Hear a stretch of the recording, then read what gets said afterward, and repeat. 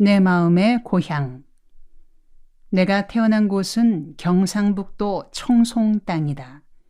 청송이라면 이름 그대로 산 깊고 골 깊기로 유명한 곳이다. 청송에서도 안덕면 사부실이라는 산골 중의 산골이 내가 나서 자란 마을이다. 1941년 온 마을이 보리배기 모내기에 한창이던 초여름 6월 18의 날에 나는 태어났다. 4살 위의 형과 2살 위인 누나에 이어 셋째였다. 당시 아버지는 일본 도쿄에서 택시 운전사로 일했다. 요즘으로 말하면 모범 운전사쯤 되셨던 것 같다. 일본에 사시던 어머니는 나를 낳으러 고향에 오셨다가 산후조리가 끝난 후 다시 일본으로 가셨다. 나는 태어나서 며칠 뒤 곧바로 도쿄로 갔고 5살까지 도쿄 신주쿠에서 나토나 우메보시 같은 일본 음식을 먹으며 자라났다. 신주쿠에서 자라났다고는 하지만 내 기억에는 집 앞에 작은 언덕이 있던 히부이현 풍경밖에는 기억이 없다. 아무튼 내게 고향이란 한국의 청송과 일본의 도쿄가 되어버린 셈이다. 우리 가족이 귀국선을 탄 것은 1945년 해방되던 해 가을이었다. 그때 아버지는 일본에 남고 어머니만 우리들 4남매, 형, 누나, 나 3살 아래 남동생을 데리고 귀국하셨다. 그때 헤어진 아버지는 다시 뵐 수 없었다. 몇 년 후 일본 땅에서 병사하여 한줌에 제로 돌아오셨다. 비가 주룩주룩 내리던 날 우리 가족은 아버지의 유골을 산에 묻었다. 마침 비가 그치고 무덤 아래 골짜기에서 무지개가 일어 하늘로 뻗치는 것을 보고 어머니는 아버지는 저 무지개 타고 천국으로 가셨다 하시며 눈물 지으셨다. 나는 아버지에 대한 기억이 전혀 없다. 5살 때 헤어졌으니 어렴풋이라도 기억에 남아있을 법하건만 전혀 그렇지 못하다. 어머니 말씀에 의하면 아버지는 비록 학력이 없었지만 독서를 즐기셔서 식견이 넓었다고 한다. 우리가 어렸을 때 어머니는 가끔 톨스토이, 레닌, 가가와 도요히코, 우치무라 간조 같은 위인들의 이야기를 들려주시곤 했다. 그런 사람들 이야기를 언제 알게 되었느냐고 물으라 치면 어머니는 너희 아버지한테서 배웠지. 아버지는 수시로 책을 사다 주며 읽으라 권했고 읽은 후에는 독후감을 써서 서로 나누었다고 하셨다. 그 영향 때문이었던지 어머니는 우리들이 어렸을 적부터 책 읽는 습관을 강조하셨다. 우리 형제들이 잡담으로 시간을 보내면 심하게 꾸중하시는 어머니였다. 사람이 그렇게 시간을 헛되게 보내면 장래성이 없다. 한국이 일본에 뒤지는 것도 국민들이 책을 읽지 않기 때문이지. 책 읽기를 게을리해서는 안 된다고 늘상 강조하셨다. 그래서인지 나는 어린 시절부터 책 읽기가 습관이 되었다. 습관을 넘어 아예 체질이 되었다. 지금도 손에 책이 들려있지 않으면 왠지 허전한 기분이 들고 몸에 균형이 맞지 않는 것 같아 거북함을 느낀다. 그런 점에서 나는 어머니께 감사드린다. 내친 김에 우리 집안 내력도 이야기하는 것이 좋을 듯하다. 할아버지 때는 3형제였다. 처음에는 경주에 살았으나 부모를 잃은 뒤 경주 천변에 살다가 그만 홍수에 움막집이 떠내려가 버렸다. 집도 절도 없어진 3형제는 걸어서 청송 땅까지 와 한마을에서 머슴살이를 시작했다. 그런데 문제는 3형제가 모두 나이가 들어가는데도 결혼하여 가정을 이룰 수가 없었다. 의지가지 없는 형제들에게 딸을 줄 사람이 있을 리 없었기 때문이다. 그래서 형제들은 비정상적인 방법으로 가정을 이룰 수밖에 없었다. 별 수 없이 맨 위 할아버지는 과부 보쌈을 했다. 평소에 눈여겨봐두었던 과부집에 한밤중에 들이닥쳐서는 잠든 과부를 이부자리째로 큰 자루에 담아왔다. 우격다짐으로 첫날 밤을 지내고는 다음날 아침 무릎을 꿇고 정중히 사과했다. 죽을 죄를 지었수다. 허나 방법은 나빴어도 내 진심은 간절하외다. 그러니 이제 대기 결정하시라요. 어젯밤 일은 없었던 걸로 하고 이 길로 가시겠다면 고이 보내드리겠고 아니면 이 몸의 아내가 되어 주시오.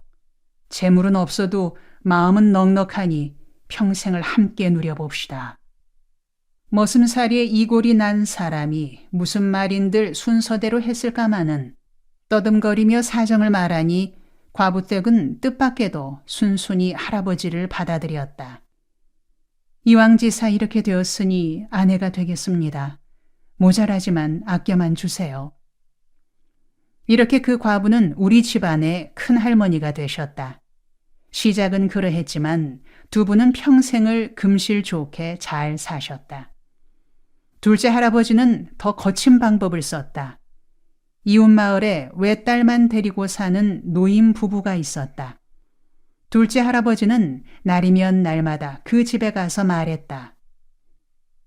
딸을 주시면 평생 두 어른을 편히 모시겠고 아니면 이 집에 불사 지르고 나도 같이 죽겠수다.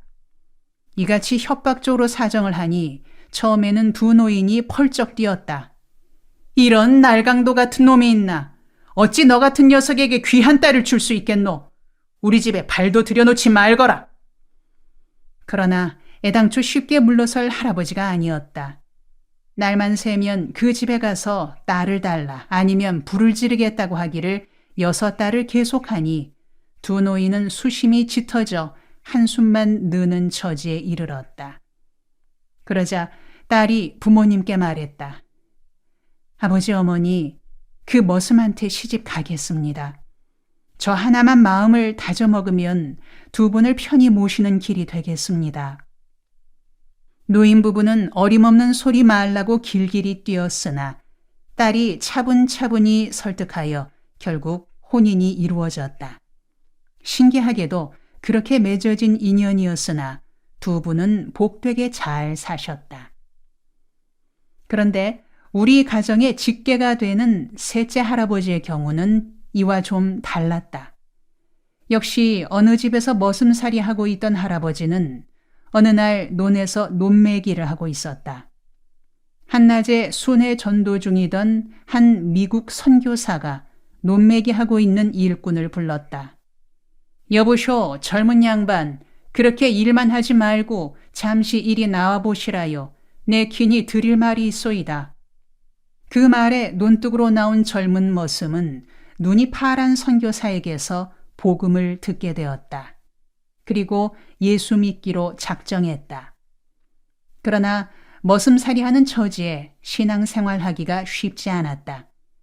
주인댁 농사일을 맡은 머슴으로서 주일에는 일하지 말고 안식하라는 성경의 가르침을 지켜나가기가 어려웠다. 그는 토요일에는 밤을 새워 나무 2짐을 해놓고 다음날 교회에 갔다. 모내기철에는 달빛에 밤새 모를 심으면서 주의를 지켰다. 그렇게 머슴살이와 신앙생활을 성실히 해나갔더니 주인집에서 감명을 받아 대릴 사위를 삼았다. 요즘식으로 말하자면 부르주아 유산 계급과 프롤레타리아 무산 계급의 결합인 셈이다. 그렇게 맺어진 내외분에게서 3형제가 태어났고 3형제 중 막내 아들이 나의 아버지다. 나는 조상들의 내력을 떠올릴 때면 그래서 내 속에 양반 기질과 깡패 기질이 함께 깃들여 있구나 하고 느낀다. 모범생 기질과 문제아 기질, 이 둘 사이를 왔다 갔다 하는 습성을 할아버지로부터 물려받은 게 아닌가 생각한다. 그런데 아버지는 모범생 기질만 타고났던 분인 것 같다. 어려서부터 착실하여 칭찬을 들으며 자라셨다고 한다. 그래서 우리 형제들이 자랄 때 어긋난 짓을 하면 어머니는 아버지의 어린 시절에 견주어 꾸중하시곤 했다. 아버지는 자랄 때 그렇게 착하셨다던데 너희는 와 아버지를 안 닮고 빗나가노. 그럴 때면 나는 아버지가 아무리 착하셨어도 일찍 돌아가셨으니 착한 것이 무슨 소용이 있습니까? 우린 덜 착하고 오래 살랍니다. 하며 어머니 속을 썩이곤 했다. 아버지가 결혼하실 때는 그 착한 성품이 한몫했던 것 같다. 우리 집안은 경주 김씨지만 워낙 근본이 없는 머슴 집안이었던지라 안동 권씨인 외갓집에서 딸을 쉽게 주려 하지 않았다. 아버지와 어머니 사이에 혼잣말이 나왔을 때 외할머니는 그런 근본 없는 집에 딸을 시집 보낼 수 없다고 반대하셨다. 그러나 시집갈 당사자인 어머니가 직접 나서서 말했다. 나는 그 사람이면 시집가겠습니다. 집안 좋고 나쁘고가 무슨 상관 있습니까? 본인만 신실하면 되죠. 당시의 시골 풍속으로는 처녀가 그렇게 당차게 나서기가 쉽지 않던 시절이었다. 어머니 말씀인즉 초등학교 때부터 아버지와 같은 학교를 다니며 생각하기를 워낙 신실하고 자상해서 속으로만 좋아하다가 청혼이 들어오기에 기뻐했는데 부모들이 반대하기에 혹시 일이 그릇될까 조바심이 나서 직접 나섰다고 하셨다. 우리 집안으로는 어머니가 식구로 들어오신 것이 큰 축복이었다. 아버지 본인은 성실하였다지만 사남매를 남기고 일본 땅에서 돌아가셨다. 어머니는 삭바느질로 연명하면서 사남매를 모두 대학까지 나오도록 뒷바라지 하셨다. 말하자면 어머니의 교육열이 우리들을 사람 구실하게 한 셈이다. 아버지는 일본 땅에서 숨을 거두면서 친구에게 부탁하기를 아내에게 자녀들 교육을 부탁한다고 전해주게 하셨다고 한다. 아버지가 남긴 유일한 재산은 재봉틀 한 대였다. 그것이 우리 가족의 호구지책이 되었다. 어머니는 밤낮을 가리지 않고 재봉틀을 밟았다. 어린 우리들은 잠결에도 늘 재봉틀 돌아가는 소리를 들으며 자랐다. 명절을 앞둔 때에는 바느질감이 밀렸다. 밤새워 재봉틀을 밟던 어머니는 가끔 한밤중에 나를 깨웠다. 홍아, 네 찬송 한 곡 불러주려무나. 어머니, 왜 맨날 나만 깨워요? 누나나 동생도 골고루 깨우시죠. 그렇지 않다. 네 목소리가 제일 은혜가 된다. 그러고 넌 앞으로 목사 될 사람 아이가. 목사 될 사람이 찬송을 불러야지. 어머니는 내가 어려서부터 장래의 목사가 되기를 바라셨다. 하루도 빠짐없이 어머니는 자식들의 장래를 위해 기도하셨다. 우리 형제들은 새벽마다 우리들을 위해 기도하시는 어머니의 기도 소리를 들으며 자랐다. 어머니는 내 차례가 되면 의뢰, 셋째 홍이는 장차 하나님의 종이 되어 나라에 쓰임받게 해주시옵소서 하고 기도하셨다. 나는 그런 기도가 마음에 들지 않았다. 시골 교회에서 고생하시는 목사님의 형편을 보고 목사 되면 가난하고 가족 고생만 시킨다고 생각했기 때문이다. 하루는 어머니 심부름으로 목사님 사택에 갔다가 사모님이 부엌에서 울고 있는 모습을 보았다. 그때 목사란 자리는 마누라 눈에 눈물 나게 하는 자리로구나 하는 생각이 들었다. 그래서 목사 되게 해달라고 기도하는 어머니에게 이의를 제기했다. 어머니는 왜 맨날 나를 목사 되게 해달라고 기도하십니까? 얘야, 목사가 얼마나 영광스러운 자리인지 아느냐? 아니요. 그렇게 영광스러우면 형이나 동생한테 목사 되라고 하세요. 나는 장군이나 변호사 될랍니다. 나는 네가 목사 될 자질이 있다고 본다. 애미는 네가 목사 되는 걸 보는 것이 소원이다. 네가 지금은 목사 되는 걸 싫어하지만서도 네는 꼭 목사 될 끼다. 이 애미 기도가 꼭 응답받을 끼다. 나는 대학 시절 한때 신앙을 잃고 무절제한 생활에 빠졌던 적이 있었다. 친구들과 어울려 술을 마시고 밤늦게 집에 들어와 화장실에다가 웩웩 토하면 어머니는 등을 치시면서 말했다. 야, 이 목사야, 정신 차려라. 어머니, 술 깹니다. 이 판에 웬 목사입니까? 아니다. 네가 뭔 짓을 하고 다닌다 해도 니는 결국은 목사가 될 기다.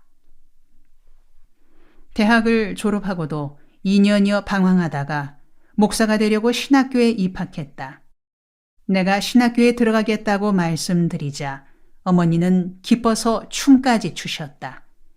그리고 신학교 2학년 때 빈민선교하러 빈민촌으로 들어간다니까 주위 사람들은 그런 무모한 짓 말라고 한결같이 만류했으나 어머니만은 달랐다. 잘하는 일이다. 이왕 목사 되려면 편한 목사 되려 말고 그렇게 해야지.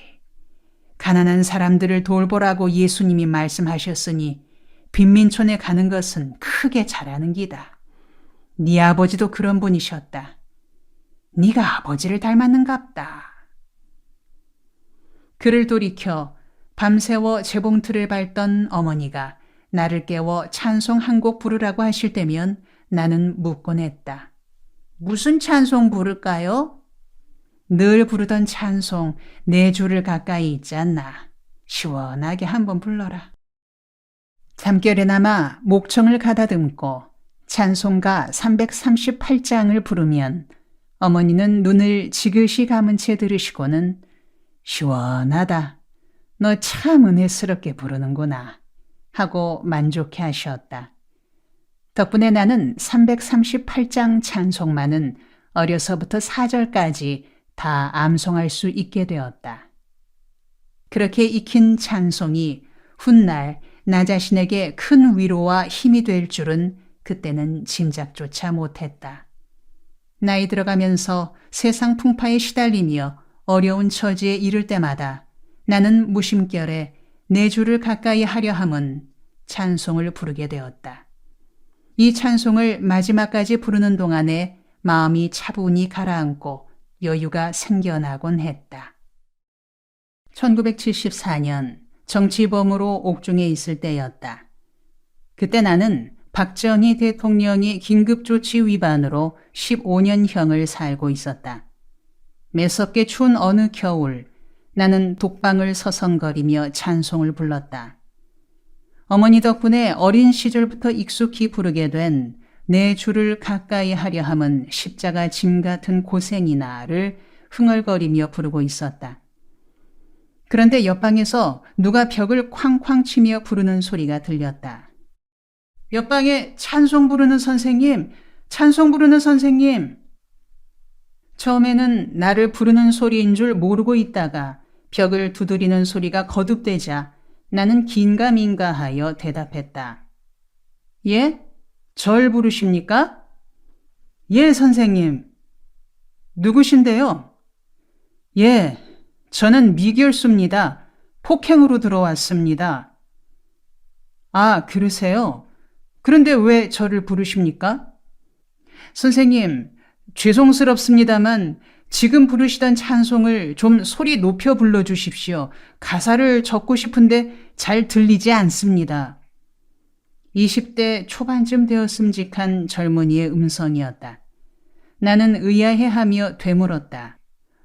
찬송가는 소리 높여 부르겠습니다만 어인일로 그러시는지요? 내 물음에 젊은이는 자기의 사연을 말해 주었다. 그는 시골 목사의 아들로서 아버지가 가족을 너무 고생만 시키는 것이 큰 불만이었다. 아버지는 어쩐 셈인지 도시교회는 마다하고 농촌교회만 찾아다니셨다. 어느 한 골짜기에서 교회를 세우고 고생하시다가 자리 잡힐만 하면 후임자에게 물려주고는 교회가 없는 다른 골짜기로 옮기시기를 거듭하는 것이었다. 그렇게 하는 것이 아버지로서는 사명이니까 좋을지 몰라도 따라다니는 가족들에게는 여간 고생스러운 일이 아니었다. 또 그렇게 한다고 교인들이 알아주느냐 하면 그렇지도 않았다. 이따금 아버지가 교회 장로나 교인들에게 구박받고 몰리는 것을 볼 때는 미칠 것 같았고, 그렇게 살아가는 아버지가 원망스럽기까지 했다. 그래서 그런 아버지에 대한 반발로 자기는 깡패가 되었노라 했다. 나가서 싸움질을 일삼고 때로는 교인 자녀들을 때려주는 일로 말썽을 일으켰다. 그런 젊은이를 어머니가 울면서 달래고 붙들고 기도하고 때로는 손잡고 찬송을 부르기도 했다. 그때 어머니가 즐겨 부르던 찬송이 바로 내가 부르고 있던 찬송이었다. 이번에 폭행으로 들어와 재판을 기다리고 있는데 옆방에서 찬송 소리를 들으니 눈물이 쏟아지고 어머니에 대한 죄스러움에 가슴이 찢어지는 것 같고, 그렇게도 믿기만 하던 아버지가 그리워 견딜 수가 없다는 것이었다. 그래서 나를 따라 찬송을 함께 부르며 가사를 적으려고 애쓰고 있는데 목소리가 너무 낮아 잘 들리지 않으니 좀 더 높은 목소리로 불러달라는 부탁이었다. 나는 그런 사연을 듣고는 가슴이 찡해 한 구절 한 구절을 일러주며 젊은이와 함께 찬송을 불렀다. 서로 얼굴도 모른 채 벽을 가운데 두고 소리로만 통하는 처지였지만 나도 그도 울면서 불렀다. 내 주를 가까이 하려 함은 십자가 짐 같은 고생이나 내 일생 소원은 늘 찬송하면서 주께 더 나가기 원합니다.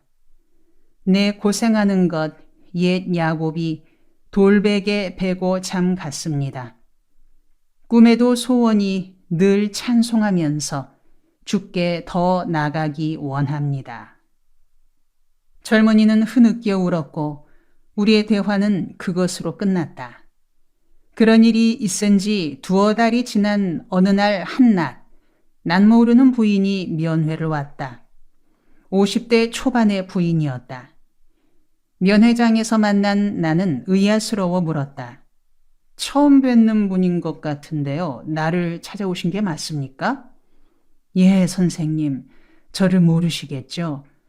2달 전 선생님께서 옆방에 있는 청년에게 찬송가를 가르쳐 주신 일 기억나세요? 예, 기억납니다. 목사 아들이라던 청년 말이죠? 예, 맞습니다. 제가 그의 애입니다. 아, 그럼 목사님 사모님 되십니까? 예, 제가 목사 사모이자 그의 애입니다. 선생님이 찬송 가르쳐 주신 그 애가 제 맏아들입니다. 아, 그러세요. 사모님 반갑습니다. 그런데 웬일로 여기까지 오셨습니까? 예, 자세히 말씀드리죠. 아들이 얼마 전 집행유예를 받고 출감했습니다. 그런데 감옥에서 나온 후로 사람이 새 사람으로 변했습니다. 속 썩이던 옛날 모습은 씻은 듯이 사라지고 착실한 사람으로 변했기에 제가 얘야 감옥에서 무슨 일이 있었니? 감옥 갔다 오더니 그렇게 변할 수가 없구나. 감옥 가서 그렇게 변하는 걸 보니 너 감옥에 자주 가야겠구나 하고 물었습니다. 그랬더니 감옥에 있을 때 옆방에 계시던 선생님이 가르쳐 주신 찬송을 따라 부르면서 흐느꼈던 이야기를 들려주었습니다. 그때 이제 출감하면 목숨 걸고 사람답게 살아야겠다고 맹세했다 합니다. 선생님을 통하여 아들이 변하게 된 내력을 들은 남편이 그렇게 고마운 분을 얼른 가서 뵙고 인사라도 드리라고 저를 보냈습니다. 선생님은 우리 아들의 은인이시고 저희 가정의 은인이십니다. 선생님, 고맙습니다. 사모님은 손수건으로 흐르는 눈물을 닦아가면서 차근차근 말해주었다. 이야기를 듣던 나도 가슴이 찡해졌다. 그래서 나도 어머니의 이야기를 들려드렸다. 저도 지금 이 찬송을 부를 때마다 어머니 생각을 합니다. 제가 자랄 때 고달플 적마다 이 찬송을 불러달라시던 어머니를 생각하며 감옥 생활을 이겨나가고 있습니다. 나중에 알게 된 일이지만 사모님은 어려운 처지에도 나를 위해 영치금까지 넣어주고 가셨다. 그렇게나마 자신들의 고마움을 표하고 싶었던가 보다. 다시 어머니 이야기로 돌아가자. 아버지의 유언이 자녀 교육이었음은 이미 말한 대로다. 그래서인지 어머니는 우리 교육에 관한 한 거의 절대적이었다. 어떤 희생을 치르더라도 우리 교육만큼은 계속하셨고 자녀들 교육에는 양보가 없었다. 어머니는 우리들에게 책 읽기를 말로만 권하신 것이 아니라 읽을 거리를 열심히 구해다 주셨다. 당신은 책이 귀하던 시절이었다. 어머니는 친척집이나 친지들을 찾아다니며 온갖 책을 구하여 우리들에게 읽으라고 하셨다. 그 책들 중에는 법학 통론이 있는가 하면 심리학 개론도 있었고 소설, 수필집에 이르기까지 다양한 읽을 거리들이 있었다. 그렇게 빌려온 책 중에 만화책이 있었다. 만화책이 거의 없었던 그 시절에 어떤 경로를 거쳤는지 몇 권의 만화책이 내 손에까지 오게 되었다. 그 만화책이 내게 준 영향은 실로 지대했다. 밀림의 왕자란 만화였다. 인쇄도 조잡하고 내용도 엉성했다. 그러나 나에게는 신기하기만 한 내용이었다. 나는 그 만화책을 읽고 또 읽었다. 나중에는 몇 페이지에 어떤 그림이 있는지 훤히 알 정도였다. 그 내용은 대략 이러했다.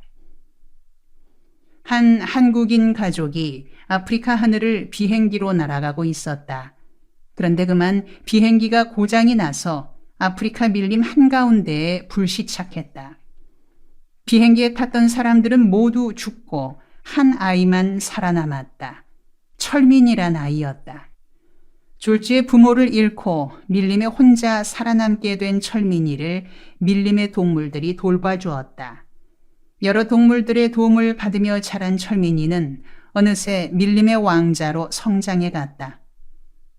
밀림의 정의를 세워나가는 왕자가 된 그는 친구인 동물들을 보호해주는 지도자 자리에까지 올라 원주민들을 괴롭히는 침략자들을 물리쳤다. 나는 만화를 읽는 동안 아프리카 밀림 속을 누비고 다니는 철민이가 되었다. 맹수들이 울부짖는 소리, 토인들이 둥둥 울리는 북소리, 지축을 흔드는 코끼리 발소리, 그런 한가운데를 질주하는 철민이의 용감 무쌍한 모습. 이런저런 모습들과 소리들을 연상하며 내 상상력은 자라갔다. 나는 꿈을 꾸어도 아프리카 밀림 꿈을 꾸었고 꿈 속에서 철민이가 되어 밀림을 주름잡았다. 우리 어린 시절 농촌에서는 아이들에게 소 먹이는 일을 시켰다. 집집마다 소 한 마리씩은 있던 때였는지라 학교가 파하면 마을 아이들은 집에 가서 식은 보리밥을 후다닥 먹고는 소를 몰고 마을 뒷산으로들 갔다. 산 골짜기에 소들을 풀어놓고 난 뒤부터는 우리들만의 시간이었다. 골짜기 개울물에서 멱을 감거나 땅 뺏기, 닭싸움, 술래잡기 등의 놀이가 이어졌다. 그러다가 놀이에도 실증이 나면 둘러앉아 이야기판이 벌어졌다. 이쯤 되면 이야기거리가 많은 아이가 스타로 등장해 으스대게 마련이었다. 나는 어느새 마을 동무들 사이에 이야기꾼으로 떠올랐다. 밀림의 왕자 덕분이었다. 나는 읽은 내용에다 상상력을 동원하여 산기슭 확 트인 빈터에서 신나게 이야기를 풀어나갔다. 줄거리가 잡히고 열이 오르면 나는 철민이가 되어 온갖 동작을 실현해 보이며 이야기를 계속했다. 밀림 속에서 토인들이 북을 울리는 장면이 나올 때는 입술로 침을 튀기며 두두둥 북소리를 냈고 적이 공격해오는 장면에서는 입에 거품을 뿜으며 전투를 지휘하는 모습을 흉내냈다. 그렇게 이야기에 열중하다 보면 듣는 아이들도 감정이 하나가 되어 함께 탄식하기도 하고 신음하기도 하는 분위기로 변해갔다. 그런데 문제는 이야기 소재는 한정되어 있는데 소 먹이기는 날마다 계속해야 하는 일이었다. 아이들은 이야기를 계속하라고 졸라대기만 하니 나는 어쩔 수 없이 전보다 더 많은 상상력을 발휘하여 창작을 하는 수밖에 없었다. 어떻게 하면 이야기 줄거리를 바꿔가면서 동무들을 즐겁게 하느냐에 관심을 집중해야 했다. 그 덕분에 내 상상력은 하루가 다르게 발전해 나갔다. 내 이야기에 중독되다시피 한 마을 동무들은 소 먹이기를 끝내고 집으로 돌아온 저녁에도 우리 집으로 모였다. 그러고는 다시 이야기를 해달라고 졸랐다. 그래서 나는 그냥 이야기만 할 것이 아니라 실리를 챙겨야겠다고 생각했다. 나는 국리 끝에 내 이야기를 계속 들으려면 집에서 굵은 감자 한 알씩을 가지고 와라. 그것이 입장료다. 감자를 가져온 사람만 회원이 되어 이야기판을 벌이자고 일렀다. 우리 집은 가난했다. 농촌에서 논도 밭도 없는 터에 어머니의 삭바느질로만 살아가려니 궁색하기만 했다. 양식도 채소도 늘 부족했다. 집안에 부족한 반찬 조달을 위해 동무들에게 감자를 가져오라고 했더니 마을 아이들은 두말 없이 내 제안을 따랐다. 저녁마다 감자가 한 바가지씩 모였다. 상상력을 동원한 이야기 덕분에 살림의 보탬이 되었던 셈이다. 그러자 하루는 어머니가 내게 이르셨다. 진홍아, 넌 참 신통한 데가 있구나. 어떻게 땅도 없이 감자 농사를 잘 짓냐? 자식이 여럿되니 별난 애가 다 있구먼. 나는 지금도 아이들에게 만화를 많이 읽혀야 한다고 강조한다. 만화책 읽고 동화 듣고 서로가 이야기를 나누는 동안에 아이들의 상상력은 발전한다. 그리고 그러한 상상력을 바탕으로 하여 창조력이 자란다. 그 상상력과 창조력은 일생을 살아가면서 중요한 활력소가 되고 재산이 된다. 그러니 국력을 기울여 좋은 만화책을 많이 발간하여 어린이들에게 읽혀야 한다. 세계적으로 영화 산업은 미국이 잡고 있지만 만화와 애니메이션 산업은 일본이 잡고 있다. 일본은 이 분야에 투자하고 사람을 길러 막대한 부가가치를 높이고 있다. 그러나 기질상으로 이 분야는 우리 한국인들에게 아주 적합한 분야다. 우리는 이 분야에 국가적으로 과감한 투자를 하여 발전시켜 나갈 필요가 있다. 한국 전쟁, 아이들의 전쟁놀이. 초등학교 시절 내게 첫사랑이 있었다. 그럴듯하게 들릴지 몰라도 실은 보잘것없는 이야기다. 첫사랑이라지만 혼자 가슴앓이 하다가 끝나버렸으니 사랑이랄 것도 없다. 우리 가족과 비슷한 시기에 일본에서 귀국선을 타고 온 이웃 중에 옥수라는 소녀가 있었다. 예쁘장한 얼굴에 총명했다. 부모들끼리 가까운 사이인데다 교회를 함께 다녀 우리는 친하게 지냈다. 내가 옥수와 나란히 건너라면 동무들이 놀려댔다. 얼레덜레요 홍이하고 옥수하고 붙었다네. 얼레덜레요 둘이 붙었다네. 옥수는 놀림받을 때마다 얼굴을 붉히며 싫어했지만 나는 그리 싫지만은 않았다. 학예회 연극에서 우리는 주인공으로 뽑혔다. 옥수는 낭랑공주가 되고 나는 호동왕자가 되었다. 연극이 끝났을 때 우리는 큰 박수를 받았다.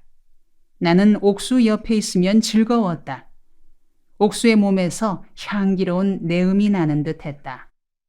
그 나이에 나는 옥수와 입맞춤하는 꿈을 꾸곤 했다. 그런데 갑자기 옥수가 일본으로 가게 되었다. 옥수의 아버지가 가족을 다시 일본으로 데려간다는 것이었다. 그 소식을 듣는 순간 하늘이 깜깜해졌다. 낙심이 되어 학교에 가기조차 싫어졌다.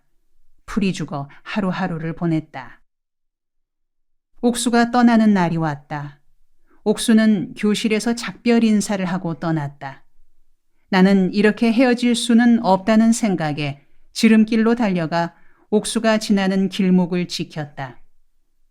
길가 나무 뒤에 몸을 숨기고 있다가 옥수가 보이자 앞으로 불쑥 나갔다. 옥수야, 너 정말 가니?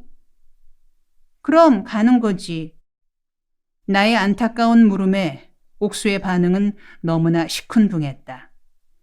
옥수가 무심한 얼굴로 내 앞을 지나쳐버리자 나는 더욱 슬프고 비참해졌다.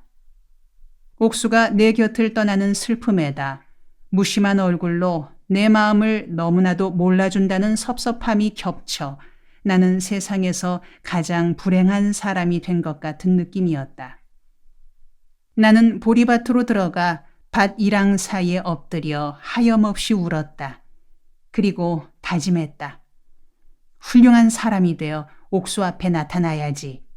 그래서는 청혼을 해야지. 그렇다. 옥수를 각시로 삼으려면 성공해야 한다. 기필코 성공해야 한다. 그 후 나이가 들어갔어도 옥수에 대한 그리움은 지워지지 않았다. 30이 넘어 일본을 방문했을 때 나는 옥수의 행방을 찾았다. 간신히 옥수가 있는 곳을 찾았으나 이미 결혼한 뒤였다. 그래도 나는 어린 시절 옥수의 얼굴을 떠올리며 한번 만나나 보고 싶었으나 그녀 어머니의 말을 듣고는 그냥 한국으로 돌아와 버렸다. 이 사람아, 지금 그 나이에 결혼하여 잘 사는 사람을 만나서는 뭘 어쩌겠다는 건가? 초등학교 3학년 여름에 갑자기 폭풍이 불어닥쳤다. 6.25 전쟁이 일어난 것이다. 인민군들이 우리 마을에 처음 들어오던 날에는 마을 강아지들조차 겁먹은 듯 꼬리를 사렸다. 6.25는 순경들의 허둥지둥하는 모습부터 시작되었다. 겁먹은 얼굴을 한 순경들이 남쪽 길로 사라지자 마을은 쥐 죽은 듯 고요해졌다. 그리고 얼마 안 되어 군가를 부르며 인민군들이 밀어닥쳤다. 그때부터 전쟁이 끝날 때까지 자그마한 시골 마을에 날마다 사건들이 이어졌다. 울음소리, 총소리, 비행기 폭격 소리, 그리고 사람들과 짐승들의 죽음이 계속되었다. 인민군들이 들어오고 나서 얼마 후부터 마을 머슴들의 눈빛이 달라지기 시작했다. 해방의 시대가 왔다고 눈을 빛내면서 밤낮으로 움직이는 것이었다. 어느 날 밤 나는 잠결에 외갓집 머슴과 어머니가 두런두런 나누는 이야기를 듣게 되었다. 어머니를 설득하려는 머슴의 입에서는 평등 세상, 새 세상, 머슴과 주인이 없어지는 세상 같은 말이 계속 나왔고 어머니는 차분한 음성으로 대답하고 있었다. 우리 예수 믿는 사람들은 공산당과 맞지 않아요. 하늘나라에 가면 주인도 머슴도 없어지겠지만 이 세상엔 아직 주인 있고 머슴 있지요. 나는 공산주의가 무엇인지도 모르면서 예수님께 기도했다. 예수님, 우리 어머니가 공산당 꿰매 넘어가지 않도록 지켜주세요. 인민군들이 마을에 머물고 있는 동안에는 미군 비행기들의 폭격이 그칠 새가 없었다. 마을 사람들은 폭격을 피해 산 골짜기로 피난을 갔다. 골짜기 깊숙이 들어가 굴이나 바위 밑에 몸을 숨기고 비행기 폭격을 피했다. 그런데 이상하게도 미군 비행기의 폭격은 피난민들이 모이는 곳으로만 쫓아왔다. 정작 인민군들이 있는 곳은 폭격을 하지 않고 애꿎게 피난민들 있는 곳만 골라 폭탄을 떨어뜨리고 기관총을 드륵드륵 퍼붓는 것이었다. 폭격이 유난히 심할 때에는 하늘에서 연방 불덩이가 떨어지면서 땅이 갈라지는 듯한 소리가 골짜기에 울려 퍼졌다. 마을 사람들은 골짜기 땅바닥에 엎드려 숨도 제대로 쉬지 못한 채 떨고 있었다. 나도 어른들 사이에 끼인 채 비행기 소리, 폭탄 터지는 소리를 듣고 있다가 슬그머니 짜증이 나길래 목을 들고 하늘을 올려다보면서 말했다. 진정 맞아 죽는 게 아니라 놀래 죽겠네. 그 말에 마을 사람들이 와 하고 웃었다. 그렇게 웃고 나자 모두들 긴장이 풀린 듯 분위기가 바뀌었다. 마을 어른들은 나를 보면서 그래, 네 말이 맞다. 폭탄에 맞아 죽는 게 아니라 소리에 놀래 죽겠다 하고는 서로 웃으며 이야기들을 나누는 것이었다. 하늘을 쳐다보며 비행기가 내리꽂히는 모양을 구경하며 여유 있게 잡담을 나누게끔 분위기가 바뀌었다. 유머가 가지는 힘을 실감한 경우였다. 전쟁이 계속되면서 마을 젊은이들이 군인으로 뽑혀 나갔다. 어느 집이든 그 집 아들에게 징집 영장이 나오면 울음바다가 되었다. 전쟁터에 나간다는 것은 바로 죽음을 뜻하던 때였기 때문이다. 전쟁이 길어지면서 전쟁터에 갔던 사람들의 잿봉지가 배달되는 횟수도 늘어갔다. 어느 집이든 잿봉지가 도착할 때마다 마을에는 한 차례씩 울음판이 벌어졌다. 마을 공동묘지에는 새 무덤이 늘어나갔다. 어른들의 전쟁판이 계속되는 중에도 아이들의 놀이판은 멈추지 않았다. 다만 아이들의 놀이판이 어른들의 전쟁판을 닮아가는 것이 다를 따름이었다. 그때나 지금이나 아이들의 놀이 세계는 어른들 세계에서 배운 대로 되풀이한다. 전쟁이 깊어지면서 아이들의 욕설도 행동도 변해갔다. 전쟁 전에는 서로 기분이 상하면 기껏 니 정말 그러기가 그러지 마라 정도였는데 전쟁이 시작된 후에는 너 그러면 죽어로 변했다. 전쟁이 계속되어 여기저기 시체들이 뒹굴게 되자 아이들의 욕도 변했다. 야, 이 새끼야 당장 죽여버린다 하더니 얼마 뒤에는 이 새끼 찢어 죽인다. 각을 떠버린다로 거칠어져 갔다. 본래 착하기만 하던 우리 백성들은 동족 간의 전쟁을 치르며 거칠어지고 살벌해지면서 불신사회로 변질되어 갔다. 그래서 전쟁 피해 중에 인명피해 못지않은 피해는 다름 아니라 착했던 국민성이 난폭한 국민성으로 바뀌게 된 것이라 하겠다. 그런 피해는 눈에 보이지 않기에 모두가 인식하지 못하고 있을 따름이다. 마을에 아직 인민군들이 머물고 있던 어느 날 마루에 계시던 외할아버지께서 느닷없이 고함을 질렀다.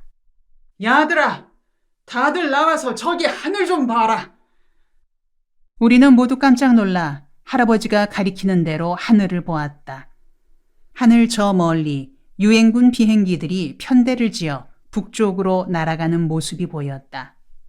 비행기들의 꽁무니에서 나온 흰 줄이 하늘을 가로질렀다. 외할아버지는 그날 이후 얼굴이 밝아지며 유엔군이 참전했으니 이제 전쟁에서 이기게 되었다.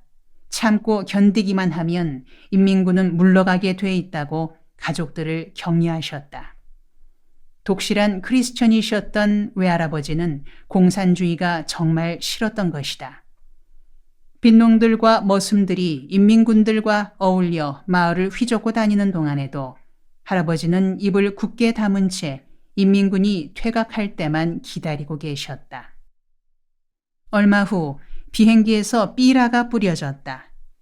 유엔군이 인천에 상륙하여 전세가 뒤집어졌으니 애국 시민들은 적 치하에서 참고 기다리라는 내용이었다. 그러던 어느 날 한밤중에 어머니가 우리를 깨웠다. 어머니는 쉬 하시면서 마당을 가리켰다. 달이 대낮같이 밝고 사방은 조용한데 어머니는 마당 한가운데만 지켜보고 계셨다. 우리 형제들은 영문을 몰라 숨을 죽이며 같이 바라보았다. 마당 한가운데 놓인 풀더미가 천천히 움직이고 있었다. 풀더미는 마치 살아있는 것처럼 서서히 이동하고 있었다. 하나, 둘, 셋 움직이는 풀더미는 10개가 넘었다. 풀더미들은 넓은 마당을 가로질러 인민군 지휘부가 있는 곳으로 움직여갔다. 어머니가 나지막한 목소리로 말씀하셨다. 얘들아, 국군이다. 국군 아저씨들이 들어오고 있다. 조용히 해라. 인민군들이 눈치채면 안 된다. 풀더미들은 나뭇가지나 풀들로 위장한 국군들이었다. 국군 선발대가 인민군들이 점령하고 있는 마을로 한밤중에 침투해 들어오고 있는 중이었다. 얼마 후 고함소리며 총소리가 고막을 찢을 듯 소란스럽더니 곧이어 조용해졌다. 총 맞은 부상병들의 신음소리가 여기저기서 들려왔다. 인민군들 중에는 어린 소년들도 있었다. 10대 소년들이 총에 맞아 창자를 마당에 흘리며 어머니를 애타게 부르고 있었다. 다음 날부터 세상이 달라졌다. 마을에 들어온 국군들은 외갓집에 본부를 정했다. 온 집안에 국군들이 가득하고 왁자지껄했다. 피난 갔던 사람들이 하나둘 돌아오자 마을 분위기가 되살아났다. 죽은 인민군들의 시체를 감나무 아래 묻고 마을 사람들은 다시 농사일을 시작했다. 아이들도 다시 놀이를 시작했다. 우리는 어른들의 전쟁판에서 배운 대로 놀이판을 벌였다. 처음에는 옥수수 때에 새끼줄을 묶어 총이랍시고 어깨에 메고는 우리끼리 편을 갈라 전쟁 놀이를 하는 정도였다. 그러나 시간이 흐르면서 우리들의 전쟁 놀이는 차츰 판이 커져갔다. 옥수수 때 총은 목총으로 바뀌고 목총은 다시 진짜 총으로 바뀌었다. 전쟁터에서 주워 모은 여러 종류의 총들로 무장을 하게 된 것이다. 총알이 없을 따름이었지 총은 진짜였다. 한 마을 안에서 골목 싸움으로 시작되었던 놀이는 점차 이웃 마을과의 전투로 발전해 갔다. 마을 아이들은 편을 나누어 포병대, 돌격대, 특공대 등으로 이름을 붙인 다음 군사훈련도 하고 작전회의도 열었다. 포병대 아이들의 주력 무기는 박격포였다. 박격포탄 탄피에 총알을 분해하여 뽑아낸 화약가루와 불붙은 숯덩이를 넣는다. 그리고 기관총탄의 탄피를 뒤집어 박격포탄 탄피 속에 꽂은 다음 막대로 위에서 탁 쳐서 안으로 박아 넣는다. 그러면 속에 넣은 숯불 때문에 화약이 폭발하면서 기관총 탄알 탄피가 슝 하고 날아간다. 이것이 포병대의 주력 무기였다. 이웃마을 아이들과 전투가 벌어지면 먼저 포병대가 수십 발의 포탄을 상대방 진지 쪽으로 날린다. 뒤이어 특공대가 앞장서서 진격해 들어간다. 그 뒤를 이어 돌격대가 와 함성을 지르며 뒤따랐다. 기세에 눌린 마을 쪽이 후퇴하게 마련이었고 미처 못 따라가 뒤처진 아이들은 포로로 잡혔다. 그렇게 잡혀온 아이들은 비행기 폭격으로 불타버린 창고 건물에 가두었다. 마을 어른들이 뒤늦게 알고 와서 데려가거나 얼마쯤 가둬두었다가 돌려보내기도 했다. 나는 마을 형들이 용감하다고 부추기는 통에 우쭐하여 특공대 중대장이 되었다. 우리 또래 마을 아이들 중에 가장 용감하고 영리하다고 해서 맡겨진 직책이었다. 그러나 얼마 후 지금도 그때 일을 생각하면 얼굴이 화끈 달아오를 만큼 부끄러운 일을 당하고 말았다. 어느 가을날 오후 우리 마을 군사들은 보무도 당당하게 이웃 마을로 진격해 들어갔다. 우리 부대 선두에는 당연히 특공대가 섰고 특공대 앞장은 당연히 중대장인 내가 섰다. 윗마을 입구는 내리막길이었다. 앞장서서 내리막길 좌우를 살피며 들어가는 내 속마음은 몹시 두렵고 떨렸다. 그러나 물러설 처지도 못 되는지라 두려움을 고함 소리로 감추며 나아갔다. 그런데 전방 감나무 숲에서 난데없이 돌멩이들이 날아왔다. 주춤하는 순간 내 옆에 있던 대원이 악 하고 이마를 감싸며 고꾸라지는데 그의 손가락 사이로 피가 뿜어져 나왔다. 나는 두려움에 휩싸여 뒤도 돌아보지 않고 도망쳤다. 도망치는 내 앞뒤로 돌멩이들이 슛슛 날아와 박혔다. 불행히도 되돌아오는 오르막길은 어찌나 길고 길던지. 죽을 힘을 다해 도망쳐 집에 오니 바느질을 하고 계시던 어머니가 땀과 흙먼지에 뒤범벅이 된 채 헉헉대는 나를 물끄러미 보시며 물었다. 어디서 뭐 하다 왔길래 그리 숨차하노? 아니라요. 놀다 와심도. 놀다 오는데 와 그리 요란스럽노? 아무것도 아니라니까 예. 나는 정말 아무렇지도 않다는 듯이 방으로 들어갔다. 그 뒤 나는 이틀 동안 문밖 출입을 하지 않았다. 이틀 뒤 큰 마음 먹고 용기를 내어 골목으로 나갔더니 세상이 바뀌어 있었다. 마을 아이들이 입을 삐죽대며 놀렸다. 특공대중대장 김진홍, 도망대중대장 김진홍, 특공대중대장 김진홍, 도망대중대장 김진홍. 나는 괴로운 심사를 달랠 길이 없어 집으로 돌아와 누워버렸다. 돌멩이에 맞아 이마가 터진 옆집 아이는 상처에 된장을 바르고 헝겊으로 친친 감은 채 한동안을 지냈다. 골목에서 그 아이 모습이 언뜻 보이기만 해도 나는 얼른 몸을 숨기곤 했다.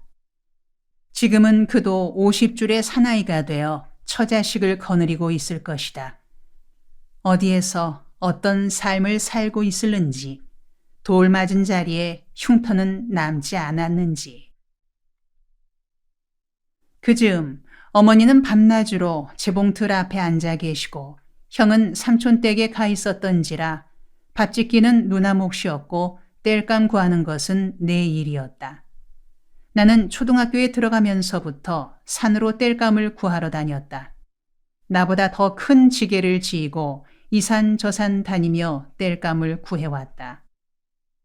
외갓집 행랑채의 한 칸 방에 살고 있던 우리는 여러 가지로 외갓집 신세를 질 수밖에 없었다.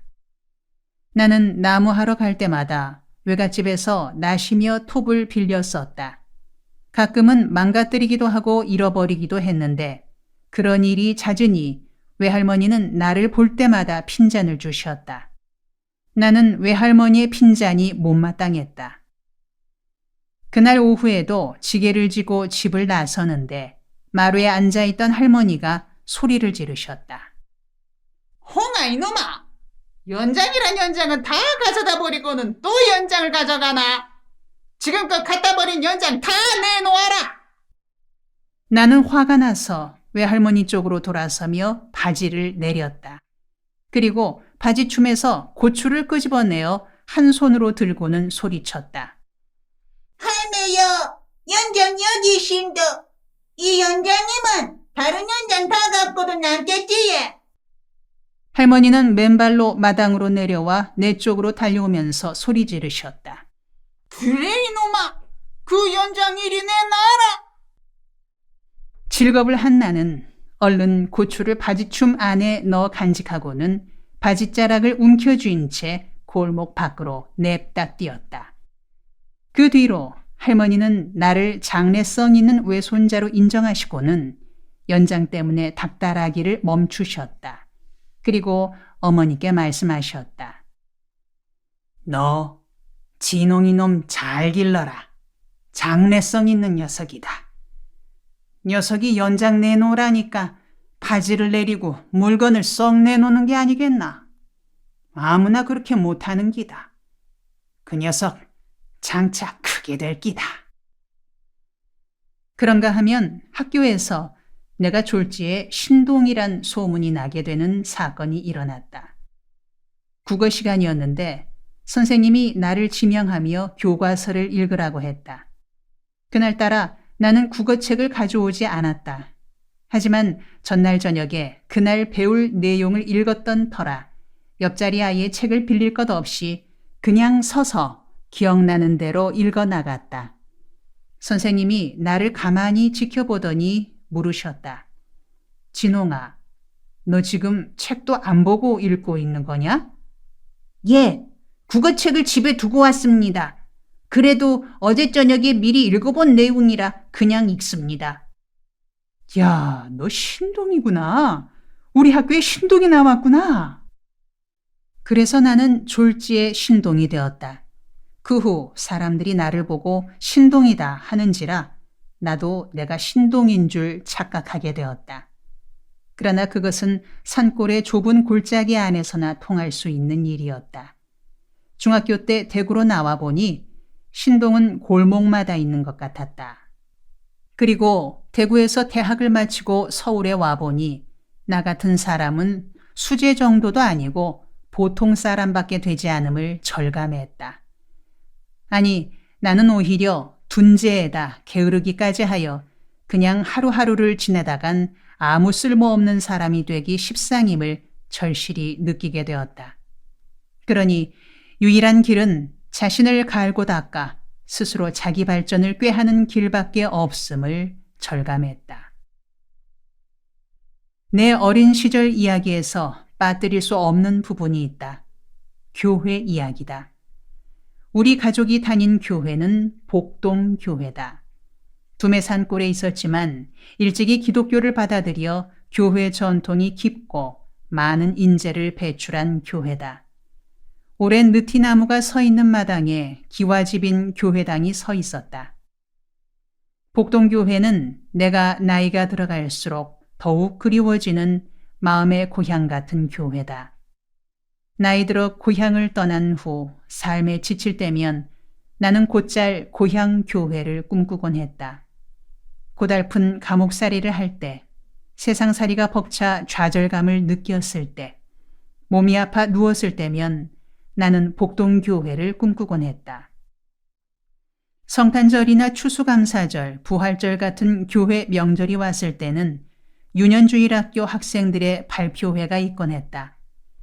나는 행사 때마다 개회 인사말을 맡았고 독창을 하거나 연극에 출연했다.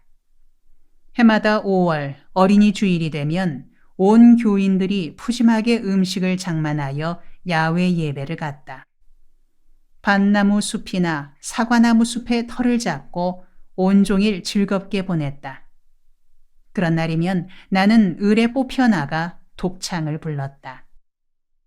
보리밭에 종달새 노래 부르고 나물 캐는 처녀가 하늘을 보면 어디서 오라는지 보이지 않고 호랑나비 한 마리 날아갑니다. 5월의 아지랭이를 뒤로하고 들녘에 앉아있는 모든 교인들 앞에서 이 노래를 부르면 그들은 박수를 보내며 칭찬해 주었다. 아이고, 그 집 아들 장가 한번 잘하네. 이런 따사로운 추억들이 내 영혼 속에 쌓여 훗날 방황에서 좌절하지 않고 다시 교회로 돌아오게 한 밑거름이 되었으리라. 어느 해였다. 추수감사절을 맞아 나는 교회 다니지 않는 마을 친구 셋을 인도하여 교회로 갔다. 그날은 가민이 사관이 떡같은 음식들을 각 가정에서 잔뜩 장만해와 감사절 예배 후에 잔치가 벌어졌다.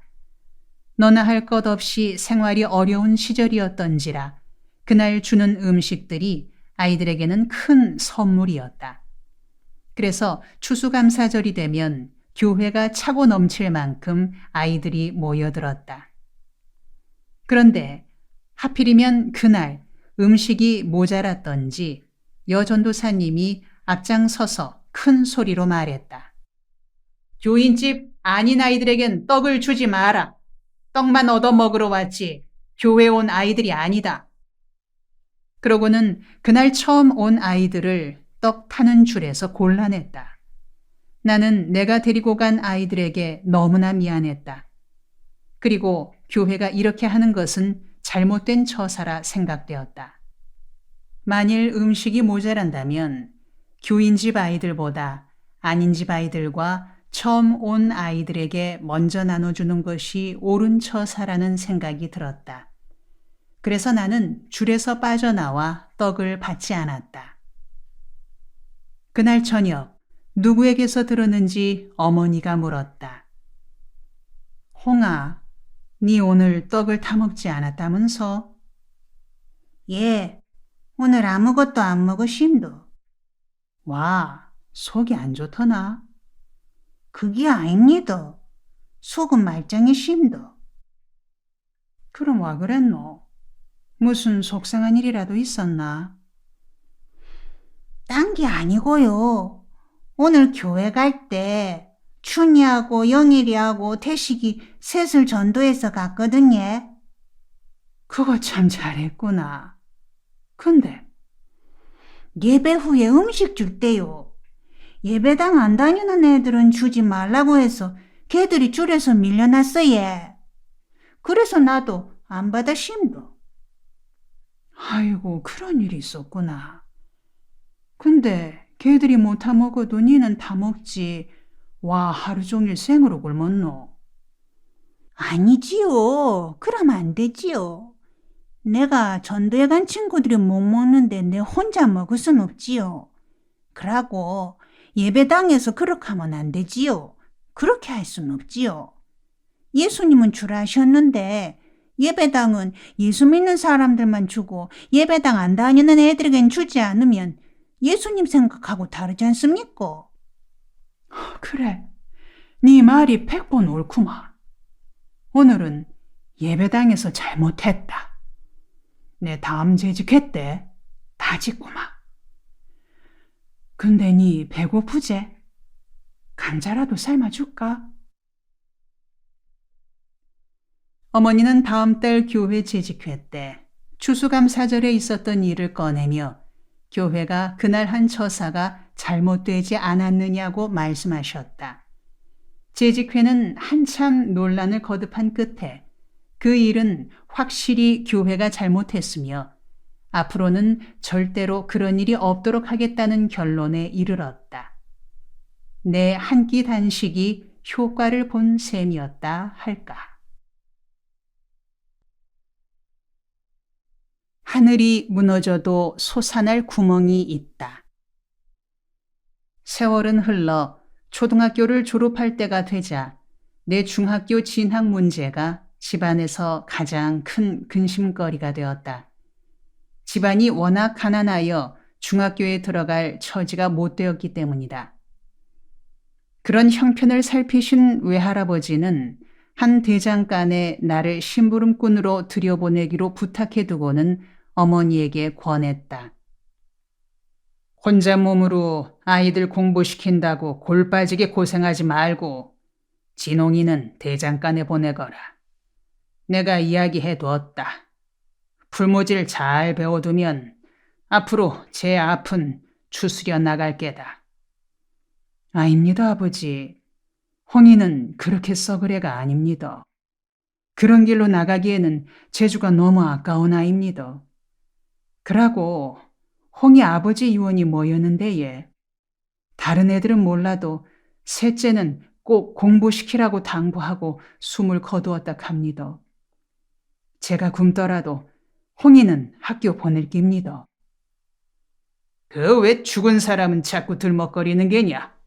그렇게 자식 교육에 열성이거든 죽질 말고 감당했어야지.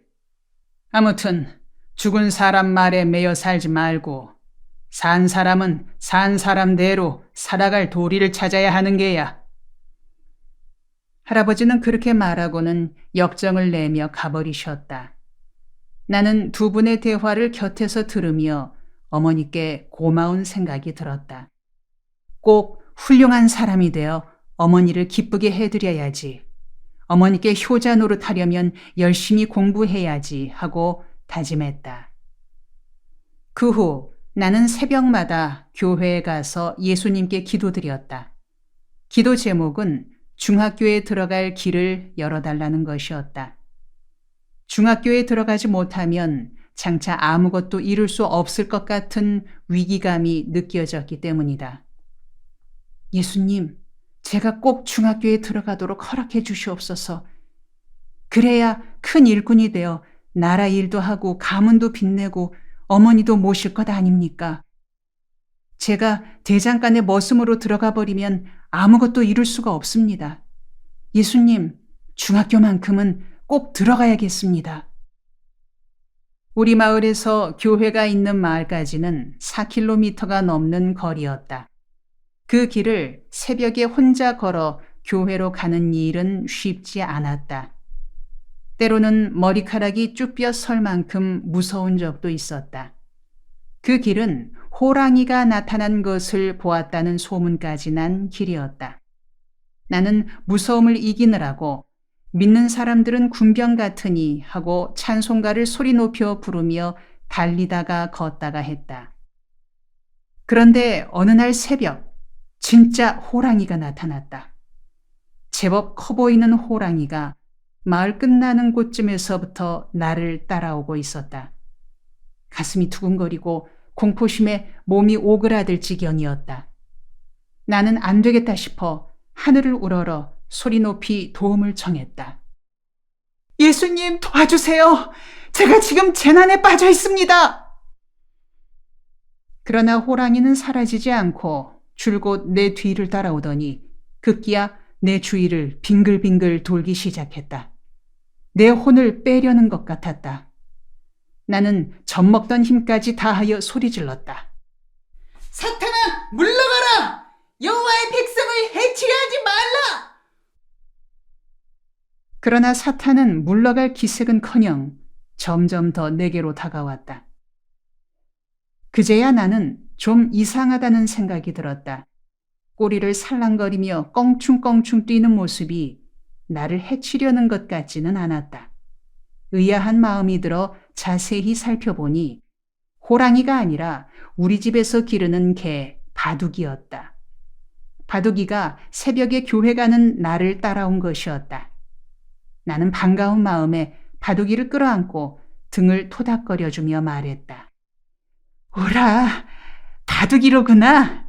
어째서 나를 그렇게 놀라게 할 수 있니? 아무튼 반갑다. 너 나하고 교회까지 같이 가련? 드디어 나는 중학교에 들어갔다.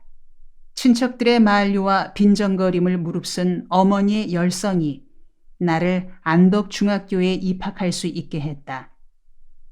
하지만 입학은 했어도 학교 생활이 순탄치 못했다. 입학금도 못 내고 학교에 들어갔던 것이다. 입학 후 한 달가량은 아무 말 없더니 2달째부터는 문제가 생기기 시작했다. 담임 선생님이 나를 불렀다. 그러고는 집에 가서 입학금을 가져와 서무실에 내고 교실로 들어오라는 것이었다. 나는 하는 수 없이 책가방을 싸들고 교실 밖으로 나왔다. 하지만 갈 곳이 없었다. 나와 같은 처지의 그부가 셋 있었다. 우리는 냇가로 가서 아카시아 나무 그늘에 앉아 놀다가 학교가 파할 즈음에 집으로 갔다. 그런 생활이 계속되었다. 그 즈음 어머니는 시골에 계속 있다가는 아이들을 제대로 교육시킬 수 없겠다는 걸 깨닫고 누나와 함께 대구로 가신 후 소식조차 없던 때였다. 아침에 나는 여느 아이들처럼 가방 들고 학교 가서 교실에 앉기는 했지만 을에 선생님이 불러 세워 공납금 가져오라고 내보냈다. 그러면 우리는 다시 냇가로 가서 노닥거리며 놀다가 집으로 가곤 했다. 그런 생활이 반복되는 중에도 나는 개교 기념일에 뽑혀서 독창을 했다. 그런데 부른 곡이 개교 기념식 분위기에는 전혀 맞지 않는 노래였다. 황성예터의 밤이 되니 월색만 푸르러. 기억나기로는 기념식 전에 교장실에 불려가 무슨 곡을 부를 수 있겠느냐 아는 노래 한 곡 불러보라기에 황성예터를 불렀다. 교장 선생님이 마음에 들었던지 개교 기념식장에서 그 곡을 그대로 부르라고 하였다. 어린 시절에 나는 노래를 곧잘 불렀다. 초등학교 5학년 때 하루는 음악 시간이 끝난 후 선생님이 나를 교무실로 불러 정색을 하며 이르셨다. 진홍아, 너는 음악에 소질이 있으니 앞으로 베토벤 같은 음악가가 되거라. 너에겐 훌륭한 성악가가 될 소질이 있어. 그러니 잘 갈고 닦도록 해라. 느닷없는 말씀에 나는 엉겁결에 네, 열심히 해보겠습니다. 하고 씩씩하게 대답했다. 그러나 선생님도 나도 어떻게 해야 베토벤 같은 음악가가 될 수 있는지는 알지 못했다. 초등학교를 졸업하기까지 악보를 읽을 수 있는 선생님이 부임해 온 적이 한 번도 없었다. 그러니 음악 교육이 제대로 될 턱이 없었다.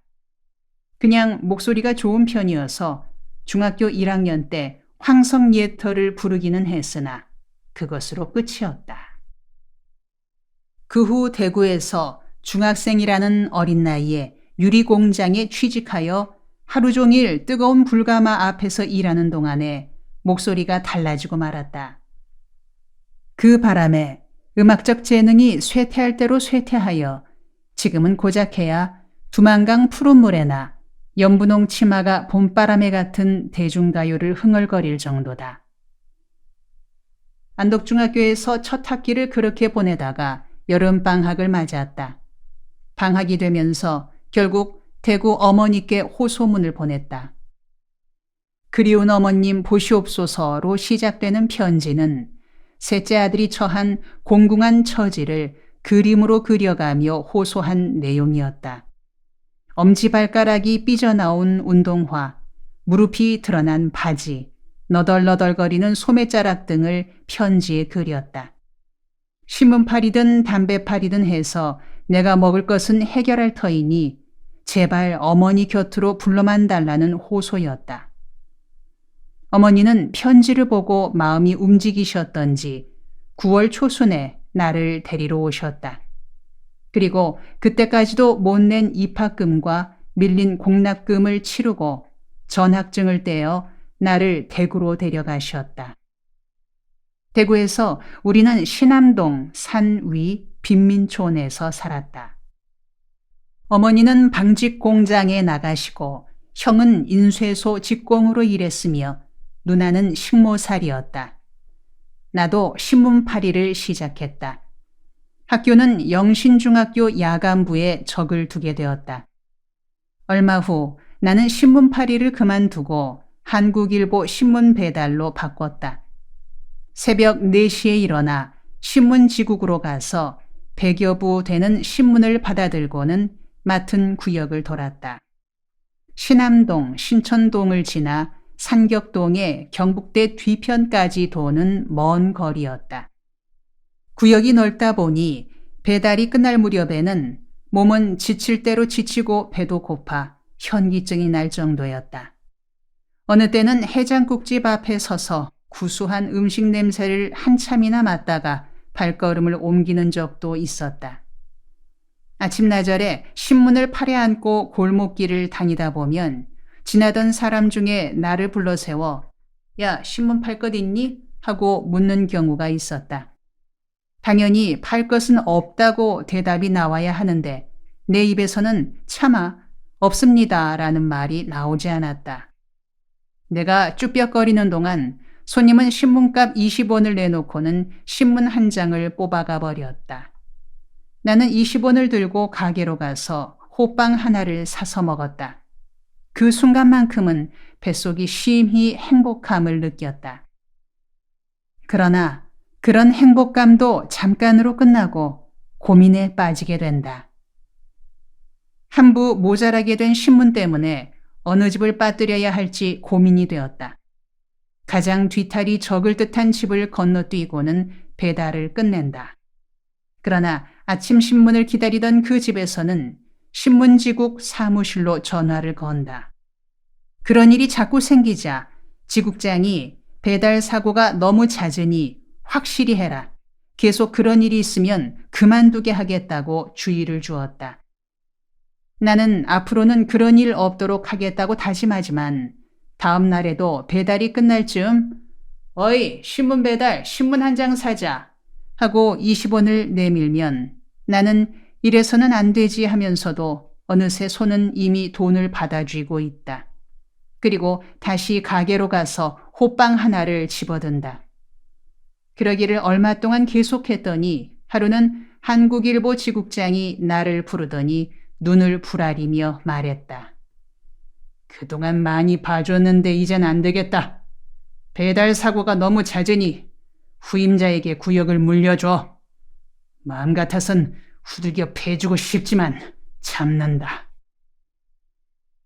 호빵의 유혹을 이기지 못한 나는 결국 쫓겨나고 말았다.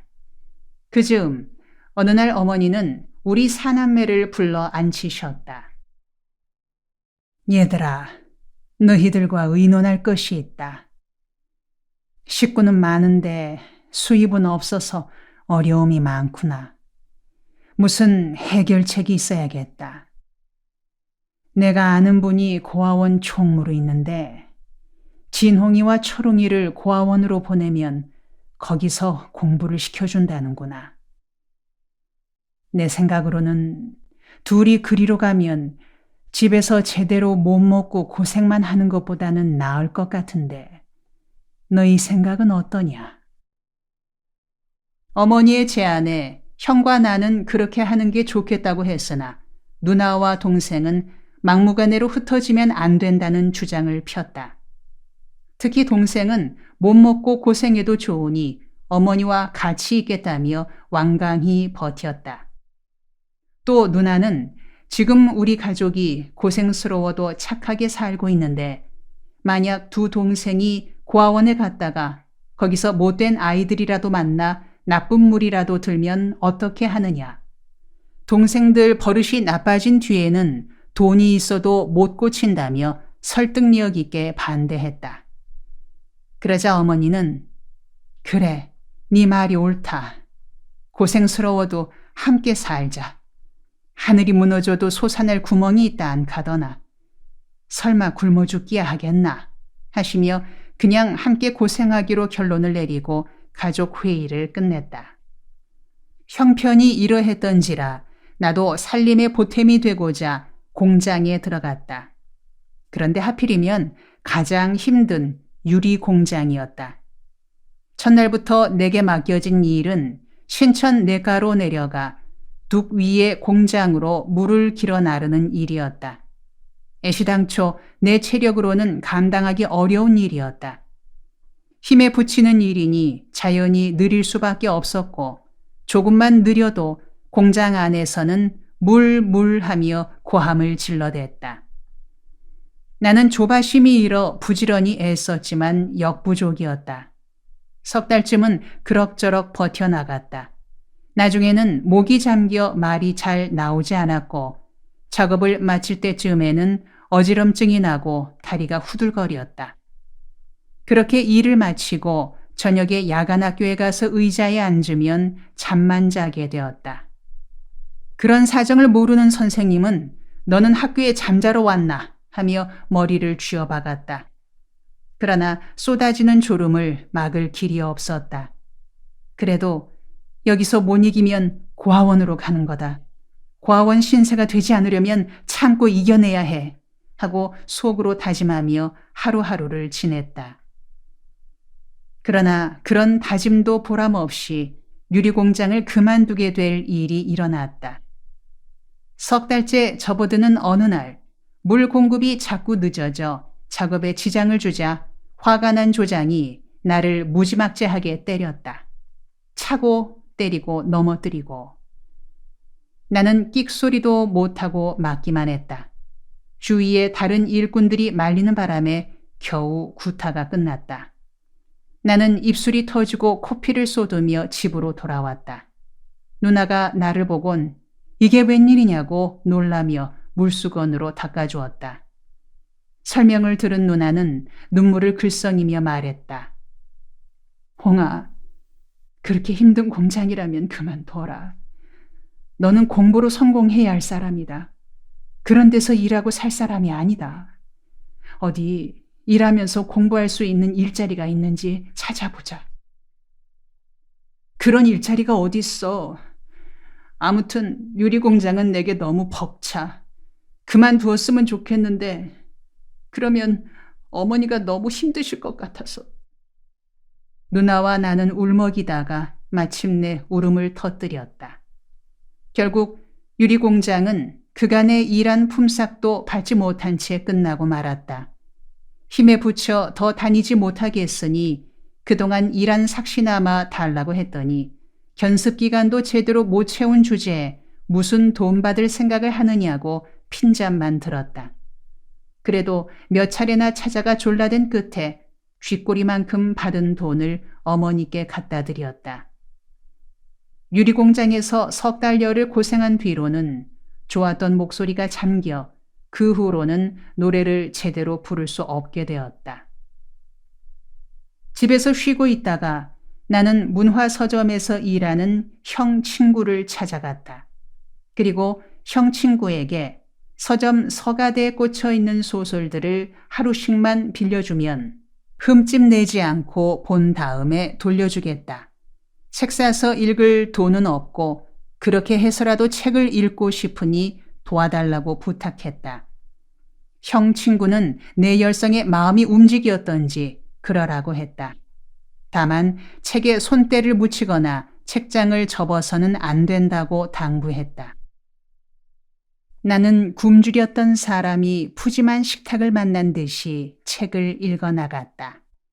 나의 독서 시대가 시작되었다. 나는 무작정 읽고 또 읽었다. 어떤 날은 2권, 또 어떤 날은 3권도 읽었다. 레미제라블에서 시작하여 죄와 벌, 삼국지, 여자의 일생, 한국 문학 전집에 이르기까지 정신없이 읽어나갔다. 방에 틀어박혀 소설만 읽고 있으니 친척들 사이에 흉거리가 되었다. 참 소견머리 없는 녀석이야. 어머니가 그렇게 고생하고 있는데 도울 생각은 않고 허구한 날 소설 나부랭이만 읽고 있으니 원. 그런 말을 들으면 어머니는 그들에게 말씀하셨다. 무엇이든 읽어두면 남겠죠. 예로부터 책 읽는 자식 그릇되는 법 없다고 하잖아요. 밖에 나가서 못된 짓 하는 아이들에 비하면 얼마나 고마운 일이에요. 이런저런 말을 들으면서도 막상 당사자인 나에게는 실로 행복한 나날들이었다. 그때나 지금이나 나는 책을 잡으면 그 속에 푹 빠져버린다.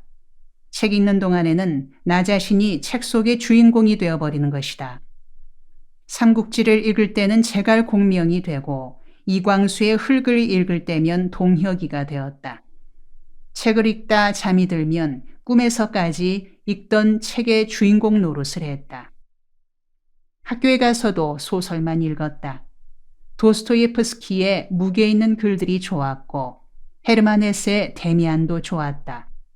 선생님들에게서도 여러 차례 주의를 들었으나 보던 책에서 손 놓고 관심을 딴 곳으로 돌릴 수가 없었다. 나는 책을 한번 들면 그 책 읽기가 끝난 후에야 관심을 다른 곳으로 돌릴 수 있다. 얼마 전까지 수업 시간에 잠만 자던 녀석이 이제는 소설만 읽고 있으니 좀 이상한 데가 있는 학생이라고 선생님들 사이에서 말이 돌았다. 한 번은 읽고 있던 책을 선생님께 압수당한 적도 있었다. 나는 교무실까지 따라가 빌린 책이니 제발 돌려달라고 애걸했다. 다음부터 주의하겠노라고 빌고 빌어서 겨우 책을 되돌려받기도 했다. 그렇게 열중했던 책 읽기는 서점형이 다른 곳으로 이사를 가게 되어 일단 끝나고 말았다. 그동안 누나는 식모살이를 하면서도 열심히 공부해 대구 사범학교에 입학했다. 어머니는 기뻐서 춤을 추셨다. 나는 누나의 합격에 기뻐하시는 어머니를 보고 생각했다. 나도 어머니를 춤추게 할 만한 일을 할 수 없을까? 그때 나보다 3살 아래인 동생은 신암초등학교 학생이었다. 하루는 학교에서 돌아온 동생이 몹시 풀이 죽어 있었다. 나는 걱정스러워 물었다. 네 학교에서 무슨 일 있었나? 와 그렇게 풀이 죽어 있노?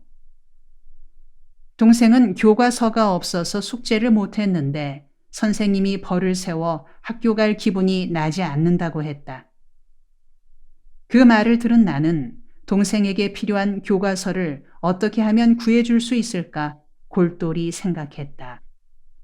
며칠을 생각한 끝에 헌 책방에 가서 슬쩍 책을 가져오기로 작정했다. 책방 주인이 한눈 파는 사이에 재치 있게 슬쩍하면 쉽사리 될 것만 같았다. 대구시청 부근에는 헌 책방들이 많았다. 나는 책방 골목을 걸으며 책방 안을 살피었다. 그리고 사람들이 가장 많이 들락거리는 책방을 골라 들어가서 동생이 원하던 책 3권을 골랐다. 주인의 시선이 다른 곳에 머문다고 여겨지는 순간을 틈타 얼른 책들을 품속에 감춘 채 슬며시 책방을 나왔다. 생전 안 해본 짓을 하려니 가슴은 방망이질 치듯 쿵닥거리고 등줄기는 누군가가 곧 뒤에서 낚아채기라도 할 듯이 뻣뻣해졌다. 나는 뒤도 돌아보지 못한 채 앞만 보고 걸었다. 책방에서 제법 멀리 걸어 나왔기에 이제 안심해도 되겠구나 생각하는 순간 갑자기 억센 손이 내 목덜미를 잡아챘다. 야, 이 도둑놈아! 어디 오늘 내 손에 맞아 봐라! 책방 주인은 뺨부터 후려쳤다. 눈앞에 번쩍 불꽃이 일었다. 나는 책 3권을 주인에게 돌려주고는 아저씨, 잘못했어요. 제발 한 번만 용서해 주세요. 하고 2 손바닥을 부비며 싹싹 빌었다. 그때 그 참담하고 슬픈 심정이야 세월이 흐른다고 어찌 잊혀질 수 있겠는가. 그래서 그런지 나는 지금도 세상살이란 참으로 슬픈 거라는 인식이 마음 바탕에 깔려 있다. 다만 이 서글픈 세월에 어떻게 의미를 부여하고 사느냐에 따라 각자의 삶의 값어치가 달라질 뿐이라 생각한다. 참담한 심정으로 집으로 돌아오니 사정을 모르는 동생이 놀란 얼굴로 물었다. 성아, 얼굴이 와 그렇노? 누구하고 싸맸나? 얼굴이 버럭에 쏘인 것처럼 벌겋게 부어있구만. 아니다. 어디 조금 부딪힌 기다. 어디에 그렇게 세게 부딪혔는데? 아니다. 어디 부딪힌 것 같지는 않다. 나는 자꾸만 눈물이 나오려고 해서 얼른 동생을 피해 방으로 들어갈 수밖에 없었다. 나에게 책을 읽게 해주던 형 친구가 이사 간 후 나는 읽을 거리를 찾아 시립 도서관으로 갔다. 하루 종일 도서관에서 책을 읽다가 배가 고파지면 집으로 돌아오곤 했다. 약장수 방랑기.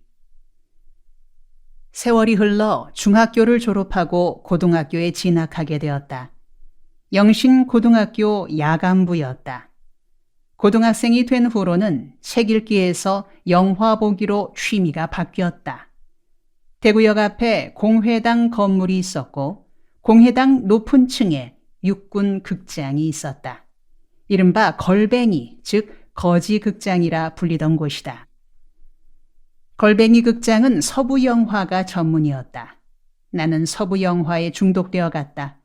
밥은 거르더라도 영화는 봐야 했고 학교는 결석해도 영화는 빠뜨릴 수 없었다.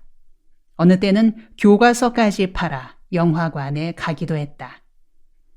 그런데 말이 영화관이지 시설이나 환경은 엉망이었다. 영화관 안에까지 오줌 냄새가 코를 찔렀고 화면은 항상 비 내리는 날씨였다. 게다가 필름마저 연방 끊어졌다. 그러나 그런 여건들은 나에겐 아무 문제도 되지 않았다. 지금은 전설쯤으로 여겨지는 무성영화 시절이었다.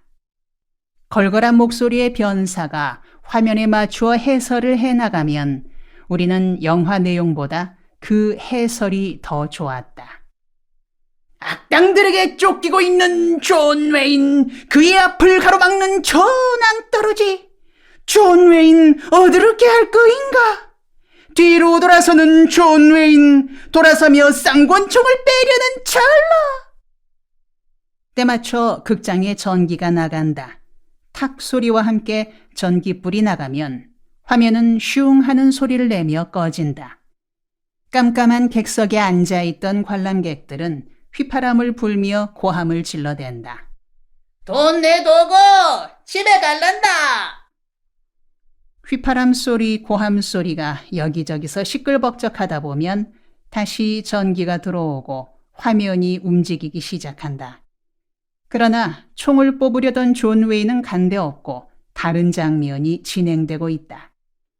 그래도 우리는 좋았다. 변사의 구성진 목소리가 우리 가슴을 떨리게 했고 악당들을 쓰러뜨리는 총잡이들 모습이 우리 마음을 뜨겁게 했다. 유리공장에 다니다가 고생한 후로 나는 장사 쪽으로 관심을 돌렸다. 힘도 덜 들고 자유로울 것 같아서였다.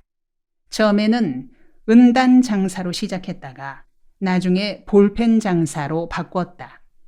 볼펜이 처음 나오던 시절이어서 무척 귀한 물건이었다. 도매상에서 볼펜을 사서는 다방으로 사무실로 다니며 팔았다. 기차 타고 청도까지 가서 군청 사무실에서도 팔고 휴일에는 유원지를 돌며 팔았다. 고등학교 1학년 겨울에 들자 나는 화장품 장사를 시작했다. 말이 화장품이지 품질은 형편없는 수준이었다. 화장품 담은 통을 등에 메고 골목골목 다니면서 북을 동동 울리며 판다고 해서 동동구리무라고 불렀다. 화공약품 가게에서 원료를 사다가 집에서 화장품을 빚었다. 그리고 고물상에 가서 화장품 병들을 사와 솥에 담고 물을 붓는다. 다음은 양잿물을 풀어놓고 불을 뗀다. 달궈진 병들을 식힌 후 칫솔로 깨끗이 닦아낸 다음 말린다. 그 병에 화장품을 담는다. 그렇게 만든 화장품을 등에 메고 서민들이 살고 있는 골목을 찾아다니며 북을 둥둥 올리고 소리 높이 알린다. 화장품이요! 얼굴 트고 손 트는데 바르는 고급 화장품이요! 지나가면 살 수 없는 고급 화장품이요! 그렇게 골목을 다니다가 때로는 목 좋은 자리에 판을 버리고 앉아 팔기도 한다. 자, 여러분!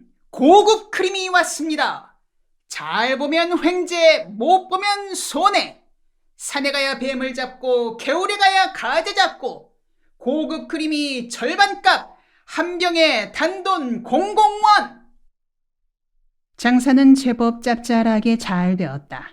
어떤 날은 영천장까지 가서 팔기도 하고 외관이니 김천이니 대구에서 가까운 지방 도시들을 찾아다니며 팔기도 했다. 5일마다 장이 열리던 시절이었다.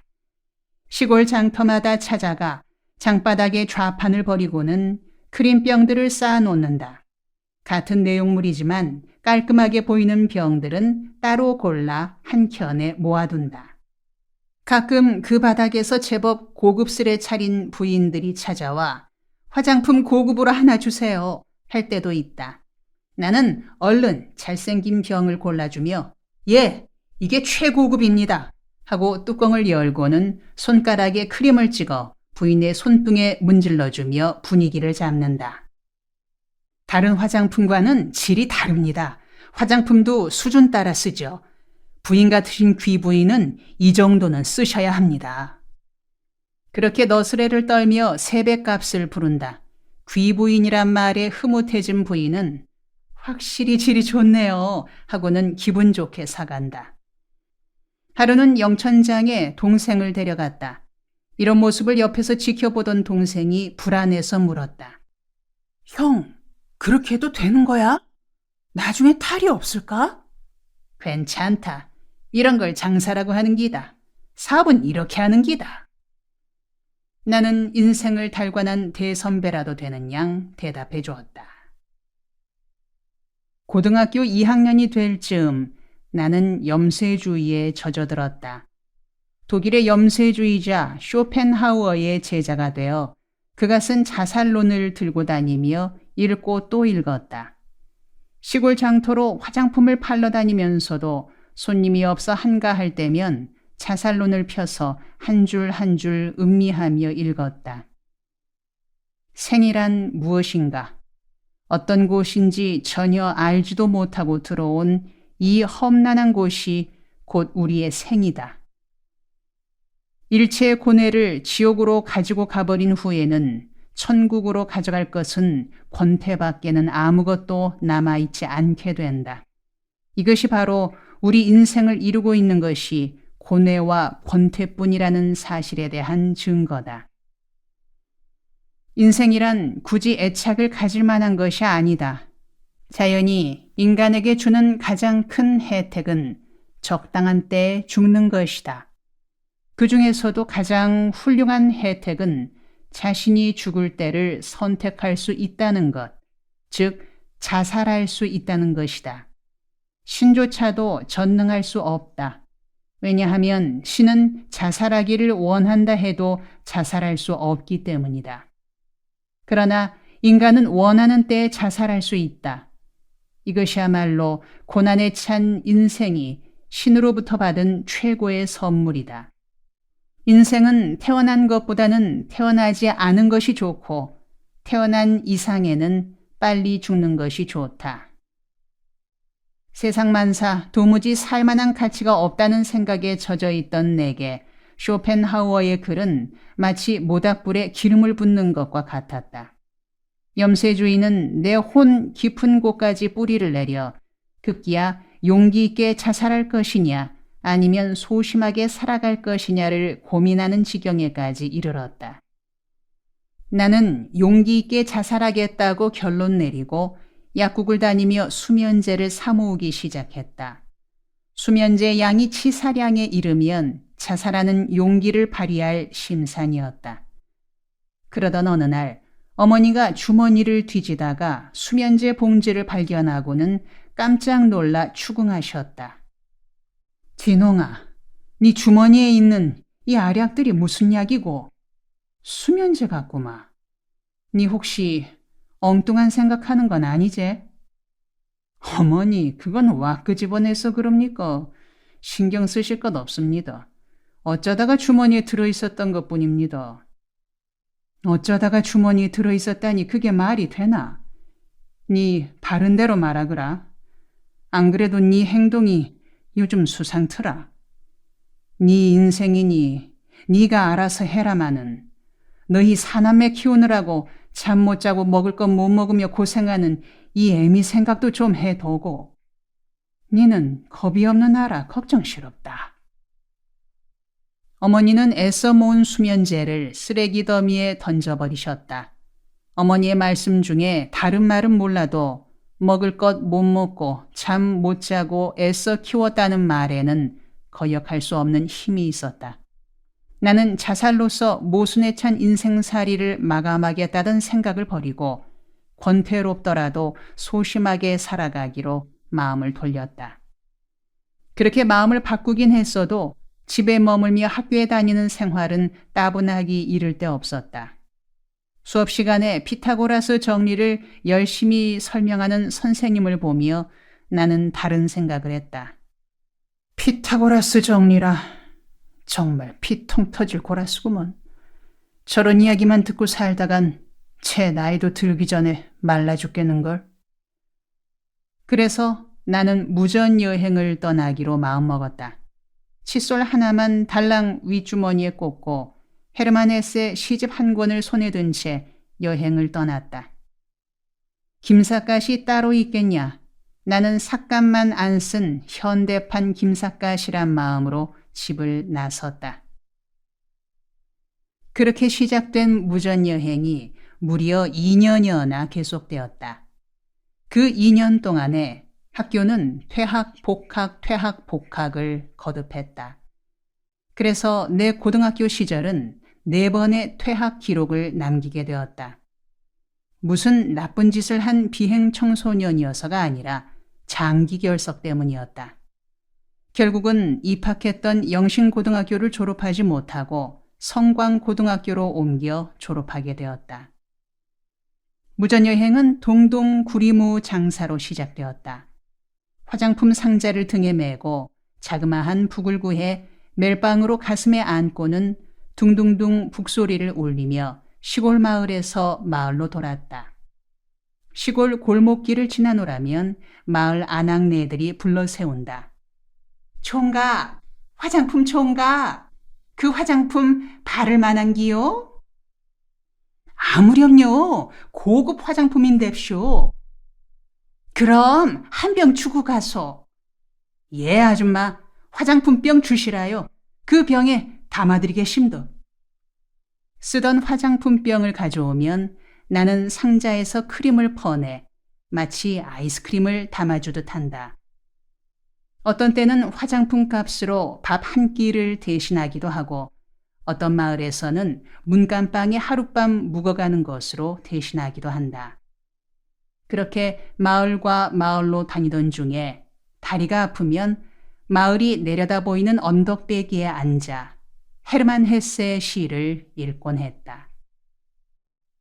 보라, 오늘도 흰 구름은 간다. 잊혀진 아름다운 노래의 가느다란 멜로디같이 푸른 하늘 저편으로 떠흘러간다. 오랜 나그네 길에 올라 방랑의 슬픔과 기쁨을 모조리 맛본 사람이 아니면 저 구름의 마음을 어찌 짐작이나 하리요. 나는 태양과 바다와 바람같이 하이한 것, 정처 없는 것을 사랑하나니 그것은 고향 잃은 나그네의 누이이며 천사이기에. 흰 구름. 하늘을 건너서 구름은 가고 들을 건너서 바람은 간다. 들을 건너가는 길소는 내 어머니의 길 잃은 아들. 갈림길을 건너 나뭇잎은 굴러가고 나뭇가지 위에서 새는 운다. 산 너머 어딘가에 내 머나먼 고향은 있으리라. 들을 건너서. 동동구리무 장사는 겨울 한철은 좋았으나 봄이 지나 여름이 가까워지자 계속할 수가 없었다. 무덥고 바쁜 농사철에는 시골 아낙네들이 몸치장에 신경 쓸 겨를이 없었기 때문이다. 나는 바늘장사 실장사로 바꾸었다. 바늘은 짐도 가벼웠거니와 어느 가정에서나 필요한 것이어서 여행길에는 안성맞춤이었다. 바늘 한 쌈지로 한 끼를 해결하고 실 한 타래로 하룻밤 신세 지는 시기였다. 어느 마을에서는 이 집 저 집 농사일을 거들어주며 보름을 보낸 적도 있었고 어느 농가에서는 며칠씩 머물며 일을 거들다가 가족처럼 허물없는 사이가 되기도 했다. 그러나 정이 들었다 하여 한 곳에만 머물러 있으면 김삿갓이 될 수 없는지라 사연을 남기며 정을 남기며 마을에서 마을로 도시에서 도시로 옮겨갔다. 그렇게 떠돌던 어느 날 경남 밀양에서 마산으로 내려가던 중에 낙동강 강변길을 걷고 있었다. 여름 장마철이었다. 며칠 사이 쉬엄쉬엄 오던 빗줄기가 오후 들어 장대비가 되어 쏟아졌다. 나는 비를 피하려고 강변 모래펄에 지어놓은 헛간을 찾아들었다. 헛간 문짝이 제대로 달려있고 안에 갓 추수를 끝낸 밀짚이 쌓여 있어 능히 비를 피할 만했다. 나는 젖은 옷을 벗어 밀집 더미에 널어놓고는 비가 그치기를 기다렸다. 그러나 빗줄기는 더욱 세차지고 천둥번개가 우르릉 쾅쾅 기세를 올렸다. 어느덧 해는 지고 어둠이 깃들이었으나 빗줄기는 멈출 줄 몰랐다. 나는 속절없이 헛간에서 하룻밤 묵을 생각으로 밀집 단을 쌓아 침상을 꾸미고는 잠자리에 들었다. 잠이 들어 얼마나 지났을까? 갑자기 섬뜩한 기운이 느껴져 잠에서 깼다. 사방은 칠흑같이 어두운데 헛간 안은 물로 가득 차 있었다. 갑작스러운 변화에 공포심으로 가슴이 짓눌리며 머리칼이 쭈뼛했다. 숨을 죽인 채 귀를 기울이니 헛간 안으로 물줄기가 밀려 들어오는 소리가 들렸다. 나는 어떻게 해야 할지 갈피를 잡을 수 없었다. 허겁지겁 헛간 안을 걸어보니 물이 이미 무릎 높이까지 차올라 있었다. 사방은 어두워 지척을 분간할 수 없는 터에 물속에 갇혔으니 여기서 죽게 되나 하는 두려움이 밀려왔다. 나는 쌓여있는 밀집 위로 올라갔다. 밀집 단 꼭대기까지 올라갈 수 있을 만큼 올라간 나는 무릎을 꿇고 기도했다. 예수님 살려주세요. 제가 여기서 물에 빠져 죽어서야 되겠습니까? 오늘 밤 이 물구덩이에서 건져만 주시면 좋은 일꾼 되겠습니다. 제발 제발 살려만 주세요. 열심히 빌고 또 빌었으나 헛간으로 밀려드는 물소리는 더욱 세차지기만 했다. 집단 꼭대기에 앉은 채 두 발을 아래로 내려뜨려 보았다. 불어나는 물이 발바닥에 닿으면 죽은 목숨이라고 생각했다. 그렇게 되면 밀집단을 끌어안고 헤엄을 쳐야 할까? 지붕 위로 올라가야 할까? 온갖 궁리를 하며 기도했다. 그러나 간절한 기도에도 아랑곳 없이 발바닥에 물이 닿는 것이 느껴졌다. 나는 숨이 턱 막혀 더욱 간절히 기도했다. 아이고 예수님, 지가 여기서 죽는 겁니까? 제발 손길을 펴셔서 저를 건져주세요. 이스라엘 백성들을 홍해에서 건져주셨듯이 모세를 나일강에서 건져주셨듯이 저를 이 낙동강에서 건져주시옵소서. 그렇게 기도드리는 중에도 연이어 번개가 치고 천둥이 우르르 쾅쾅 울리고 있었다. 그런데 번개불이 번쩍하는 사이에 언뜻 헛간 안을 살펴보니 물이 줄어들고 있는 느낌이 들었다. 의아해서 발을 흔들어 보니 발바닥에 물이 닿지 않았다. 헛간 안의 물이 분명 줄어들고 있었다. 아직도 바깥에서 빗줄기 쏟아지는 소리는 여전한데 안에서는 물이 줄어들고 있었다. 나는 영문을 모른 채 그대로 앉아서 밤을 지새웠다. 다음날 아침이 되자 햇빛이 비쳐들고 있었다. 나는 활기차게 헛간문을 열고 밖으로 나섰다. 참 아름다워라 주님의 세계는 찬송소리가 절로 나왔다. 강둑을 거닐던 중 어젯밤에 살아날 수 있었던 이유를 알게 되었다. 헛간이 있는 곳에서 겨우 2-3km 떨어진 상류 쪽 강둑이 터져 있었다. 밀려들던 물길이 그쪽으로 쏠린 덕분에 살아날 수 있었던 것이다. 강둑이 터진 쪽의 논밭들은 엉망이 되어 있었다. 하지만 나는 살아났으니 기쁠 수밖에 없었다. 콧노래를 부르며 강둑을 거슬러 올라가다가 물에 잠긴 논밭을 보고 상심해하는 농민들을 발견하고는 애써 심각한 표정을 지으며 지나쳤다. 그들이 보는 앞에서 기쁜 표정을 짓기에는 죄송스러웠기 때문이다. 그들을 한참 지나친 후에야 다시 기쁨의 콧노래를 불렀다. 그러다가 아무리 생각해도 그냥 넘어갈 일이 아닌 것 같아 낙동강 강둑에 무릎을 꿇고 앉아 예수님께 감사 기도를 드렸다. 어젯밤 그 시간에 어찌 된 연유로 강둑이 터졌는지는 상관없었다. 예수님이 내 기도를 들으시고 그 응답으로 강둑이 터진 것이란 확신이 들 뿐이었다. 예수님께 어젯밤 살려주셔서 감사하다는 기도를 드리고 나니 이제 그만 돌아다니고 집으로 돌아가 공부해야겠다. 무언가에 쓰임받는 사람이 되려면 공부를 해야 할 거라는 생각이 들었다. 예수님이 나를 살려주신 이유는 앞으로 일하라는 거다. 일하려면 이렇게 돌아다니기만 해서는 안 된다. 집으로 돌아가 열심히 공부해서 일꾼이 될 준비를 해야겠다. 귀향길에 오른 나는 대구로 가는 버스에 올라 운전기사 아저씨에게 정중히 인사드리고는 사정을 설명했다.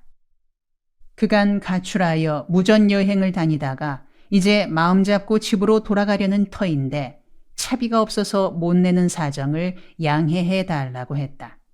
그때만 해도 무전여행 중인 청소년들에게 어른들이 아량을 베풀어 주던 좋은 시절이었다. 운전기사의 허락을 받은 나는 이래저래 기분이 최고인 상태였다. 그래서 버스 뒤편에 앉아 계속 노래를 불러댔다. 신라의 달밤에서 시작하여 오동추야 다리발가를 거쳐 바우곡의 언덕으로 유행가의 가요에 찬송가까지 계속 불렀다. 거의 1시간가량 노래를 불러댔더니 옆자리에 계시던 할아버지가 점잖게 말씀하셨다. 여보게 젊은이, 노래랑 집에 가서 부르시게. 듣는 사람 사정도 좀 생각해 줘야지. 나는 그 말에 어찌나 부끄러웠던지 홍당무가 된 얼굴을 창밖으로 돌릴 수밖에 없었다. 대구 집에 돌아가서 이제 마음 잡고 공부하겠다고 하니 어머니는 진지하게 말씀하셨다. 나 혼자 너희 사남매 수발하려니 무척 힘이 드는구나. 그래서 너희가 공부하지 않겠다면 우선은 나도 편하다. 그러나 너희 장래를 생각해 공부하겠다면 밀어주마. 그러니 너도 알아서 해라. 네가 공부하겠다면 힘들어도 끝까지 밀어줄 것이고 공부하지 않겠다면 그런 대로 나도 편하고 좋다. 어디까지나 너 자신이 알아서 할 일이다.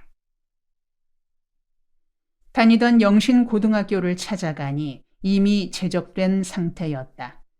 담임 선생님께 사정사정하여 다시 복학을 했다. 그러나 공부하겠다고 다짐한 것은 잠시뿐 수업 시간에 잡념만 들고 집중이 되지 않았다. 간신히 한 달을 견디고 2달째로 접어드니 도저히 견딜 수 없는 지경이 되었다.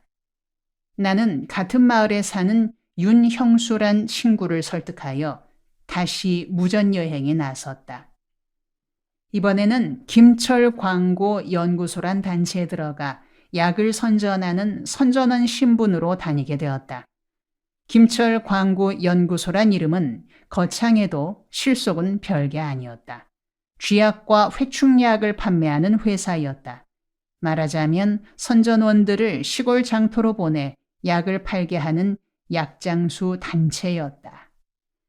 나는 형수와 짝을 이루어 시골 오일장을 찾아다니며 쥐약과 회충약을 선전했다. 우리가 취급하는 쥐약은 사람은 먹어도 상하지 않지만 쥐는 먹으면 죽는다는 약이었다. 나는 시골 장터에서 목 좋은 곳에 털을 잡고는 입에 침을 튀기며 약선전을 해댔다. 내가 열변을 토하는 동안에 형수는 쥐약을 입에 넣었다 뺐다 하며 모인 장꾼들에게 시범을 보였다. 사람은 먹어도 지장이 없고 쥐만 죽는다는 것을 보여주려는 동작이었다. 숱한 농민들이 그 약을 사갔지만 그들의 집에서 쥐들이 실제로 죽었는지 안 죽었는지는 한 번도 확인하지 못했다. 나는 이미 영천장터에서 화장품 팔던 때에 익힌 솜씨대로 열심히 떠들었다.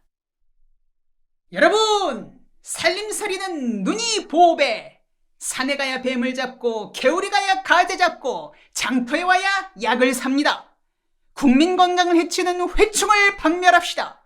이 약 하나리면 여러분 뱃속에 불청객 회충이 일시에 사망신고를 냅니다. 여러분, 사서 잡수시면 건강, 안 사시면 손해. 오늘 이렇게 좋은 약 만난 것도 모두가 조상제사 잘 모으신 음덕인 줄 아세요? 저희 김철광고연구소에서는 이 신발명 기막힌 약을 얼마를 받느냐? 단돈 1,000원. 그 1,000원을 다 받느냐? 꺾어 500원. 예, 그렇습니다. 국민 여러분을 돕자는 뜻으로 금년 말까지 선전 기간으로 정하고 이 기간에는 단돈 500원 봉사 가격으로 여러분께 드리기로 했습니다. 내가 이렇게 열을 내어 선전하는 동안에 형수는 청중 주위를 돌며 약을 팔아 500원씩을 받았다. 그러나 약장사도 쉽지만은 않았다. 시골 장터에서 판을 벌일 터 잡기가 어려웠고 또 비 오는 날은 공칠 수밖에 없었다. 거기에다 농사철에는 장꾼들이 모이지도 않았다. 경남 남지장까지 갔을 때는 돈도 떨어진 데다 기력도 다 떨어져 있었다. 땡전 한 푼 남지 않은 우리는 국밥집 앞에 앉아 줄임배를 쓸고 있었다. 그때 형수가 불쑥 말했다. 진홍아, 무슨 방도를 찾아야지. 이래서는 안 되겠다. 글쎄 말이다. 무슨 방도가 있을 것 같지 않다. 아니다. 찾으면 와 없겠노? 내게 한 가지 생각이 있는데 네가 따를지 모르겠다. 무슨 생각인데? 네가 좋다는 것을 내가 와 반대하겠노? 내게 좋은 생각이 있는 것도 아닌데. 아니다. 니는 내랑 다른 점이 있어서 그렇다. 아니, 그게 무슨 말이고? 너와 내가 다른 점이 뭐 있겠노? 있지. 니는 예수 믿고 난 안 믿잖아. 그거 참. 이 판에 예수 믿고 안 믿고가 무슨 상관이고, 믿든 안 믿든 배고프기는 마찬가지인데. 그런 게 아니고, 내가 지금 생각해낸 방법이 예수 믿는 사람들은 못할 거니까 그런 거지. 아니, 그게 뭔데 그렇게 거창하게 나오는 기고? 단 게 아니라 쓰리 하자는 기다. 뭐라고? 야가 정신이 있나 없나? 돈 훔치는 쓰리 말이가. 말도 안 되는 소리 하지 말거라. 그거 봐라. 니는 안 된다고 하잖아. 네가 예수 믿기 때문에 그런 기다. 아니다. 예수 믿고 안 믿고 간에 도둑질은 안 되는 기다. 우리 둘은 몇 시간을 더 버티었다. 그러나 도무지 고픈 배를 다스릴 방도가 없었다. 별 수 없이 나도 형수의 제안에 따르기로 했다. 그래, 딱 한 번만 해보자. 옛말에 사나이는 지랄병엔 다 해보라 안 카더나. 우리는 딱 한 번만 해보기로 하였다. 나는 바람잡이가 되고 형수가 쓰리를 하기로 했다. 마침 어수룩해 보이는 할머니 한 분이 오시는데 웃옷 주머니에 든 돈이 삐죽이 드러나 보였다. 형수는 내게 눈을 찡긋하고는 귓속말로 일렀다. 네가 할머니 몸에 부딪히면서 바람을 잡아라.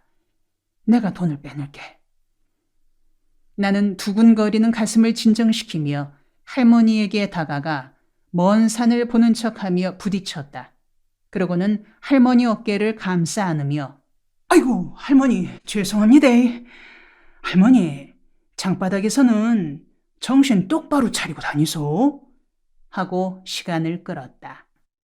그때 형수가 할머니 곁에 다가서며 약간 손을 움직이는 듯 하더니 지나쳐갔다. 우리는 장터가 끝나는 골목 옹기점 앞에서 만났다. 성공했나? 못했다. 손을 내밀려니 뒤에서 누가 목덜미를 잡아당기는 것 같더라. 우리는 기왕 마음먹은 일이니 한 번 더 시도해보기로 했다.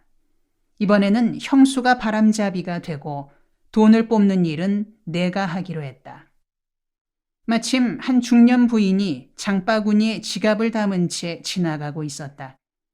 형수가 장바구니에 담긴 지갑을 눈으로 가리키며 고개를 끄덕였다. 나도 알았다는 표시로 고개를 끄덕이고는 아주머니의 뒤를 밟았다. 형수는 아주머니를 앞질러 갔다가 얼마 후 되돌아오면서 아주머니와 부딪혔다. 나는 이때다 싶어 장바구니 곁으로 갔다. 그러나 손을 내미는 순간 모든 사람들이 나를 보고 있는 것만 같아 가슴이 떨려서 도저히 지갑을 집을 수가 없었다. 별 수 없이 그냥 지나쳤다. 약속한 옹기점 앞에서 다시 만난 형수가 물었다. 니는 했나? 못했다. 도무지 떨려서 안 되겠더라. 그래, 우리는 안 된다. 그런 일을 할 수 있는 사람들은 따로 있는 것 같다. 우리는 굶어 죽어도 훔치지 못할 기다. 그러나 저러나 뭘 좀 먹어야겠는데 어쩌면 좋노. 좋다. 진홍아, 따라와라. 어딜 가는데? 앞장서서 걷던 형수는 남지장터 뒷골목에 있는 여인숙으로 들어갔다. 주머니에 돈이 들어있는 사람처럼 당당히 들어갔다. 나는 어쩌려고 저러나 하는 의아한 마음을 품은 채 그를 따라 들어갔다. 여인숙에 들어선 형수는 호기 있게 말했다. 아줌마, 깨끗한 방 하나 주고 밥 2상 차려주이소. 예, 건넌 방으로 들어가요, 총각. 상은 금방 차려드릴게. 근데요, 아줌마, 이 가방 좀 맡깁시다. 우리 전 재산이 들어있는 가방이니 야물게 맡아주소. 걱정 말고 맡기라요. 잘 간수해드릴게. 나는 형수가 하는 대로 지켜만 보다가 겸상으로 차려준 상에서 식사를 하며 물었다. 야, 걱정스럽다. 니 어쩌려고 그러노? 걱정 마라. 니는 무조건 잘 먹고 잘 자고 내 하라는 대로만 하면 되는 기다. 형수는 먼저 잠자리에 들더니 코를 골며 잠들었다. 다음날 아침밥을 잘 먹은 뒤에 그가 말했다. 진홍아, 니 먼저 나가서 고개 너머 정자나무 아래에서 기다리거라. 니는 어쩌려고?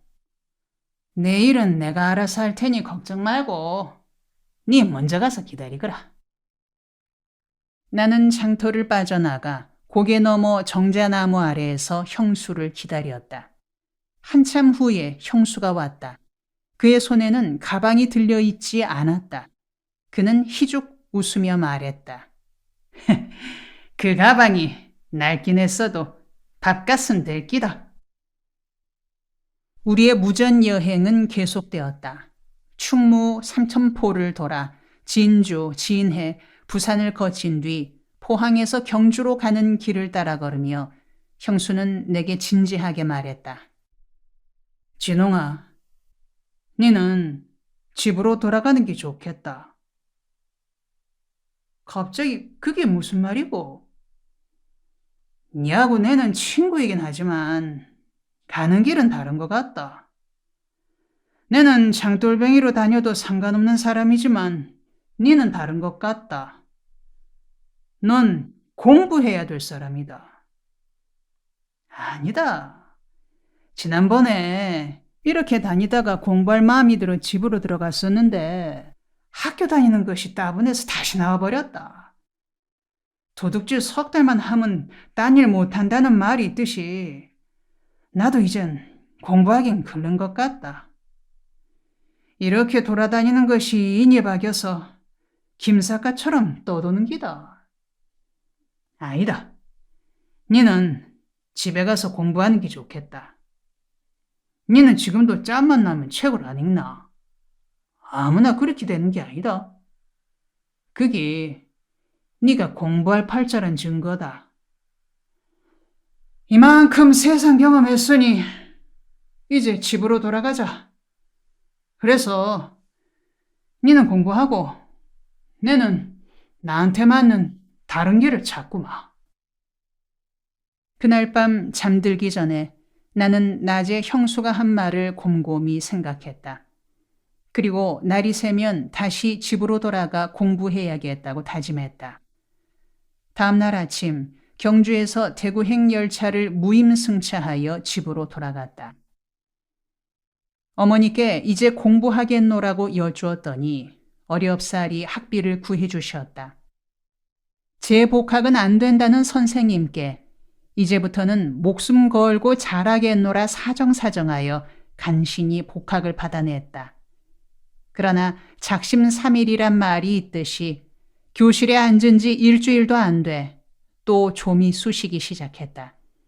선생님 말씀이 한마디도 귀에 들어오지 않고 머리에 잡생각만 오락가락했다. 무전여행할 때 다녔던 마을들, 항구, 장터들이 눈앞에 떠올라 공부에 집중할 수가 없었다. 끝내 2달이 못 되어 다시 집을 나섰다. 이번에는 서울 쪽으로 방향을 잡았다. 서울행 12열차에서 물건 파는 판매원과 이야기를 나누던 중에 좋은 아이디어가 떠올랐다. 열차 판매원이 되면 여행하기에 안성맞춤이라는 생각이었다. 오징어며 캐러멜, 즉 캐러멜, 욕강, 즉 양갱, 소주 등을 가득 담은 통을 들고 승객 사이를 비집고 다니며 파는 일이었다. 나는 절차를 밟아 열차 강생회 판매원이 되었다. 다른 판매원들처럼 승객들 사이를 비집고 다니며 오징어나 캐러멜이요, 소주나 사이다요 하며 팔기를 며칠 하다가 마음을 고쳐먹었다. 이왕지사 판매원의 길로 들어섰으니 재미있게 해보자는 생각이 들었다. 손님들도 재미있고 나도 재미있게 판매원 생활을 하자. 말하자면 판매 기법을 개선해보자는 생각이랄까. 대구 육군극장에서 무성영화 변사가 내던 목소리를 흉내내고 시골 장터에서 회충약과 쥐약을 선전하던 때 실력을 발휘하여 그럴듯하게 대사를 지었다. 당열차를 이용하시는 손님 여러분, 장거리 여행에 얼마나 수고가 많으십니까? 여기는 교통부 강생회 열차 내 매점입니다. 태평양 복판에서 놀던 오징어가 울릉도로 넘어갔습니다. 울릉도 서장님께서 오징어라 이름 지었습니다. 오징어는 잡수시고 껍질은 집에 가져가셔서 장구 메우시면 질기고 소리 잘 납니다. 영천명물 군밤이 있습니다. 군밤은 잡수시고 껍질은 집에 가져가셔서 군불 떼시면 편안하게 주무실 수 있습니다. 자연풍부 욕강이 있습니다. 욕강은 잡수시고 껍질은 장판 놓으시면 매끄럽고 좋습니다. 진로 소주가 있습니다. 소주 한 잔, 두 잔 나누시면 열차 안이 극락으로 변할 수 있습니다. 이렇게 너스레를 늘어놓으며 열차 안을 이 칸에서 저 칸으로 다니노라면 승객들이 그 총각 말도 참 재밌게 하는구먼 하며 사먹었다. 그렇게 되니 신참 판매원인데도 매상이 오르고 매상이 오르니 대우도 달라졌다. 그러나 애당초 교통부 강생회 판매원으로 머무를 생각은 없었던지라 얼마 안 가 열차에서 내려 호남선을 타고 여수로 갔다. 여수 오동도에서 폼을 잡은 뒤 농촌 마을로 들어서서 남도 마을들의 운치를 몸으로 느끼며 한가로이 걸었다. 이번에는 박모걸 시인의 시집이 손에 들려 있었다. 강나루 건너서 밀밭길을 구름에 달가듯이 가는 나그네. 길은 외줄기 남도 300리 술 익는 마을마다 타는 저녁놀. 나그네. 나는 시인이 표현하려 했던 정취를 온몸으로 음미하며 남도 300리 길 밀밭 사이를 지나는 나그네가 되었다. 글자 그대로 구름에 달가듯이 가는 나그네려니 생각하며 걷고 또 걸었다. 그렇게 가던 발길이 소록도에 이르렀다. 나병 환자들의 섬인 소록도에는 온갖 사연을 가진 나환자들이 있었다. 나는 그들의 일그러진 모습과 상처받은 삶을 접하고 그 끈질긴 삶의 의지를 느끼고는 심각해졌다. 내가 잘못하고 있다는 생각이 들었다. 저들은 저렇게 일그러진 모습으로도 열심히들 살아가는데 나는 온전한 몸을 지니고 지금 무엇을 하고 있는가? 너무 감상에 젖어 김삿갓 운운하며 생을 낭비하는 게 아닌가 하는 생각이 들었다. 생각에 생각을 거듭한 끝에 이렇게 사는 것은 소비적인 삶이다. 좀 더 생산적인 삶을 살아야겠다는 결론에 이르렀다. 그렇다면 어떻게 사는 것이 생산적인 삶일까? 그렇다. 의사가 되어 이 섬의 나환자들을 돕자. 이제 무전여행을 끝내고 귀향하는 거다. 집에 가서 열심히 공부해 의과대학을 가야겠다. 의사가 되어 저런 사람들을 섬기는 삶을 살아야겠다. 이런 결론을 내린 나는 집으로 다시 돌아왔다. 여러 달 만에 만난 어머니께 앞으로 의사가 되고 싶다고 말씀드렸더니 어머니께서 이르셨다. 그래, 의사가 되든 목사가 되든 이제 그만 돌아다니고 공부해라. 공부도 다 때가 있는 법이다. 젊은 날을 허송세월하고 나면 나중에 후회하게 될 기다. 다시 영신고등학교를 찾아가 복학시켜 달래더니 선생님은 단호히 거절하셨다. 학교는 정신병원이 아니야. 학교는 건강한 사람을 가르치는 곳이지. 너같이 제정신 아닌 놈 받아주는 곳이 아니야. 지금 받아주면 얼마 뒤 또 나가버릴 게 뻔한데. 이제 그만하자. 그러나 선생님이 거절한다고 물러설 처지가 아니었다. 나는 선생님 뒤를 졸졸 따라다니며 사정했다. 출석부에 이름을 안 실어줘도 괜찮습니다. 교실에 들어가 공부만 하도록 허락해 주십시오. 이제부터 열심히 하는 걸 보시고 나중에 정식으로 받아주셔도 됩니다. 이렇게 사정사정하여 겨우 교실에 들어갈 수 있게 되었다. 그러나 막상 교실에 앉았지만 수업 내용을 따라갈 수가 없었다. 그간의 진도가 너무 나가 영어고 수학이고 통 따라갈 수가 없었다. 영어 교과서를 읽으니 줄줄이 모르는 단어뿐이었다. 이래서는 의사 되기가 도저히 불가능하다는 생각이 들어 조바심이 났다. 며칠을 고심하다가 나는 용단을 내렸다. 이발관으로 가서 스님처럼 머리를 박박 밀어달라고 했다. 그러고는 헌 책방에 가서 삼국지, 수호지, 레미제라블, 세계 문학 전집 등 30여 권을 사들고 방에 들어앉았다. 문에 담요를 쳐서 대낮에도 캄캄하게 하고는 촛불을 켰다. 촛불 앞에 정좌를 하고 앉아 소설 읽기에 들어갔다. 방랑벽을 고치고 한자리에 끈질기게 앉아 있을 수 있는 체질로 바꿔야겠다는 결심 때문이었다. 이런 비상조치 없이는 의사 되기가 도저히 불가능하다는 생각이 들었던 것이다. 나는 촛불 앞에 꼿꼿한 자세로 앉아 소설을 읽어나갔다. 마치 도 닦는 사람처럼 책 읽기에 집중하기를 달폭가량 했더니 앉아있는 버릇이 생기고 잡념이 사라졌다. 나는 다시 서점으로 가서 유진 교수가 지은 구문론이란 영어 참고서를 사들고 와서 무조건 그 한 권만 계속 공부했다. 그 책을 7번 계속 읽었더니 동명사 하면 몇 페이지에 있고 전치사 하면 몇 장 어디쯤에 있다고 말할 만큼 훤해졌다. 그런 후에 학교에 갔더니 이제 다시는 학교에 올 생각 말라고 했다.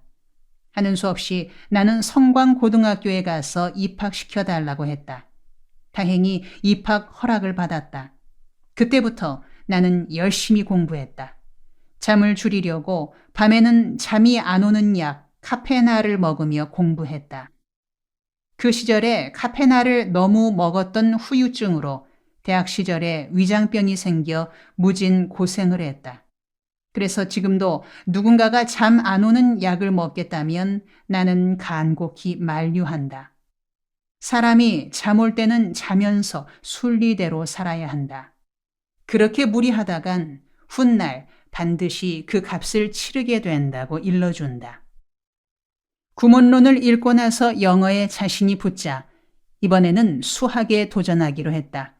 그래서 내 수준에 맞는 수학 참고서 한 권을 정하고 어머니께 책값을 마련해 달라고 했다. 어머니는 한참 동안 잠자코 계시더니 물었다. 니 그거 꼭 있어야 하는 책이가? 예, 어머니. 돌아다니느라고 기초 실력이 없어서 그 책으로 수학 기초를 닦아야 합니다. 그렇다면 내일 나가서 책값을 구해다 줄 테니 기다리거라. 다음 날 이른 아침 집을 나선 어머니는 저녁 나절이 되기까지 돌아오시지 않았다. 나는 시장길을 느끼고는 한술 끓여 먹으려고 부엌으로 나갔다.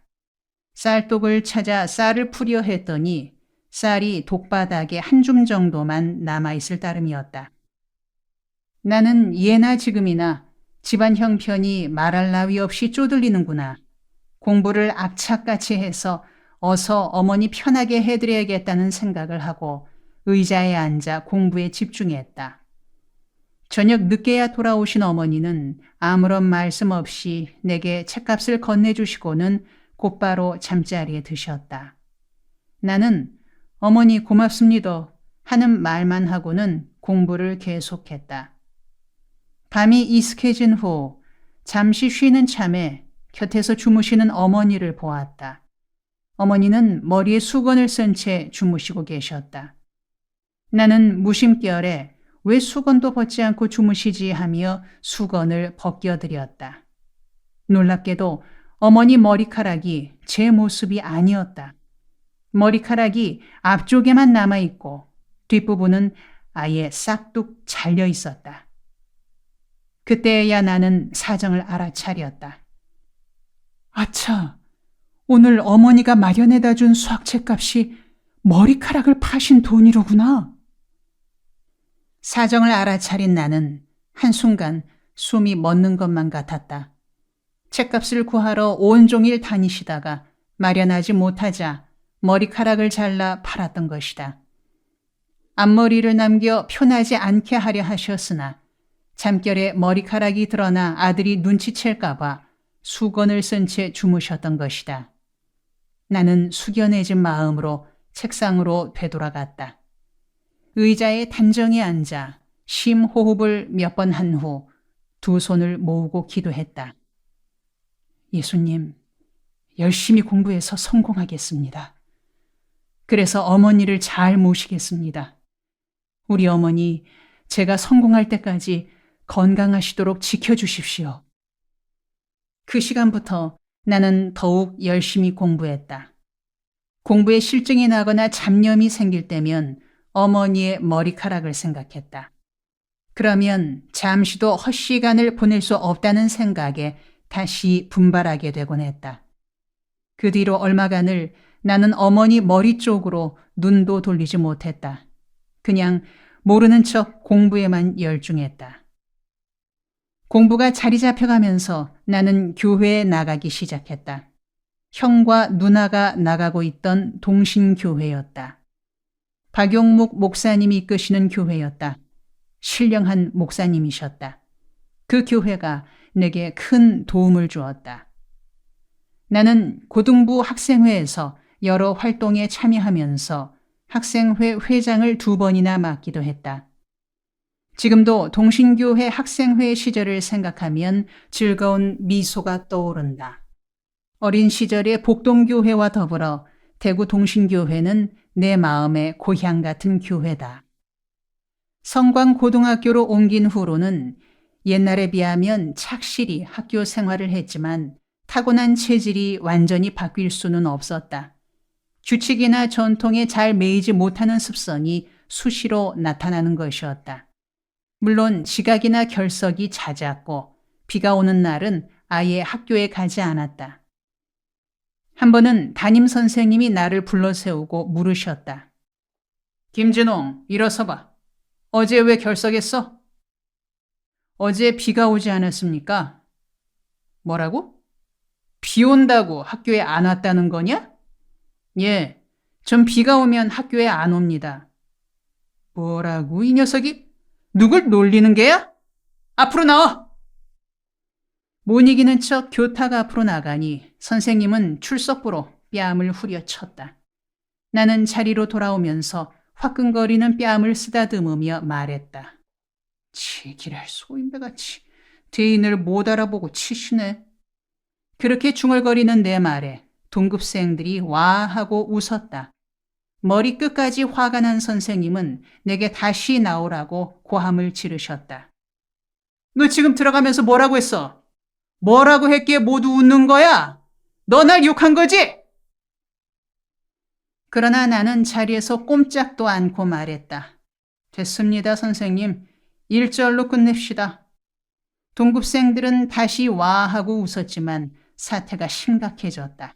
선생님의 분노가 폭발해버린 것이었다. 선생님은 길길이 뛰며 교무실로 오라고 엄명을 내리고는 교실에서 나가셨다. 하지만 나는 교무실로 가지 않고 집으로 왔다.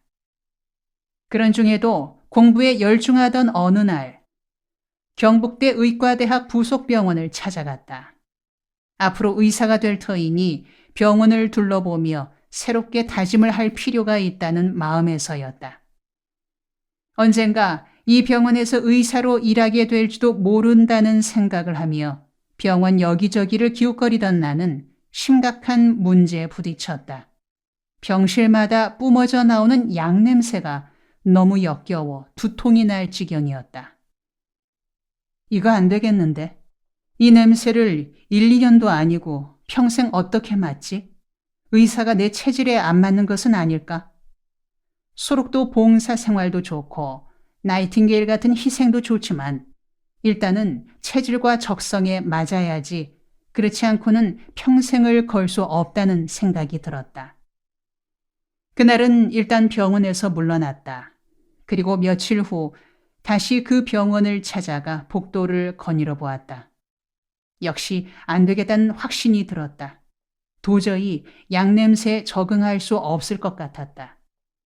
그래서 의과대학 가는 길은 포기하고 법과대학에 가기로 했다. 나 때문에 고생하시는 어머니를 조금이라도 편하게 해드리려면 법대에 가서 고등고시에 합격하는 길이 가장 빠른 방법이란 생각에서였다.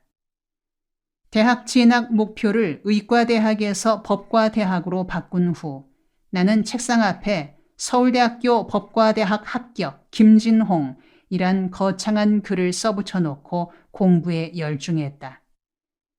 하루는 어머니께서 외출하시며 이르셨다. 진홍아, 연탄 갈아놓고 아궁이 열어두었다. 한참 있다 아궁이 막아라. 그리고 솥에 네 밥을 넣어 탄불 얹어뒀다. 때 되면 밥 챙겨 먹거라. 나는 무심결에 예 하고 대답했으나 공부에 몰두하여 잊고 말았다. 얼마 후 부엌에서 어머니의 외마디 소리가 들렸다. 아이고, 도대체 이게 무슨 일이고? 깜짝 놀라 나가보니 온 부엌에 연기가 가득하고 탄내가 코를 찔렀다. 그동안 연탄불이 활짝 피어 솥 안에 있던 물은 다 졸아버리고 솥바닥이 연탄불에 녹아내려 밥그릇이 연탄 위에 떨어져서 밥이 타고 있었다. 어머니는 혀를 차며 역정을 내셨다. 니는 공부를 해도 어찌 그렇게 별나게 하노? 솥이 이 지경이 되도록 몰랐더나? 냄새도 안 나더나?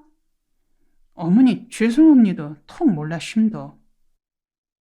할 말이 없어진 나는 뒤통수를 긁으며 방으로 들어가 다시 공부에 몰두했다.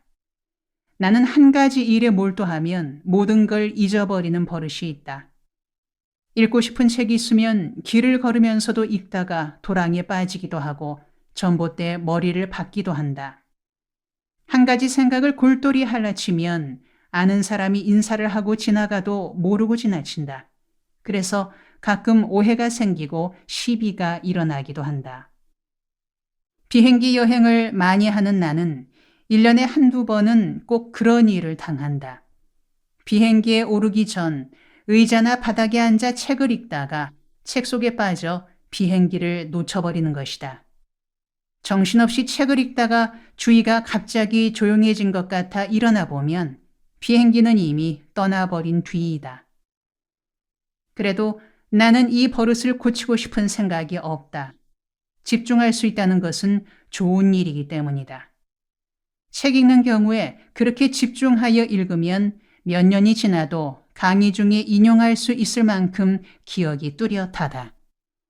그렇게 집중해 읽고 생각한 것들은 나 자신의 한 부분으로 자리 잡는다. 그러니 굳이 고칠 필요가 있겠는가? 그 후로도 나는 열심히 공부했다. 어느 날 밤 역시 카페나를 먹고 공부하는 중이었다. 새벽 3시쯤 갑자기 어지럼증이 생기더니 정신이 아득해졌다. 머릿속에서 별이 반짝이는 듯 하면서 정신을 잃었다. 얼마 후 깨어나 보니 의자에서 떨어져 방바닥에 쓰러져 있었다. 의식을 되찾은 후 나는 다시 의자에 앉아 공부했다. 그렇게 악착스레한 덕분에 짧은 기간 공부했던 푼수로는 괜찮은 성적을 거둘 수 있었다. 대학 입학 시험에 수석을 해서 4년간 학비 부담 없이 다닐 수 있게 된 것이다. 의과대학 가기를 포기한 후 법과대학 가서 법관이 되기로 마음먹고 공부했으나 막상 입시를 치를 때는 철학과로 바꾸었다. 문학가가 되고 싶었기 때문이다. 스스로 나는 문학의 자질이 있어서 세계적인 문호가 될 수 있다고 생각했다. 문인이 되려면 대학 시절에 철학을 공부하는 것이 좋으리란 판단에서 철학과로 진학한 것이다. 동서양 문호들 중에 철학을 공부했던 분들이 많기도 하려니와 문학으로 사람을 움직이려면 사상성이 있어야 한다고 생각했기 때문이다. 당시에 알게 된 예쁘고 영리한 아가씨가 있었다. 비 오는 날이면 우산도 없이 비를 맞으며 그녀의 집 앞을 서성거리곤 했다. 철학과로 원서를 쓰고 난 후 그녀에게 문호의 아내란 책을 선물했다. 문호 톨스토이의 아내에 대해 쓴 책이었다. 앞으로 대문호 김진홍의 아내가 될 터이니 미리 읽어두라는 뜻에서였다. 1962년의 대학 입학 시험은 전공별로 지원하는 국가시험제도였다. 법학과든 철학과든 자기가 원하는 과의 시험을 치르고 얻은 성적에 따라 대학을 선택하는 제도였다. 국가시험을 치르던 날 아침, 나는 국수 한 그릇을 먹은 후 집을 나서며 어머니께 말했다. 어머니, 시험 치러 갑니다. 오냐, 잘 다녀오너라. 그런데 도시락을 주셔야지요. 그러나 집안 사정이 도시락을 들고 갈 만한 처지가 아니었다. 도시락 없다. 그냥 가거라. 아니, 어머니, 딴 날도 아니고 입학시험 치르는 날인데 도시락도 없이 어떻게 합니까? 그래도 없는 도시락을 어쩌겠노. 그러고 사내 녀석이 도시락 하나 해결 못해서 되겠나? 먹든 굶든 네가 알아서 하거라.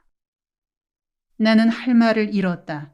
하지만 말씀은 그렇게 하셔도 어머니 마음이 쓰라릴 것이라 여겨져 아무 말 없이 집을 나섰다.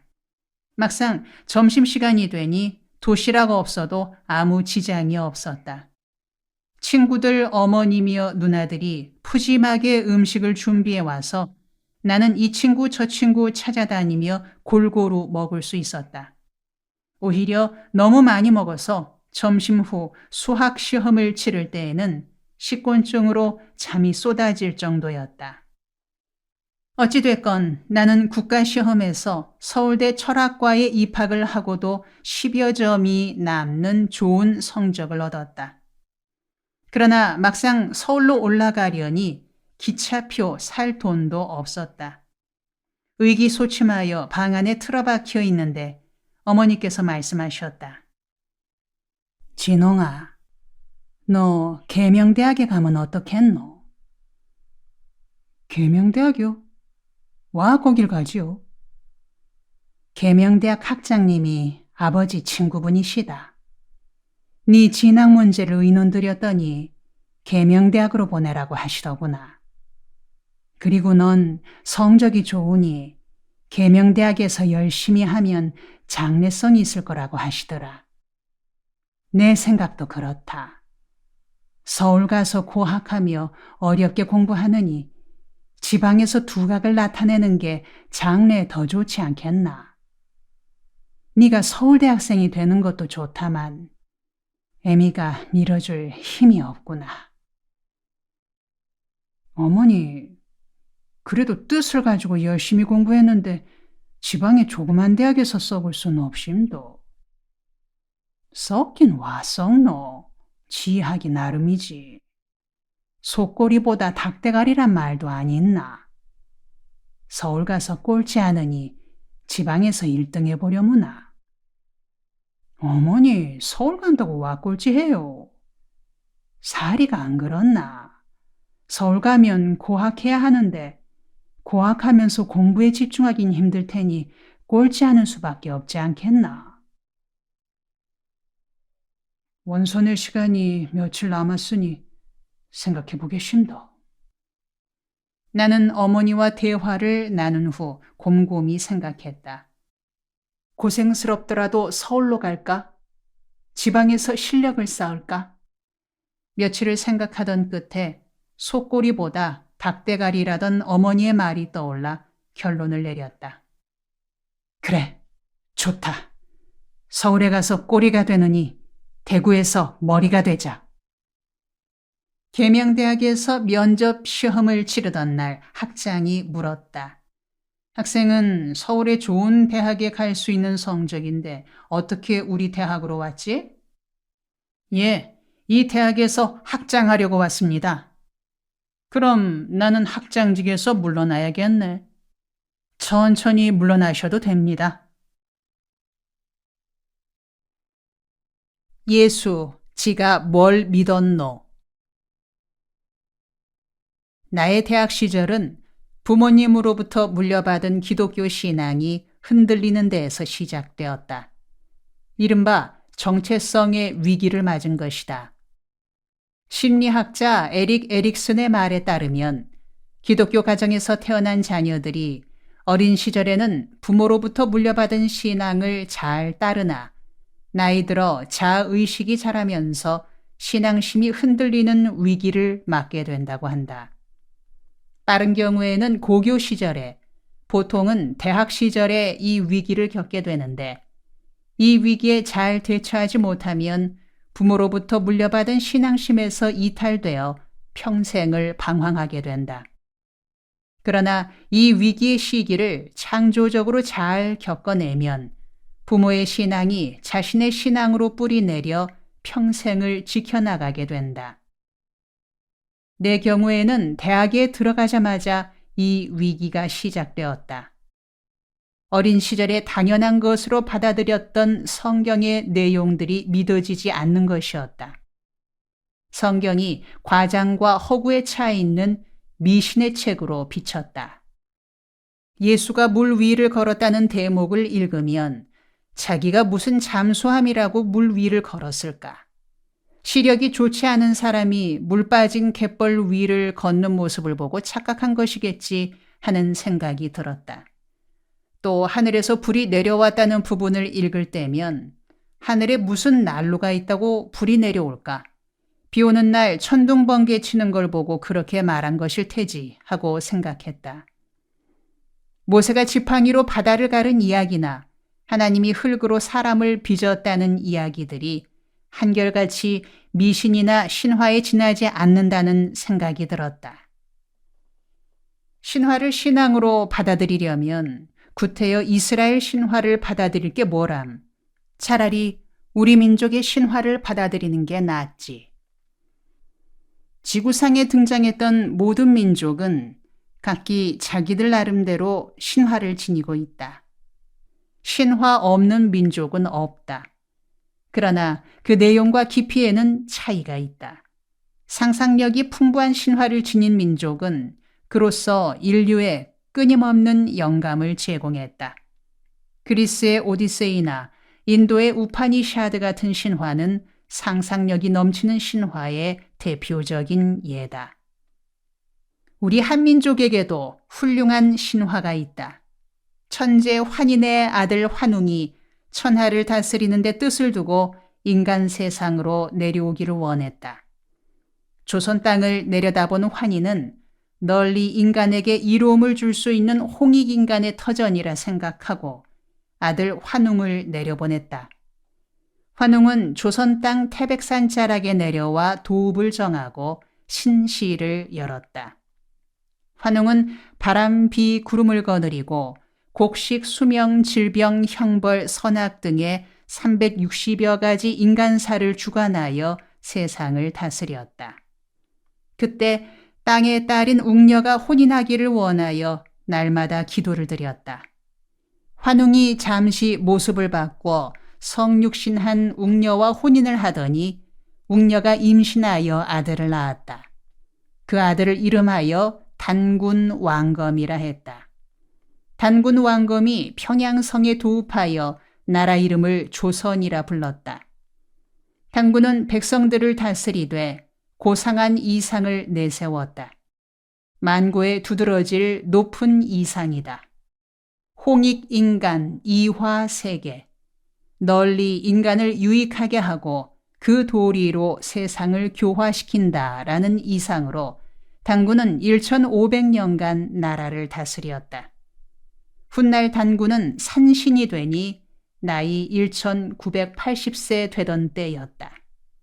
이것이 단군 신화의 줄거리다. 우리 조상님들이 남긴 이 신화가 다른 어느 민족의 신화보다 깊이가 있고 멋있지 않은가? 어찌 성경에 나타난 이스라엘 신화와 비교나 하겠는가? 훨씬 더 깊고 인간적인 정취가 있지 않은가? 환인, 환웅, 단군 속에 성부, 성자, 성령, 삼위일체 하나님의 모습이 들어있고 홍익인간 이념 속에 휴머니즘의 깊이가 있다. 태백산에 세운 신신은 하나님 나라의 모습이요.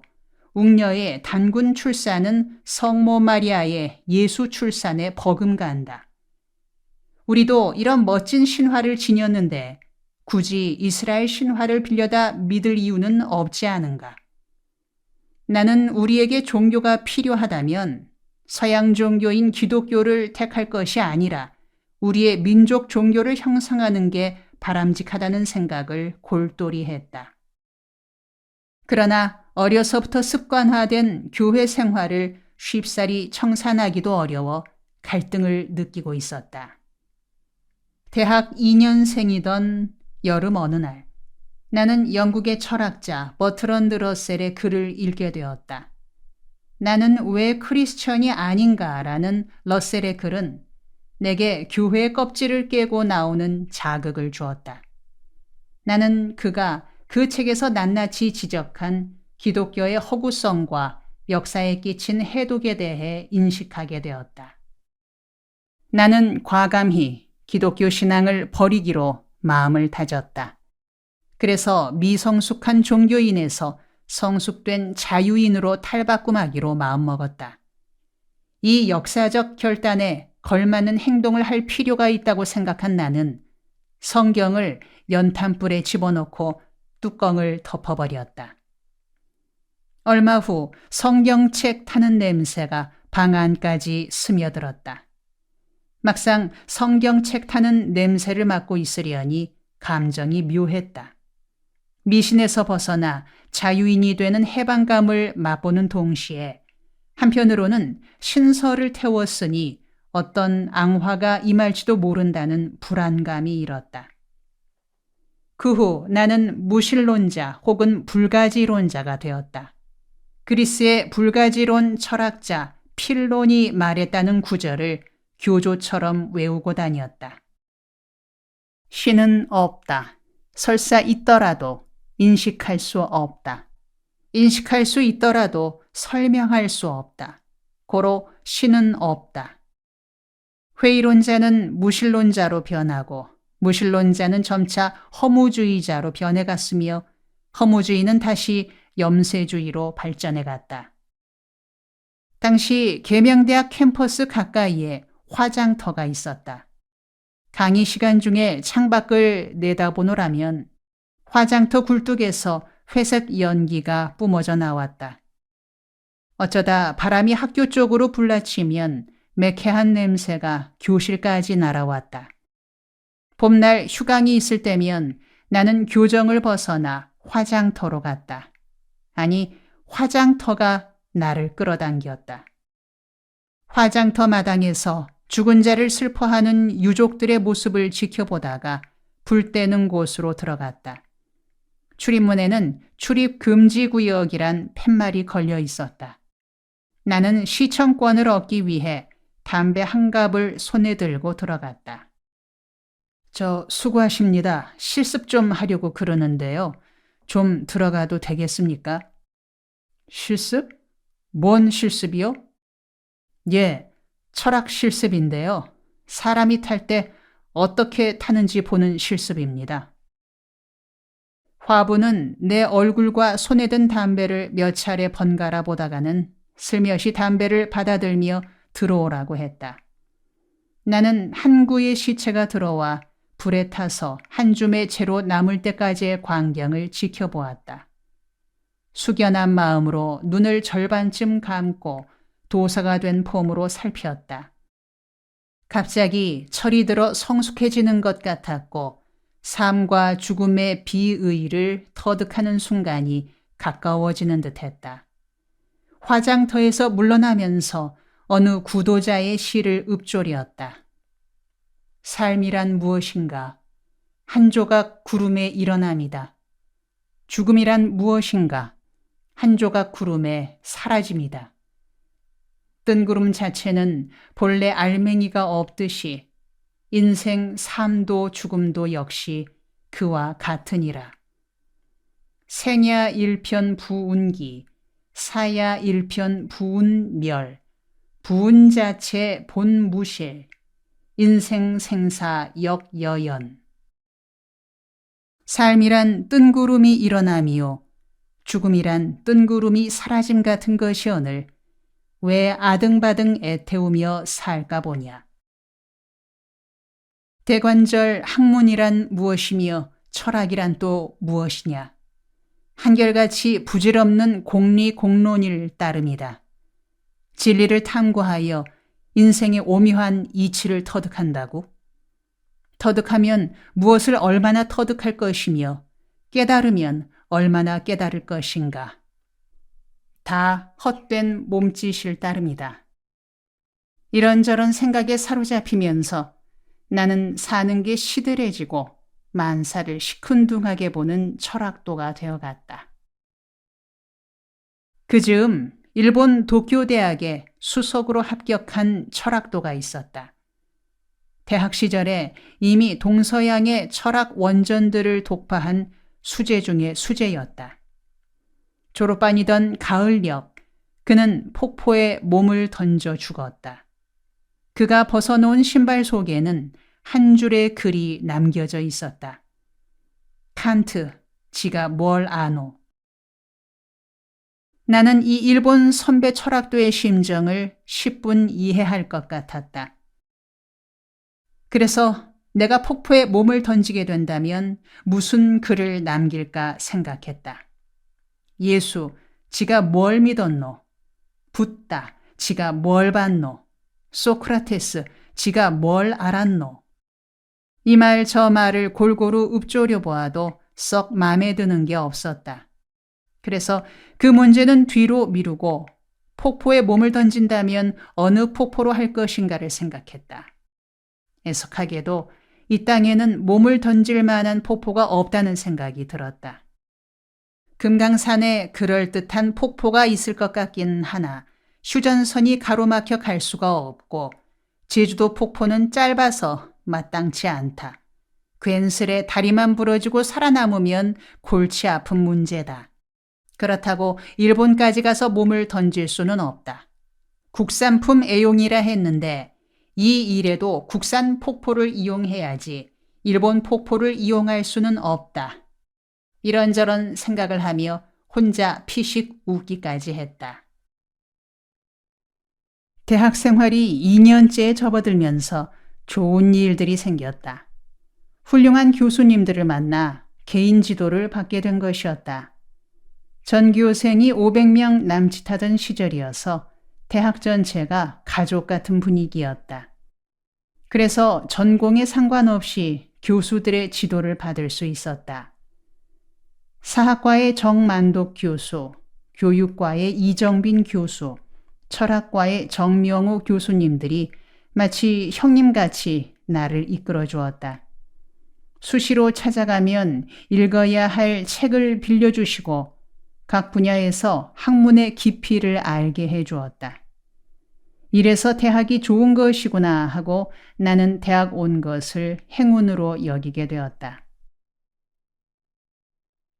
지금도 나는 관심 있는 분야가 골고루 다양하다. 정치 경제는 물론이려니와 역사 교육 등 여러 분야에 두루 관심을 지니고 있다. 이런 경향은 계명대학 시절 여러 교수님들을 스승으로 모시면서 체득한 것이리라. 그러던 중에 소흥렬 교수가 부임해왔다. 미국 미시간 대학에서 갓 학위를 마치고 온 젊은 교수였다. 명석한 논리에 주관이 뚜렷한 분이었다. 나는 소흥렬 교수의 지도를 받으면서 철학함이 무엇인가에 대한 인식이 열렸다. 소 교수의 강의는 지식으로서의 철학이 아니었다. 열을 뿜는 강의도 없었고 노트에 받았을 내용도 없었다. 그냥 대화였다. 교수와 학생들이 한 팀을 이루어 주고받는 이야기 시간이었다. 그런데 그 속에서 얻은 열매가 있었다. 철학을 하는 데 필요한 기본에 관한 것들이었다.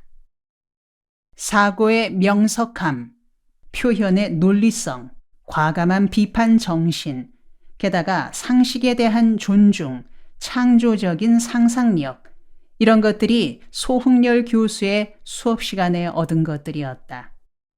소 교수의 논리학 시간이 가장 유익했다. 매일 아침 신문 3가지 사설을 읽고 와서 각 사설의 내용 전개에서 논리적 오류는 없는지, 비약은 없는지, 전제와 결론 사이에 모순은 없는지 등을 샅샅이 분석 비판하는 훈련을 쌓게 했다. 논리학 시험에서는 특이한 문제를 출제했다. 장기를 둘 줄 모르는 사람에게 장기 두기를 가르치는 글을 쓰라. 우리는 열심히 답안을 썼다. 그러나 막상 답안지를 제출했더니 교수님은 내용이 너무 길어서 읽기가 번거로우니 절반으로 줄이라는 지시를 내렸다. 우리는 길을 쓰고 절반으로 줄였다. 소 교수는 그래도 길어서 안 되겠다며 다시 절반으로 줄이되 장기 두기를 이해하는 데 지장이 없도록 하라고 지적하셨다. 우리는 하였습니다를 했다로, 그러므로를 고로로 줄이는 등 문장은 짧게 쓰되 뜻은 명확히 하느라고 갖은 애를 썼다. 철학과 교실에서의 이런 훈련이 지금까지 내 삶에 얼마나 큰 도움이 되고 있는지 말로 표현하기 어렵다. 오늘과 같이 스승을 만나기 어려운 시대에 계명대학에서 몇 분의 스승을 만나 지도받을 수 있었던 것이 내게는 큰 행운이었다. 세월이 지나면서 그 고마움을 새삼 느낀다. 나는 모교인 계명대학에 대한 긍지가 대단하다. 아들이 중학교 1학년일 때 자기는 장차 계명대학에 들어가겠노라 했다. 왜 하필이면 계명대학이냐고 물었더니 아버지가 자랑스럽게 생각하는 대학이니 좋은 대학임에 틀림없지요 하고 말했다. 나는 내 대학 시절에 비추어 젊은이들에게 말해준다. 좋은 대학에 들어가는 것이 문제가 아니다. 어떤 대학 시절을 보내는가가 중요하다. 명문 대학은 자신이 만들어간다. 자신이 대학 시절에 쌓은 학문의 깊이와 식견의 너비에 따라 명문 대학이 만들어지는 것이다. 2학년 중반에 이르자 건강에 문제가 생겼다. 위장병이 생기고 불면증에 시달렸다. 무엇보다 위장병은 입시 공부하면서 잠 안 오는 약 카페나를 과용하여 생긴 부작용인 듯했다. 나는 6개월이 넘도록 죽을 먹어야 했다. 병 중에 곤란한 병이 위장병이다. 제대로 먹지도 못하고 그나마 먹은 것마저 소화시키지를 못하니 신경이 날카로워지고 기운이 없어져 갔다. 나중에는 방에 앉아 마당을 쫑쫑거리고 다니는 병아리나 다람쥐를 보아도 부러운 생각이 들 정도였다. 저 다람쥐 병아리들은 어쩜 위장이 좋아 저렇게 뛰어다니고 있을까? 나도 저렇게 싱싱하게 뛰어다닐 날이 올 것인가? 위장병은 날로 악화되었다. 그야말로 백약이 무효했다. 드디어 나는 위장병에서 벗어나기 위해 결단을 내렸다. 위장병에 정면으로 맞서기로 결심한 것이다. 나는 담요 한 장을 들고 청도 운문사로 갔다. 운문사 방 한 칸의 여장을 풀고는 뒷산 골짜기로 올라가 앞이 훤히 트인 바위에 자리를 잡았다. 골짜기에 흐르는 물만 마시며 위장병과 맞닥뜨려 끝장을 낼 심산이었다. 말하자면 산기도인 셈인데 신심을 잃었을 때인지라 기도 내용이 온전할 리 없었다. 신이여, 조물주여, 제 위장도 당신이 지으신 것입니다. 조화를 일으키셔서 건강케 해주소서.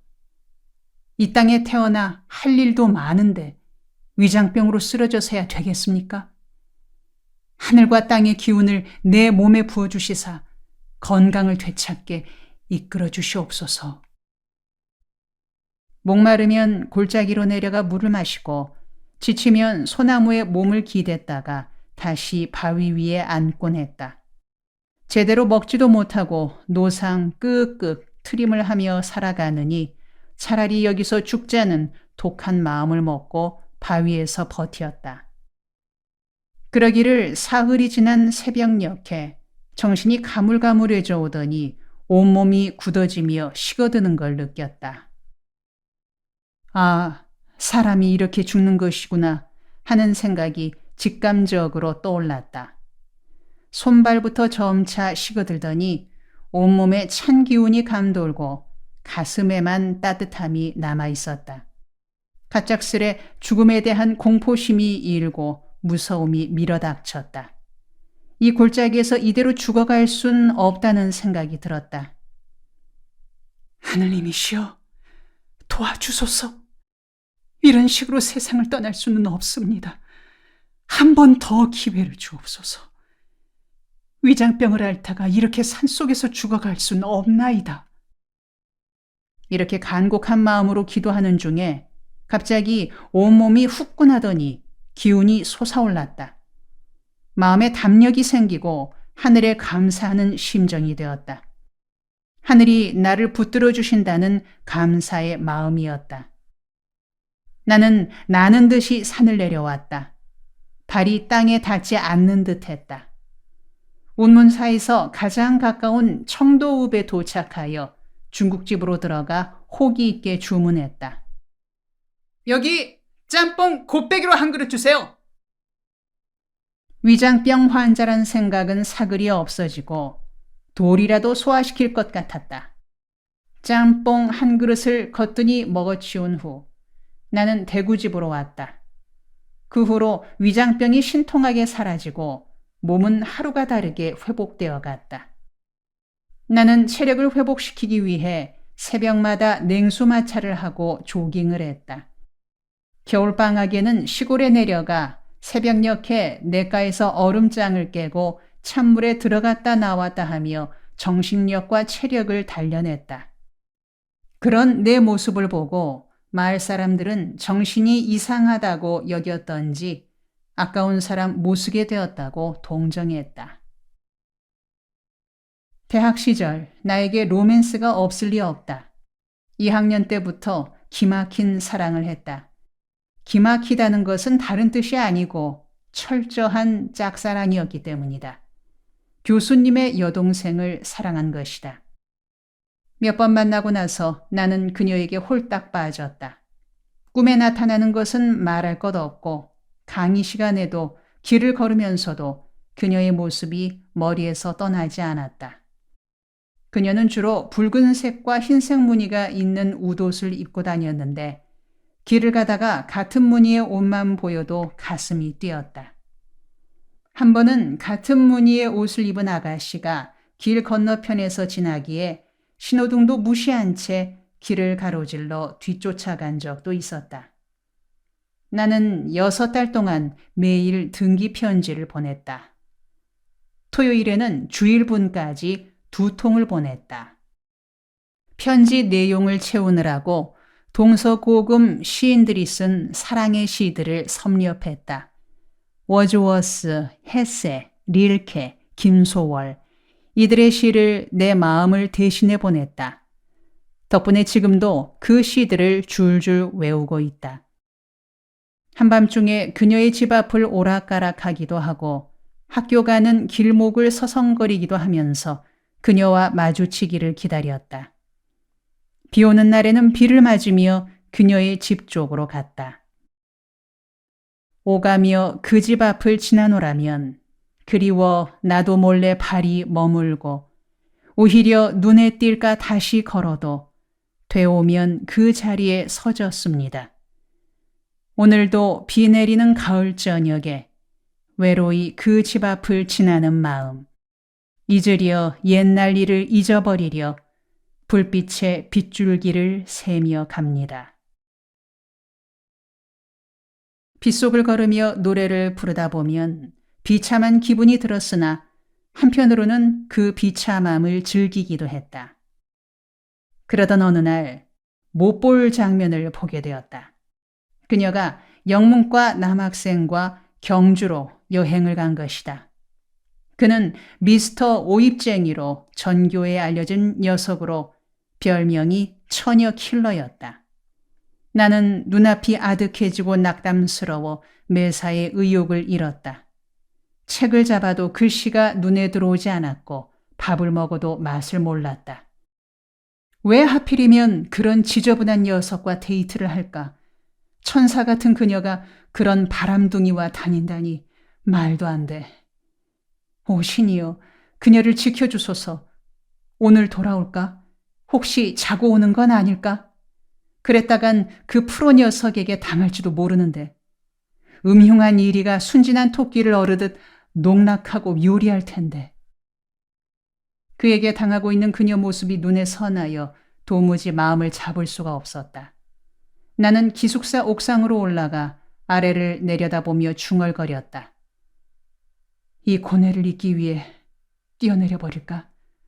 아니야, 이렇게 허무하게 끝낼 수는 없어. 그녀는 내가 왜 죽었는지도 모를 테니까.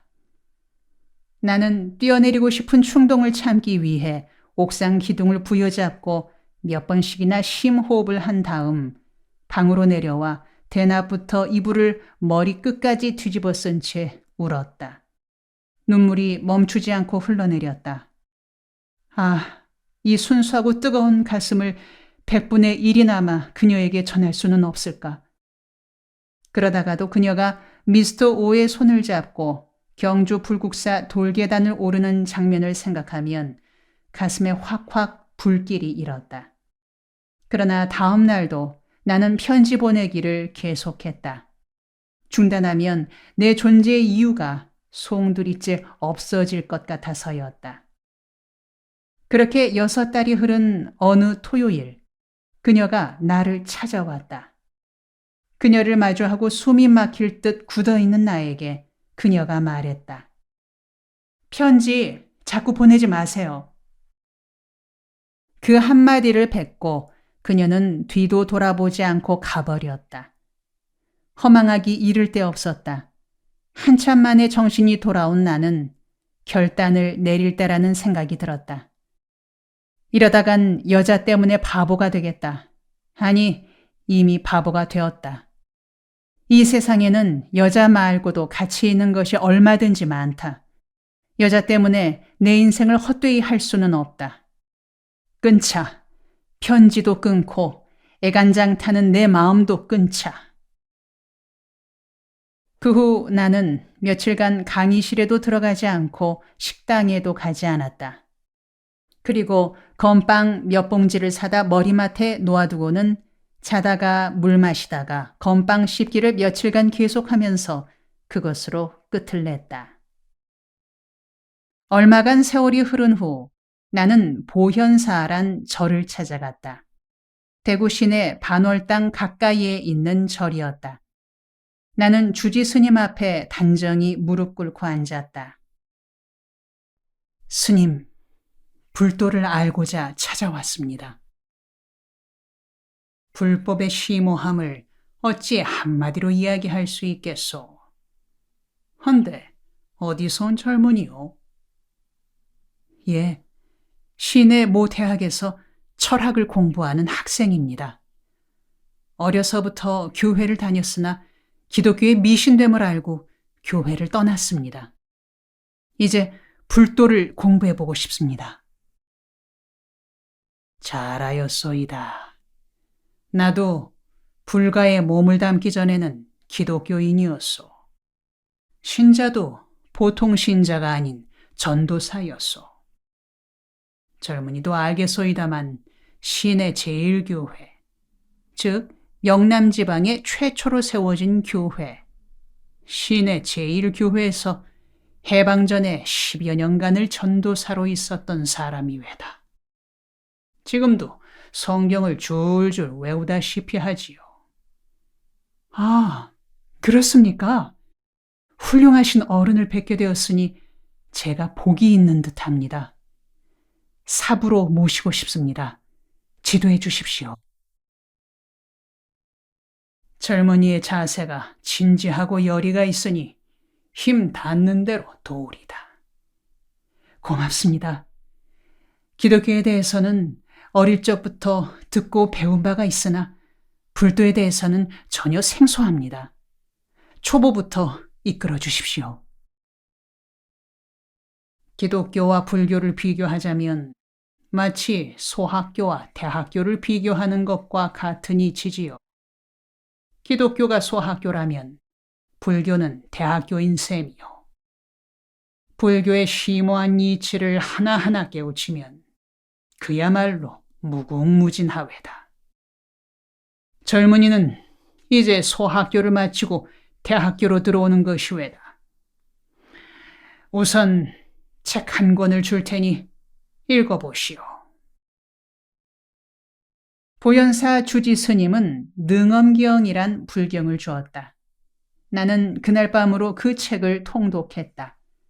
사흘 후 다시 보현사를 찾아 능엄경을 다 읽었노라 말씀드렸더니 주지 스님은 열의가 있어 앞으로 크게 발전하겠다고 흡족해하며 금강경을 주었다. 금강경은 능엄경에 비해 훨씬 어렵고 또 깊이가 있는 것 같았다. 금강경 중에 1절이 특히 마음에 들어 되짚어 읽었다. 무릇 상 있는 모든 것이 더불어 허망하니 만약 여러 상 있는 것들 중에서 상 아닌 상을 보면 바로 열애를 보는 것이니라. 범소 유상 계시 허망 약견 재상 비상 주견 열애. 플라톤의 이데아론에 비할 만한 구절이었다. 플라톤은 말했다.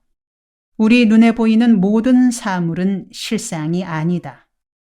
허상, 즉 그림자일 뿐이다. 그 허상 뒤에 보이지 않는 실상인 이데아의 세계가 있다. 눈에 보이는 상들은 그들 뒤에 있는 이데아의 그림자일 뿐이다. 그러므로 허상에서 벗어나 실상의 세계, 이데아의 세계를 사모하고 탐구할 것이라고 했다. 앞에서 인용한 구절은 불교판 이데아론에 준하는 내용인 셈이다. 돈, 여자, 지위, 모든 것들은 허망하다. 눈에 보이는 것 중 보이지 않는 참된 것을 보는 것이 진리인 열애를 보는 것이다. 나는 이 말을 모름지기 불제자들은 눈에 보이는 세계에 빠지지 말고 보이지 않는 진리의 세계를 보려고 애쓰라는 말로 이해하고 그때부터 진리의 세계인 열애를 보려고 애썼다. 대구시내 각 대학교 학생들 중에서 불도를 공부하려는 학생들을 모아 불교 학생회를 조직하고 나는 학술부장 직책을 맡았다. 불경에 대한 독서회를 열고 학생들을 모시고 공개 강의도 열었다. 기독교 대학인 계명대학에서 불교 사상 강연회를 주관했으니 어지간히 열심이었던 셈이다. 산사를 다니며 수행을 하고 경을 읽으며 참선을 했다. 그러나 불교에 정진하려고 노력했으되 열애의 세계는 잡히지 않고 가물가물하기만 했다. 불교에서 법회를 열 때면 사홍서원을 소응하는 순서가 있다. 사홍서원이란 불제자가 부처님 앞에 드리는 4가지 서원을 일컫는다. 교회에서 예배 드릴 때 사도신경을 고백하는 것과 비슷하다. 사홍서원을 소응하는 방법은 한 사람이 한 구절씩 선창하면 회중이 뒤따라 복창한다. 사홍서원은 인간의 종교심이 추구하는 극치라고 할 만큼 깊고 중요한 내용이다. 중생이 아무리 많을지라도 건져 구원하기를 서원하나이다. 번뇌가 아무리 많을지라도 끊어 벗어나기를 서원하나이다. 부처님의 가르치심이 한량없이 많을지라도 배우기를 서원하나이다. 부처님의 도가 끝없이 높고 높을지라도 이루기를 서원하나이다. 중생 무변 서원도, 번뇌 무진 서원단, 법문 무량 서원학, 불도 무상 서원성. 나는 열심히 법회에 참석해 사홍 서원을 소응하고 불경을 읽으면서 번뇌를 끊고 깨달음의 경지에 이르기를 염원했다. 그러나 내가 도달한 경지는 전혀 엉뚱한 방향이었다. 불면증에 걸린 것이다. 108번뇌를 끊고 해탈의 경지에 이르고자 했던 것과는 반대로 새벽 서너 시가 되도록 잠을 이루지 못하는 불면증 환자가 되고 만 것이다. 새벽까지 잠들지 못하다가 새벽녘에 겨우 한잠 자고 나면 다음 날은 온종일 구름 위를 둥둥 떠다니는 듯 했다.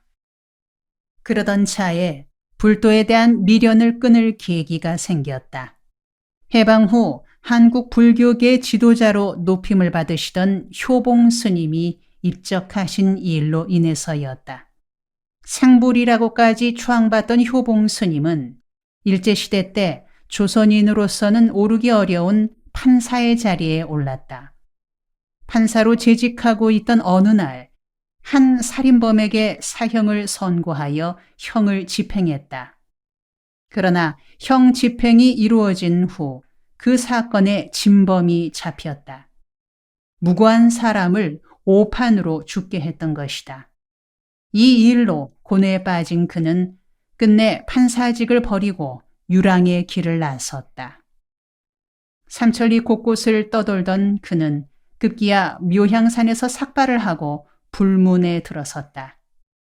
그 후 정진의 정진을 거듭하여 높은 경지에 이른 그는 생불이란 칭호를 얻기에 이르렀다. 그런 효봉 스님이 숨을 거두셨다. 그런데 효봉 큰 스님이 입적하시던 날 마지막 남긴 말이 불심이 적은 나에게는 잘 이해가 되지 않았다. 병중에 계시던 스님은 아침나절 상좌승에게 말씀하셨다. 나 오늘 길 떠난다. 스님, 몸도 불편하신데 어디로 가시려 하십니까? 가만히 조리하시옵소서. 그 녀석, 내가 오늘 간다니까. 글쎄 스님, 무리하시지 마시라니까요. 이런 대화를 나눈 그날 정오경에 효봉 큰 스님은 앉은 자세로 입적하셨다. 마지막 남기신 말이 무라는 한마디였다. 그 말을 들은 친구들은 감격스러워했다. 과연 큰 어른의 마지막 말씀이 다르다고들 하면서 공경하는 마음을 더 깊이 하였다. 그러나 나는 공경심이 들지 않고 뭔가 석연치 않은 마음이 들었다. 나는 원래 따지기를 좋아하는 성격인데다 철학과 교실에서 그 방면으로 훈련된 처지다. 무슨 말이든 그 내용이 의미하는 바를 분석하고 비판하는 일에 이골이 난 처지였다. 그래서 나는 효봉 큰 스님이 입적하시던 자리에서 뱉으셨다는 무란 말을 거듭 되뇌며 그것이 의미하는 바를 곰곰이 생각했다. 나는 무언가 있는 것을 찾아 애쓰는 것이지 없는 것을 찾고 있는 것이 아니다. 그런데 무라니 곤란하지 않은가? 나 자신이 방황하고 고뇌하며 회의하는 것은 나라는 존재가 있기 때문이다. 적어도 나 자신만큼은 존재함에서 문제가 발생한다. 그런데 무라니?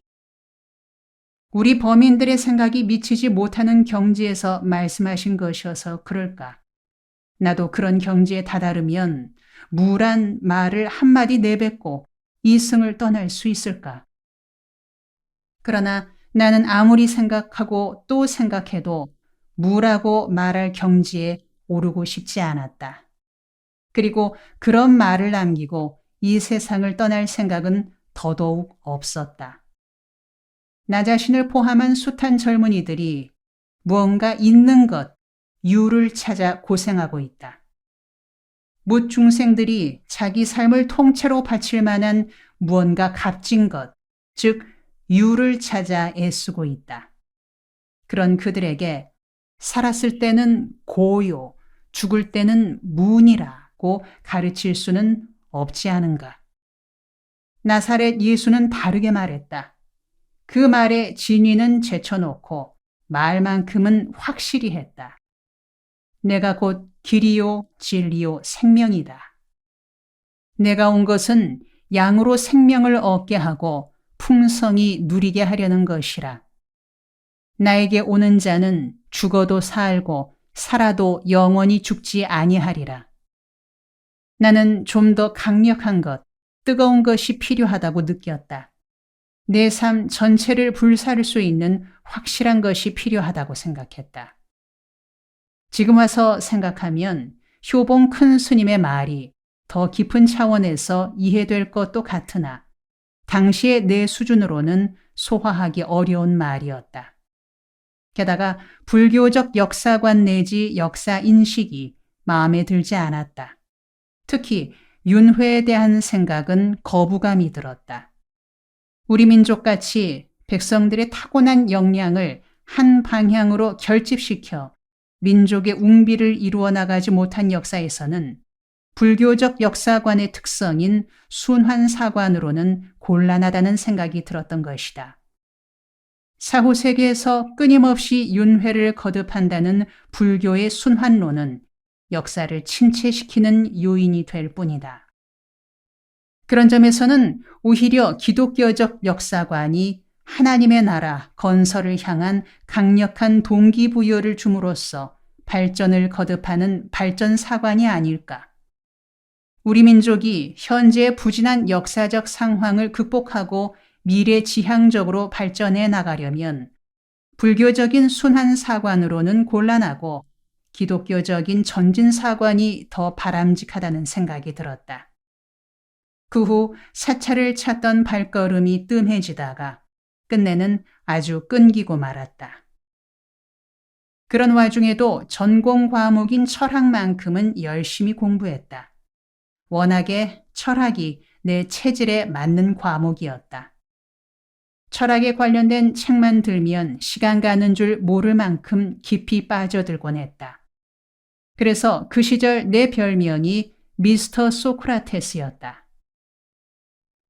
2학년 때부터 나는 해마다 열리는 전국 철학 학술대회에 참가했다.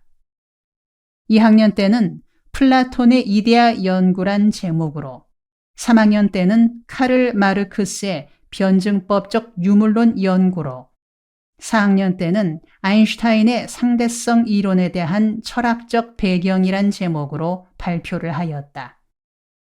그러자 주위에서는 나를 장래 철학 교수가 될 인물로 인정했다. 나 스스로도 장차 한국 철학계를 짊어지고 나갈 기둥이 되겠다는 자부심을 품고 공부를 했다. 그래서 도서관 지킴이가 되었다. 도서관에 가장 일찍 들어가 맨 나중에 나온다 하여 붙은 별명이었다.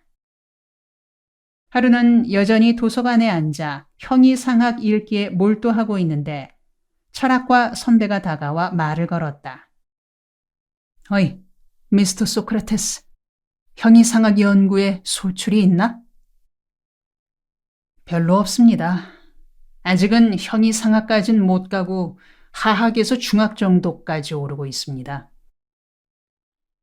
딴 게 아니고 급하고 중요한 일로 이야기하고 싶은 게 있으니 도서관 앞 잔디밭으로 좀 나와봐라. 홍응표란 선배는 말을 마치자 성큼성큼 나가버렸다.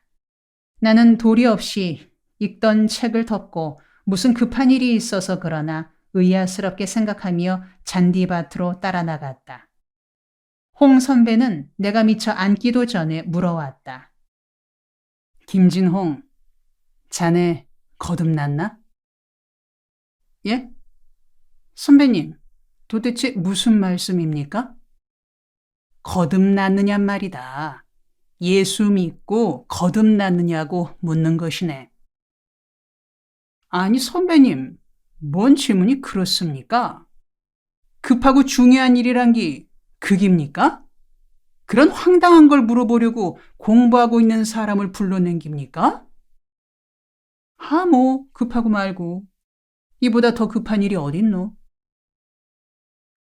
자네가 이마누엘 칸트를 아무리 읽어보았자 그 속에서 생명을 얻을 수는 없네. 고민만 더해줄 따름이네. 자네도 그만큼 열심히 읽었으면 지금쯤 질릴 때도 됐을 텐데. 칸트의 전공은 질문일세. 그에게는 해답이 없어. 해답은 나사렛 예수에게만 있는 게야. 자네도 칸트처럼 평생을 해답 없는 질문만 계속할 텐가? 형이상학을 한다는 것은 출구 없는 숲속을 헤매는 것과 같아 깊이 들어가면 갈수록 오히려 길을 잃고 마는 것이네. 자네는 영특하니 잘 판단하게나. 내가 자네에게 급하다고 말한 것은 자네 영혼이 죽고 사는 문제니까 그렇게 말한 것이네. 지금의 자네에게 가장 중요한 문제는 나사렛 예수를 평생의 주인으로 모시고 거듭나는 일일세. 홍 선배는 나를 설득하려 했다. 그러나 그의 설득이 내게 통할 리 없었다. 나는 그런 선배가 오히려 측은한 생각이 들었다. 지능지수가 어느 정도로 낮으면 저런 수준에 머물러 있을까? 이른바 형이상학을 다룬다는 철학도가 저런 형이하학적인 수준의 사고에 머물러 있는 게 한심했다. 아예 나와는 토론 상대가 되지 못한다고 판단하고는 한마디 일러주고 자리를 떴다. 선배님이나 혼자 거듭나시라요. 거듭나서 천당에 가든지 만당에 가든지 가서 잘 먹고 잘 사시라요. 나는 선배 같은 수준의 사람들이 가는 곳이라면 동행할 마음이 없습니다. 나는 거듭나지 못해서 지옥에 가야 한다면 인간답게 가겠습니다. 변증법을 공부하고 형이상학을 논하는 사람이 어떻게 거듭났느니 구원받았느니 하는 질문을 할 수 있습니까? 나는 그런 사람들이 가는 천당에 가서 머리 없는 도야지로 사느니 차라리 지옥 가서 생각하는 소크라테스로 살랍니다. 글쎄, 자네가 지금은 그렇게 고상한 말을 하고 있지만 시간 문제세. 언젠가 내 말에 고개 숙일 때가 올 것일세. 그날이 오도록 내가 기도하지. 자네는 자네가 원하는 변증법 형이상학 하러 가게나. 나는 들을 귀 있는 자들에게로 가서 거듭나는 길을 전하겠네. 자네가 지금보다 훨씬 더 가난해진 후에 만나세나. 형이상학 먹다가 영양실조 걸려 기진맥진해질 때쯤에 내가 영양분이 넘치는 생명의 떡을 다시 전해주겠네. 계명대학에는 해마다 5월이면 개교 기념 행사가 있고 행사 기간 중에 메이 퀸과 메이 킹을 뽑았다. 메이 킹으로 뽑힌 남학생이 메이 퀸으로 뽑힌 여학생에게 5월의 여왕 관을 씌워주는 행사였다. 각 과별로 메이 킹 후보 한 사람씩을 뽑아 전교생이 모인 자리에서 한 명의 킹을 뽑았다. 방식은 후보자들에게 10분 동안 장기자랑을 하게 한 후 인기 투표로 결정했다. 나는 2학년 때부터 졸업할 때까지 거듭 메이 킹으로 뽑혔다. 비결은 장기자랑에 나갔을 때 전교생을 웃기는 솜씨였다. 내가 마이크를 잡고 온갖 잡설로 웃기고 나면 너무 웃어서 다음날 백가죽이 아프다는 여학생들도 있었다. 이래저래 대학 시절은 멋진 시절이었다. 열심히 공부했고 화끈하게 놀았다. 철저히 방황했고 뜨겁게 사랑했다. 비록 그 사랑이 짝사랑이긴 했지만 순수하고 뜨거웠다. 나는 지금도 대학 시절 나날을 꿈꿀 때가 있다. 그 시절의 강의실과 캠퍼스, 친구들과 여학생들은 꿈자리의 단골 메뉴다. 4학년이 되었을 때 한일 국교 정상화 반대 시위로 온 나라가 시끄러워졌다. 대학마다 데모 열풍이 뜨겁게 달아올랐다. 계명대학이라고 예외일 수는 없었다. 어느 날 나는 전교생이 강당에 모인 자리에서 가두 시위를 할 수 있도록 분위기를 잡아달라는 부탁을 받게 되었다. 말하자면 내가 선동에는 소질이 있으니 솜씨를 발휘해달라는 부탁이었다. 나는 동료들의 부탁을 받아들여 전교생 앞에서 일장 연설을 했고 전교생이 스크럼을 짜고 거리로 나섰다. 경찰이 저지하고 우리는 돌을 던졌다. 우리가 던진 돌에 경찰서장의 코가 부러졌다. 화가 난 경찰들은 거칠어졌고 학생들의 흥분도 고조되었다. 밀고 밀리는 소란을 겪은 후 나와 몇몇이 주동자로 잡혔다. 대구경찰서에서 사흘밤을 자고 훈방되었다. 이것이 나의 첫 번째 유치장 경험이었다. 우리들의 돌팔매질로 부러진 콧대 붕대를 싸맨 경찰서장께서 우리를 훈방하며 말했다. 학생들이 나라 사랑으로 시위를 하는 뜻은 갸륵하나 학생 때는 공부만 하는 땡기라. 그것이 니들 자신에게도 나라에도 유익한 기다. 내보내줄 테니 나가서 공부들 열심히 해라. 데모하는 학생들도 막는 경찰도 한결같이 순수했던 시절이었다. 요즘은 데모에 전문가들이 생겨 너무 살벌해지고 낭만적인 분위기가 사라졌다. 안타까운 일이다. 폭풍 속으로. 그 무렵 우리 가정에 큰 시련이 닥쳤다. 형님으로 인해서다. 나보다 4살 위인 형님은 인물 좋고 마음씨 좋은 성품이었다. 그런데 대학에 다니다 군대를 갔다 오더니 행동이 이상하게 변했다. 밥상을 받으면 밥그릇을 코에 대고 냄새를 맡은 다음 눈을 부라리며 따졌다. 밥에 독약 넣었나? 예? 형님, 그게 무슨 말입니까? 밥에 독약은 왜 안 넣습니까? 좋다, 그럼 네가 먼저 먹어봐라. 형은 내가 먼저 한 숟갈 먹고서 아무 탈이 없음을 확인하고 나서야 자기도 밥을 먹었다. 어느 날은 한밤중에 부엌칼을 들고 들어와 내게 주며 어머니를 찌르라고 했다. 저 여자를 이 칼로 찔러라. 우리 집에 들어온 마귀다. 형님, 이게 뭔 짓입니까? 저 여자를 찔러 죽여버리라니까? 안 그러면 우리 집이 망한단 말이다. 형님 때문에 우리 집은 아수라장이 되었다. 정신병에 경험이 없었던 식구들은 영문을 모른 채 서로 원망하고 어쩔 줄 몰라 했다. 비관에 빠진 어머니는 끼니 거르기를 일삼았고 우리 동생들은 집에 들어오기를 싫어했다. 원래 집에 정신병자가 있으면 다른 식구들도 절반은 정신병자가 된다. 정신병자에게 시달려 떼병자가 되는 것이다. 우리 집도 그렇게 되어갔다. 얼마가 지난 뒤 형의 증세가 정신병인 줄 알고부터는 형님을 뒷바라지하느라 온 식구들이 지쳐갔다. 견디다 못한 우리는 아르바이트에서 모은 돈으로 형을 정신병원에 입원시켰다. 입원 후 한 달 정도 지나면서 병세가 호전되는 기미가 보였다. 병원에서는 5, 6개월 입원시켜야 한다고 했지만 경제력이 문제였다. 달포쯤 지나면 돈이 떨어져 하는 수 없이 퇴원시켰다. 이후 얼마간은 괜찮았지만 3, 4개월 후면 병세가 다시 도졌다. 우리는 견딜 만큼 견디다 도저히 감당하기 어려울 때쯤이면 다시 입원을 시켰다. 그러기를 3차례 거듭하니 나중에는 형님이라면 진절머리가 났다.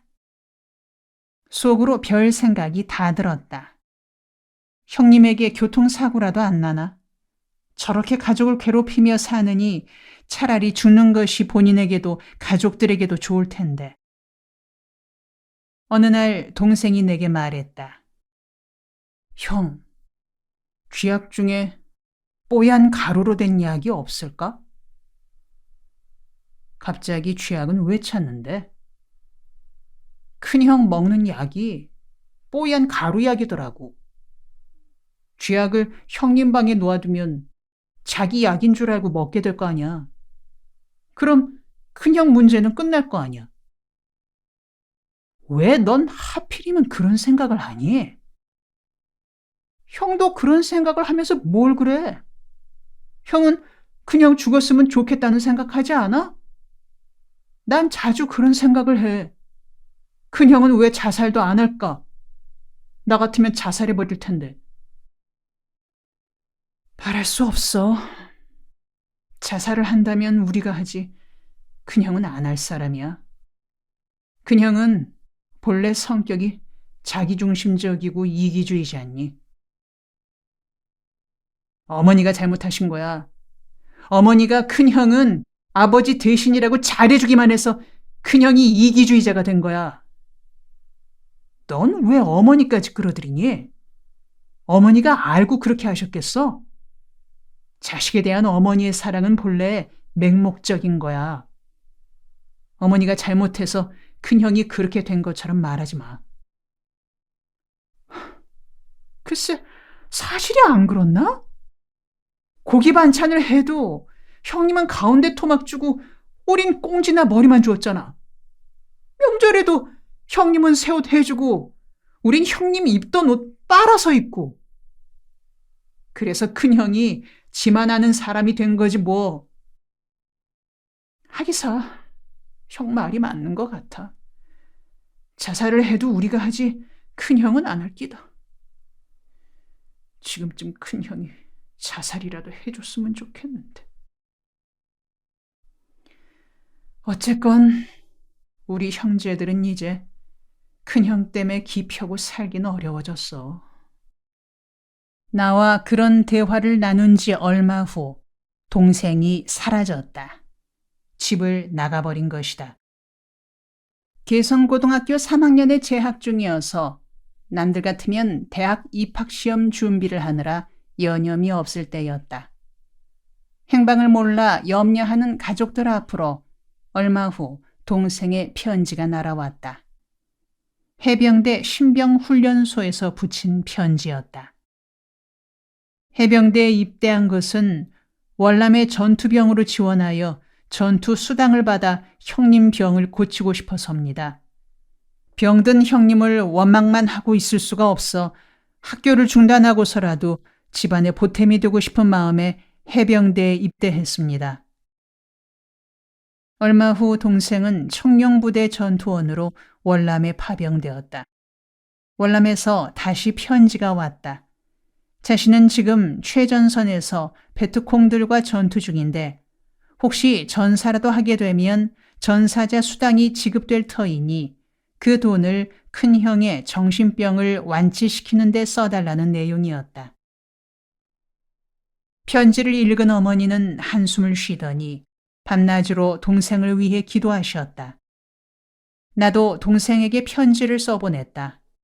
우리 집안에 형님 한 분 잘못된 것으로 충분하니 너는 꼭 살아서 돌아와야 한다는 내용이었다. 그 후 다행히 동생은 약간의 부상만 입고 귀국했다. 그러나 형님의 정신병은 끝내 회복되지 않았다. 동생이 목숨을 담보로 벌어 보내온 전투수당이 거의 모두 병원비로 지급되었음에도 불구하고 형님의 정신은 맑아지기는커녕 오히려 더 심해지더니 엎친 데 덮친 격으로 육체마저 병들어 버렸다. 황달 증세가 보이더니 눈이 샛노래지고 몸이 부어오르기 시작했다. 우리는 형님을 대구 동산병원에 입원시켰다. 얼마 후 담당 의사가 김철호 환자의 보호자를 찾는다기에 갔더니 이렇게 일러주었다. 솔직히 말하죠. 김초로 환자는 의술로 조치할 건 다 했습니다만 가망이 없습니다. 아마 일주일을 넘기기가 어려울 겁니다. 너무 늦게 입원했습니다. 보아하니 가장 형편도 넉넉지 못하신 것 같은데 퇴원시키고 장례 준비를 하시죠. 병원에 더 있어봤자 좋아질 길은 없고 비용만 나갈 따름입니다. 나는 의사 선생님께 감사의 뜻을 표하고 그 길로 퇴원 수속을 밟았다. 집으로 와서 볕드는 방에 형님을 안정시킨 뒤 누님과 동생 나 셋이 한 방에 모여 단합 대회를 열었다. 형님이 참 안 됐다. 그렇게 좋은 성품, 좋은 인물이었는데 군에서 정신병을 얻어 동생들에게까지 미움받다가 결국은 황달로 죽게 되는구나. 그래도 그나마 다행이다. 이제 며칠 안으로 형님 장례 끝내고 우리 새 출발하자. 남은 삼남매가 합심해서 어머니 위로하고 집안을 일으키자. 형님 장례 끝나는 시간부터 집안 분위기를 바꾸고 새로 시작하자. 형님이 못한 몫까지 우리 셋이 감당하자. 삼남매가 그렇게 다짐한 후 장례 준비에 들어갔다. 우리들에게는 새로운 의욕이 생겨났다. 그런데 뜻밖에도 어머니가 여행 채비를 갖추고 집을 나서시는 것이었다. 얘들아, 나 고향 좀 다녀오마. 아니 어머니, 형님이 오늘 내일 하는데 어딜 가신다는 겁니까? 가시더라도 형님 일은 끝내고 가셔야죠. 아니다. 형 일로 갈 일이 있다. 어머니는 이틀 후 큰 보퉁이를 머리에 이고 돌아오셨다. 나는 보퉁이를 받아내리면서 물었다. 어머니, 뭔 보퉁이를 이렇게 이고 오셔요? 너희 형 약이다. 고향 가서 형에게 좋다는 약을 캐왔다. 아니, 그러면 이 약캐로 고향에 가셨던 거예요? 그래. 죽어가는 사람 꼴을 그대로 보고만 있을 수는 없더라. 보퉁이를 펼치니 온갖 풀뿌리며 나무뿌리들이 가득했다. 쑥뿌리가 가장 많았고 익모초, 도라지, 더덕, 엉겅퀴 등의 뿌리들이 뒤섞여 있었다. 어머니는 아들을 살리겠다는 일념으로 고향에 가서 산과 들을 다니며 몸에 좋다는 것들은 모조리 캐오신 것이었다. 어머니는 그 뿌리들을 씻어 솥에 넣고는 가득히 물을 부어 연탄불에 올려놓았다. 이틀 후 뿌리들을 건져내니 새까만 물이 남았다. 그 물을 식혀 형에게 마시게 했다. 딱 3사발을 마시고 나니 형의 병이 감쪽같이 나아버렸다. 노랗던 눈도 제 색을 되찾고 부었던 몸도 부기가 내려 정상적인 몸으로 바뀌었다. 그러더니 금세 기력을 되찾고 일어나는 게 아닌가. 나는 가슴이 철렁했다. 이거 참 큰일 났네. 정신병은 그냥 두고 황달만 고치면 어떡하나. 그때 우리의 낙담은 말로 표현하기 어려울 정도였다. 나는 어머니께 항의했다. 어머니, 참말로 너무하십니다. 큰아들만 눈에 보이고 우리는 보이지 않습니까? 황달로 겨우 이제사 죽을 형님을 되살려 놓으면 뒷감당을 어떡합니까? 정신병은 그냥 두고 황달만 고쳐 놓으면 이제 정신병 뒷바라지는 누가 합니까?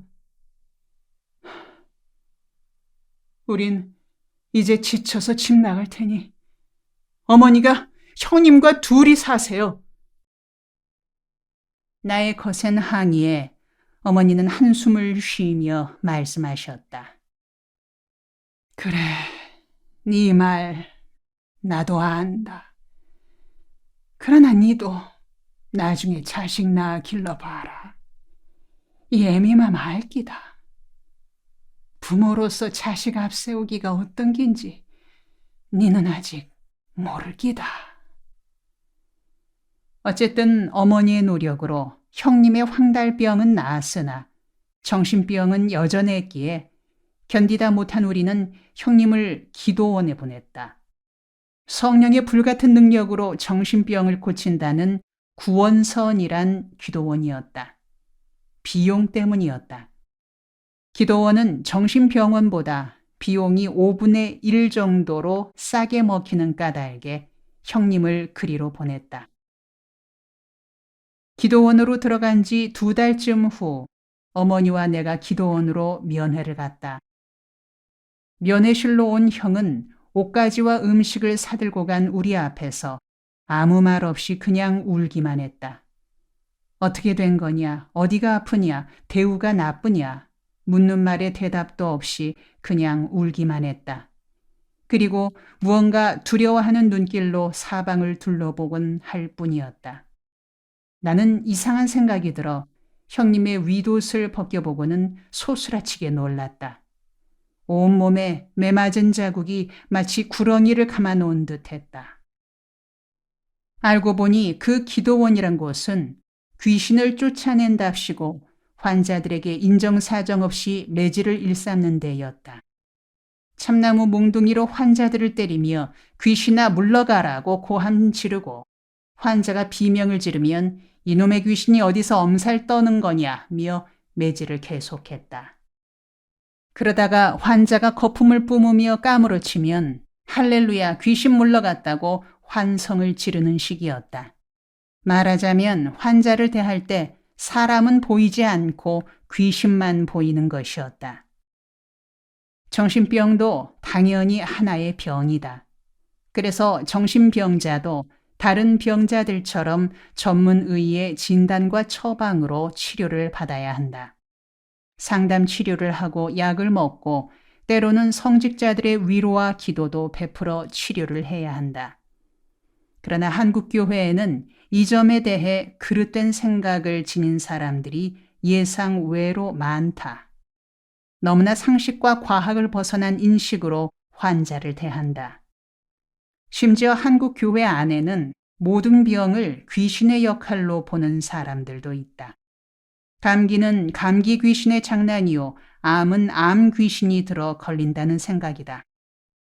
그래서 어떤 병이든 의사의 치료가 필요한 것이 아니라 능력 있는 목사가 귀신을 쫓아냄으로써 회복된다고 생각한다. 그래서 예배 시간 중에도 난데없이 귀신 쫓아내는 의식으로 소란을 떨곤 한다. 우리는 그 기도원이 그런 곳인 줄도 모르고 형님을 맡긴 것이었다. 형님의 그런 모습을 보고 어머니는 얼굴이 백지장처럼 새하얘지며 신음하듯 한마디 하셨다. 아이고, 불쌍한 내 아들아. 나는 어머니와 형의 얼굴을 번갈아 보다가 힘없이 말했다. 형님, 내가 잘못했습니다. 이런 곳일 줄이야 어찌 생각이나 했겠습니까? 집으로 갑시다. 죽어도 집에 가서 죽읍시다. 이런 곳에서 맞아 죽어서야 되겠습니까? 그 길로 형님을 퇴원시켜 집으로 데려오니 동생이 얼굴을 찌푸리며 항의했다. 형! 혹 데려갔다 혹 붙여온 거잖아. 죽든 살든 내버려두지 왜 집으로 데려왔어? 넌 사정도 모르고 그런 말 하지 마. 오죽했으면 집으로 데려왔겠냐? 나는 누나와 동생 앞에서 형의 윗옷을 벗기고 매맞은 자국을 보여주었다. 그리고 차근차근 기도원 사정을 설명했다. 이런 사정을 알고서야 어떻게 형님을 그냥 그곳에 둘 수 있겠니?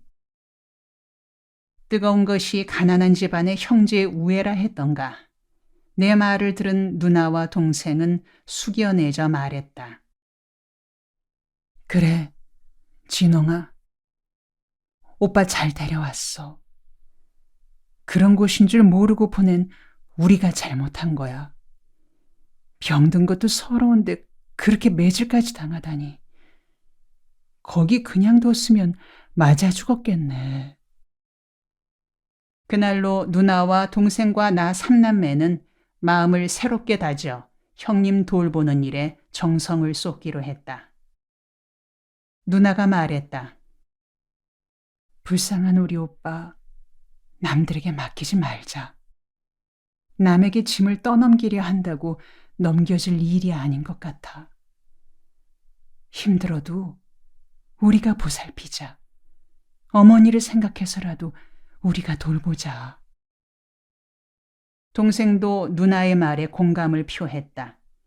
형님 병 고치겠다고 월남까지 갔던 동생이다. 동생은 월남에서 돌아온 후 해병대에서 제대하고 공부하여 검정고시를 거쳐 경북대학교 사범대학에 입학. 그때는 대학 재학 중일 때였다. 그래, 누나 형, 우리 셋이 일주일씩 당번을 정해 큰형님을 돌보자. 일주일간 자기 당번일 때는 다른 일은 미루고 형님 돌보는 일에만 전심전력하는 거야. 그렇게 하는 것이 어머니 걱정도 덜어드리고 우리도 나중에 후회가 없을 거야. 동생이 이렇게 제의하고 내가 호응했다. 그래, 그거 좋은 생각이다. 이번 주는 내가 맡을 테니 다음 주는 너, 그 다음 주는 누나. 그렇게 돌아가자. 우리는 형을 돌보는 일에 열성을 기울였다. 함께 목욕탕에 다녀오고 손톱 발톱을 깎아주고 과일을 함께 먹으며 이야기를 나누고 시집을 함께 읽기도 했다. 성경을 함께 읽으면서 손을 마주잡고 기도를 드리고 세상 돌아가는 사정을 자세히 일러주기도 했다. 그리고 형님과 함께 지낸 일과를 낱낱이 기록했다.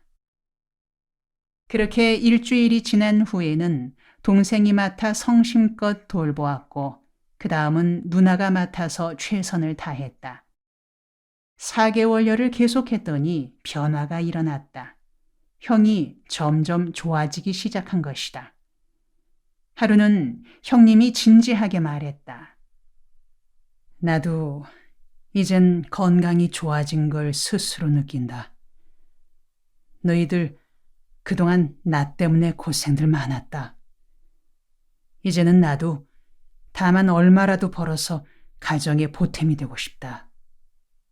노상 너희들만 고생시킬 수는 없지 않니? 나는 형님의 말에 즐겁하여 말했다. 형님, 큰일 날 말을 합니다. 직장에 나가다니요. 형님은 집에 가만 계시더라도 제정신으로만 있으면 됩니다. 직장에 나갔다가 제대로 적응하지 못해 다시 병이 도지면 그간에 쌓은 공든탑이 무너지는 것 아닙니까? 우리 식구들이 형님을 상감마마처럼 모실 테니 그냥 집에서 건강하게만 있으세요. 우리 가정에 다시 웃음이 돌아왔다. 특히 어머니의 기쁨은 이루 말할 수가 없었다. 하루는 눈시울을 적시며 말씀하셨다.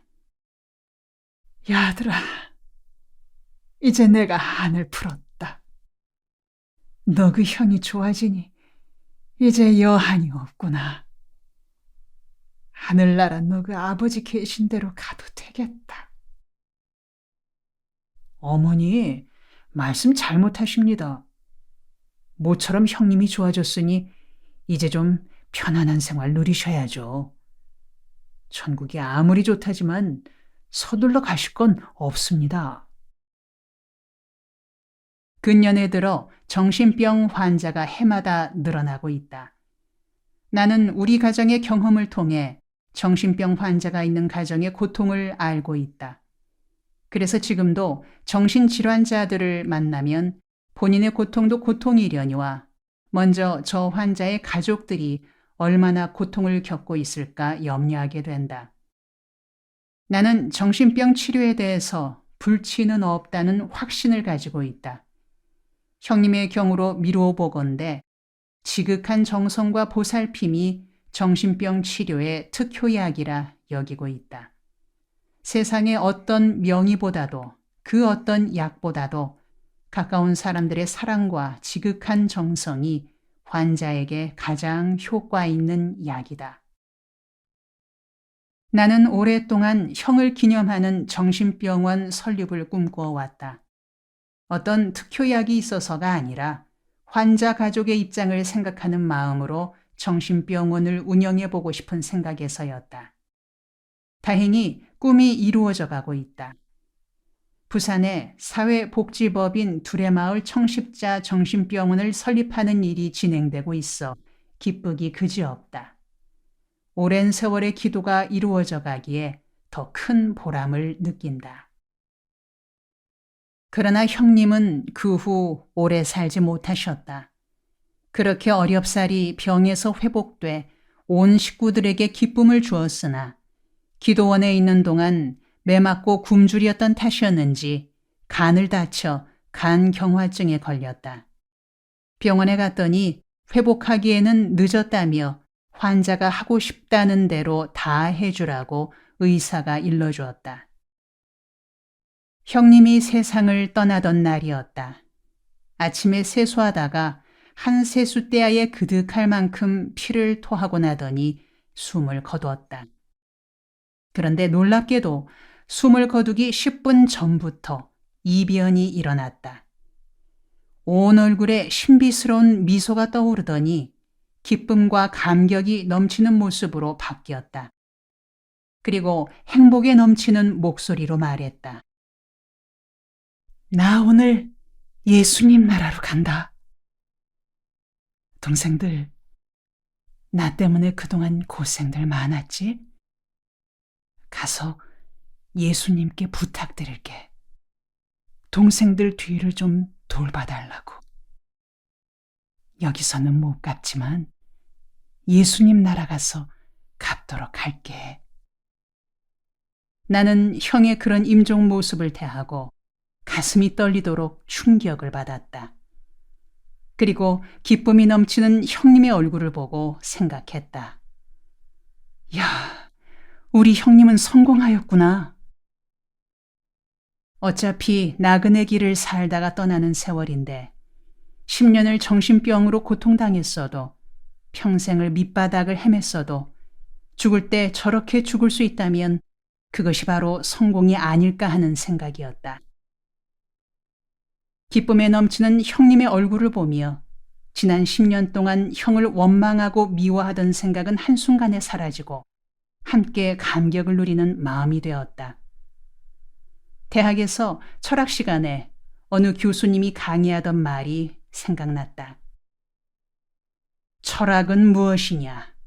철학의 목표는 무엇이냐?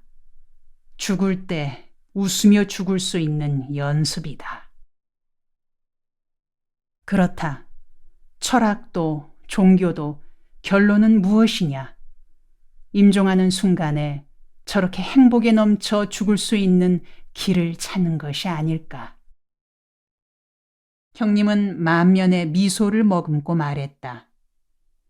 나를 위해 찬송 한 곡 불러줄래? 예, 형님. 무슨 찬송 부를까요? 내 영혼이 은총이버를 불러주렴. 우리 가족은 438장을 불렀다. 형님은 기쁨이 넘치는 얼굴로 우리가 부르는 찬송을 듣다가 같이 따라 불렀다. 내 영혼이 은총입어 중한 죄짐 벗고 보니 슬픔 많은 이 세상도 천국으로 화하도다. 할렐루야 찬양하세. 내 모든 죄 사함받고 주 예수와 동행하니 그 어디나 하늘나라. 주의 얼굴 뵙기 전에 멀리 뵈던 하늘나라. 내 맘속에 이루어지니 날로 날로 가깝도다. 할렐루야 찬양하세. 내 모든 죄 사함받고 주 예수와 동행하니 그 어디나 하늘나라. 높은 산이 거친 들이 초막이나 궁궐이나 내 주 예수 모신 곳이 그 어디나 하늘나라. 할렐루야 찬양하세. 내 모든 죄 사함 받고 주 예수와 동행하니 그 어디나 하늘나라. 3절을 부를 때 형님은 숨을 거두었다. 넘치는 웃음을 띤 채 창문 쪽을 바라보며 손을 앞으로 내밀더니 앉은 자세로 한마디 말을 남겼다. 예수님이 마중 나오시는구나. 형님의 임종이 내게 준 감동은 엄청났다. 나 자신의 가치관과 삶의 방향을 바꿀 만큼 뇌리에 크게 남았다. 그 뒤로 나는 죽는다는 것은 참 좋은 것이라는 신념을 갖게 되었다. 판잣집 같은 이 세상을 살다가 호텔 같은 하늘나라로 옮겨가는 것이 죽음이다. 그리고 옮겨가서 예수님 모시고 안식을 누리며 사는 것이라는 확신을 품고 있다. 지금도 나는 삶과 죽음에 대해서는 하나의 일관된 생각을 갖고 있다. 살아있을 동안에는 그리스도의 이름으로 백성들을 섬기는 일을 열심히 하다가 죽음을 맞으면 하늘나라 예수님 곁에 가서 편안히 쉬는 것이라는 생각이다. 그래서 죽음이란 참 좋은 것이라고 일관되게 생각하고 있는 것이다. 형님이 임종하는 자리에서 동생들 나 때문에 고생 많았는데 하늘나라 가서 예수님께 동생들 뒤를 봐달라고 부탁드리겠다고 말했는데 그 뒤로 겪은 일들은 그때 그 말을 실감케 했다. 나에게 큰 어려움이 있을 때마다 그 어려움을 극복해 나가는 일에 형님이 도움을 주었다. 지금 내가 일하고 있는 남양만에서 개척 초기에 있었던 일이다. 농민을 돕는다고 큰 프로젝트를 시작했다가 실패하여 빚쟁이들에게 시달리고 주민들에게도 불신을 받아 진퇴양난에 빠졌던 때다. 도저히 견뎌나갈 길이 없어 남양만을 떠나려고 밤사이에 보찜을 쌓아놓고 날이 새면 떠나기로 결심하고 새우잠을 자던 중에 형님이 꿈에 나타났다. 평소처럼 생생한 모습이었다. 동생, 힘들지? 그래도 견뎌내야지. 예수님이 다 알고 계시는데. 형님, 그래요? 지금 내가 고생하고 있는 걸 예수님이 알고 계세요? 그럼 알다마다. 예수님이 다 지켜보고 너를 기특히 여기고 계시니까 어렵더라도 땀만 먹지 말고 이겨나가라고. 세월이 지나면 좋은 날이 올 테니. 그렇다면 이겨나가야죠. 예수님이 알고만 계셔도 저는 견뎌나갈 수 있습니다. 형님과 이런 대화를 나누다가 잠을 깼다. 꿈에서 깨어난 후에도 마음속에 넘쳐 흐르던 기쁨이 그대로 가슴에 가득했다. 그 자리에서 일어나 예배당으로 가서 새벽 기도를 드리고는 쌓아놓았던 짐을 풀었다. 그리고 다시 시작했다. 그런 일이 서너 번 되풀이되니 이제는 조금만 어려워도 꿈에 형님이 안 나타나나 하고 기대하는 마음까지 생긴다. 그리고 동생의 경우도 있다. 대구에서 사업하고 있던 동생이 신앙생활을 떠나 있다는 말을 듣고는 전화를 걸었다. 진홍이 형이다. 형님, 반갑습니다. 바쁘실 텐데 어쩐 일이십니까? 전화를 다 주시고. 딴 게 아니라 요즘 교회에 나가지 않는다면서? 예, 그리 됐습니다. 바쁘기도 하고 관심도 적고 해서 안 나가고 있습니다. 그러면 안 되지. 동생, 다른 건 몰라도 형 임종하던 때 얼굴 기억 안 나나? 와, 안 나겠습니까? 그 빛나던 얼굴을 어떻게 잊을 수 있겠습니까? 그래, 잊을 수 없지. 그런데 동생, 그 얼굴이 기억난다면서 어떻게 교회에 안 나갈 수 있는가? 하나님이 살아계심이 분명한데. 형님, 무슨 말인지 알겠습니다. 다음 주일부터 집사람 데리고 꼭 교회 가겠습니다. 그 후 동생은 가족들을 데리고 대구 제1교회를 나가기 시작했다. 대학 졸업이 다가오면서 내 마음에 한 가지 갈등이 일기 시작했다. 조금 색다른 갈등이었다. 한마디로 키에르케고르냐, 그룬투비냐 하는 고민이었다. 그 두 사람은 같은 시대를 살다간 덴마크의 선각자들이다. 키에르케고르는 사색하는 철학자로 살아 실존 철학의 창시자가 되었으며, 그룬투비는 행동하는 목사로서 덴마크 국민들의 혼을 깨우치고 민족 정기를 일으키는 일에 평생을 바친 사람이다. 나는 이 두 사람의 대조적인 삶에서 나 자신은 어느 길을 갈 것인가 고민하기 시작했다. 사색하는 철학도의 길이냐, 행동하는 선각자의 길이냐를 두고 고심에 고심을 거듭했다. 두 사람은 같은 시기에 코펜하겐 대학을 다녔다. 키에르케고르는 철학자의 길을 걷느라 연인 레기나와 맺은 약혼도 파기하고 순수 사유의 세계를 파고들었다. 그는 스스로를 일컬어 나는 높은 산 위에 홀로 서 있는 노송 같은 사람이다. 고독하고 고독하여 새들도 와서 깃들이지 않는다. 나는 고독 속에서 신 앞에 단독자로 서기를 내 철학의 주제로 삼는다고 했다. 그는 철저히 자기 자신의 내면을 파고들며 자신의 혼을 실은 글들을 남겼고, 그 글들은 후대에 깊은 영향을 미쳤다. 그룬투비의 길은 달랐다.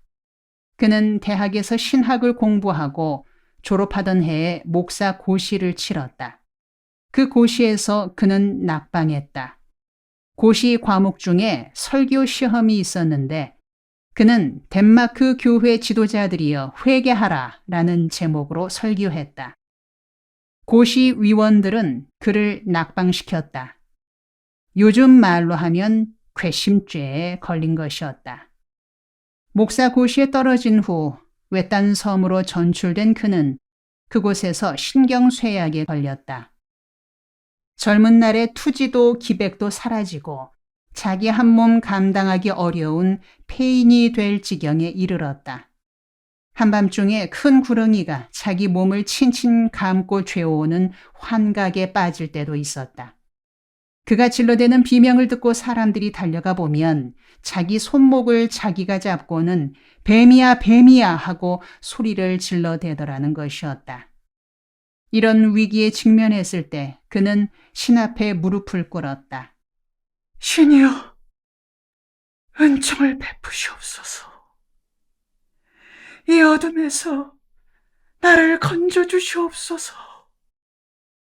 그는 간절히 부르짖었다. 생사를 걸고 하늘에 호소하였다. 드디어 어느 날 하늘이 열리는 체험과 함께 신의 손길이 그에게 닿았다. 이어서 뜨거운 성령 체험에 사로잡힌 그는 감격과 감사의 눈물을 흘리게 되었다. 이런 영적 체험 후 그는 치유되었고 그 후로 그의 설교는 불을 뿜었다. 확신과 비전이 넘치는 설교자로 변신한 것이다. 그는 뜨거운 열기를 지니고 덴마크 국민들에게 하나님 사랑, 땅 사랑, 사람 사랑이라는 3의 정신을 불어넣었다. 그의 설교를 들은 젊은이들이 깨어나기 시작했다. 크리스티안 콜이란 젊은이는 그의 설교에 감명받아 농촌으로 가서 농민 학교를 세웠다. 이것이 저 유명한 덴마크 국민고등학교 운동의 시작이다. 달가스란 퇴역 장교는 황폐해진 덴마크 땅에 나무를 심기 시작했다. 어떤 이는 체조 운동을 일으켰고 어떤 이는 생활 개선 운동을 벌였다. 이들 운동을 통해 덴마크 역사가 다시 일어서게 되었다. 덴마크 민족은 좌절의 역사를 딛고 일어나 복지국가로 발돋움하게 되었다. 나는 대학 시절 막바지에 키에르케고르의 길을 가느냐, 그룬트비의 길을 가느냐, 철학자의 길이냐, 개혁자의 길이냐를 두고 갈등과 고민을 하게 된 것이다. 그런 고민에 빠져 있던 졸업학기인 11월에 나는 모교의 해외 유학생으로 선발되었다. 교비로 전액 장학금을 지원받아 미국에서 철학박사 학위를 받을 때까지 공부할 수 있게 된 것이다. 철학과 4학년 김진홍을 제1회 해외 유학생으로 선발한다는 공고가 게시판에 붙자 친구들이 부러워하면서 축하해 주었다. 그때만 해도 미국 유학이 어려웠던 시절이었다. 나는 모교의 재정 지원을 받아 미국에서 철학 박사 학위를 받고 모교에 돌아와 철학 교수로 종신하겠다는 생각을 굳혔다. 그런데 문제가 생겼다. 졸업이 다가오면서 전공 과목인 철학 서적을 읽노라면 끊임없는 의문이 일어나는 것이었다. 다름 아니라 철학이란 해답 없는 질문의 연속인 학문이 아니냐는 의문이었다. 정답이 없는 질문, 그것이 철학이 아닐까? 서양으로 말하자면 소크라테스로부터 하이데거에 이르기까지, 동양으로 말하자면 공자와 맹자로부터 오늘에 이르기까지 철학은 끊임없이 질문하고 질문했다.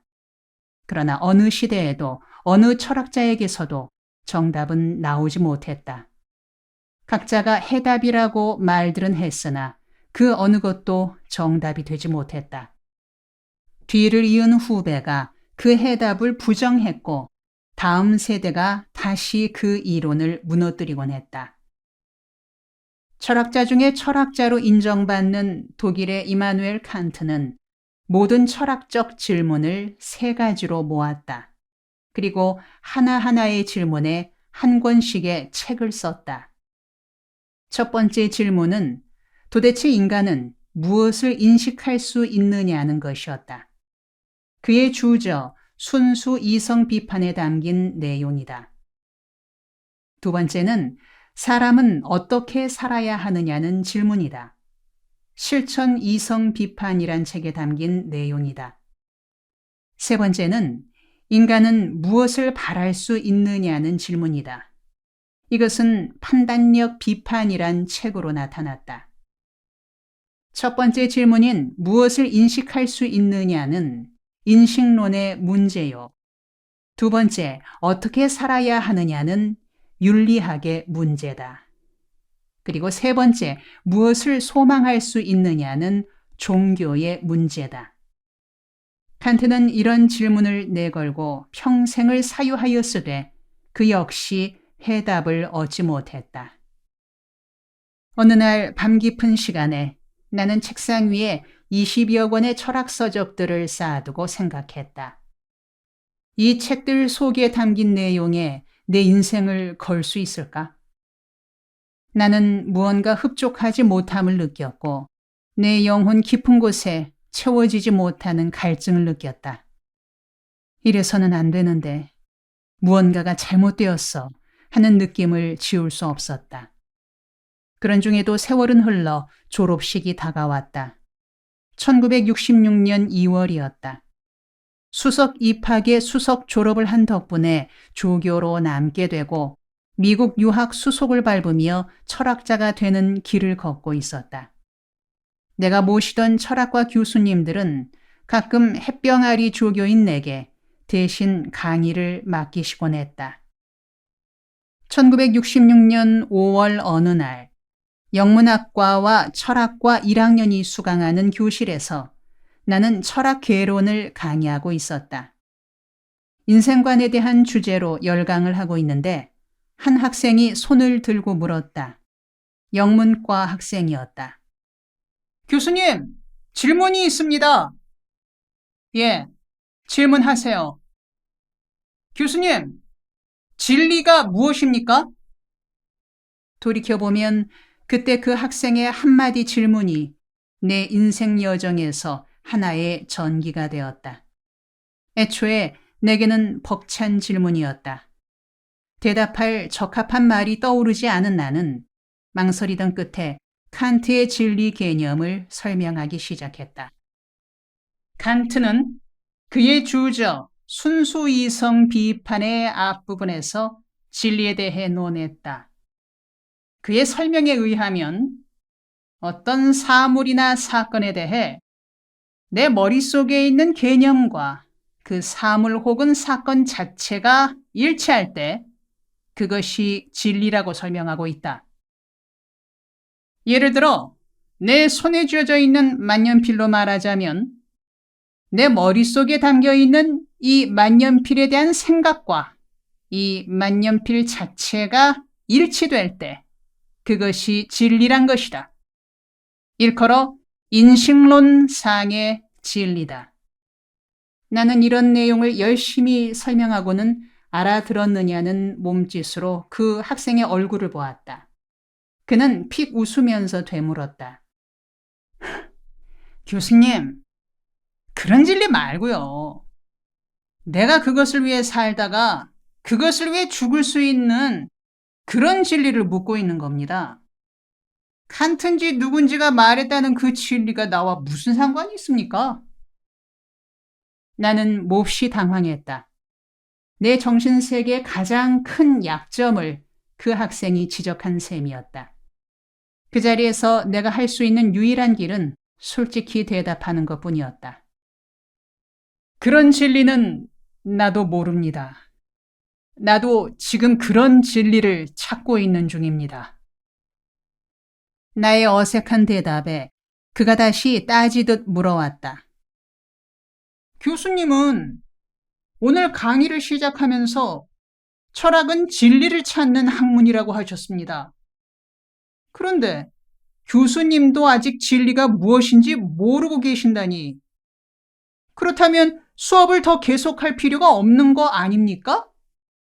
모르시는 것을 모르는 우리들에게 가르치시는 것은 서로 시간 낭비 아니겠습니까? 그만 수업을 마치는 게 어떻겠습니까? 그의 말에 온 강의실의 학생들이 와하고 웃음을 터뜨렸다. 나는 난처하고 당황하기 이를 데 없었다. 남은 시간을 어물어물 넘기고는 끝나는 벨이 울리자마자 허겁지겁 연구실로 돌아왔다. 의자에 앉아 심호흡을 몇 번 하고는 생각했다. 그 학생이 제기한 질문은 타당한 것이었다.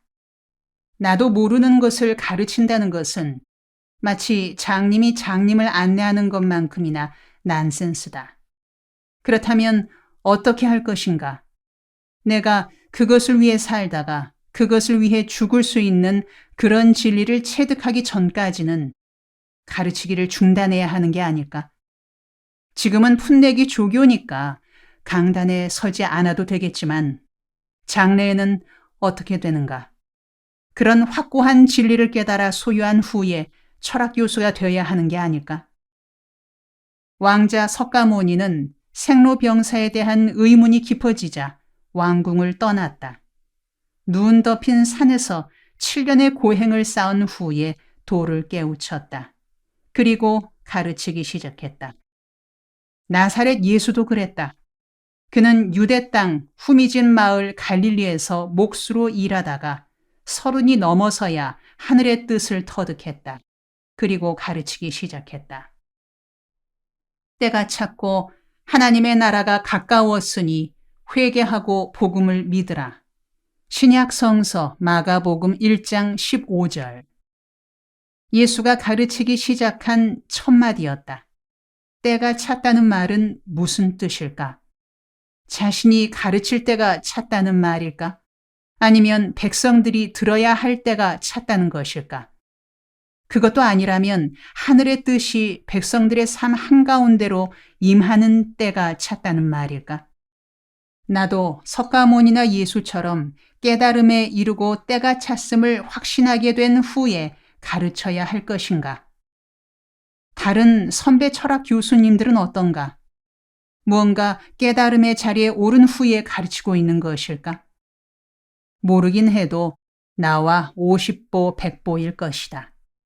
물론 그 지식의 너비나 인간 이해의 폭은 나와 비할 바 아니겠으나 모르고 가르치기는 마찬가지일 것이다. 어느 대학 할 것 없이 철학과 교수님들은 자신이 체득한 삶의 의미를 강의하는 것이 아니라 서양 철학자들의 저서를 읽고 번역하여 소개하는 수준이 아닐까? 그래서 모 대학의 모 박사는 칸트 전공이다. 모 대학의 누구는 하이데거 전공이다 하여 자기가 전공한 철학자의 책을 읽고 번역하고 논문을 낸다. 학위를 받고 세월이 흐르면 권위가 붙는다. 자기 삶으로 익힌 진리를 말하는 것이 아니라 머리로 이해한 칸트나 하이데거를 말한다. 그걸 들은 학생들은 그렇지 않아도 모르던 데에서 더 모르게 되고 혼란에 빠져든다. 나도 선배 철학 교수들과 같은 방식으로 살아갈 수 있을까? 교비 장학생으로 선발되었으니 미국에서 학위받고 귀국하여 강단에 서게 되었을 때 무엇을 가르칠 수 있을까? 그때도 학생이 진리가 무엇입니까? 라고 물어온다면 어떤 대답을 하게 될 것인가? 자신이 없었다. 한 번 사는 인생인데 그렇게 살아갈 수는 없지 않을까 하는 생각이 마음속 깊은 곳에서 끊임없이 솟아올랐다. 그 시간 이후 나는 장고의 장고를 거듭해 한 귀착점에 이르렀다. 세월이 흐른 후 나 자신에게나 후학들에게 이렇게 사는 삶이 진리로 사는 삶이요 참된 가치를 창출하는 삶이다. 그렇게 확실히 말해줄 수 있는 삶을 살아야겠다는 결론이었다. 비록 생활수단으로서의 직업은 이발사건 농부건 간에 자신이 확신하는 바에 따라 살고 또 자신의 삶의 현장 속에서 터득한 가치를 구체화하는 삶을 살아야 하지 않겠는가? 그렇다. 고민하는 대학 교수보다 건강한 농부가 바람직하다. 신경쇠약에 걸린 박사보다 단잠 자는 노동자가 바람직하다. 그리고 원효 대사를 생각했다. 신라 땅의 구도자였던 청년 원효는 부처님의 도를 닦기 위해 당나라로 향했다. 지금 내가 일하고 있는 남양만, 당시의 당항성에서 어느 날 밤 한 초옥에 지친 몸을 누였다.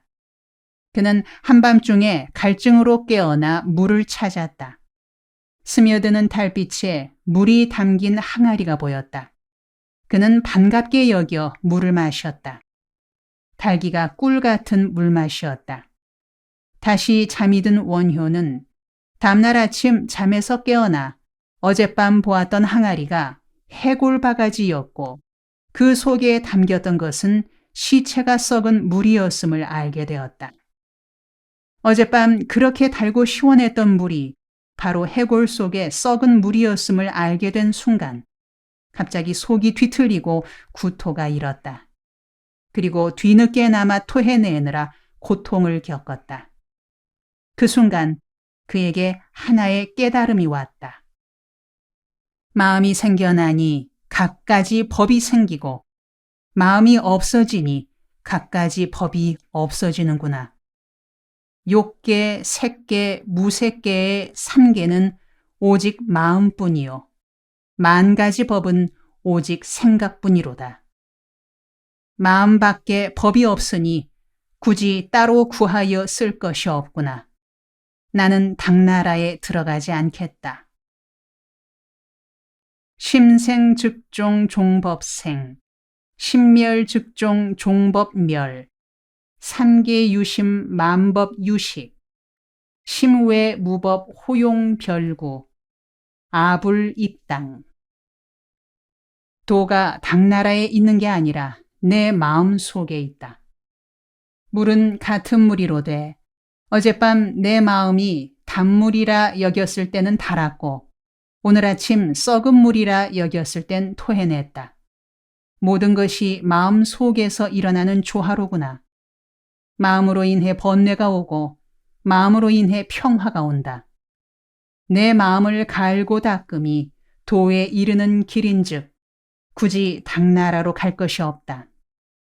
그렇게 깨달은 원효는 당나라로 가던 발길을 돌려 신라로 되돌아가서는 토굴로 들어갔다. 그리고 토굴 속에서 자신의 마음을 갈고 닦기 시작했다. 그때 원효의 나이 45세였다. 그는 정진의 정진을 거듭하여 마침내 도의 경지에 이르고 걸출한 진리인인 무예인이 되었다. 나도 원효처럼 살고 싶었다. 철학다운 철학을 이루어 나가려면 미국 유학을 하고 박사 학위를 받고 책 속에 갇혀 사는 삶이 아니라 내 마음을 갈고 닦아야 하지 않을까.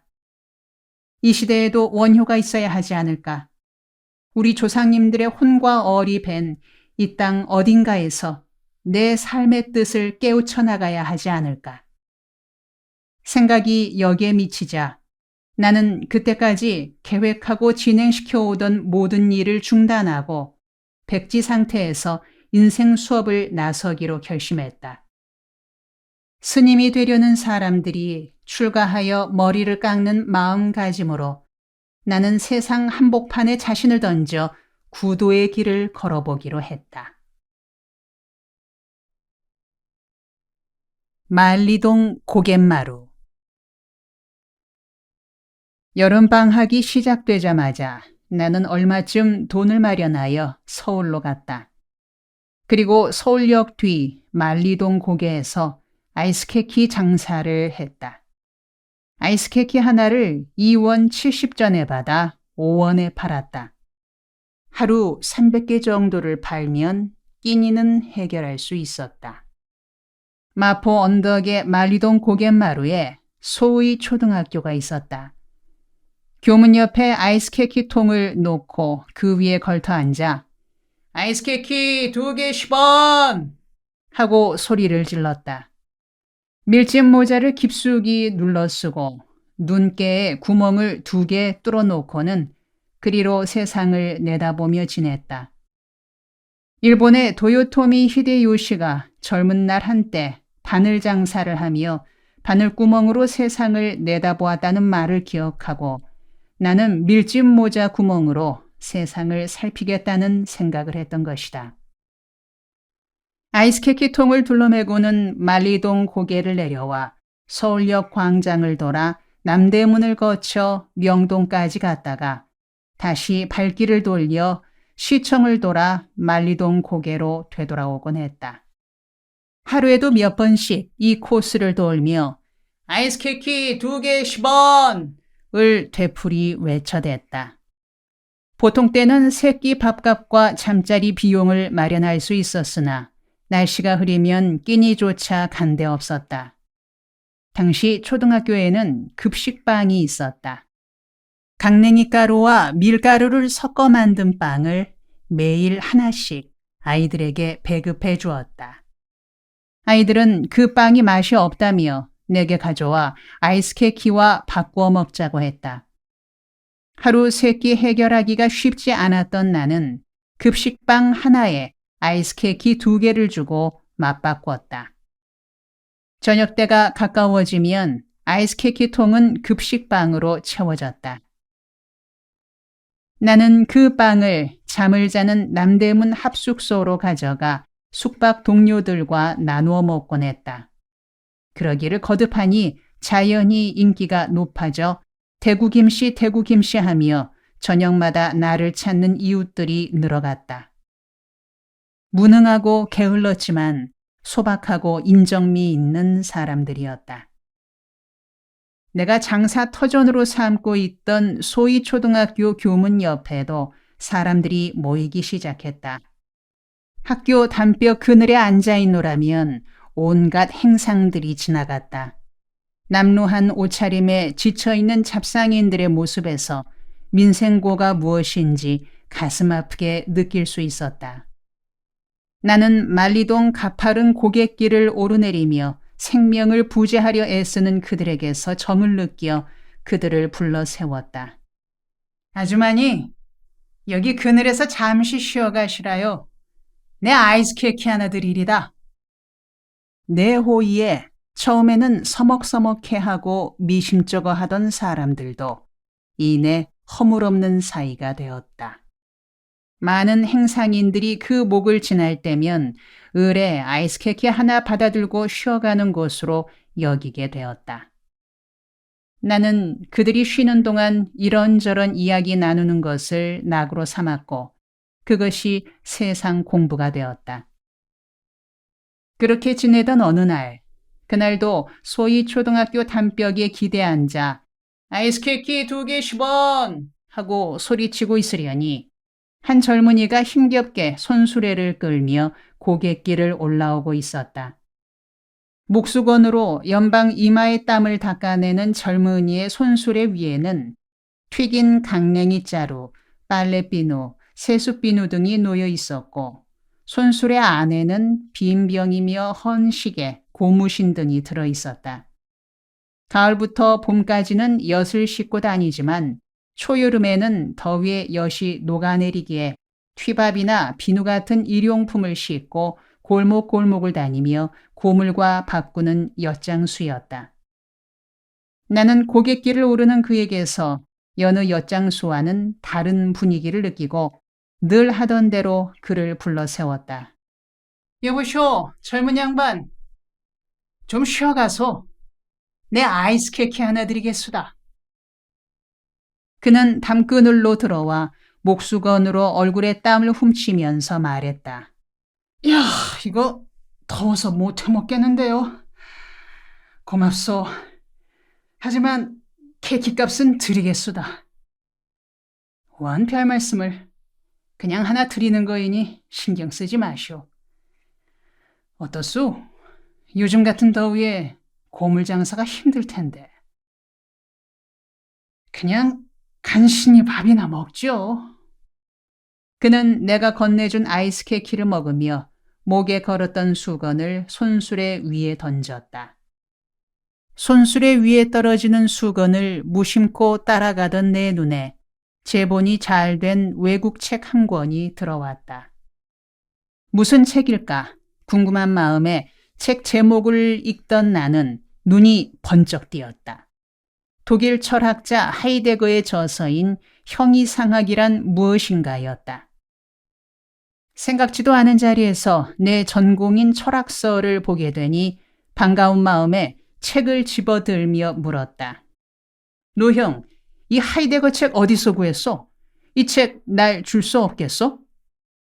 엿장수가 하이데거의 책을 읽을 리는 없을 테고 아마 강냉이와 헌 책을 바꾸는 중에 따라왔다가 책 제본이 잘 되어 있으니 골라서 손수레 위에 놓은 것쯤으로 생각했다. 그러나 젊은이는 아이스케키를 먹다 말고 의아한 표정으로 나를 살피며 되물었다. 아니, 이것이 하이데거 책인 줄 어찌하시오? 그때 마침 내 아이스케키 통 위에도 철학책이 한 권 놓여 있었다. 영국 철학자 러셀이 쓴 철학이란 무엇인가였다. 의아스럽게 나를 훑어보던 그의 눈길이 러셀의 책에 닿자 그는 깜짝 놀란 표정으로 물었다. 당신이 이 책을 읽는 거요? 우리는 서로 통성명을 했다. 서울대 철학과를 졸업한 그는 서울의 어느 여자고등학교 독일어 교사였노라고 했다.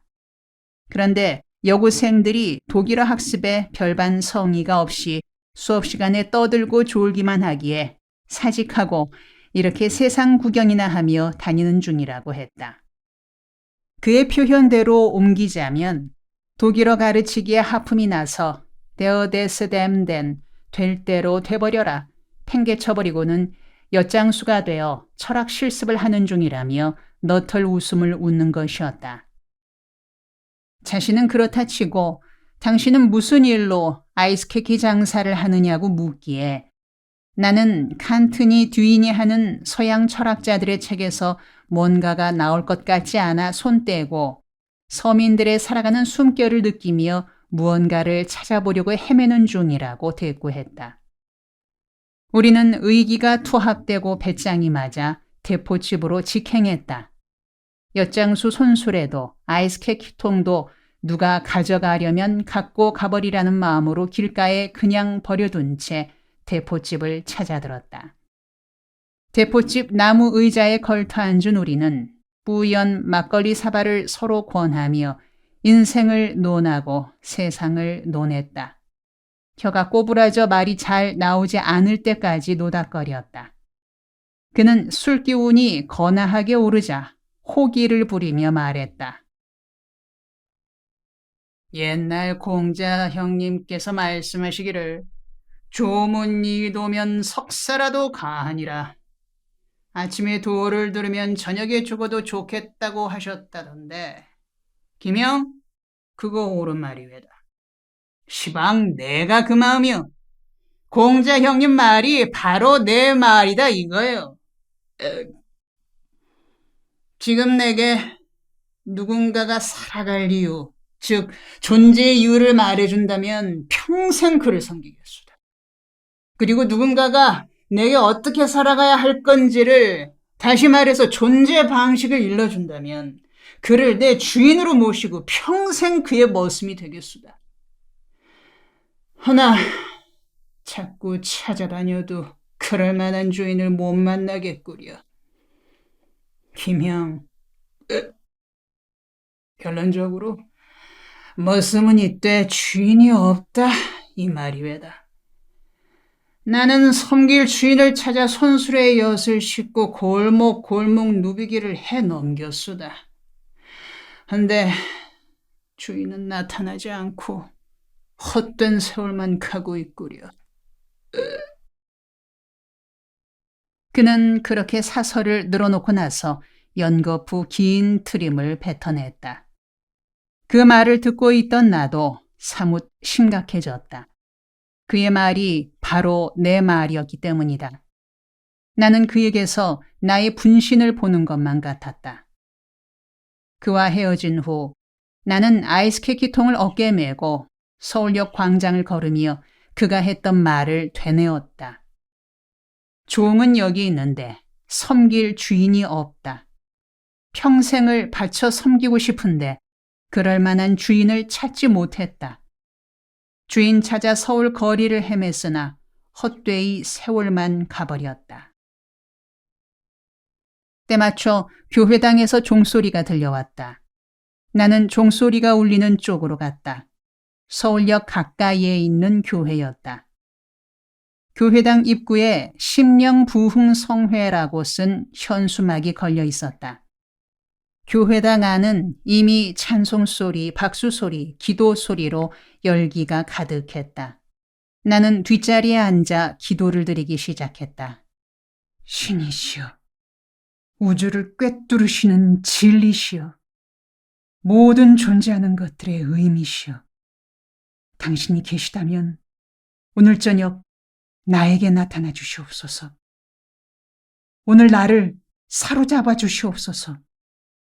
나를 뜨겁게 하여 주시옵고 나를 이 고뇌와 방황에서 벗어나게 하시고 나로 자유인이 되게 하시옵소서. 세상에 대해서는 자유케 하시고 오직 당신의 종만이 되게 하시옵소서. 어린 시절부터 섬겨왔던 하나님을 잃어버린 나는 무턱대고 어딘가에 있을 것 같은 신을 향해 온 정신을 다하여 기도를 드렸다. 마치 길 잃은 어린이가 부모를 찾듯이 간절한 마음을 담아 신을 찾았다. 신이시여, 당신이 존재하신다면 이 저녁에 나타나 주시옵소서. 오늘 저녁 설교자의 입을 통해 나에게 깨달음이 임하게 하시옵소서. 저녁 목사님의 설교를 통하여 당신이 계심을 확인시켜 주시옵소서. 당신이 계시다는 것만 확인된다면 나는 무조건 당신의 종이 되겠습니다. 평생을 당신의 종으로만 머물겠습니다. 목마른 노루가 시냇물을 구하듯이 기원을 했다. 그리고 목사님의 설교를 기다렸다. 그러나 그날 저녁 목사님의 설교는 길 잃은 내 영혼이 길을 찾기에는 너무나 거리가 먼 내용이었다.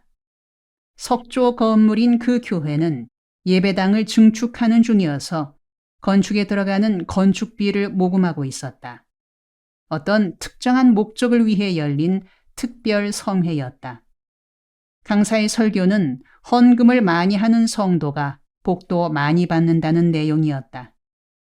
아무개 장로 아무개 집사가 건축 헌금 얼마를 냈더니 사업이 번창해졌다는 사례가 연이어 소개되었고 그때마다 교인들은 아멘 아멘을 거듭했다.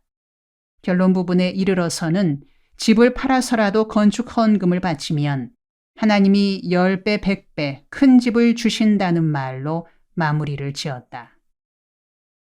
신의 계시는 낌새도 없었고 하품만 나왔다.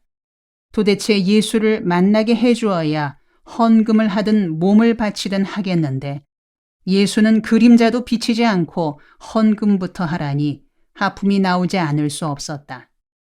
나는 설교가 끝나기도 전에 일어나 교회 현관을 벗어나며 한마디 중얼거렸다. 돈 많이 걷어 좋은 집 짓고 잘 먹고 잘 살아라. 그날 밤 이후 2년의 세월을 더 방황하던 끝에 나는 결국 주인 예수를 만났고 예수를 주인으로 모신 후에 신학교로 가서 목사가 되었다. 그리고 신학교 학생 시절에 빈민촌으로 들어가 교회를 세웠다. 주인이신 예수께서 기뻐하는 일이라 여겼기 때문이다. 그래서 교회 이름도 활빈교회라 지었다. 예수 그리스도를 믿는 믿음으로 가난을 이기고 살자는 뜻이 담긴 이름이었다.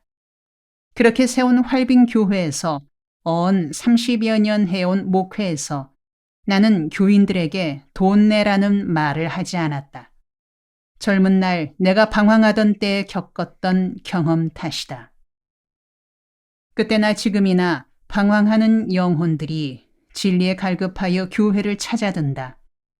교회가 그들에게 진리 그 자체인 예수를 제대로 만나게만 해주면 그들은 삶을 통째로 바칠 준비가 되어 있다. 그러나 교회는 그들에게 예수는 보여주지 못하고 돈을 바쳐라, 땅 사자, 집 짓자, 목사를 섬기라고 한다. 그 때문에 실망한 영혼들은 교회를 떠나 세상으로 나간다. 더러는 바른 길을 찾다가는 그릇된 길로 나아가 사입이나 이단의 올무에 빠져들게 된다. 교회에는 목사를 쳐다보고 복받아 잘 살겠다는 사람들만 남는다. 그렇게 골이 빈 사람들로 채워진 교회는 골빈당으로 바뀐다. 참으로 애석하고 안타까운 일이다. 서울역 가까이 있는 그 교회에서 그렇게 실망을 품고 나온 그날 밤, 나는 그 길로 서종삼으로 갔다. 서울 종로 3가 뒷골목에 이름난 창녀촌이 있었는데 서울의 종로 3가에 있다 해서 서종삼이라고 불렀다. 피카데리 극장 뒷골목으로 접어드니 요란스레 화장한 색시들이 길손들을 잡아 끌고 있었다. 나에게도 한 아가씨가 착 달라붙으며 팔짱을 끼더니 놀다 가세요 하고 잡아 끌었다. 나는 그녀가 이끄는 대로 따라 들어갔다. 나를 골방으로 데려간 그녀는 제멋대로 생긴 얼굴에 애교를 떤답시고 눈을 흘기며 물었다. 아저씨, 긴밤 하겠어요? 쇼타임으로 하겠어요? 긴밤은 무엇이고 쇼트타임은 무엇인지 알 턱이 없는 나는 멍청이 서 있다가 물었다. 긴밤은 뭐고 쇼타임은 뭐요? 아저씨, 괜히 초짜처럼 시침 떼지 마세요. 이런데 많이 다녀보신 분 같은데요, 뭘. 원 세상에, 나보고 서종삼에 많이 다녀본 사람 같단다. 말하자면 프로 냄새가 난다는 말이다. 칭찬도 아닐 테고 그렇다고 흉도 아닐 테지만 어쩐지 찹찹한 기분이 들게 하는 말이었다. 내가 멍청이 서 있기만 하자 그녀가 다시 말했다. 아저씨, 정말 모르시나 봐. 쇼타임은 잠시 놀다 가는 거고요. 긴 밤은 주무시고 가는 거예요. 아저씨, 긴 밤으로 하세요. 서비스 잘해드릴게요. 긴 밤으로 하면 얼마나 되는데요? 아직 초저녁이니 3,000원은 주셔야 해요. 아이스케이크 장사 미천과 비상금까지 몽땅 털어 2천 몇백 원을 주자 그녀는 이내 옷을 벗었다. 마치 신발 벗듯이 쉽게 벗었다. 나는 처음 해보는 작업이라 두서없이 허둥지둥 끝나버렸다. 엉겁결에 끝나자 후회부터 앞섰다. 이런 게 아닐 텐데, 도저히 이런 게 아닌데. 그녀는 남의 속도 모르고 팬티를 끌어올리며 말했다. 이 아저씨 순 맹물 아니야? 조롱하는 듯한 표정을 지으며 그녀는 거울 앞에서 머리를 매만지고 있었다. 불결감이 치밀어 가슴이 울렁이며 토할 것만 같았다. 나는 아가씨의 눈길을 피해 벽에 걸린 달력을 보다가 말했다. 아가씨, 미안하지만 다른 방에 가서 잘 수 없겠어요? 왜요? 내가 싫으세요? 아니, 책이나 좀 읽다가 잘까 해서요. 그럼 새벽에 다시 올게요. 아니요, 안 와도 돼요. 이걸로 족해요. 그녀의 얼굴이 갑작스레 밝아지며 나갔다. 아마 다른 상대를 골라 수입을 더 올릴 수 있게 되어서 좋아하는 것 같았다. 나는 잠자려고 애썼으나 잠을 이룰 수가 없었다. 눅눅한 이부자리, 습기 찬 방바닥, 얇은 칸막이 한 장 사이로 들려오는 옆방의 숨소리. 신경이 날카로워지고 속이 불편해지면서 후회가 막급했다. 인간이란 동물에 대해, 나 자신에 대해 혐오감이 일었다. 남자와 여자가 잔다는 것이 이래서는 안 되는데 그 갈망에 비해 결과가 너무 허무하지 않은가. 나는 일어나 가방 밑에 넣어두었던 성경을 꺼냈다.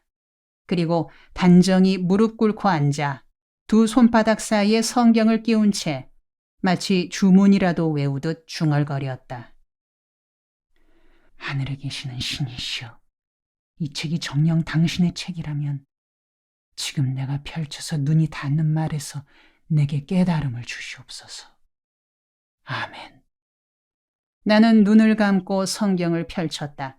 숨을 멈추고 펼쳐진 곳을 보니 구약과 신약 사이에 끼워 놓은 백지였다. 백지를 보고 돌을 깨우칠 수는 없는 노릇이었다. 포기하지 않고 다시 접었다가 펼쳤다. 예레미야 20장, 제사장 임멜의 아들 바수훌은 여호와의 집 유사장이라 그가 예레미야의 뜻 모를 말이었다. 다시 성경을 접었다가 펼치니 로마서 13장 1절이 눈에 들어왔다. 각 사람은 위에 있는 권세들에게 굴복하라. 하나님께로 나지 않음이 없나니. 실망한 나는 성경을 접어 가방에 넣어버렸다. 새우잠을 자다가 새벽녘에 그 골목을 빠져나왔다. 아침도 거른 채 아이스케이크 집으로 갔다. 아침마다 아이스케이크 통을 메고 나올 때는 보증금을 맡겨야 했다. 통을 맨 채로 그냥 사라질 수도 있었기 때문이다. 그러나 어제 저녁 서종 삼시댁에서 보증금을 다 써버린 뒤라 주민등록증과 세면 도구가 든 가방을 맡기고 아이스케이크 통을 받았다. 그리고 다시 만리동 고갯마루에 소의 초등학교로 가서 담을 의지하고 앉았다. 똑같은 생활이 이어졌다. 그런데 며칠 지나지 않아 문제가 생겼다. 평생 겪어보지 못한 일이었다. 국부에 따끔따끔 통증이 일기 시작한 것이다. 처음에는 오줌 나오는 길이 바늘로 찌르는 듯 아프더니 얼마 안가 소변에 피가 섞여 나왔다. 그리고 며칠 후에는 피고름이 나왔다. 나는 눈앞이 캄캄해지고 온몸에서 기운이 빠져나갔다.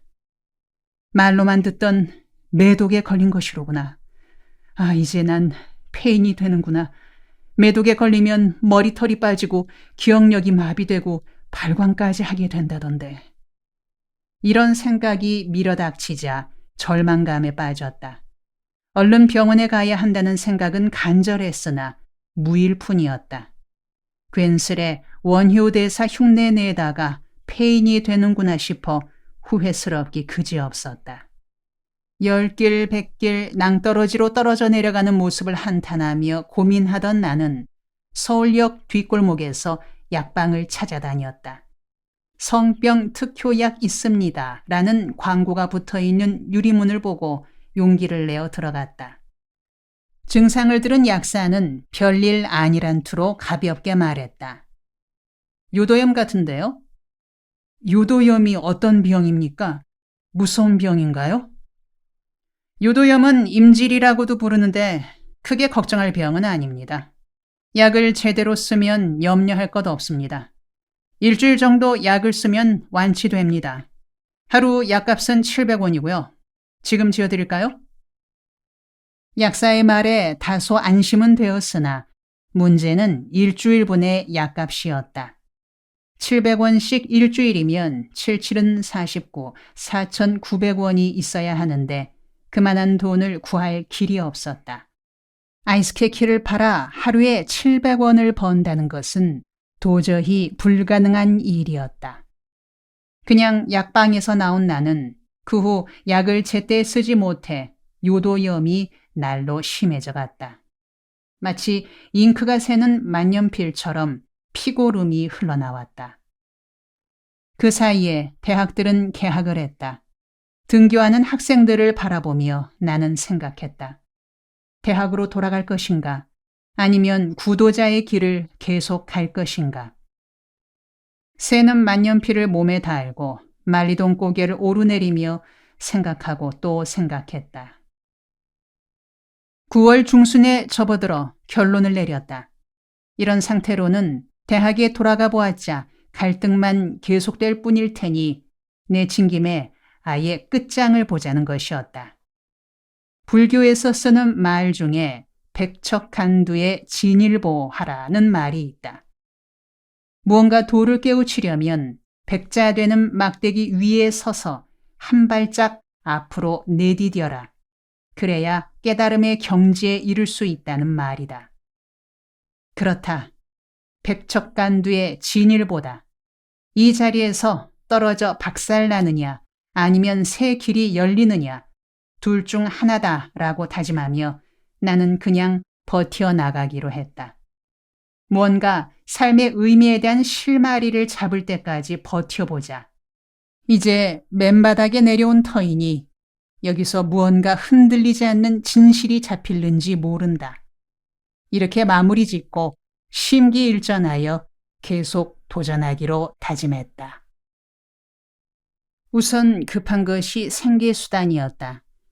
8월이 지나 시원한 바람이 일기 시작하자 아이스케키 장사는 끝이 났다. 새로운 일을 찾아야 했다. 좀 더 수입이 좋은 일감을 잡아 임질 치료비도 마련해야겠다고 생각하고 남대문 시장을 이리저리 기웃거리고 다니다가 아이들 장난감 도매상 앞에서 걸음을 멈췄다. 나는 도매상에서 갖가지 장난감을 구입해 긴 장대에 꽂았다. 팔랑개비, 나팔, 피리, 호루라기, 제기, 팽이, 줄넘기 따위였다. 장대를 어깨에 맨 채 주택가로 찾아들었다. 골목골목을 누비고 다니며 나팔을 띠띠뚜뚜 불어 아이들을 불러 모았다. 우리나라는 예나 지금이나 지하 자원은 없어도 어린이 자원은 넘치는 나라다.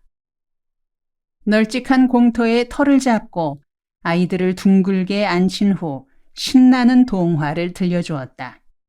장발장, 15소년 표류기, 죄와 벌, 삼국지. 이야기거리야 끝이 있겠는가. 아이들은 이야기라면 정신없이들 좋아했다. 이야기를 하다가 스릴이 극치에 올랐을 때쯤에서 이야기를 중단한다. 기침을 2번 하고 나서 아이들에게 장난감 세일즈를 한다. 여러분, 이 아저씨도 밥을 먹어야 합니다. 밥을 먹어야 힘을 얻어 이야기를 계속할 수 있어요. 그러니 지금 집에 가서 엄마한테 맡겨둔 돈을 받아다가 이 장난감 중에서 하나씩만 사세요. 그런 뒤에 이야기를 다시 계속합시다. 그렇게 말하면 순진한 아이들인지라 내게 당부까지 하며 집으로 간다. 아저씨, 딴 데로 가면 안 돼요. 돈 가져올 때까지 여기에 계셔요. 나머지 이야기 들어야 해요. 어떤 아이들은 엄마나 누나까지 데려와 장난감을 사고 동화를 함께 듣기도 했다. 아이들에게 건전한 동화를 들려주는 일은 옥토에 씨를 뿌리는 것과 같다. 동화 구수를 통하여 어린이들에게 꿈을 심어주고 상상력을 길러주는 것은 우리 사회의 미래를 열어나가는 창조 활동 아닌가. 나는 그런 구실을 떠올리며 보람을 갖고 골목골목을 누비고 다녔다. 그때와 달리 요즘 어린이들은 텔레비전 앞에 앉아있는 시간이 너무 많아 염려스럽다. 물론 텔레비전도 프로그램 나름이겠지만 아무래도 그 나이에는 상상력 넘치는 동화를 듣는 편이 훨씬 더 어린이들의 정신세계를 깊게 해주는데 도움이 될 듯하다. 장난감 장사는 잘 되었다. 덕분에 약도 사 먹을 수 있게 되고 노동자 합숙소에서 일당을 벌지 못하는 동료들에게 국수도 사줄 정도가 됐다. 그러나 세상살이란 항상 좋은 날이 계속될 수 없는 법이다.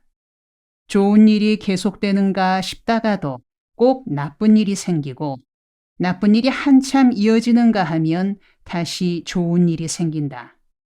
마치 밤과 낮이 이어지듯 좋은 일 뒤에는 반드시 나쁜 일이 뒤따르게 마련이다. 가을이 지나고 겨울 찬바람이 불기 시작하자 골목에 아이들이 나오지 않았다. 추위를 무릅쓰고 몇몇 아이가 나왔어도 추운 날씨에 바깥에서 동화를 들을 계제가 못 되었다. 나팔 소리가 울려도 아이들은 창문을 삐걱 열고 손만 흔들었지 밖으로 나오지 않았다. 도리 없이 업종을 바꾸는 수밖에 없었다. 새로 얻은 일자리는 주리아 화장품 외판원이었다. 가정 방문 판매인지라 겨울철에도 할만했다. 아침 10시쯤부터 화장품 가방을 들고 대문을 두드리면 대개 가정부들이 문간에 나타났다. 아저씨, 뭐예요? 주리아 화장품에서 나왔습니다. 됐어요. 화장품 있어요. 아가씨, 화장품 팔러 온 사람이 아닙니다. 새로 나온 약용 화장품이 있어 본사에서 선전차 나왔습니다. 안 사셔도 됩니다. 소개만 들으시면 됩니다. 필요 없어요. 소개 안 들어도 돼요. 아가씨를 위해서 하는 말입니다. 이뻐지려면 꼭 들어야 됩니다. 그런데 아가씨, 한창 나이에 웬 기미가 그렇게 잔뜩 끼었나요? 그냥 두면 얼굴 버리겠는데요? 어머머, 이 아저씨 좀 봐. 내 얼굴에 무슨 기미가 끼었다는 거예요? 참 별걸 다 보겠네. 모두들 고운 살결이라고 하는데. 아니에요, 아가씨. 제가 왜 괜스레 없는 말을 지어내겠어요? 아가씨 얼굴에 기미기가 깔렸는데요, 뭘. 그냥 두면 한 달 내로 기미가 드러나겠어요. 지금부터 미리 예방하셔야 돼요. 이 화장품이 바로 그 예방약으로 쓰이는 약용 크림이에요. 제가 소개만 하고 가겠습니다. 이쯤 되면 가정부 아가씨들은 대문을 열고 앞장서서 안방으로 안내한다. 나는 화장품들을 줄줄이 늘어놓고 설명을 시작한다. 이웃에 친구가 있으면 불러와서 새로 나온 화장법을 같이 들으라고 권한다. 그러면 대개는 이웃집 가정부들에게 전화하여 불러 모은다. 나는 판을 버리고 기초 화장에서부터 파운데이션 사용법, 색조 화장법까지 설명하고 얼굴형과 피부, 그리고 그날 입는 옷에 맞는 립스틱 색깔 고르는 요령까지 설명한다. 거기에다 모인 아가씨들 한 사람 한 사람의 얼굴형과 피부결에 따른 화장품을 추천하고 화장할 때 주의할 점들을 지적해준다. 예를 들면 이 아가씨는 광대뼈가 약간 나왔으니 그 면은 화장으로 죽이고 입술을 강조해라. 저 아가씨는 건성 피부니 어떤 크림을 쓰라는 등 일일이 지적해준다. 그러면 화장품 안 사겠다던 아가씨들이 줄줄이 산다. 결국엔 화장품 잘 팔고 점심까지 대접받고 나오기도 한다. 그러나 화장품 잘 판다고 그 길로 출세할 것도 아닌지라 봄날이 돌아와 가로수에 물이 오르면서 내 마음도 심란해졌다. 계속해서 기초 화장품이니 립스틱이니 하는 말만 하고 다니기에는 아까운 세월이었다. 그래서 화장품 외판원을 그만두고 다른 경험을 쌓기로 했다. 이번에는 책 외판원이었다. 남산 및 퇴계로변에 생산성 본부란 기관이 있었는데 거기서 나오는 월간 경제지가 있었다. 나는 그 월간지의 판촉원이 되었다. 기업과 경영이던가 경영과 정보던가 지금은 그 이름조차 흐릿하다. 그 잡지를 몇십 권씩 가방에 넣고 왼종일 가게들과 회사들을 돌면서 정기 구독자를 늘려나가는 일이었다. 출근하던 첫날 청계천에서부터 시작하였다. 청계천 상가를 모조리 방문하여 판촉을 했다. 철물상, 가구상, 공구상. 청계천에는 가게도 많았다. 나는 줄줄이 늘어선 가게 한 집 한 집에 들어가 책 소개를 했다. 경쟁에서 이기려면 공부하셔야 합니다. 현대의 경영은 정보와 기동력입니다. 우선 매달 나오는 경영 정보를 이 잡지에서 얻으십시오. 그래서 남보다 한 걸음만 앞서세요. 이 잡지는 기업 정보의 창고입니다. 열성껏 이야기하고 그달 기사 중에 중요한 기사의 요점을 풀어 설명했다. 그렇게 열심히 설명하노라면 더러는 그 책 보기보다 중요한 책이로구먼. 안 읽으면 손해보겠는데? 하며 정기 구독자 가입을 했다. 그렇게 하니 한 주에 3, 4명씩 구독자들을 확보해 나갈 수 있었다. 그러자 생산성 본부 영업부에서도 인정을 해주었다. 그러나 잡지 판촉이 잘 된다 해서 역시 그 길로 성공하겠다는 생각이 없는 바에야 오래 머물수록 손해라는 생각이 들었다. 겨우 3달 만에 끝내고 다음으로 찾은 곳이 보험회사였다. 제일생명보험회사 영락지국에 소속되어 보험 세일즈를 다니게 되었다. 보험 세일즈에 겨우 익숙해질 즈음에 문제가 생겼다. 노동자 합숙소에서 자고 나니 가방이 없어진 것이었다. 잠자리에 들 때 입었던 옷 말고는 몽땅 없어져 버렸다. 합숙소 동료들에게 국수도 사주고 담뱃값도 빌려주고 하니까 돈이 많은 줄 알았던지 밤사이에 들고 가버린 것이었다. 아무튼 나는 졸지에 몸밖에 없는 처지가 되었다. 무언가를 찾겠다고 가출한 지 1년여 만에 입은 옷과 신은 신 한 켤레만 남은 신세가 되었다. 이미 몸도 마음도 지쳐있던 때인지라 남산에 올라가 서울시를 내려다보며 파스칼을 생각했다. 파스칼도 젊은 날에는 영혼의 방황이 심했던 모양이다. 그는 팡세에 이렇게 썼다. 참된 선을 추구하다가 괴로움에 지쳐버림은 좋은 일이다. 결국은 구주에게 구원을 바라게 될 터이므로.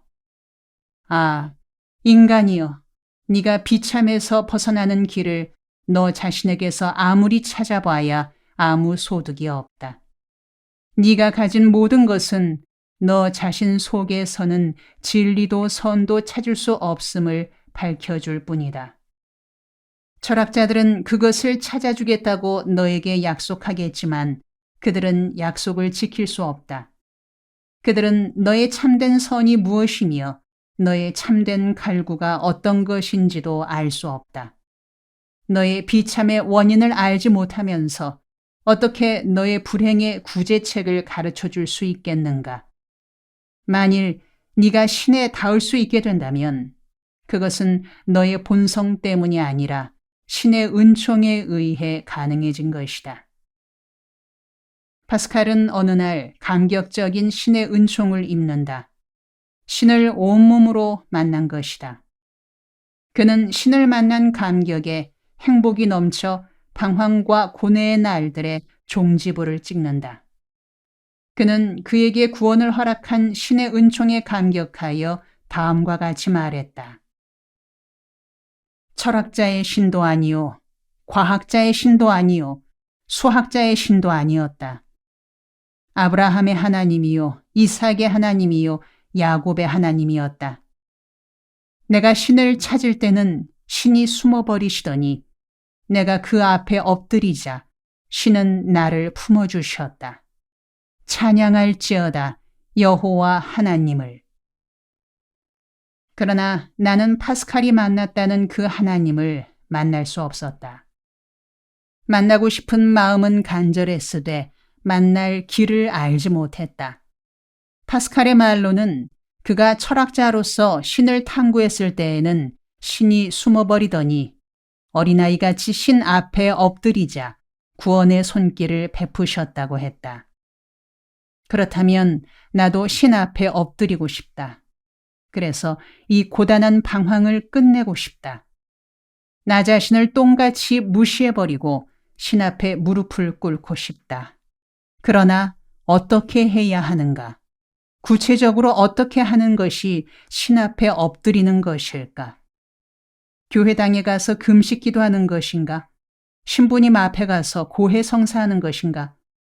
도대체 파스칼이 경험했던 그 하나님을 나도 만날 수 있는 길은 어디에 있는 걸까? 그가 누렸던 환희를 나도 누릴 수 있다면 어떤 대가라도 치를 용의가 있다. 그러나 나는 그 길을 알지 못했다. 이런 식의 구도는 끝내 아무런 열매도 맺지 못한 채 헛되이 끝나버릴 것만 같았다. 문득 어머니를 생각하고 어머니가 섬기는 하나님을 생각했다.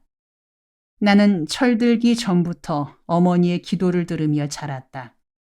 새벽마다 어머니는 우리 사남매의 이름을 차례로 부르며 하나님께 기도드렸다. 형님, 누나에 이어 셋째인 나의 이르면 어머니는 한결같이 기도했다. 여호와 아버지, 홍이는 자라서 하나님의 종 목사가 되게 해주시옵소서. 신령한 종이 되어 백성을 이끌어가게 하여 주시옵소서. 나는 어머니의 그런 기도가 싫었다. 어머니는 왜 나를 목사로 만들어 달라고 기도하실까? 판사나 장군이나 사장이 되게 해달라고 기도하시지 왜 하필이면 고생만 하는 목사가 되게 해달라고 허구한 날 기도하실까? 나는 가끔 어머니께 그렇게 기도드리지 말라고 부탁드리곤 했다. 이제 방황에 지친 아들은 어머니의 기도를 생각했고 어린 날 열심히 섬겼던 그 하나님을 생각했다. 나는 어릴 적 열심히 믿었던 그 하나님께로 돌아갈 수 있기를 희구했다. 그러나 돌아갈 수 있는 길이 보이지 않았다. 실존 철학에서 쓰는 용어 중에 한계 상황이란 단어가 있다. 인간이 인간으로서 도저히 넘을 수 없는 벽을 일컫는다. 예를 들어 생로병사는 인간의 힘으로는 결코 넘을 수 없는 것이기에 한계 상황이다. 실존 철학자들은 생로병사 외의 몇 가지를 한계 상황으로 추가했다. 죄, 고독, 방황, 투쟁 등이다. 죄가 왜 한계 상황인가? 인간이 인간으로 존재하는 한 절대로 죄를 짓지 않고 살아갈 수 없다. 인간은 숨을 쉬고 살듯이 죄를 지으며 산다. 그래서 한계 상황이다. 고독 역시 한계 상황이다. 왜? 인간이 살아있는 동안은 고독이 운명이기 때문이다. 실존 철학자 니체는 말했다. 고독은 어차피 인간의 운명이다. 운명일 바에야 사랑해라. 고독을 피하려 들지 말고 사랑해라. 그러면 고독이 그대의 친구가 될 것이다. 그래서 그는 고독하게 마련인 인간의 운명을 사랑하라고 운명에 아모르 파티를 말했고 그 자신 고독을 사랑해서 고독은 나의 고향이다 란 말을 남겼다. 실존 철학자들 중에는 투쟁도 한계 상황이라 했다. 인생은 투쟁이다 란 말이 있듯이 인간이 숨쉬고 살아가는 곳에는 투쟁이 따르게 마련이다. 그래서 투쟁은 인간의 한계 상황이다. 거기에다 방황과 고뇌도 한계 상황이라 했다. 인간이 인간으로 머무는 한 방황과 고뇌의 날들을 벗어날 수 없다. 방황과 고뇌는 영원히 인간을 따르는 그림자라 했다. 신약성서 요한복음은 이렇게 시작된다. 태초에 말씀이 계시니라. 이 말씀이 하나님과 함께 계셨으니 이 말씀은 곧 하나님이시니라. 그가 태초에 하나님과 함께 계셨고 만물이 그로 말미암아 지은 바 되었으니 지은 것이 하나도 그가 없이는 된 것이 없느니라. 어느 실존 철학자는 이 부분을 빌려 다음과 같이 표현했다. 태초에 방황이 계시니라. 이 방황이 하나님과 함께 계셨으니 이 방황은 곧 하나님이시니라. 존재하는 모든 것이 방황으로 말미암아 지은 바 되었으니 지은 것이 하나도 방황 없이 존재치 않느니라. 이 방황 안에 고뇌가 있었으니 이 고뇌는 인간 삶의 본질이다. 방황 중에 고뇌하시던 하나님은 그 고뇌를 견디시기 위해 인간을 창조하셨기에 인간은 고뇌의 산물이라. 고로 고뇌는 인간의 반려자니라. 요컨대 인간은 애초에 죄와 고독과 방황과 고뇌를 지니고 이 세상에 태어난 존재라는 것이었다. 우리 중에 어느 누구도 스스로 선택해 이 땅에 태어난 사람은 없다. 자신도 모르는 사이에 이 땅에 던져졌을 따름이다. 이렇게 던져진 존재를 실존 철학자들은 피투성의 존재라 했다. 게보르펜하이트. 피투성의 존재로 태어난 인간은 세계 내 존재이다. In der Welt sein.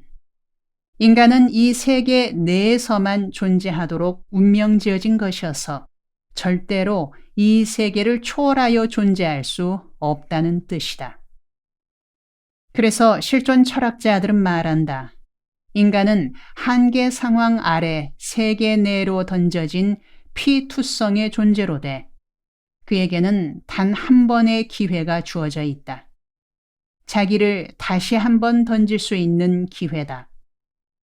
처음 이 세상에 던져졌을 때는 자기 의사와 무관하게 던져졌기에 피투성이지만 이제는 자기 의사로 던질 수 있다는 점에서 기투성이라 불렀다. 안트모르펜하이트. 그렇다면 자신을 어디로 던질 것인가? 단 한 번 주어진 기회를 아무 곳에나 던짐으로써 자신을 허비할 수는 없다. 어딘가 값지고 확실한 삶이 보장되는 곳으로 던져야 한다. 이 점에 대해 여러 철학자들은 제각기 처방을 내린다. 야스퍼스는 초월자, 즉 신에게로 던지라 했고 사르트르는 자유애로, 까미는 행동으로 자신을 던지라 했다. 까미는 말한다. 인간은 행동을 통해 구원받는다. 인간의 행동에 도덕을 덧붙이지 마라.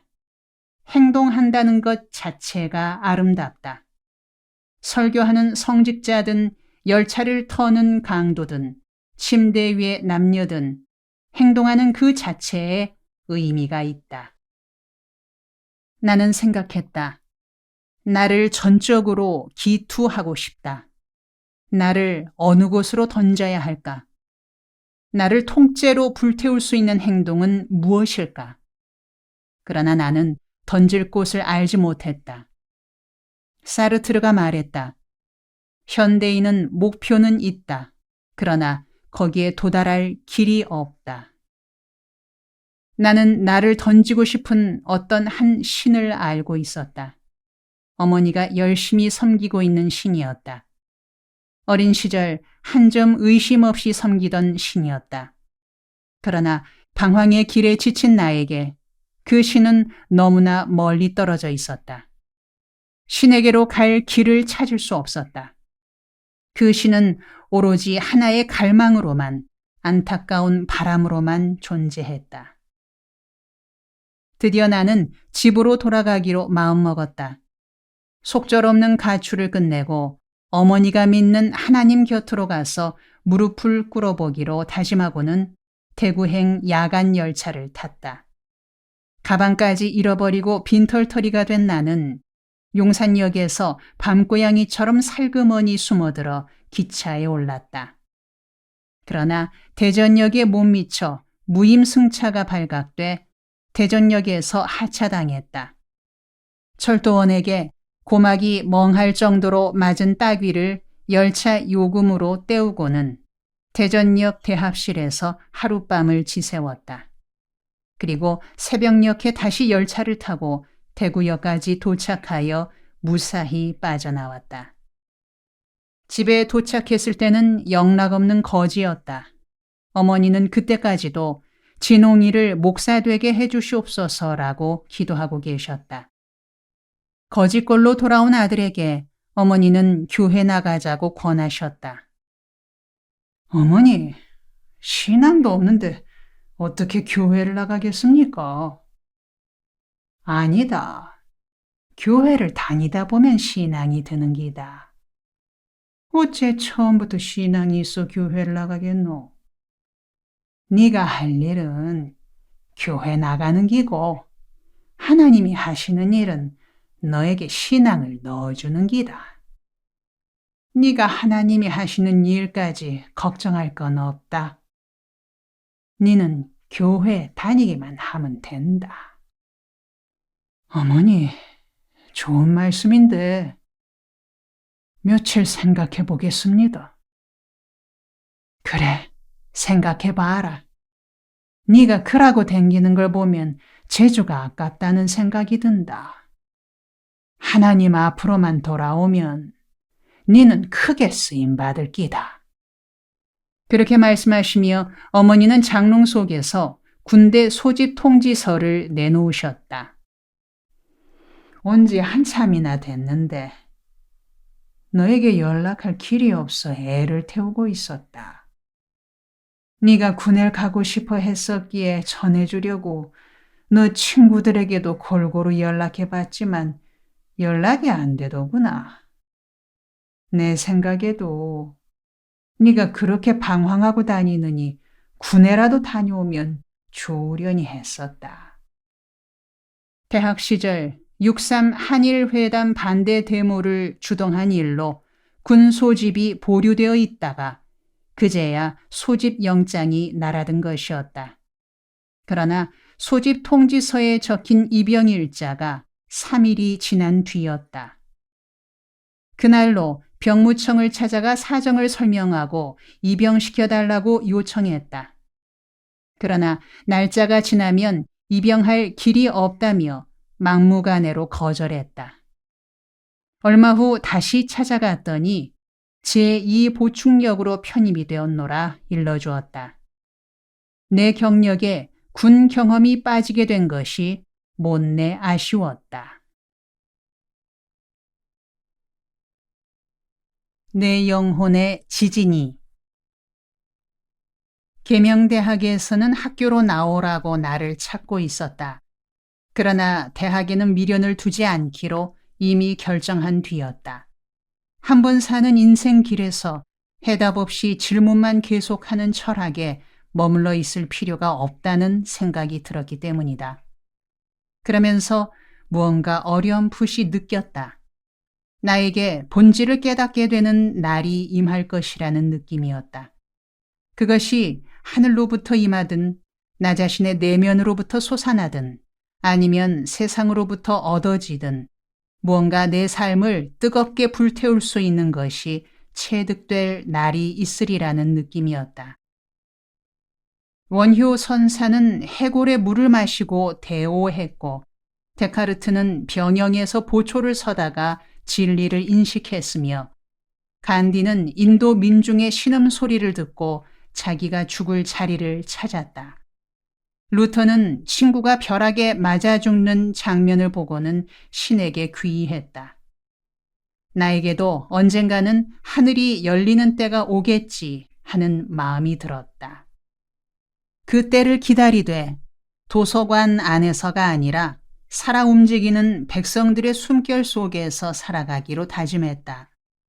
북적대는 시장터에서 씨 뿌리는 농부에게서 노동자들의 몸짓에서 삶의 뜻을 터득할 날이 오기를 바랐다. 가출해서 돌아와 집에 머물고 있던 어느 날, 대학 시절에 나를 아껴주었던 미국인 구의령 선교사가 찾아와 시골 교회 전도사로 가달라는 제안을 했다. 미스터 김, 대구에서 남쪽으로 내려가면 달성군 구지면 목단이라는 마을에 목단교회가 있어요. 조그마한 시골 교회죠. 그 교회에 가서 하나님의 백성들을 섬기는 일을 해주세요. 선교사님, 고맙긴 합니다만 저 자신이 하나님을 확실히 믿는 신앙관이 서 있질 못한데 어찌 교회 일을 하겠습니까? 아니에요. 교사가 가르치면서 배우듯 전도자도 전하면서 깨우침을 받는 거예요. 미스터 김이 구원의 확신은 아직 없어도 어린 시절부터 신앙생활을 했던 바탕이 있으니 능히 그 일을 감당할 겁니다.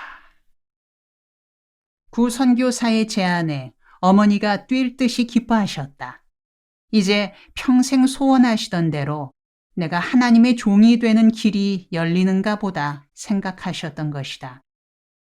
나는 선교사의 말처럼 하나님의 일을 하면서 하나님을 찾아야지 하는 마음으로 그 제안에 따르기로 했다. 1967년 여름, 나는 구의령 선교사의 지프에 세간살이를 싣고 목단교회로 갔다. 목단교회는 야트막한 언덕에 붙여 세운 자그마한 교회당이었다. 교회당 문이 열려 있었다. 짐을 내리기 전에 교회당 안으로 들어가 무릎을 꿇었다. 당신께서 이 제단에서 나를 깨닫게만 해주신다면 평생 충실한 종이 되겠습니다. 그날로 나는 월급 3,000원에 쌀 한 마를 받는 전도사가 되었다. 나는 열심히 일했다. 글자 그대로 발이 부르트고 입이 부르트도록 일했다. 교회 일보다는 주로 마을 일을 했다. 일손이 모자라는 농가마다 찾아다니며 일을 도와주었다. 마을 사람들은 처음에는 이상한 전도사가 왔다고 수군수군하더니 점차 신뢰하는 사이가 되었다. 그러나 교인들 중에는 불만을 지닌 사람들이 있었다.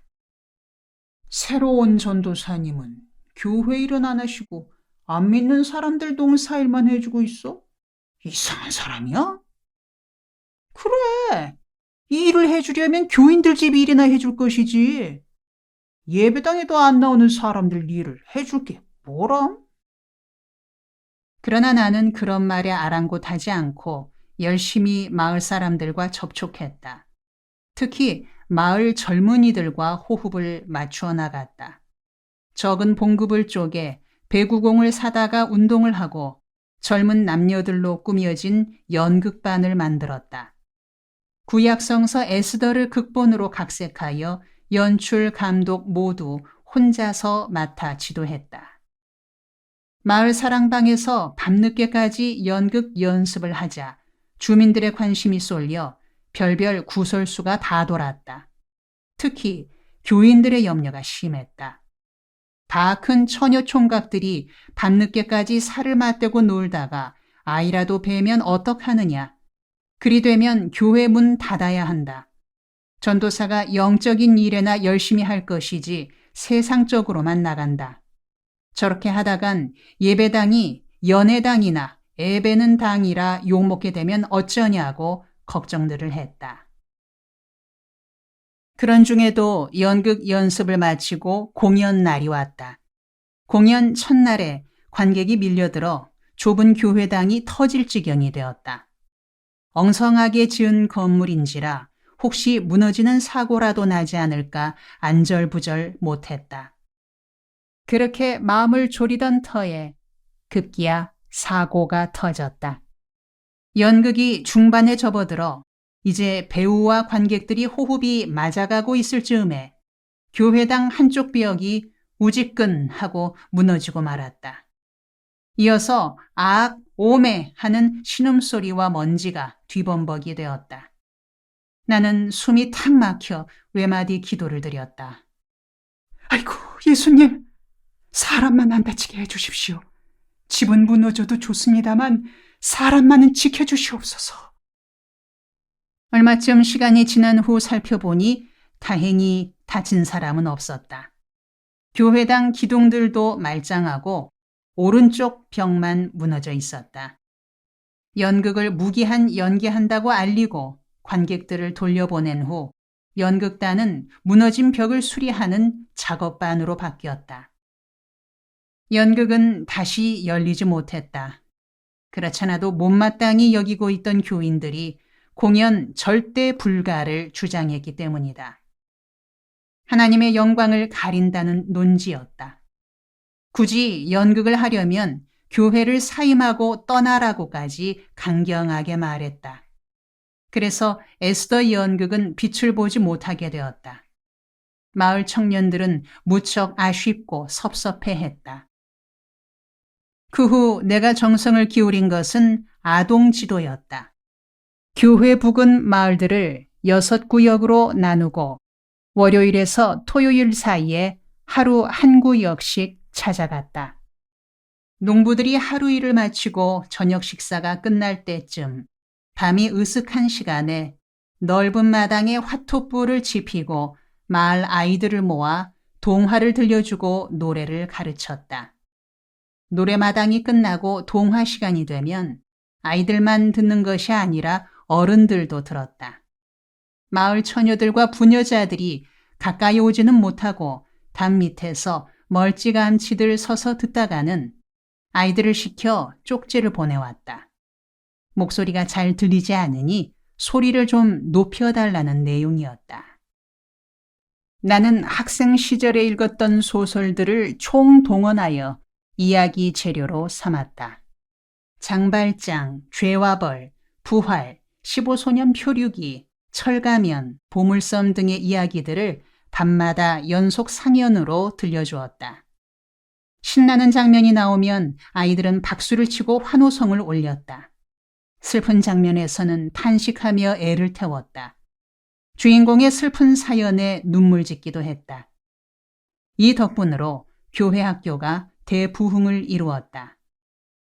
하루는 이웃 마을에 있는 교회에 청년 한 명이 나를 찾아왔다. 청년회 회장이라고 자기소개를 하고 내게 물었다. 전도사님, 예수 믿는 사람이 자살하는 게 죄인겨?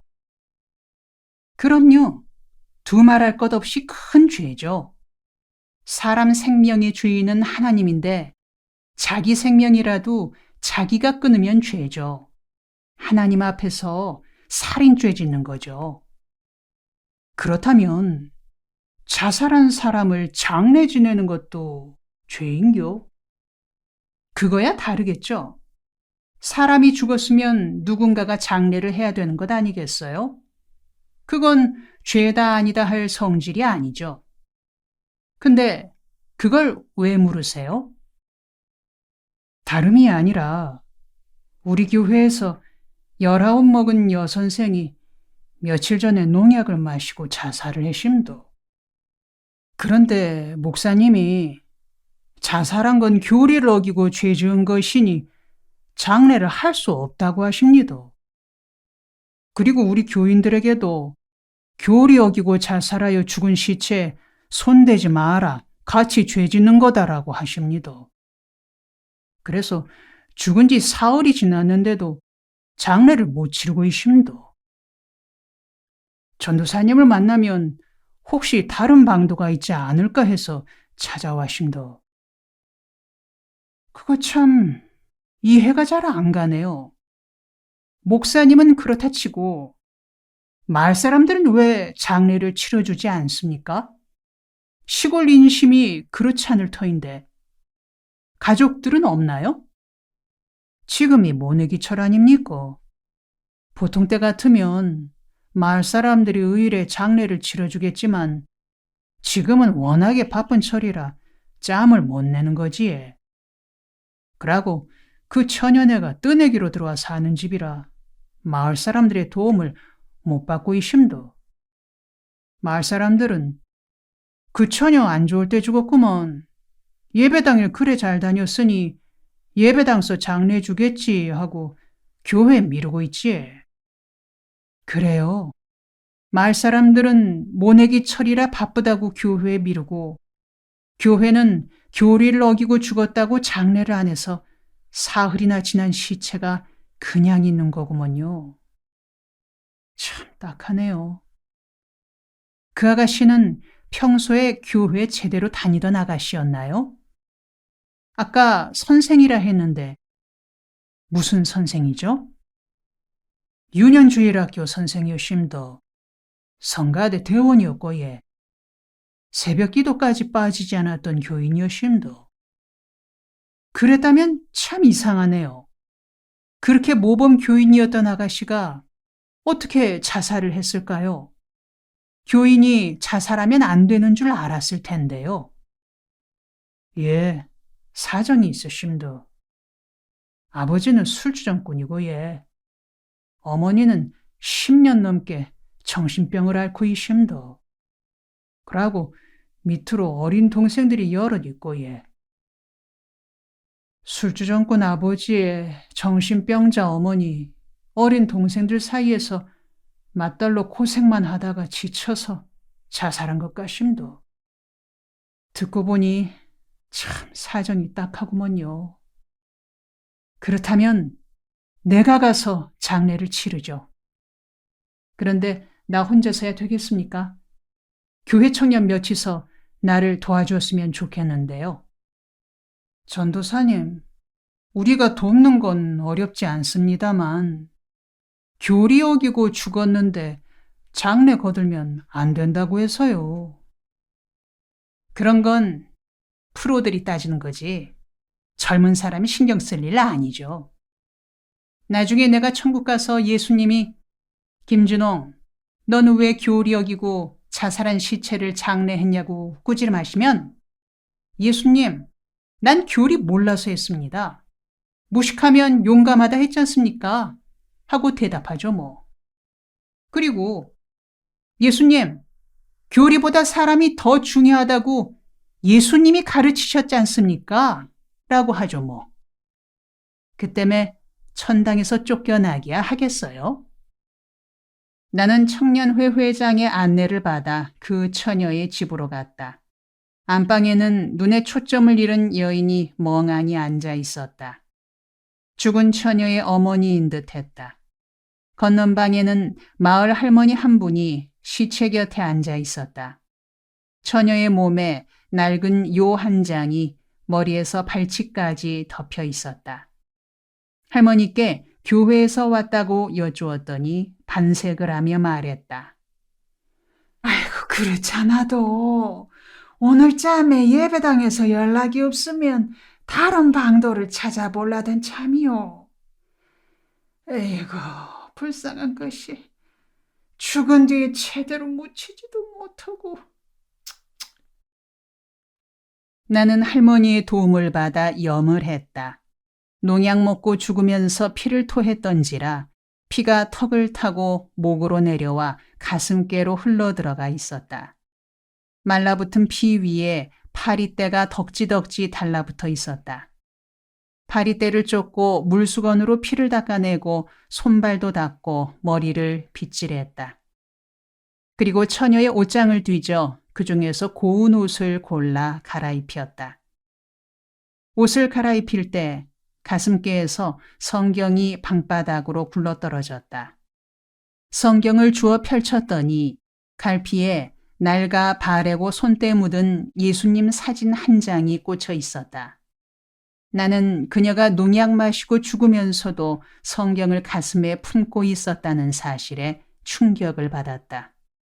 성경을 가슴에 품고 죽는 그 마음으로 죽지 않고 견뎌나갔으면 언젠가 좋은 시절이 올 수도 있었을 텐데. 그녀의 얼굴을 찬찬히 내려다보며 누이 동생이라 생각했다. 가슴이 뻐근해지고 눈시울이 젖어왔다.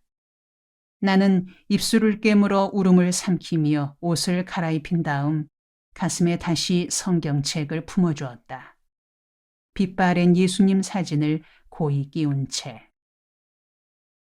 가마니를 뜯어 들것을 만들고는 아가씨 시체를 그 위에 누였다. 교회 청년 셋의 도움을 받아 뒷산으로 올라갔다. 청년 둘을 앞세우고 나와 다른 한 명은 뒤에서 들었다. 손에는 괭이와 삽을 들었다. 시체는 생각보다 무거웠다. 사람이 죽으면 평소보다 무거워지는가 생각하며 산비탈을 올라갔다. 앞에 선 청년들은 산길에 익숙하고 힘이 좋아 거푼거푼 올라가는데 나는 힘에 부쳤다. 이 사람들아, 좀 천천히들 가세나. 나는 숨찬 목소리로 말하며 뒤를 따르다 그만 비탈길에 미끄러지고 말았다. 미끄러질 때 손에 잡았던 들것을 놓치고 말았다. 그 겨를에 시체가 들것에서 떨어져 비탈길로 대굴대굴 굴러내려갔다. 나는 낭패스러운 얼굴로 굴러내려가는 시체를 보고 어어하며 할 말을 잃었다. 어지간히 복도 없는 아가씨라 생각했다. 살아생전에 그렇게 고생만 하다가 죽어서 장례도 치르지 못하다가 겨우 가만히에 얹혀 산으로 가는데 그나마 이 시원찮은 사람을 만나 산비탈을 구르게 되었으니 미안하기 이를 데 없었다. 그렇게 구르던 시체가 소나무 등걸에 걸려 멈췄다. 나는 내려가 시체를 품에 안고 아가씨 영혼이 들으라는 듯이 말했다. 아가씨, 미안해요. 시체나마 제대로 편하게 못 해줘서 정말 미안해. 땅에서는 고생만 하다 죽었어도 하늘에서는 편히 지내세요. 산비탈을 구르게 해서 정말 미안해요. 나는 아가씨의 이마에 쏟아져 내린 머리칼을 손으로 쓸어 올려주며 산 사람에게 하듯 말했다. 그리고 시체를 품에 안은 채 산을 올라가 따뜻한 양지에 구덩이를 파고 묻어주었다. 아이나 미혼자의 무덤은 평토장을 한다는 말이 생각나 조그마한 무덤을 만들어 주었다. 소나무를 베어 십자가를 만들고는 무덤 앞에 세워주었다. 산에서 내려오기 전에 청년들에게 말했다. 이 사람들아, 우리 기도하고 내려가세. 우리 넷은 선체로 손을 잡고 기도했다. 예수님, 이 아가씨 천국 들어가게 해주십시오. 우리가 교회에서 배운 바로는 자살에 죽으면 천국에 들어가지 못한다고 했습니다. 그렇지만 예수님, 예외가 없겠습니까? 이 아가씨 너무나 불쌍합니다. 비록 자살은 했지만 농약을 마시면서도 가슴에 성경책을 품었던 마음을 살피시고 천국에 들여보내 주십시오. 저희가 천국 가서 이 아가씨 만나게 해 주시옵소서. 내가 떠듬떠듬 그렇게 기도하자 젊은이들은 울음을 터뜨렸다. 처음에는 흐느끼던 청년들이 나중에는 그만 땅바닥에 주저앉아 아가씨 이름을 부르며 펑펑 울었다. 그렇게 힘들었으면 예배당에서 말이라도 하지. 교회에서는 그렇게 늘 웃기고 명랑하더니 이렇게 죽어버렸냐. 청년들은 사설을 늘어놓으며 울었다. 아가씨는 가정 환경이 그렇게 불우했어도 유머가 있고 밝은 성격이었던 모양이다. 그러나 자기가 감당할 수 없는 시련에 그만 무너져 버렸던 것이다. 나는 청년들이 울음 그치기를 기다리다가 나중에는 등을 떠밀다시피 해 산을 내려왔다. 이제 그만 울고 내려가세나. 평소에 어려운 사정을 살피고 도와줬어야지. 지금 와서 운다고 될 일인가? 이제 해지겄다. 그만 내려가자. 산자락에 이르러 마을이 시작되는 길목에 처녀가 다니던 교회당이 있었다. 교회당 울타리를 끼고 마을로 내려오는데 마침 토요일인지라 청년들이 모여 성가 연습을 하고 있었다. 오르간 소리, 웃음소리들이 담 너머로 들려왔다.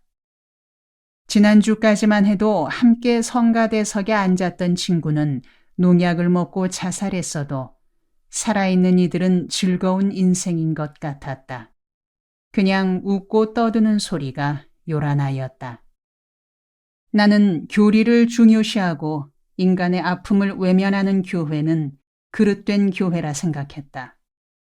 예수는 상한 마음들을 고치러 왔다고 말씀하셨으나 예수가 세운 교회는 건강한 자들과 나무랄 데 없는 사람들의 교회가 되고 말았다. 예수는 상한 마음들이 살아가고 있는 예배당 울타리 밖에만 머물러 있고 예배당 안에는 아쉬울 것 없는 잘난 사람들만 모여 있다고 생각했다. 나는 마을 한가운데에 있는 처녀의 집을 지나치다 발길을 돌려 집에 들어갔다. 어디에 묻었다고 알려주는 것이 좋을 것 같아서였다. 마당에 들어서니 그녀의 아버지인 듯한 사람이 술에 만취되어 멍석 위에서 노랫가락을 흥얼거리고 있었다. 큰 대자로 누워서는 노들강변 뱃사공을 부르고 있는 모습을 보니 열이 받치고 미운 생각이 밀려들었다. 아이고, 저런 인생은 귀신도 안 물어가나. 생때 같은 딸은 죽어 묻혔는데 애비가 돼서 저렇게 술독에 빠져만 있으니. 그런 사람에게 딸을 어디에 묻었다고 말해주어야 알아듣지도 못할 것 같았다. 그녀의 어머니는 안방문을 열어둔 채 먼 산을 바라다보고 있었다. 비록 정신병에 걸린 어머니일지라도 딸을 어디에 묻었다고는 일러주는 것이 도리일 듯했다. 아주머니, 따님을 산골짜기 양지 바른 곳에 묻었습니다. 정신이 들면 찾아가 보시라요. 소나무로 십자가를 만들어 세워두었으니 찾기 쉬울 거예요. 문 앞에 다가가 일러주고 돌아서려는데 그녀의 어머니가 내게 가까이 오라고 손짓을 했다. 나는 그쪽으로 다가가면서 물었다. 아주머니, 내게 하실 말이 있으신가요? 그녀의 어머니는 아무 말 없이 돗자리 한쪽 귀퉁이를 들쳐 무언가를 끄집어내더니 내게 주며 말했다. 선생님, 고맙습니다. 내 딸 묻어줘서 고맙습니다. 이걸로 가시다가 사이다라도 한 병 사 잡수시라요. 받아보니 꼬깃꼬깃 접힌 채 색깔까지 변해버린 낡은 100원권 지폐 한 장이었다. 나는 그 돈을 받으며 처녀 어머니의 두 눈을 살폈다. 고달픈 인생살이에 쌓인 슬픔이 가득 괴어있는 듯 너무나 서럽고 슬픈 눈동자였다. 나는 가슴이 찡해 할 말을 잃은 채 실룩거리는 입술을 이빨로 깨물며 돌아섰다. 아무것도 모른 척하고 있었을 뿐이지 실은 다 알고 있었던 것이다. 딸이 견디다 못해 죽은 것, 시체가 썩어가는데 아무도 장례를 치러주지 않는 것, 이웃교회 전도사가 와서 장례를 치러주는 것을 다 알고도 모르는 척했을 따름이었다. 그런 마음이 헤아려지자 슬픔이 북받쳤다. 서재에 들어가 그 어머니에게서 받은 돈을 성경 위에 올려놓고 울었다. 그 어머니가 겪고 있는 아픔의 깊이를 생각하니 하염없이 눈물이 나왔다.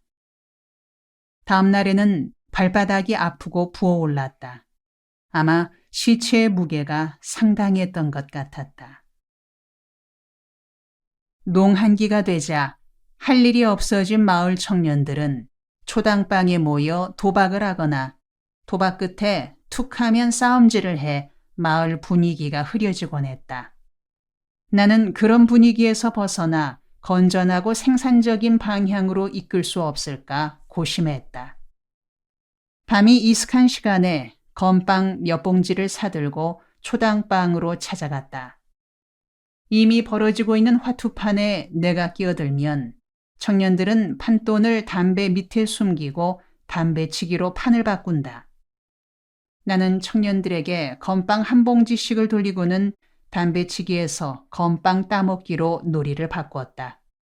그러는 동안 이런저런 이야기를 나누다가는 이웃마을 청년들과 배구시합이나 노래자랑, 윷놀이 대회를 열자는 제안을 했다. 젊은 나이에 허구한 날 화투장을 뒤척이는 것이 꼴 사나운 일 아니냐.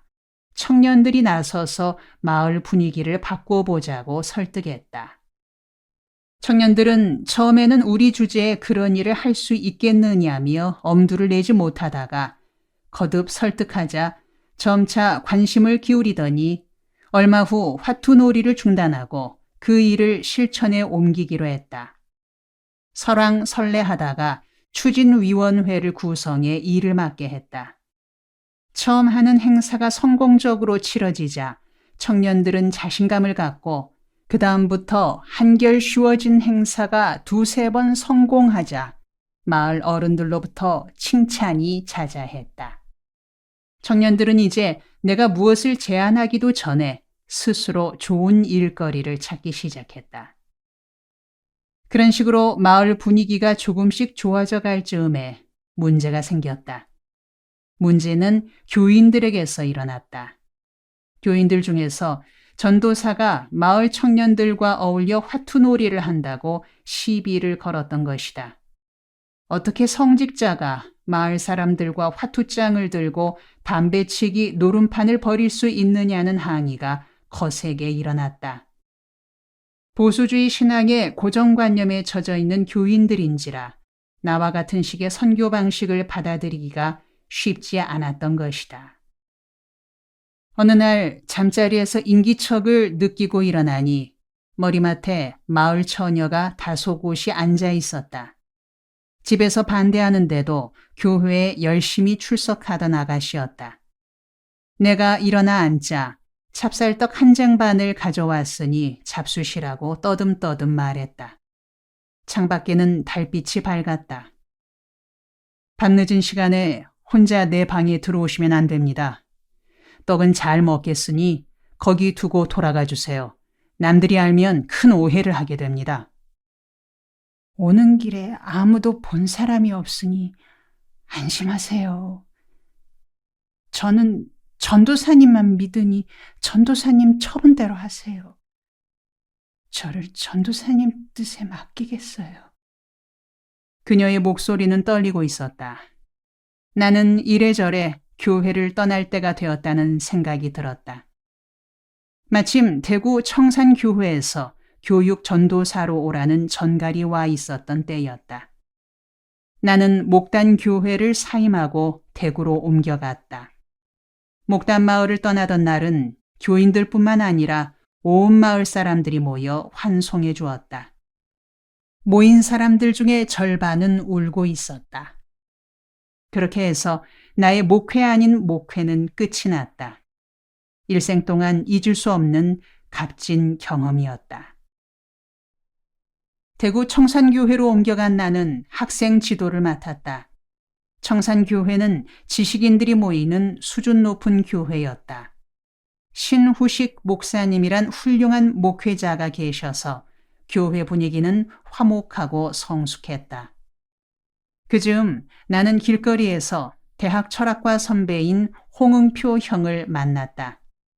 대학 시절 도서관에 있는 나를 불러내 거듭났느냐고 물었던 선배였다. 홍 선배는 반색을 하며 나를 다방으로 데리고 들어갔다. 커피 한 잔을 시켜놓고 그는 말을 시작했다. 그렇지 않아도 자네를 만나고 싶어 학교에 들렀더니 행방을 모르겠다더군. 교수님들께서 자네 염려를 많이 하시던데. 학교 쪽에서는 자네를 무척 아끼고 기대를 거르는데 갑자기 사라져버렸다는 게야. 그건 그렇고. 자네 요즘은 무슨 문제와 씨름하는가? 대학에 남아있다가는 뭔가가 될 것 같지 않아서 한동안 속세를 헤매다가 지금은 교회 전도사로 있습니다.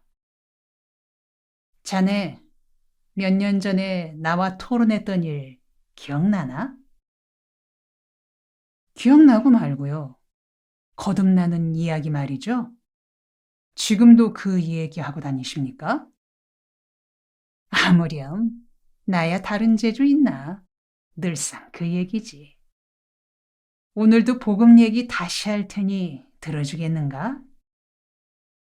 듣고 말고요. 지금 내가 교회 전도사로 있긴 하지만 실은 봉사 밤길 더듬듯이 무언가를 더듬어 찾고 있는 중이니까 내가 확신할 수 있는 믿음을 찾도록만 이끌어 주십시오. 그렇다면 한결 마음이 놓이네. 자네 요즘 바쁜가? 글쎄요. 바쁘다면 바쁘고 아니라면 아닌 처지입니다. 꼭 필요하다면 시간을 낼 수 있습니다. 잘 됐네. 우리 시간을 정해 매주 한 번씩 만나 책을 함께 읽는 것이 어떻겠나? 갑자기 웬 책입니까? 난 도통하기 전에는 책을 안 읽기로 했는데요. 그야 책 나름이지. 사람 헷갈리게 하는 책 말고 도통하게 하는 책 읽으면 될 것 아닌가? 그런 책이라면 산수갑산을 찾아가서라도 읽어야죠. 그런데 그런 책이 어디 있어야 말이죠. 자네 로마서 알지? 일본의 성서학자 중에 우치무라 간조란 분이 있는데 그가 쓴 로마서 강해란 책이 있네. 서양 학자들이 쓴 책과는 달리 깊이가 있고 통찰력이 있는 책이지. 매주 한 번씩 만나 그 책을 같이 읽자고. 내가 자네에게 투자를 하고 싶으니까. 자네 거절 않겠지? 거절할 이유가 있을 리 없었다. 명색이 전도사로 시무하고 있으면서도 마음속의 갈등은 여전했던 터라 순순히 응했다. 이리하여 나의 성경 연구가 시작되었다. 처음에는 가벼운 마음으로 시작했으나 점차 진지한 자세가 더해갔다. 우리는 우치무라 간조 선생의 로마서 강해를 함께 읽으며 토론을 거듭했다. 나는 로마서에서 나타나는 사도 바울의 확신이 부러웠다. 그 진위를 떠나 그렇게 확신에 찬 신앙을 지닌다는 것 자체가 축복이라 여겨졌다. 내가 복음을 부끄러워 아니하노니 이 복음은 모든 믿는 이에게 구원을 주시는 하나님의 능력이 됨이라. 복음에는 하나님의 의가 나타나서 믿음으로 믿음에 이르게 하나니 오직 의인은 믿음으로 말미암아 살리라. 신약성서 로마서 1장 16에서 17절. 나는 이 성경 구절을 읽으며 바울과 같은 확신에 찬 믿음을 달라고 기도했다. 그런 확신이 내 영혼 속에 깃들인다면 비록 가시밭길을 걸어갈지라도 행복해질 수 있을 것 같았다. 로마서를 읽어나가던 중에 3장의 한 부분에 이르러 눈길이 멈춰져 그 뜻을 음미하기를 거듭했다. 가히 성서적 진리의 핵심에 해당하는 부분이라고 여겨졌기 때문이다. 23절, 모든 사람이 죄를 지었기 때문에 하나님이 주셨던 본래의 모습을 잃어버렸습니다. 24절, 하나님께서는 그리스도 예수를 통해서 모든 사람을 죄에서 풀어주시고 당신과 올바른 관계를 가질 수 있는 은총을 거저 베풀어 주셨습니다. 25절, 그리스도를 믿는 사람에게는 죄를 용서해 주시려고 하나님께서 그리스도를 제물로 내어주셔서 피를 흘리게 하셨습니다. 이리하여 하나님께서 당신의 정의를 나타내셨습니다. 과거에는 하나님께서 인간의 죄를 참고 눈감아 주심으로 당신의 정의를 나타내셨고, 26절, 오늘날에 와서는 죄를 물으심으로써 당신의 정의를 나타내셨습니다. 이렇게 해서 하나님께서는 당신이 올바르시다는 것과 예수를 믿는 사람이면 누구나 당신과 올바른 관계에 놓아주신다는 것을 보여주십니다. 나는 본문을 바로 이해해 보려고 짧게 풀어 분석하며 살펴보았다. 인간은 본래의 모습을 상실했다. 그 본래의 모습은 신이 주셨던 모습이다. 그 본래의 모습을 상실한 이유는 죄를 지었기 때문이다. 인간이 본래의 모습을 상실하였다 함은 신과의 관계가 단절되었음을 뜻한다. 신은 인간과의 끊어진 관계를 회복시키기를 원했다. 신과 인간의 관계가 끊어진 것은 인간이 죄를 지어 끊어진 것이기에 그 회복은 인간의 죄가 용서되고 죄에서 해방되어야 한다. 신은 인간을 죄에서 해방시킬 수 있는 방법을 찾아냈다. 그 방법은 예수 그리스도를 통한 방법이다. 그 일을 이루기 위해 예수가 행한 일은 자신이 제물이 되어 피 흘려 죽는 일이다. 죄 지은 사람은 그 죄값을 치르기 위하여 피 흘려야 하는 법인데 사람들이 그렇게 하는 대신에 예수가 대신 피 흘려 죽게 하였다. 신은 예수란 이름으로 이 땅에 직접 왔고 예수가 피를 흘리게 함으로써 인간을 죄에서 해방시키고 신과의 관계를 회복시켰다. 이 인간 회복은 신이 은총을 베풀어 주신 길이고 인간으로서는 공짜로 받은 길이다. 그렇다면 인간이 해야 할 일은 무엇인가? 예수가 이미 이루어 놓은 사실을 믿는 것이다. 신은 예수를 믿는 사람들의 그 믿음을 보시고 죄를 용서해 주기로 했다. 그런데 신은 왜 이렇게 복잡한 경로를 거쳐 인간을 죄에서 구원시켜야만 했는가? 왜 예수가 피를 흘려야 했는가? 신은 이 우주에서 자신의 정의를 나타내야 할 필요가 있었기 때문이다.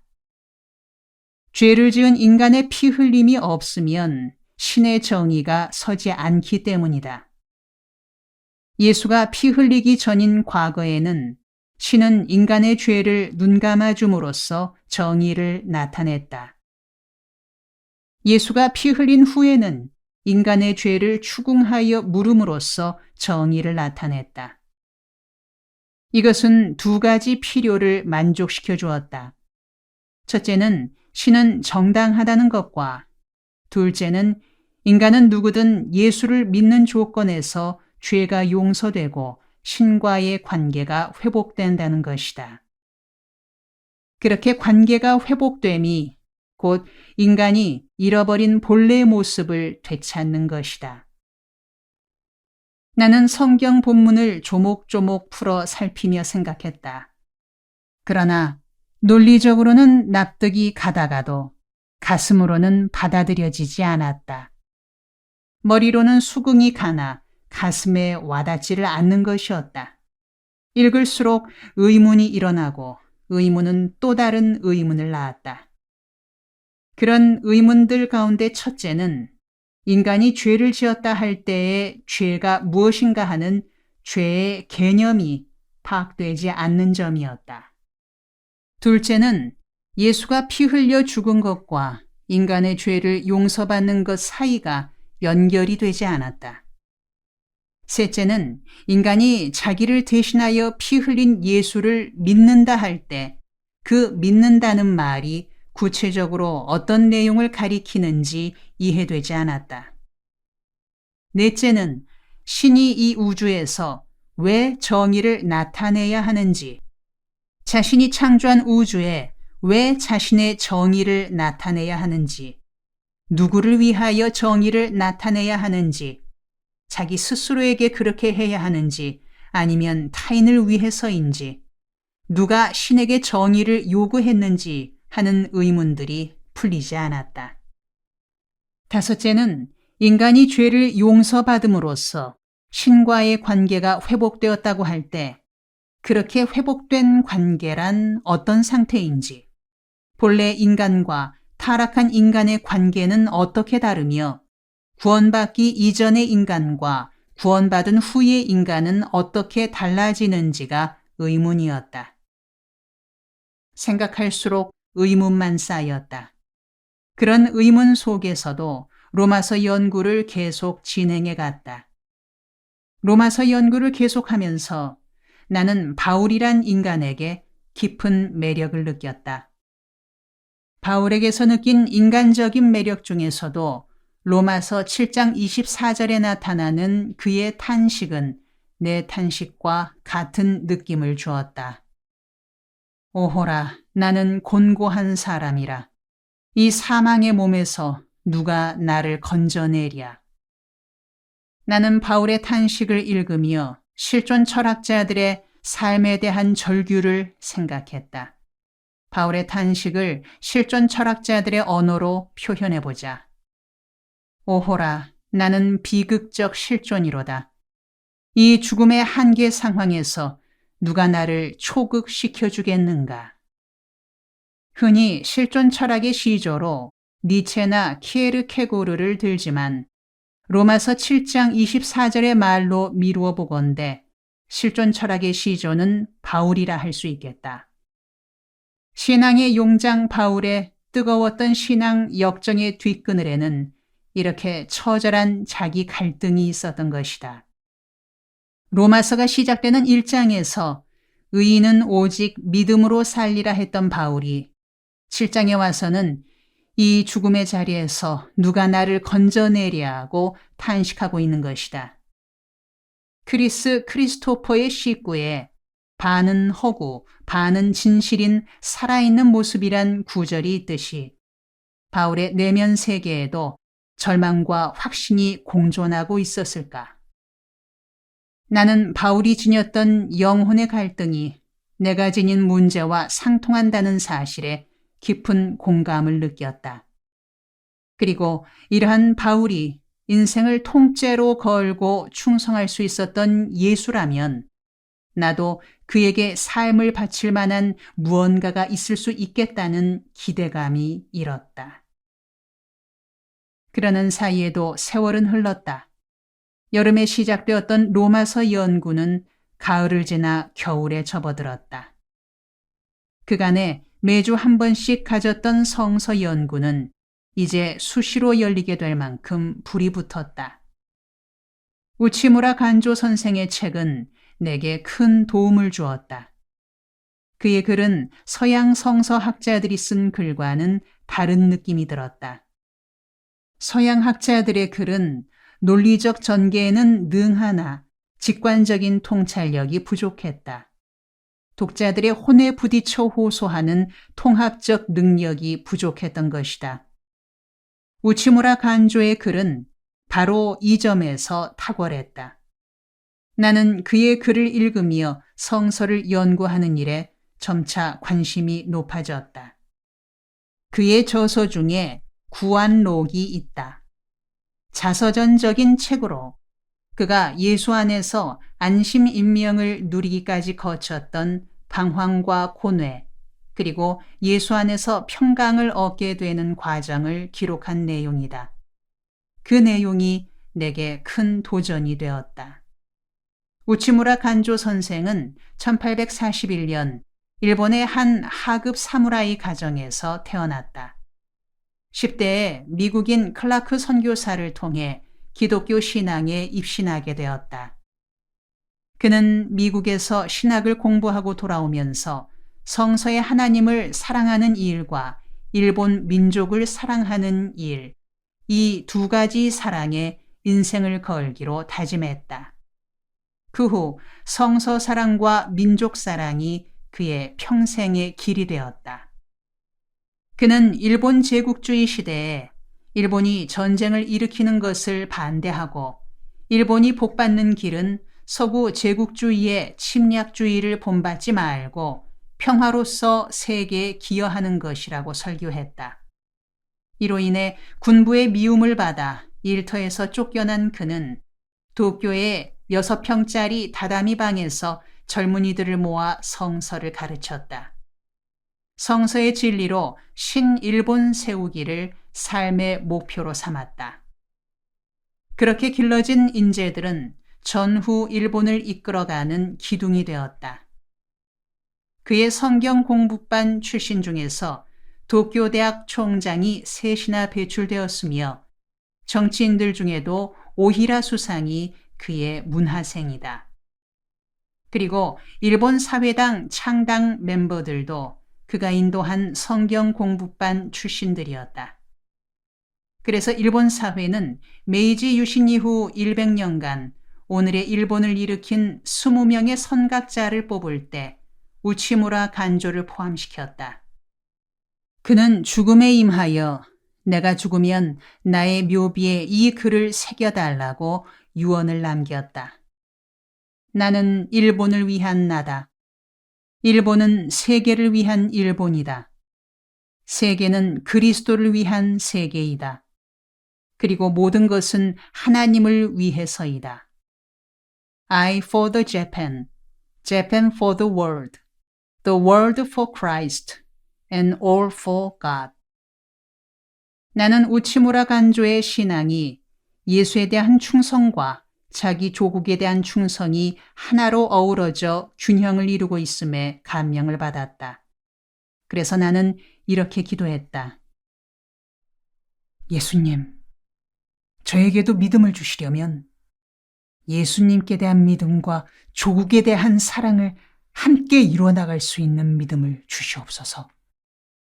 그래서 내 삶을 예수 사랑과 결의 사랑을 함께 이루어나가는 일에 헌신할 수 있도록 이끌어 주시옵소서.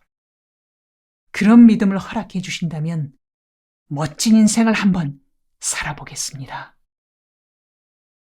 우리나라에서 우치무라 간조의 영향을 받았던 인물로는 김교신과 함석헌을 들 수 있다. 나는 우치무라 간조를 좋아하게 되면서 김교신 선생의 글과 함석헌 선생의 글도 열심히 탐독했다. 그리고 이런 글들을 읽으면서 예수를 믿고 따르는 삶은 교회당 안에서만 머무는 생활에서 벗어나 백성들의 삶의 현장에서 이루어져야 하는 것임을 느끼게 되었다. 그러던 차에 드디어 역사적인 날이 내게 다가왔다.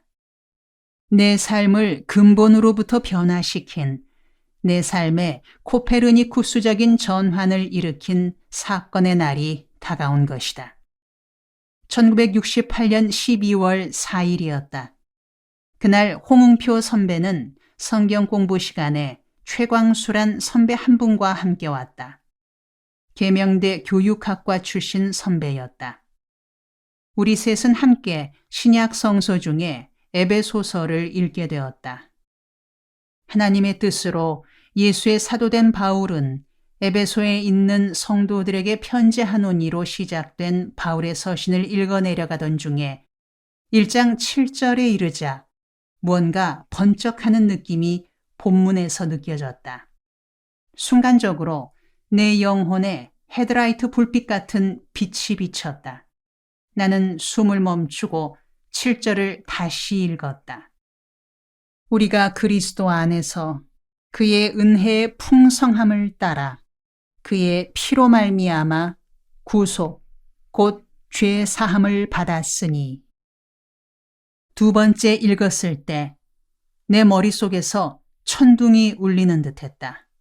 아니, 내 영혼에 지진이 일어났다고 하는 편이 좋겠다. 그리스도 안에서. 이 7글자가 나를 강렬히 압도했다. 문제의 열쇠는 거기에 있었다. 그리스도 안에서란 말에 해답이 있었다. 그리스도 안이란 어떤 곳인가? 인간을 향한 신의 사랑이 결집된 곳이다. 신은 잃어버린 파트너인 인간을 찾아 세상으로 들어왔다. 그분을 우리는 예수 그리스도라 부른다. 이 땅에 온 하나님인 그리스도는 고난을 당하고 피 흘려 죽음으로써 인간에 대한 자신의 사랑을 나타냈다. 그러한 하나님의 사랑을 깨닫고 그 사랑에 나를 기투할 때 나는 하나님과 합일된다. 일컬어 구원받는다고 표현한다. 그간에 나는 구원의 길을 어디에서 찾았던가? 내가 방황하고 다녔던 공간은 어디였던가? 분명히 그리스도 안이 아닌 그리스도 밖이었다. In Christ가 아닌 out of Christ였다. 나는 진리를 찾되 철학 안에서 찾으려 했고 인간 안에서 찾으려 했다. 나는 철학 안에는 길이 없으리란 것까지는 짐작했으나 인간 안에도 길이 없음을 인식하지는 못했던 것이다. 나는 그날 밤 그리스도 밖에서 방황했고 구원에 이를 수 없는 죄인인 나를 볼 수 있었다. 내 안에 있었던 것은 고뇌와 방황이었다. 그리고 그 고뇌와 방황의 뿌리에 죄가 있었다. 고뇌와 방황은 죄가 낳은 자식이었다. 내 영혼을 병들게 하고 있는 고뇌와 방황을 끝내게 하려면 내 영혼을 점령하고 있는 죄를 해결해야 했다. 죄에서 해방되어 자유를 누리게 된 뒤에라야 고뇌와 방황에서 해방될 수 있음을 알게 되었다. 그런데 놀랍게도 그날 밤 한순간에 그리스도께서 내 어깨에서 죄의 짐을 내려주었다. 내 영혼을 점령했던 죄의 세력을 추방하고 죄에서 해방된 자유인의 기쁨을 누리게 해주었다. 갑자기 그리스도가 온 우주보다 크게 느껴졌고 그 크신 품에 안겨 안식을 누리고 있는 자신을 깨닫게 되었다. 긴 세월 동안 미로를 헤매게 했던 의문은 일시에 사라지고 예수 그리스도가 모든 질문에 대한 해답으로 내 앞에 나타났다. 나는 예수 그리스도 앞에 무릎을 꿇었다. 그리고 그분을 평생의 주인으로 모시기로 다짐했다. 내가 무릎을 꿇었을 때 예수는 나를 품어주었고 나는 예수 안으로 들어갔다.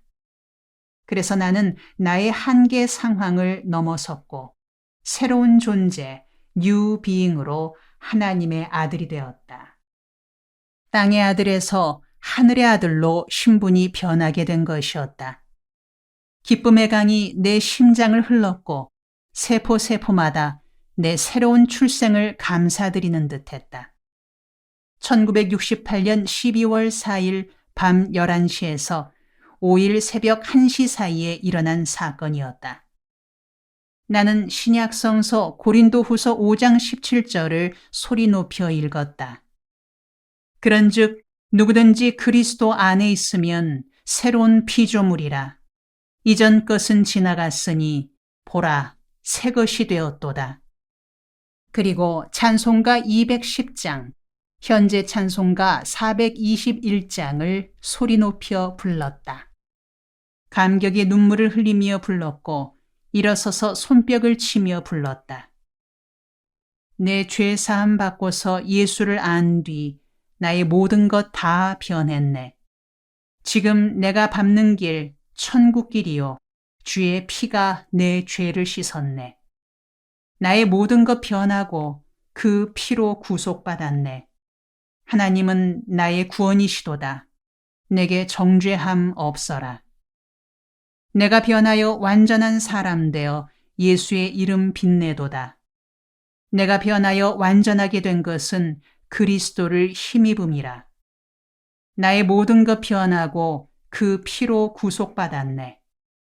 하나님은 나의 구원이시도다. 내게 정죄함 없어라. 예수의 사랑 내 마음에 가득한 뒤 성령이 마음에 늘 계시며 모든 두려움 주께서 물리친 뒤 나의 희망이 하늘에 있네. 나의 모든 것 변하고 그 피로 구속받았네. 하나님은 나의 구원이시도다. 내게 정죄함 없어라. 다음날 아침에 떠오른 태양은 이전의 태양과는 다른 태양이었다. 부는 바람도 이전의 바람이 아니었다. 새로운 태양과 새로운 바람이 새롭게 태어난 나를 환영해 주었다. 길거리에서 스쳐가는 모든 사람들이 선하게만 보였고 길가에 돌 하나, 풀 한 포기에도 하나님의 사랑이 깃들여 있는 듯했다. 그해 12월 4일 밤에 일어났던 이 사건은 나에게 일생 동안 가야 할 길을 분명히 결정해 주었다. 예수 그리스도의 종이 되어 교회와 백성을 섬기는 일에 평생을 바치겠다는 결심이었다.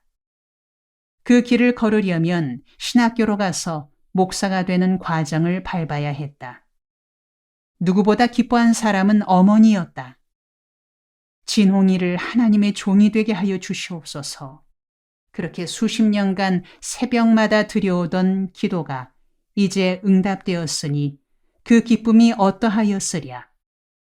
그런데 내가 신학교에 진학하게 되면 누가 어머니를 모시느냐가 문제였다. 어머니 홀로 어떻게 지내시나 하는 염려로 의논드렸더니 어머니는 거침없이 말씀하셨다. 야야, 염려 말아라. 이미 다 계획이 되어 있다. 니는 가서 공부나 열심히 해라.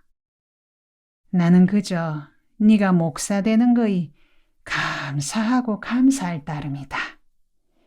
내 걱정은 조금도 하지 말거라. 나는 어머니 말만 믿고 이듬해인 1969년 3월 서울에 있는 장로회 신학대학에 입학했다. 그런데 몇 달간 공부하다가 대구로 어머니를 뵈러 갔더니 놀랍게도 어머니는 어느 집에서 가정부로 일하고 계셨다. 나는 깜짝 놀라 어머니께 말씀드렸다. 어머니, 이게 무슨 일입니까? 대책이 다 되어 있다시기에 그대로만 믿었더니 이렇게 식모살이를 하십니까? 안 되겠습니다. 신학교는 휴학하고 취직하여 어머니를 모셔야겠습니다. 아무리 목사 되는 일이 중해도 어머니를 이렇게 두고 신학교에 다닐 수는 없습니다. 어머니는 펄쩍 뛸 듯이 놀라며 말씀하셨다. 야가 뭐라 카노? 내가 지금 어때서? 이래 있어도 기쁨이 넘친다. 그러고 직업에는 귀천이 없는 기다. 식모가 어떻노? 내 염려는 당최 말거라. 내가 이러고 있어도 프라이드가 있다. 집주인 아들이 셋이다만 내가 보기에는 셋 다 합쳐도 네 하나만 못하겠더라. 그러니 니는 아무 걱정 말고 얼른 가서 공부를 계속해라. 야가 큰일 날 소리를 하네. 어머니는 가정부로 일하면서도 자부심이 대단했고 내게 대한 확신이 있으셨다. 진홍이는 장차 큰 인물이 된다는 확신이 그 바탕이었다. 그래서 대수롭지 않은 일에도 내가 신통한 일을 할라치면 어머니는 말씀하시곤 했다. 잘했다. 장차 큰일 할 녀석이라 다르구먼. 그런 내가 신학교에 갔으니 장차 큰 목사가 되리라는 것이 바로 어머니의 믿음이었고 꿈이었다. 그런 꿈이 있었기에 비록 가정부로 일해도 기쁨에 넘치셨다. 낮에는 커닝하고 밤에는 방언 기도. 장로회 신학대학은 대학 졸업자가 입학해 3년 과정을 이수하는 엘리트 코스였다. 전국 각 대학에서 졸업한 40명의 동기생들은 앞으로 한국교회를 이끌어 나가겠다는 사명감에 불타 있었다. 저녁마다 워커힐 뒤에 아차산에 올라가 광나루를 내려다보며 장차 한국교회의 기둥이 되고 결의 정신적 지도자가 되겠다는 생각을 함께 나누곤 했다.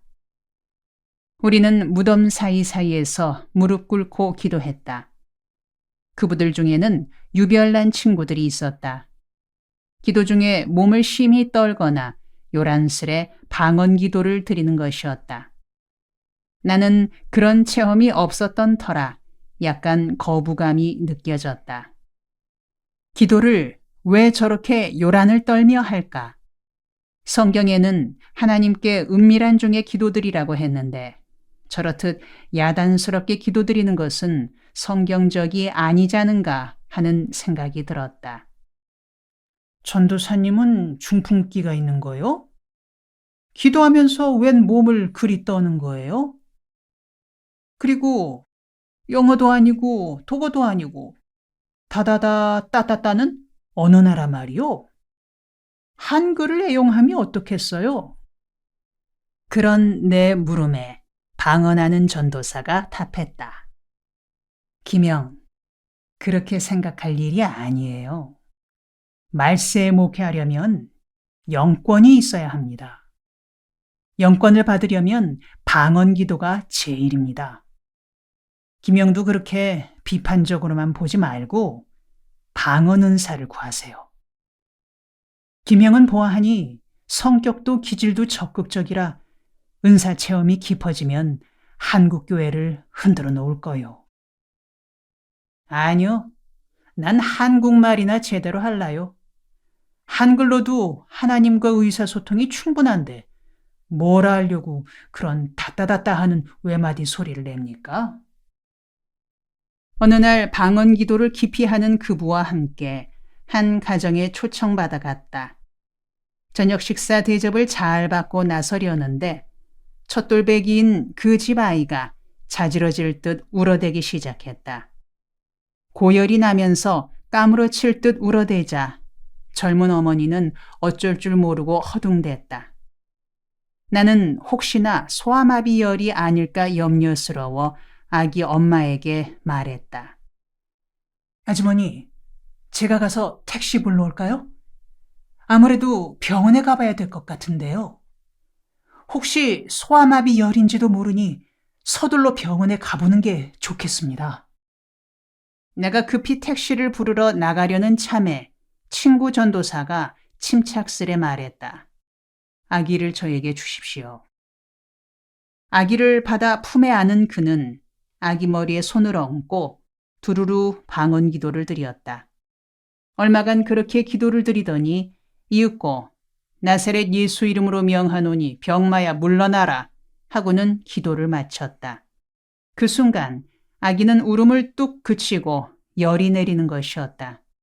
나는 기가 팍 죽었다. 야, 방언 기도를 해야겠구나.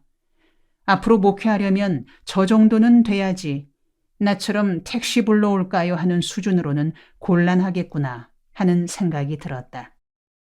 그날 저녁 나는 그 친구의 방을 찾아갔다. 그리고 솔직하게 사정했다. 형, 나도 방언 기도 할 수 있게 지도 좀 해주시오. 오늘 형이 방언 기도해서 아이 병 고치는 것을 보고 나도 방언 은사를 받아야겠다는 생각이 들었수다. 앞으로 목회하려면 그 정도는 돼야지 나처럼 당황해서 택시 불러올 생각만 해서는 안 되겠다는 생각이 들었수다. 이제 김형이 방언 은사를 인정하는구먼요. 좋은 일입니다. 그런데 김형, 그 방언받는 것이 그렇게 쉬운 일이 아닙니다. 아니, 막상 방언받으려니 또 왜 그렇게 말하는 거요? 어려워도 형이 하라는 대로 따를 터이니 지도해 주시구려. 김형, 내 말은 안 된다는 것이 아니라 쉽게 생각지 말라는 거요. 방언 은사 받으려면 소나무 한 그루는 뽑아야 합니다. 아니, 방언 은사 받는 것하고 소나무하고 무슨 관계가 있죠? 다름 아니라 김형이 방언 은사 받기에 합당한 마음가짐을 가지라는 것이죠. 내가 아는 시골 교회 목사님이 한 분 있어요. 교인들은 부흥회다 산기도다 다녀와서 방언 기도를 드리는데 목사인 자신은 방언 기도를 못하니 교인들을 지도하는데 지장이 있다고 느꼈죠. 그래서 나도 방언 기도 드려야 방언하는 교인들을 지도할 수 있겠습니다. 하나님, 내게 방언 은사를 허락해 주십시오. 하고 기도드렸답니다. 그러나 열심히 기도해도 방언 은사가 임하지 않으니까 마음에 조바심이 일어 달밤에 담요 한 장을 들고 산으로 갔습니다. 그리고 산비탈에 엎드려 소나무 한 그루를 붙잡고 방언 은사 달라고 기도드렸습니다. 그런데도 방언 기도가 터져 나오지 않으니까 소나무를 어찌나 심히 흔들며 기도를 드렸던지 새벽녘에 소나무가 뿌리채 획 뽑혀버렸습니다. 그러자 목사님은 소나무가 뽑힐 때의 반동으로 산비탈에서 서너 바퀴 굴러떨어져 골짜기에 콱 처박혔습니다. 그런데 골짜기에 처박히는 바로 그 순간에 방언이 탁 터졌답니다. 그러니 김영도 방언 은사를 받으시려면 그만큼 간절히 구하라는 것입니다. 나는 그 말이 이해가 갔다. 그래서 나도 소나무 한 그루 뽑기로 마음먹었다. 마음은 그렇게 먹었으나 주중에는 공부하고 주말에는 교회를 섬겼기에 소나무 뽑을 만한 시간이 나지 않았다. 고심하던 끝에 공휴일을 이용하기로 하고 5월 5일 어린이날을 디데이로 잡았다. 그리고 준비 기도를 먼저 드렸다. 하나님 아버지, 간절히 기도드립니다. 저도 은사를 받아 능력 있는 목회자가 될 바탕을 닦아 나가야겠습니다. 방언 은사, 병 고치는 은사를 함께 받아 능력 있는 종이 되어야겠습니다. 5월 5일에 산기도를 가겠습니다. 산에 가서 소나무가 뽑히도록 간절히 기도드리겠사오니 그날 방언을 주시옵소서. 주실 줄 믿고 기도드립니다. 5월 5일이 되자 나는 아침 일찍 서둘러 청와대 뒤편을 돌아 삼각산의 특별 기도원으로 갔다. 10시쯤 기도원에 도착해 뒷산으로 올라가니 한적한 곳에 판판한 바위가 있고 바위 곁에 소나무 한 그루가 다소 곳이 서 있었다. 나는 바위를 덮고 있는 낙엽 위에 무릎을 꿇고 소나무를 두 손으로 잡은 채 기도하기 시작했다.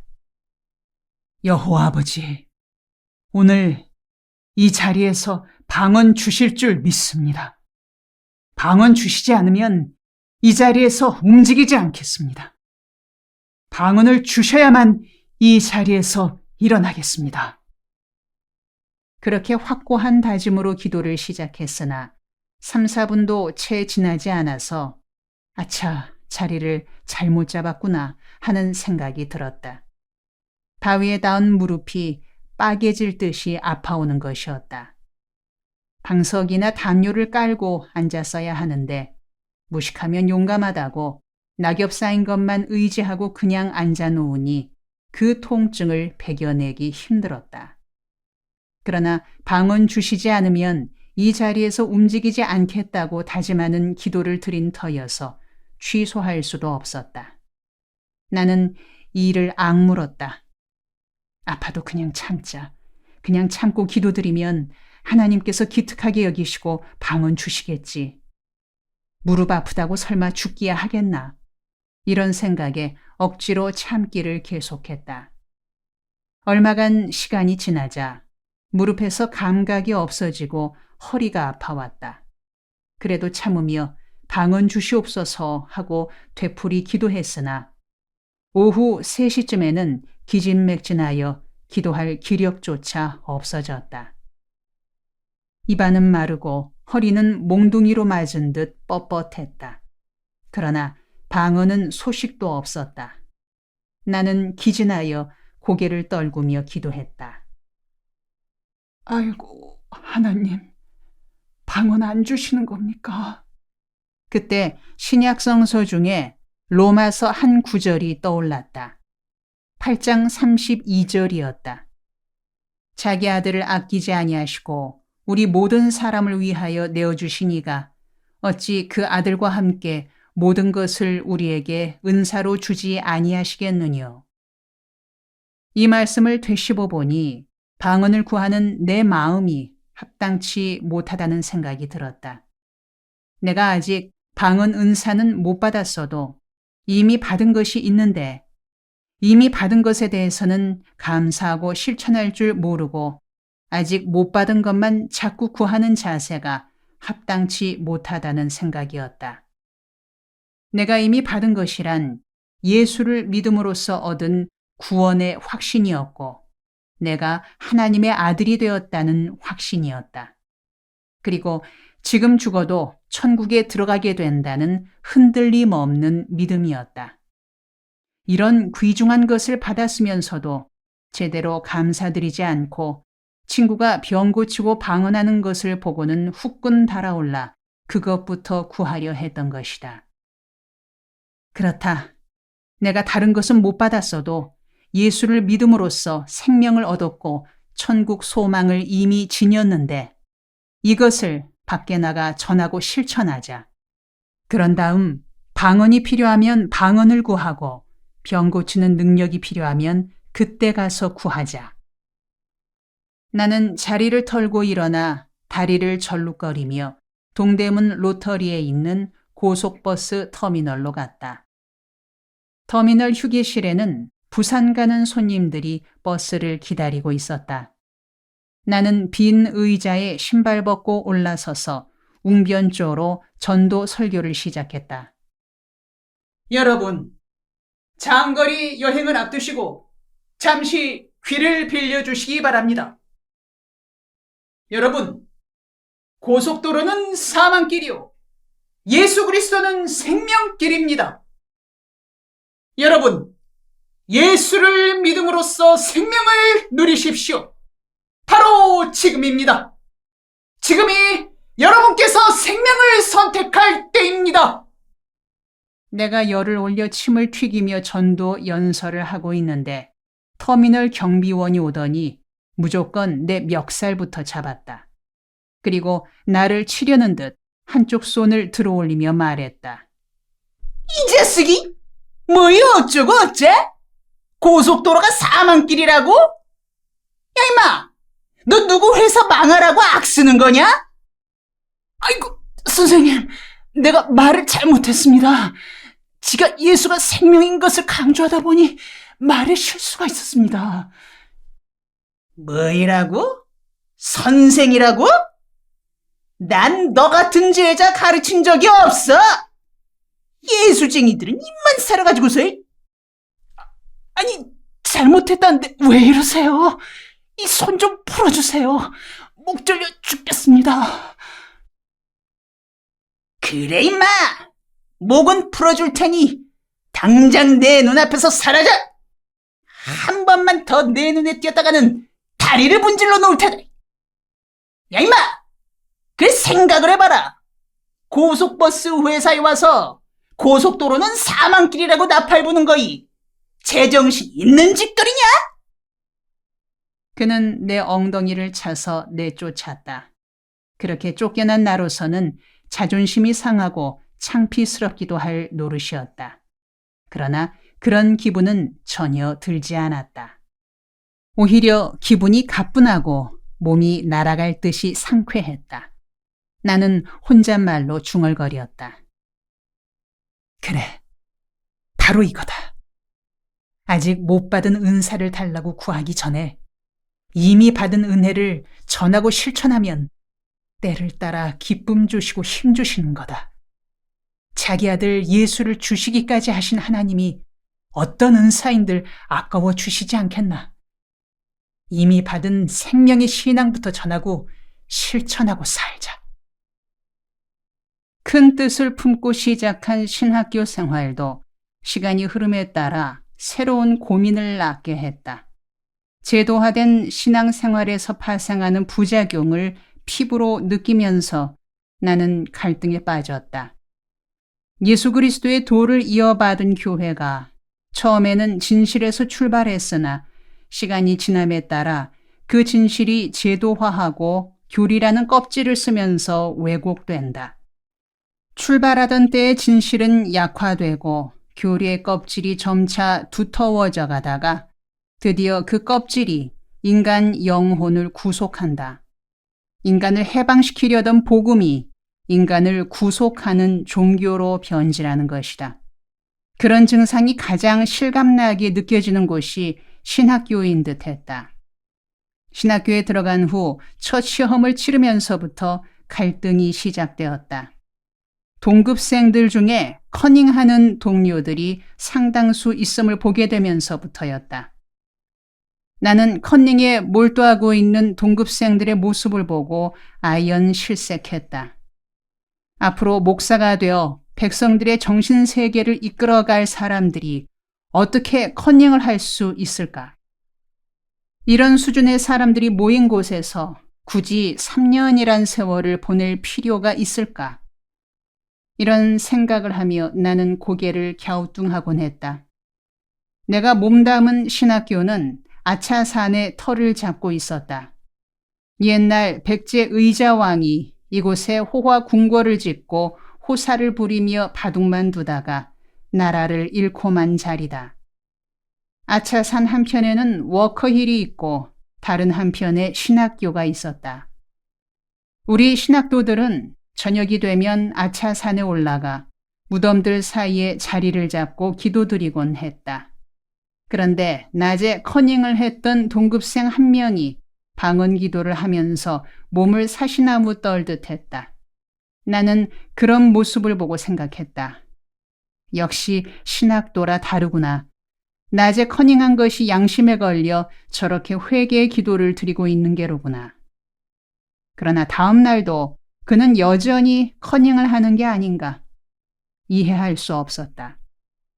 낮에는 커닝하고 밤에는 방언 기도하고 도대체 어떻게 된 걸까? 그는 신학교를 졸업할 때까지 커닝을 했다. 그런 그를 몇 년 전 서울에서 우연히 만났다. 서울 중심가에서 3, 4천 명이 모이는 교회의 담임 목사로 있었다. 졸업 후 20여 년 세월이 흐른 뒤라 반갑게 인사를 나누었다. 그런데 그는 인사할 때 허리를 앞으로 숙이는 게 아니라 뒤로 젖히며 말했다. 허허, 김준호 목사, 오랜만이야. 할렐루야. 그는 할렐루야를 말할 때 목에서 가래 끓는 소리를 내며 알렐루야로 발음했다.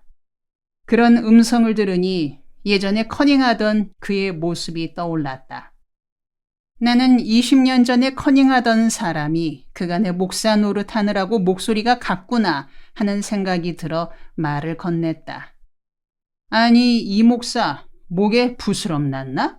왜 목에서 개구리 우는 소리가 나는겨?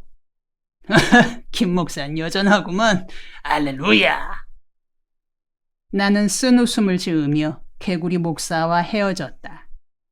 종교인에게 가장 큰 적은 위선이다. 자기 기만이다. 종교의 위선이 털을 잡을 때 인간 정신은 녹슬고 존벌레가 생기게 마련이다. 그런 연후에는 종교의 이름으로 자기를 속이고 하늘을 속인다. 나아가 서로가 서로를 속인다. 기독교 역시 그 점에서 예외일 수 없었다.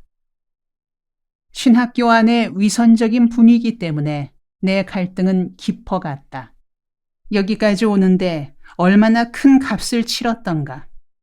지난날 초상집 개처럼 방황하던 세월에서 벗어나 그리스도를 믿는 신앙에 귀의한 이후 신학교에 오기까지 치렀던 고난의 세월들이 떠올랐다.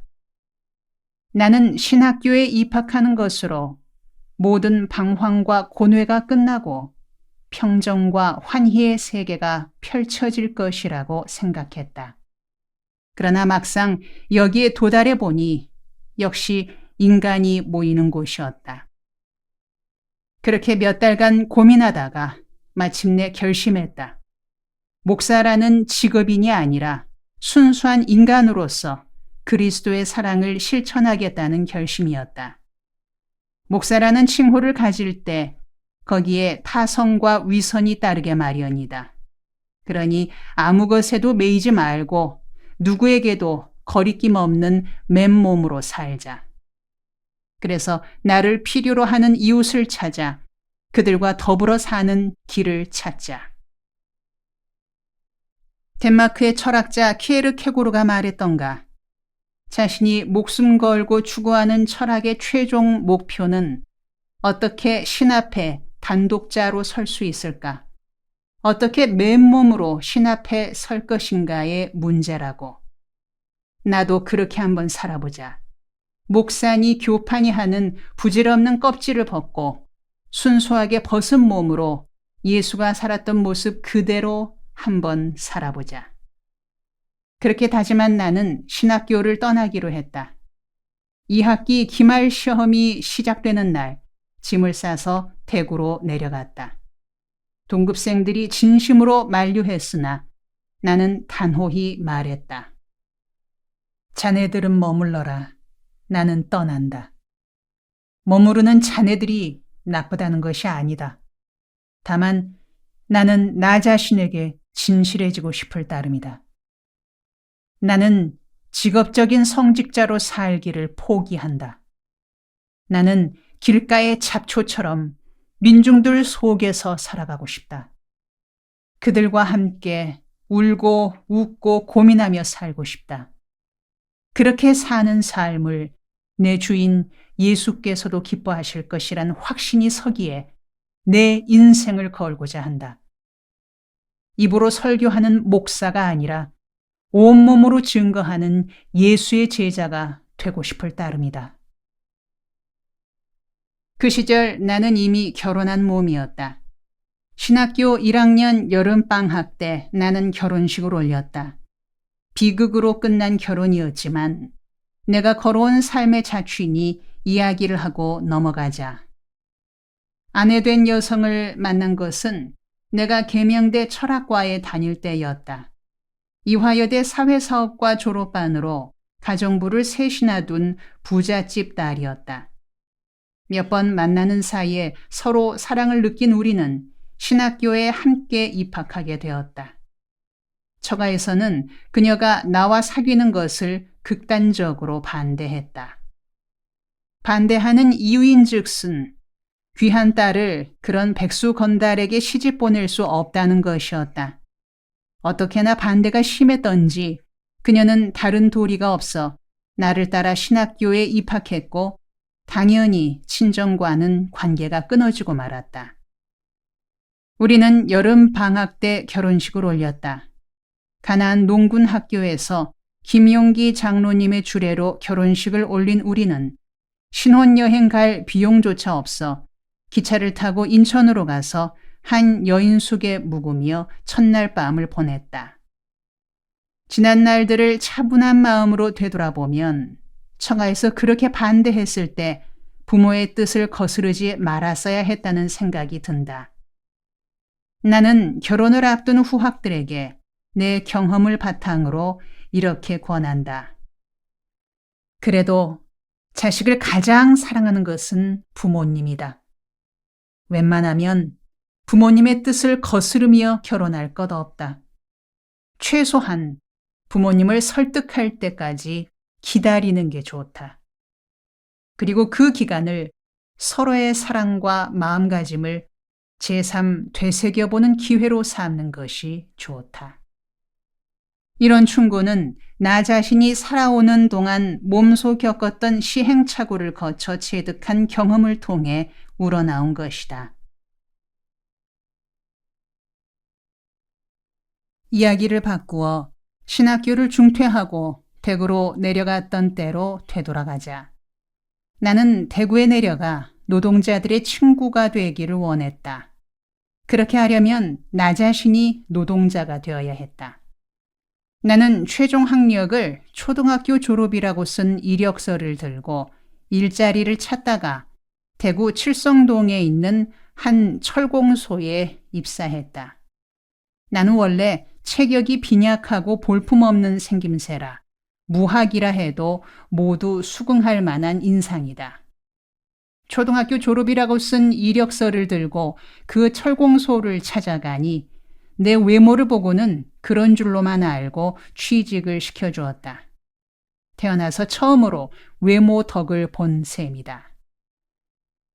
그 철공소 사장은 보수교단 소속 장로로 여러 곳에 교회를 세우고 큰 액수의 헌금을 내어 전도 사업에 쓰고 있는 모범 신앙인이요 모범 기업인으로 알려진 사람이었다. 나는 일당 270원에 화부로 채용되었다. 용광로를 관리하는 이 일로 일주일마다 낮근무와 밤근무를 교대하는 자리였다. 그런데 출근한 지 얼마 안 되어 회사 분위기가 이상하다는 느낌이 들기 시작했다. 일하는 틈틈이 동료들에게 예수님에 관한 이야기를 하노라면 대개 불쾌한 반응을 보이며 반감에 젖은 말을 내뱉었다. 예수쟁이라면 말도 마. 예수라면 신물 난다. 처음에는 의아했으나 회사 사정에 익숙해지면서 그들의 심정을 이해할 수 있게 되었다. 그 철공소는 사장이 교회 장로다 보니 간부들 모두가 장로 아니면 집사로 교회에서 중책을 맡은 사람들이었다. 그런데 노동자들이 받는 일당은 같은 업종의 다른 회사들에 비해 10% 정도 낮은 임금이었다. 게다가 작업 시간은 다른 회사보다 1시간가량 더 길었다. 더욱 나쁜 것은 매일 아침 전체 종업원이 예배를 드렸는데 이 시간이 노동시간에 포함되지 않는 점이었다. 아침 예배 때문에 노동자들은 30분 더 일찍 출근해야 했다. 노동자들에게 아침에 30분 더 일찍 일어나야 하는 것은 큰 부담이다. 그러나 아침 예배 때마다 출석을 부르고 출석률이 월급 봉투에 반영되어 노동자들은 마지못해 따르고 있었다. 상황이 이러니 노동자들의 입에서 예수나 교회에 대해 거침없는 악담이 나올 수밖에 없었다. 그들에게 예수는 그들의 새벽잠을 앗아가는 악당이었다. 그들이 아침 예배를 드리고 나서 작업장으로 흩어지며 내뱉는 말이 있었다. 개새끼들. 자식 새끼나 예배당 보내면 나도 개새끼다. 나는 동료 노동자들에게 예수 믿자고 전도하기 전에 먼저 해야 할 일이 있음을 느꼈다. 노동자들의 마음에 불만을 일으키고 있는 이런 상황부터 고쳐야겠다는 생각이었다. 그런 판에 예수 운운해봤자 임마 예수 너그끼리나 해먹으라고 욕이나 얻어먹기 십상이었다. 나는 서서히 일에 착수했다. 작업시간 중에는 같은 부서의 동료들과 대화했고 점심시간이나 출퇴근 시간에는 다른 부서의 노동자들을 만나 이야기를 나누었다.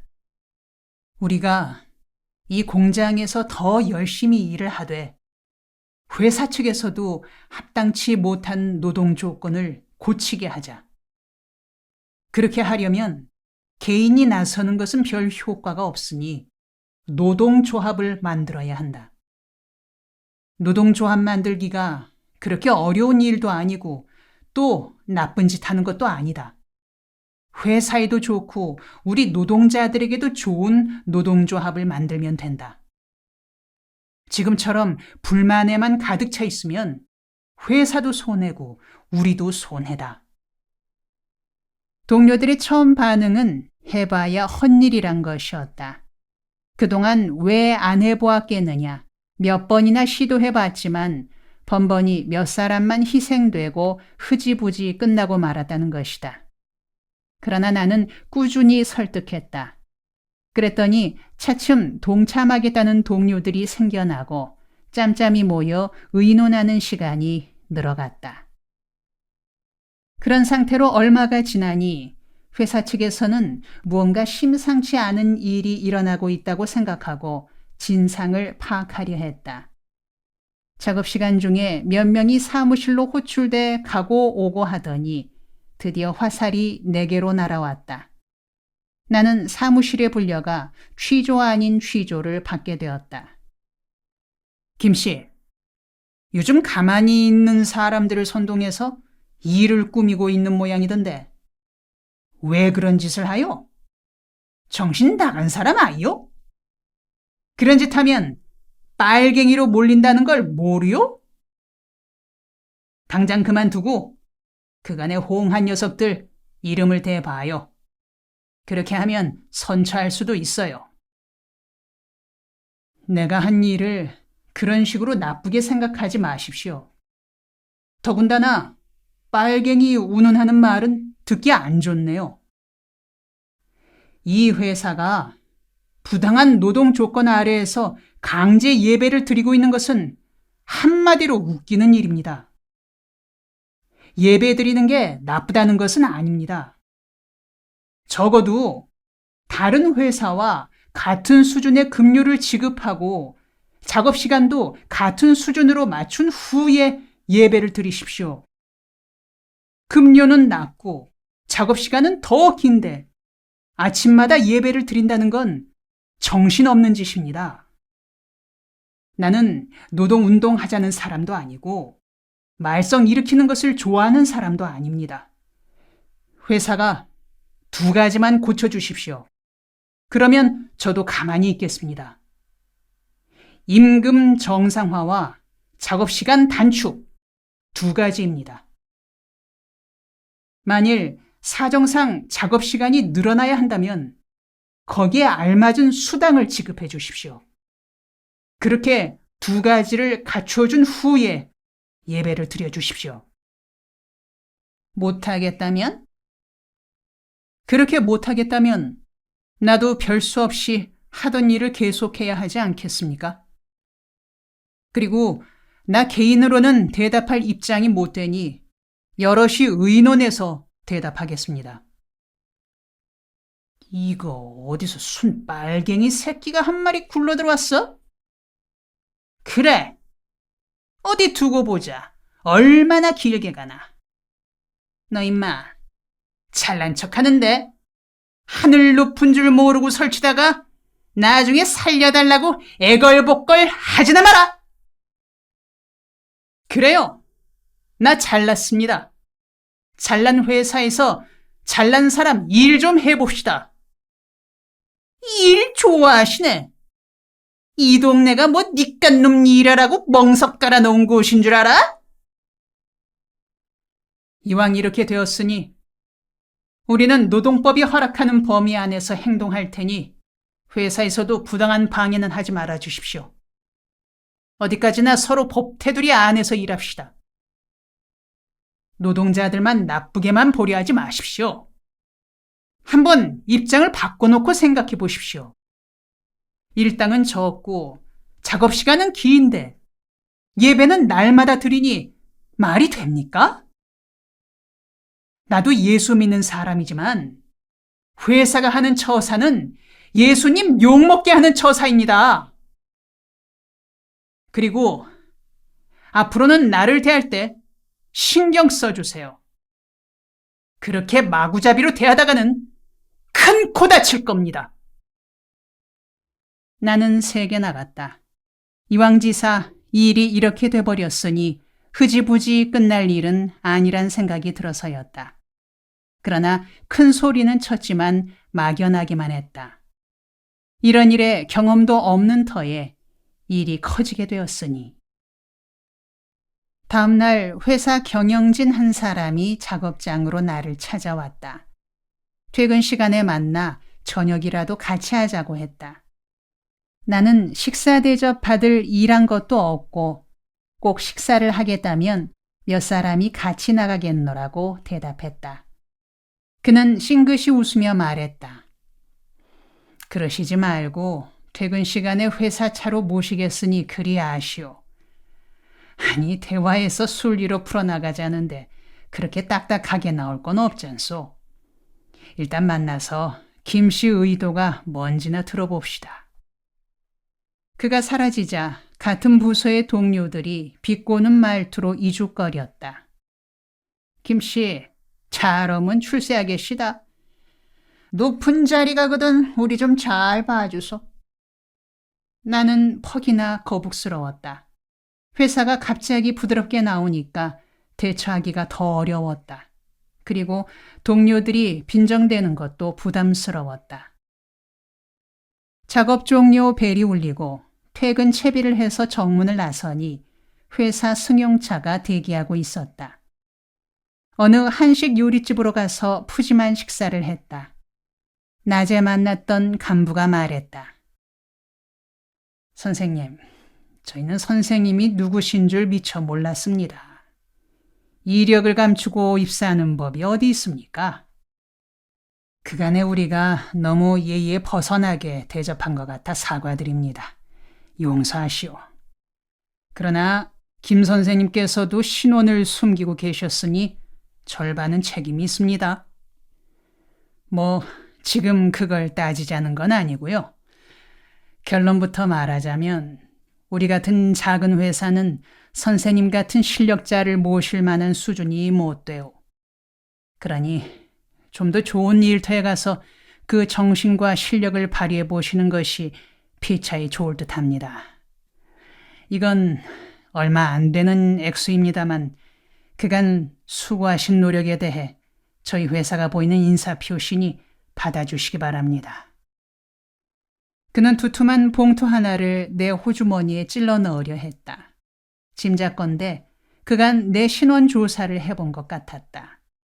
말하자면 내 뒷조사를 해보니 자기네 회사에 두었다간 재미없는 인물인 것 같으므로 돈 먹고 사라져달라는 이야기였다. 나는 그 봉투를 돌려주며 말했다. 호의는 감사합니다. 그러나 나도 이 회사에 들어올 때는 나름대로 생각이 있었던 것이고 또 그간에 시작해 놓은 일도 있으니 지금 회사를 그만두는 것은 어렵겠습니다. 내가 그만둘 때가 되었다고 생각되면 그때 말씀드리죠. 그러지 마십시오. 선생님이 우리 회사에서 하겠다는 일이 무슨 일인지 대충은 짐작이 갑니다. 하지만 그런 일을 해서 서로 뭐가 유익하겠습니까? 또 이런 말 할 건 아닙니다만 선생님은 우리 회사에 임시 고용인으로 들어온 처지입니다. 임시 고용인은 아무런 법적 보장이 없는 자리입니다. 회사로서는 언제든지 그만두게 할 수 있죠. 그러나 우리가 다 신앙인으로 서로 원만하게 덕스럽게 해결하자는 뜻에서 오늘 저녁 이런 시간을 만들었습니다. 선생님께서 우리 호의를 받아들이지 않는다면 우리에게도 다른 방법이 없는 것은 아닙니다. 무슨 말인지 이해가 갑니다. 하지만 제 의사는 확실합니다. 저 스스로가 이 회사를 그만둘 생각은 절대로 없습니다. 회사가 당장이라도 날 해고하면 그만둬야겠죠. 별 도리 있겠습니까? 저는 법을 어겨가면서 일할 생각은 없습니다. 아무튼 나는 단지 착취당하는 노동자들을 위해서 내가 할 수 있는 만큼만 일하겠습니다. 그 보아하니 듣기 거북한 말만 하네요. 방금 착취란 말을 했는데 누가 누구를 착취한다는 게죠? 그런 말은 평양방송에서나 쓰는 말 아닙니까?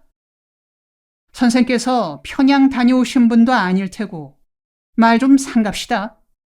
그게 신상이 좋지 않겠어요?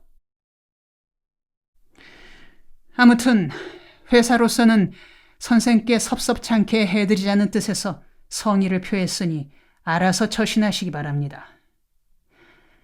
만약 선생께서 다른 일을 하시는데 우리 도움이 필요하다면 언제든 힘이 되드릴 수도 있습니다. 예를 들어 김 선생님께서 신학 공부를 계속하실 뜻이 있으시다면 사장님께 건의해 장학금을 지원해 줄 수도 있겠고, 또 개척교회를 하실 의향이 있으시다면 지원하도록 건의할 의사도 있습니다. 사장님께서 개척교회를 좋아하시나 본데, 예수 뼈다구 울고 먹지 말고 근로자들 대우나 잘해주라 카소. 보자허니 별소리를 다 듣겠구먼. 사람이 좋은 말 할 때 알아들어야지. 당신 뭘 믿고 그리 떵떵거리는 거요? 우리가 이 판에서 잔뼈가 굵은 사람인데 당신쯤 발박비리기야 식은 죽 먹기야. 그는 화를 사기느라 시근거렸다. 아들뻘 되는 내게 화를 참느라 애쓰는 그가 딱하기도 하고 미안하기도 해서 나는 음성을 낮춰 말했다. 내 말이 지나쳤으면 사과드립니다. 그러나 다시 한번 생각해 보십시오. 예수 믿는 사람들이 경영하는 공장이 예수 안 믿는 사람들이 경영하는 공장보다 월급을 더 주지는 못할 망정 10%나 더 적게 주는 데다 작업시간도 길어 실제 월급이 20%는 낮은 셈이죠. 그렇게 돈 모아서 개척교회를 여러 세워 하나님께 바쳤다니 하나님께서 기뻐하시겠습니까? 내 말은 개척교회를 세우기 전에 노동자들 급료부터 제대로 달라는 겁니다.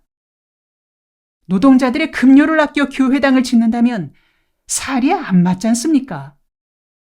그래놓고 억지로 예배드린다고 그 예배가 하나님께 통하겠습니까? 사람에게 통하겠습니까? 이만합시다. 좌우지간 오늘 대접 잘 받아 고맙습니다. 그렇게 말하고 일어서려니 그가 나를 붙들어 앉히며 말했다. 네, 마지막으로 한마디만 더 합시다. 내가 나이살이나 더 먹었으니 자식 같고 동생 같아 하는 말인데 거 몸 아끼시오. 세상살이란 게 그렇게 쉽지 않아요. 그렇게 고집 부리다가 다치기라도 하면 어디 가서 하소연할 데도 없소. 선생은 아직 세상 물정을 몰라 그러는 거요. 신앙과 기업을 혼동해선 안 돼요. 지금의 한국 기업 풍토에서 기업 경영을 교회 운영처럼 하다간 석 달도 못 가 회사 거덜나고 맙니다. 옛말에 개같이 벌어 정승같이 쓰라고 했잖소. 회사 경영에 다소 무리가 있더라도 그렇게 자금을 모아 하나님 사업에 쓰는 것도 좋은 일 아니겠어요? 내가 사장은 아니지만 사장의 입장이란 것도 있는 거외다. 그러니 회사가 표시하는 이 성이나 받고 그간에 우리 회사에서 인생 공부한 셈 치고 이쯤에서 헤어집시다. 우리 이 좁은 대구 바닥에서 늘 만나며 살 사람들 아니오. 제가 고집 부리는 것 같아서 죄송합니다. 내가 무슨 힘이 있거나 욕심이 있어 그러는 게 아닙니다. 전 단순히 노동자들의 친구가 되어 노동자들에게 예수님을 전하였으면 하는 뜻에서 오다 보니 이 회사에 들어오게 되었는데 들어와 같이 살아보니 노동자들의 처지가 하도 딱해 그들에게 조금이라도 도움이 되었으면 하고 움직인 것뿐입니다. 이렇게 하는 것을 예수님께서 기뻐하실 거라는 확신이 들어서 움직이는 것이죠. 내 생각으로는 회사 측에서 조금만 여유를 가지고 돌려 생각하면 문제가 해결될 것 같습니다. 어차피 어떤 변화가 와야지 지금 같은 식으로 계속할 수는 없지 않겠습니까? 만일 가까운 시일 내에 노동 조건의 개선이 없이 지금처럼 나가다가는 내가 아니더라도 문제가 일어날 겁니다. 그때 가서는 합리적인 수습이 어려울 겁니다. 그렇게 헤어진 다음 날부터 나는 노동조합 결성을 시작했다. 부서별로 대표를 뽑아 용광로실에서 대표자 회의를 열었다. 부서 책임자들에게 노동조합 가입 지원자들의 서명 날인을 받게 하고 매일 작업이 끝난 후 모여서 상황 보고와 토론 그리고 앞으로의 대책을 세워나가기로 했다. 그러자 사내 분위기가 살벌해지고 회사는 우리를 중심으로 한 일꾼들이 다른 노동자들과 접촉하지 못하도록 하면서 개개인을 불러 설득도 하고 엄포를 놓기도 했다. 일주일이 지나고 밤근무하는 주간이 되었다. 밤근무는 정말 피곤했다. 본디 노동을 하던 체질이 아닌데다 긴장까지 쌓이니 피로가 갑절로 늘어났다. 저녁 7시에서 다음날 새벽 6시까지 11시간을 용광로 앞에 섰다가 아침나절 퇴근할 때가 되면 다리가 붓고 눈이 핑핑 돌았다. 어떤 날은 길을 걷다가도 현기증이 일어 담벽에 기대 섰다가 가곤 했다. 정식으로 노동조합 결성을 시작한 뒤 처음 밤근무하는 날이었다. 새벽 2시경이 졸음이 가장 쏟아지는 시간이다. 나는 졸음을 주체할 수 없어 바깥바람을 쐬러 나가곤 했다. 내가 일하는 부서에는 용광로가 2대 있었다. 말이 용광로지 쇠에 열을 가하는 불가마 같은 모양이었다. 말하자면 쇠를 녹이는 용광로가 아니라 숲 굽는 가마와 비슷했다. 내가 맡은 것은 큰 가마였고 옆에 놓인 조금 작은 가마는 다른 사람이 맡고 있었다.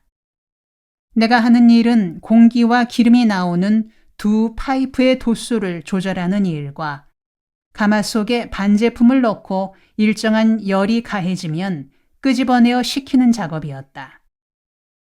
일은 고되고 위험했다. 만일 바람과 기름이 나오는 도수를 잘못 조절하면 가마가 폭발할 수도 있어서 화부들은 각별히 주의했다. 그날 새벽 3시쯤 잠시 밖에 나가 바람을 쐬고 돌아오니 함께 일하던 조원이 보이지 않았다. 용광로실에서는 항상 2인조가 일하게 되어 있었고 한 사람이 자리를 비울 경우에는 다른 한 사람이 반드시 자리를 지키는 것이 원칙 중의 원칙이었다. 나는 내 짝이 자리를 비운 것을 이상히 여기며 양쪽 가마에 이상이 없는지 살폈다. 그런데 작은 가마 쪽에 뭔가 이상이 있는 것 같았다. 무엇이 잘못됐는지 확인하려고 조절기에 손을 대는 순간 꽝 하는 소리와 함께 불길이 얼굴을 확 덮쳤다. 그 순간 나는 의식을 잃고 쓰러졌다. 얼마나 시간이 흘렀을까? 내 귀에 김씨 김씨 하고 부르는 소리가 모기 소리만큼이나 작게 들렸다. 눈을 떠보니 7, 8명의 일꾼들이 나를 내려다보고 있었다.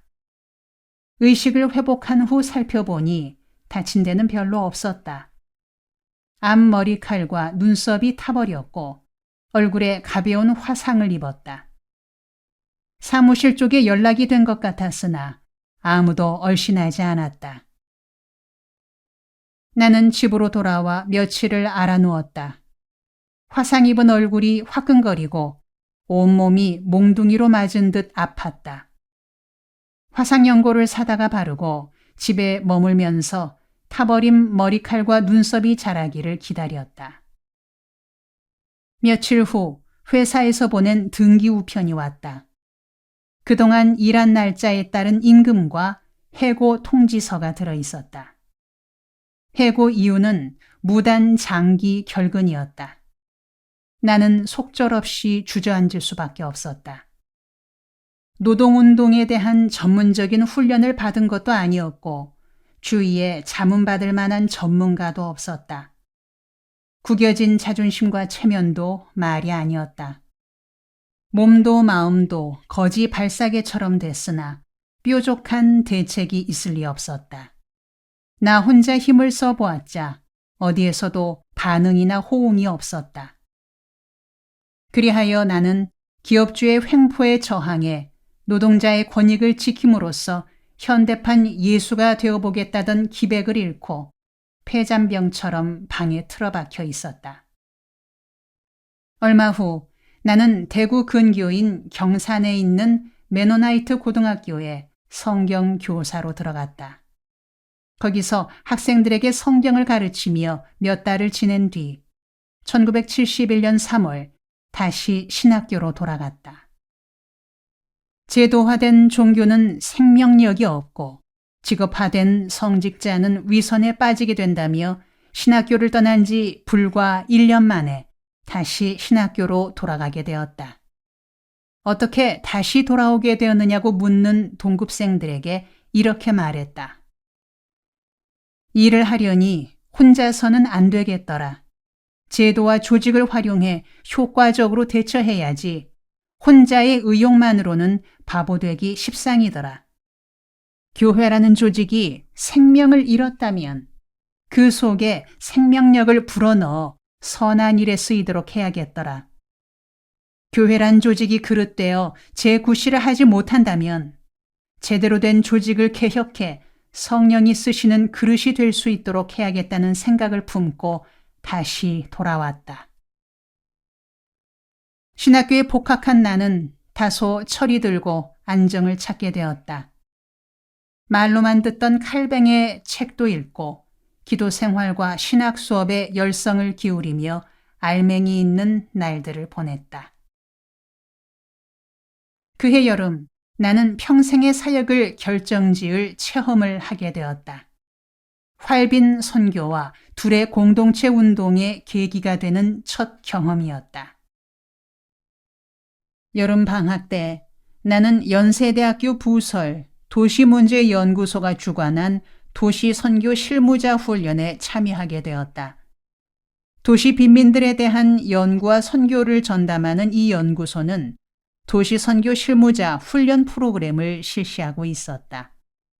나를 포함한 7명의 훈련생들이 신상길 목사의 지도 아래 방학 동안에 실시되는 훈련 과정에 참가해 연희동 빈민지구에 투입되었다. 연희동 산비탈에 밀집해 있는 판자촌에는 200여 세대가 모여 살고 있었다. 주로 농촌에서 올라온 이농민들이었다. 우리가 판자촌으로 들어간 날부터 폭우가 쏟아지더니 급기야 산사태가 일어나 판잣집 5채가 무너지는 바람에 거기에 깔려 몇 사람이 죽고 다쳤다. 죽은 사람 가운데 초등학교 3학년 아이가 있었다. 아이의 부모는 큰 부상을 입어 병원으로 실려갔고 죽은 아이의 시체는 여름 뙤약볕 아래 가만히 한 장 덮인 채 방치돼 있었다. 파리떼가 들끓었고 아이 곁에는 100점이라고 씌어진 산수 공책이 펼쳐져 있었다. 마을 사람들 말로는 장례를 치러야겠는데 아이의 부모는 아직 병원에 입원 중이고 동사무소에서는 바빠서 손이 미치지 않는다는 것이었다. 신상길 목사는 우리 훈련생들에게 그 아이의 장례를 과제로 맡겼다. 장례를 치르되 우리가 가진 돈으로 치러서는 안 되고 맨손으로 알아서 해결하라면서 우리의 주머니 돈을 다 걷어가 버렸다. 이웃집들을 방문해서 알아보니 죽은 아이의 가정은 산비탈 아래 부자 마을에 있는 교회에 다니고 있었다고 했다. 우리는 즉시 교회로 달려가 목사님을 찾아뵙고 사정을 설명한 뒤 도움을 청했다. 저 위 산비탈 동네에 산사태가 나서 여러 사람이 죽고 다쳤습니다. 피해를 입은 가정 중에 목사님 교회에 다니는 한 가정이 있습니다. 그런데 부모는 다쳐서 입원 중이고 어린아들이 죽어 방치돼 있습니다. 우리가 아이의 장례를 치르려 하니 교회에서 장례비를 도와주시면 고맙겠습니다. 나는 목사님이 당연히 도와주리라 생각했다. 그러나 뜻밖에도 목사님은 난처한 표정을 지으며 대답했다. 이번 주일에 당회를 열어서 의논한 뒤 결과를 알려드리겠습니다. 아니, 목사님, 오늘이 목요일입니다. 이미 시체가 부패해가고 있는데 주일 당회로 미루면 어떡합니까? 목사님은 그 가정을 잘 모르시는 것 같으나 동네 사람들 말로는 이 교회 교인이라기에 찾아왔습니다.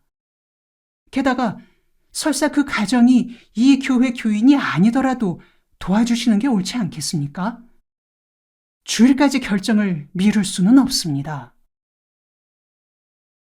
이 문제는 장례비 전체를 교회에서 부담해야 할 것 같은데 나 혼자서 결정할 수는 없고 아무래도 당회 의결을 거쳐야겠습니다. 목사님, 물론 교회에도 사정이 있고 절차가 있겠지만 사정이 급하니 먼저 장례비를 지출하고 결정은 후에 하시는 건 어떻겠습니까? 난 이제 들어가 봐야겠습니다. 여러분 말씀대로 즉각 도와드리지 못해서 죄송합니다. 나는 교회로 들어가 버리는 목사를 향해 안 좋은 소리를 하고 싶었으나 신학생이 목사 욕하는 모습을 보여줄 수는 없어 그냥 물러났다. 하지만 교회가 이웃을 돕는 일에 이렇게 기동성이 없어선 안 되는데 하는 착잡한 마음이 들었다. 아마 우리가 단정치 못한 옷차림으로 찾아와 이야기를 하니까 우리를 돈 뜯으러 다니는 사람들로 오해했는지도 모르겠는데. 그런 말로 얼버무리며 돌아섰지만 속마음은 편치 않았다. 우리는 동네로 돌아와 아이의 시체 옆에 앉아 다시 회의를 열었다. 자, 그러면 장례는 어떻게 치른다지? 그러나 당장 돈이 필요한 일이어서 무일푼인 우리에게 뾰족한 수가 있을 리 없었다. 그때 한 신사가 다가와 우리에게 말을 걸었다.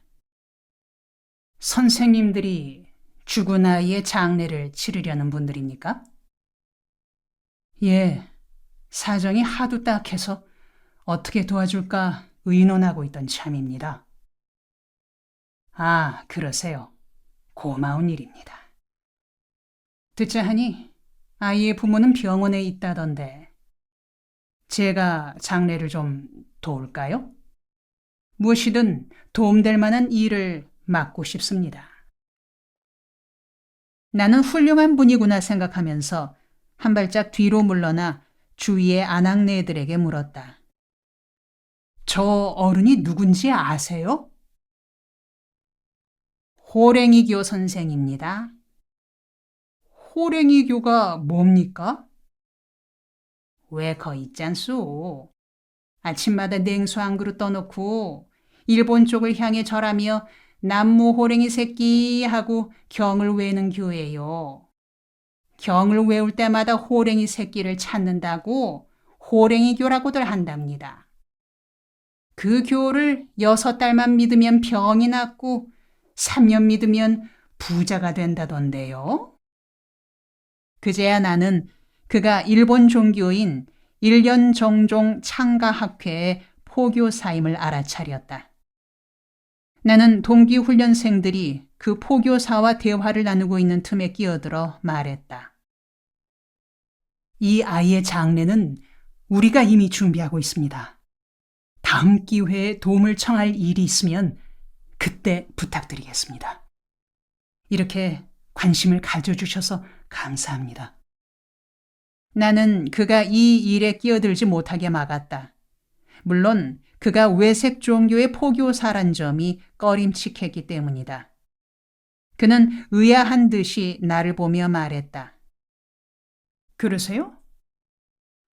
그러시다면 장례 비용에 보탬이 되게 기부라도 좀 하죠.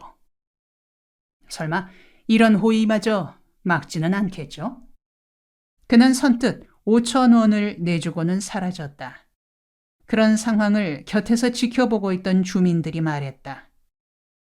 일본 거든 어떻든 사람들은 된 사람들이란께. 저래야 쓰는겨. 그놈의 예배당 예수쟁이들은 몇 번씩이나 연락해도 와보지도 않았자는가. 나는 얼굴이 화끈 달아올랐다. 우리는 시계 하나를 전당포에 잡힌 돈과 그 포교사가 주고 간 돈을 합해 아이의 장례를 치렀다.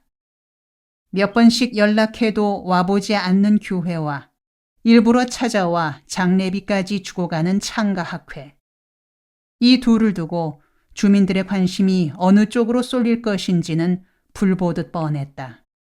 백성들은 언제나 자신들의 처지와 아픔에 관심을 가진 종교, 성의를 품은 지도자 쪽으로 쏠리게 마련이다.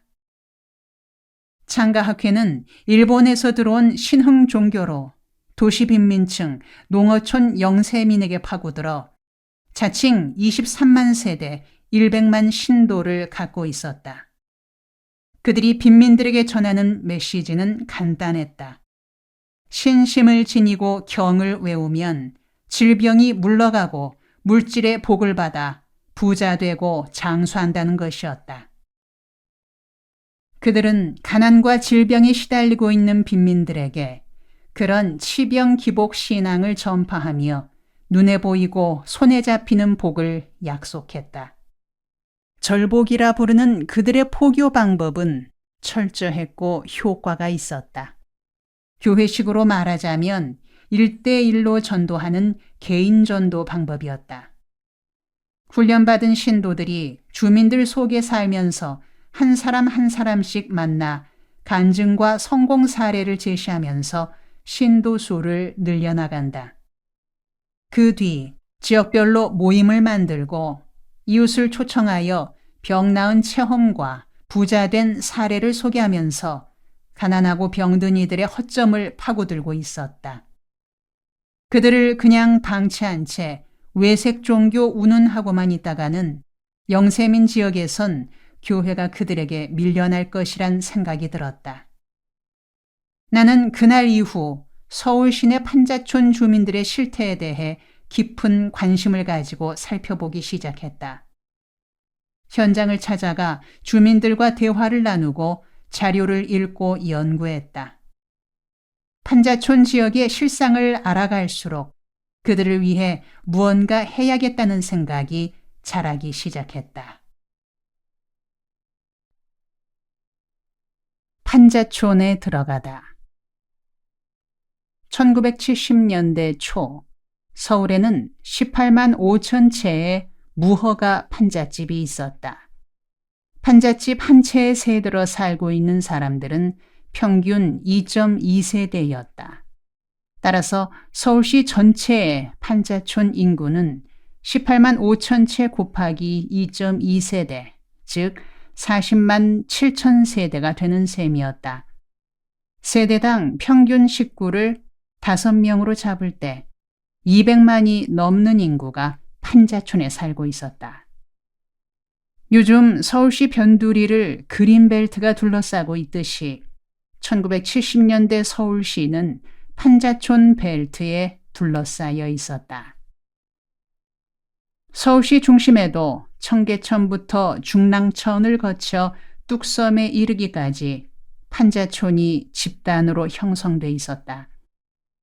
당시 서울시 인구 600만 가운데 3분의 1이 판자촌에 거주하고 있는 처지였다. 이렇게 방대한 판자촌 인구에 대한 교회의 영향력은 어떠했는가? 한마디로 거의 전무한 상태였다. 반면 창가학회는 판자촌에 뿌리를 내리고 영향력을 계속 넓혀나가고 있었다.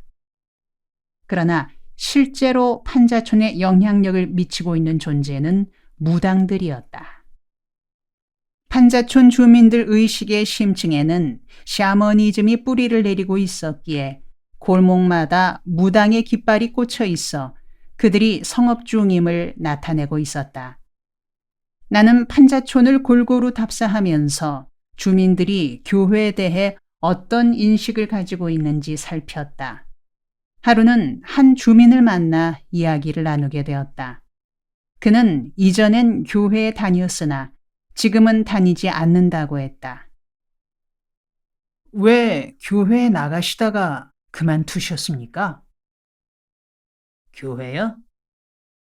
좋죠. 나가야죠. 하지만 돈을 벌어야 나가죠. 교회 나가는데 왜 돈이 필요합니까? 성경에는 누구든지 와서 값없이 돈 없이 구원받으라 했고 예수 그리스도는 가난한 자, 힘없는 자들을 위해 왔다고 하셨는데요. 이 양반이 뭘 몰라도 한참 모르시네.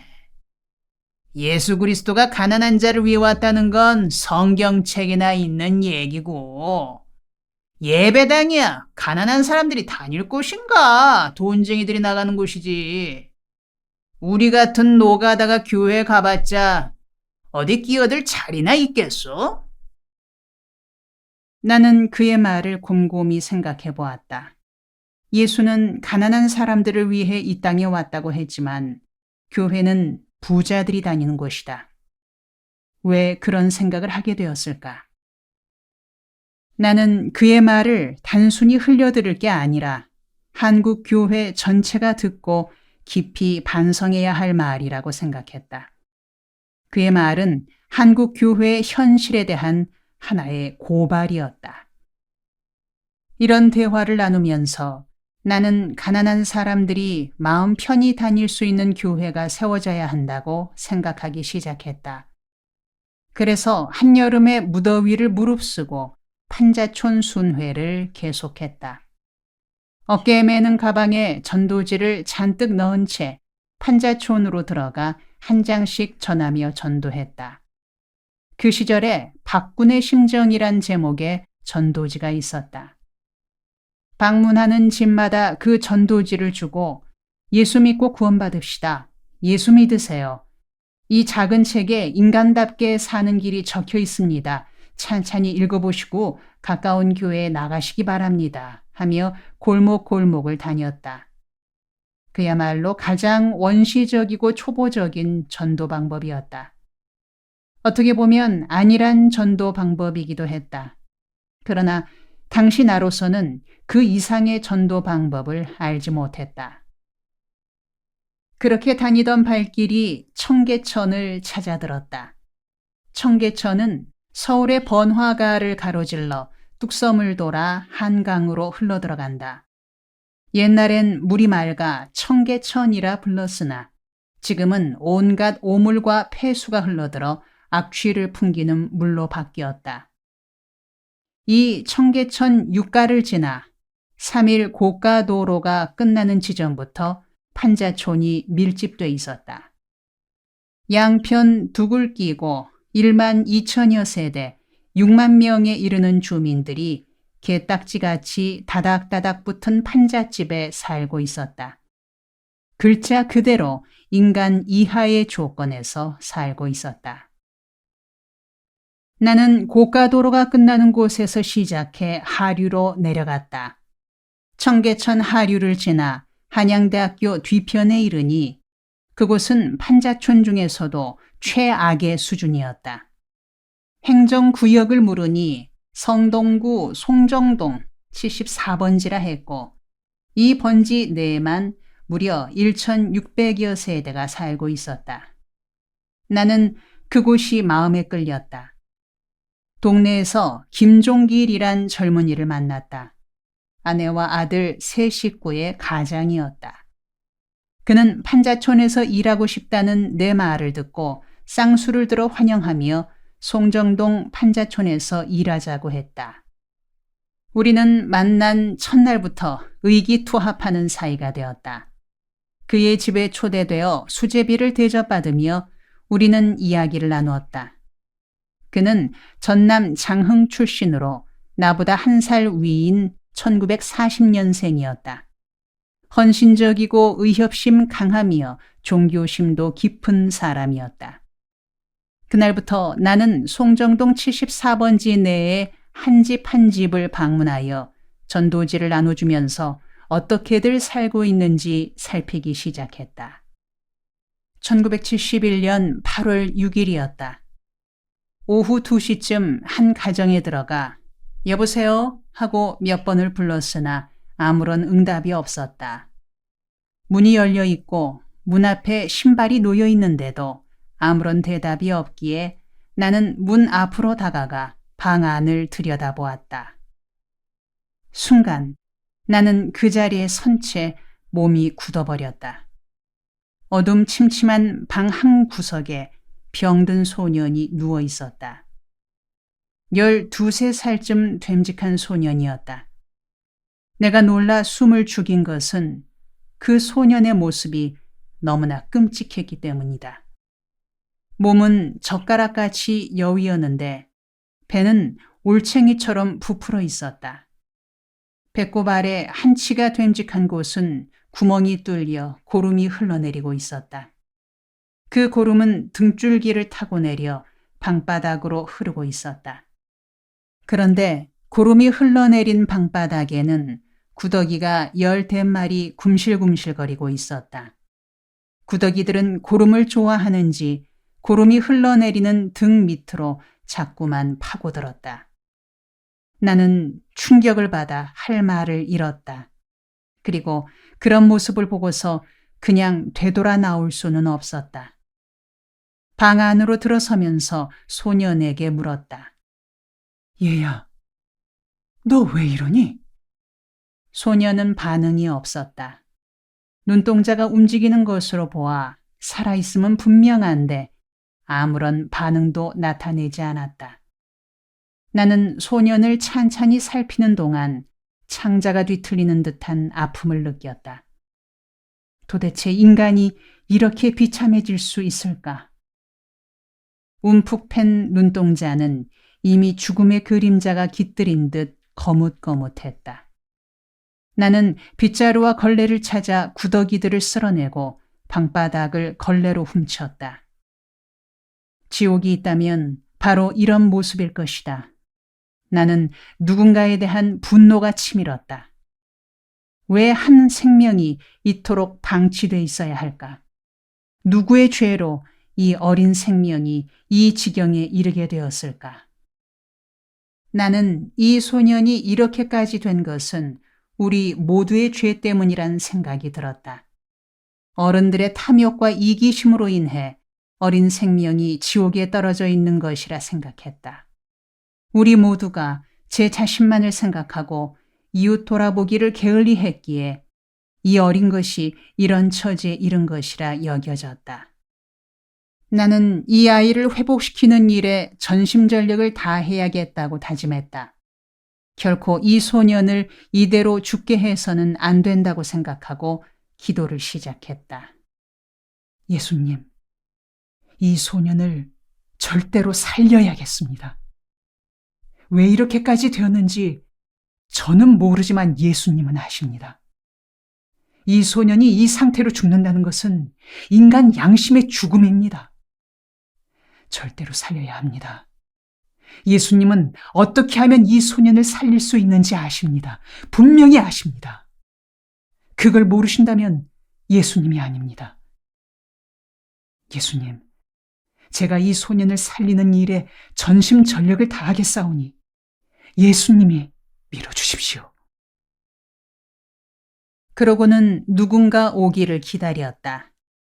2시간 정도 지난 후 40대 중반의 한 부인이 들어왔다. 그녀는 나를 보더니 머뭇머뭇 물었다. 누구신지요? 저는 이 동네에 전도하러 왔다가 이 소년의 모습을 보고 도저히 그냥 지나칠 수 없어 누군가 오기를 기다리고 있었습니다. 아주머니가 이 아이의 어머니 되십니까? 예, 그렇습니다. 얘가 왜 이렇게 되었죠? 아이고, 저 녀석이 예미를 못 잡아먹어서 자식이 아니라 웬수요, 웬수. 저렇게 누워 죽지도 살지도 않고 예미 속을 뒤집어 놓으니. 아주머니, 아드님이 언제부터 아팠습니까? 대여섯 살 때부터 감기를 자주 앓더라고요. 아스피린이라도 사 먹이면 나았다가 다시 도졌다가 거듭하더니 지난해부터는 갑자기 더 심해지더구먼요. 배에서 고름이 나오기 시작한 건 언제부터입니까? 2달 전부터예요. 병원에 가서 진찰은 해보셨나요? 진찰이 다 뭡니까? 입에 풀칠하기도 어려운데. 약국에 가서 옥도전기하고 소독수 사다가 발라주고 있구먼요. 그러고 자식병 고친다고 나무 호랭개교를 다니는데 6달 댕기면 병 낫는다더니 벌써 댕긴 지 1년이 다 돼가는데 자식병도 안 낳고 이젠 고만 다녀달란가 봐요. 아주머니, 우리 힘을 합해 얘를 살립시다. 말씀은 고맙지만 이젠 늦은 것 같습니다. 그래도 죽기 전에 진찰이라도 한번 제대로 받아보게 하고 싶었는데 지의 애미애비가 죄가 많아서 애를 저렇게 죽게 하니. 아주머니, 허락해 주신다면 내일이라도 제가 병원에 데리고 가서 종합 진찰을 받아보도록 하겠습니다. 말씀은 고맙습니다만 그게 한두 푼 드는 일도 아니고 그래도 김한원은 손에 쥐어야 할 텐데 초면에 어찌 그런 신세를 지겠습니까? 아닙니다, 아주머니. 저에게는 큰 보람이죠. 저는 앞으로 목사가 될 신학생입니다. 목사는 본래 이런 일을 하라고 있는 자리입니다. 그러면 아주머니께서 허락하신 줄로 알고 병원에 데려갈 준비를 해서 내일 아침에 다시 오겠습니다.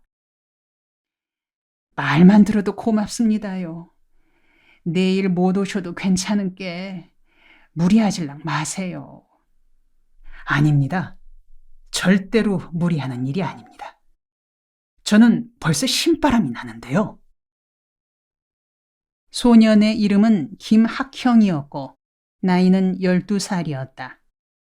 어렸을 때부터 몸이 약해 자주 아팠으나 약국에서 약 사다 먹고 침 맞으러 다녔지 병원에는 못 가보았다고 했다.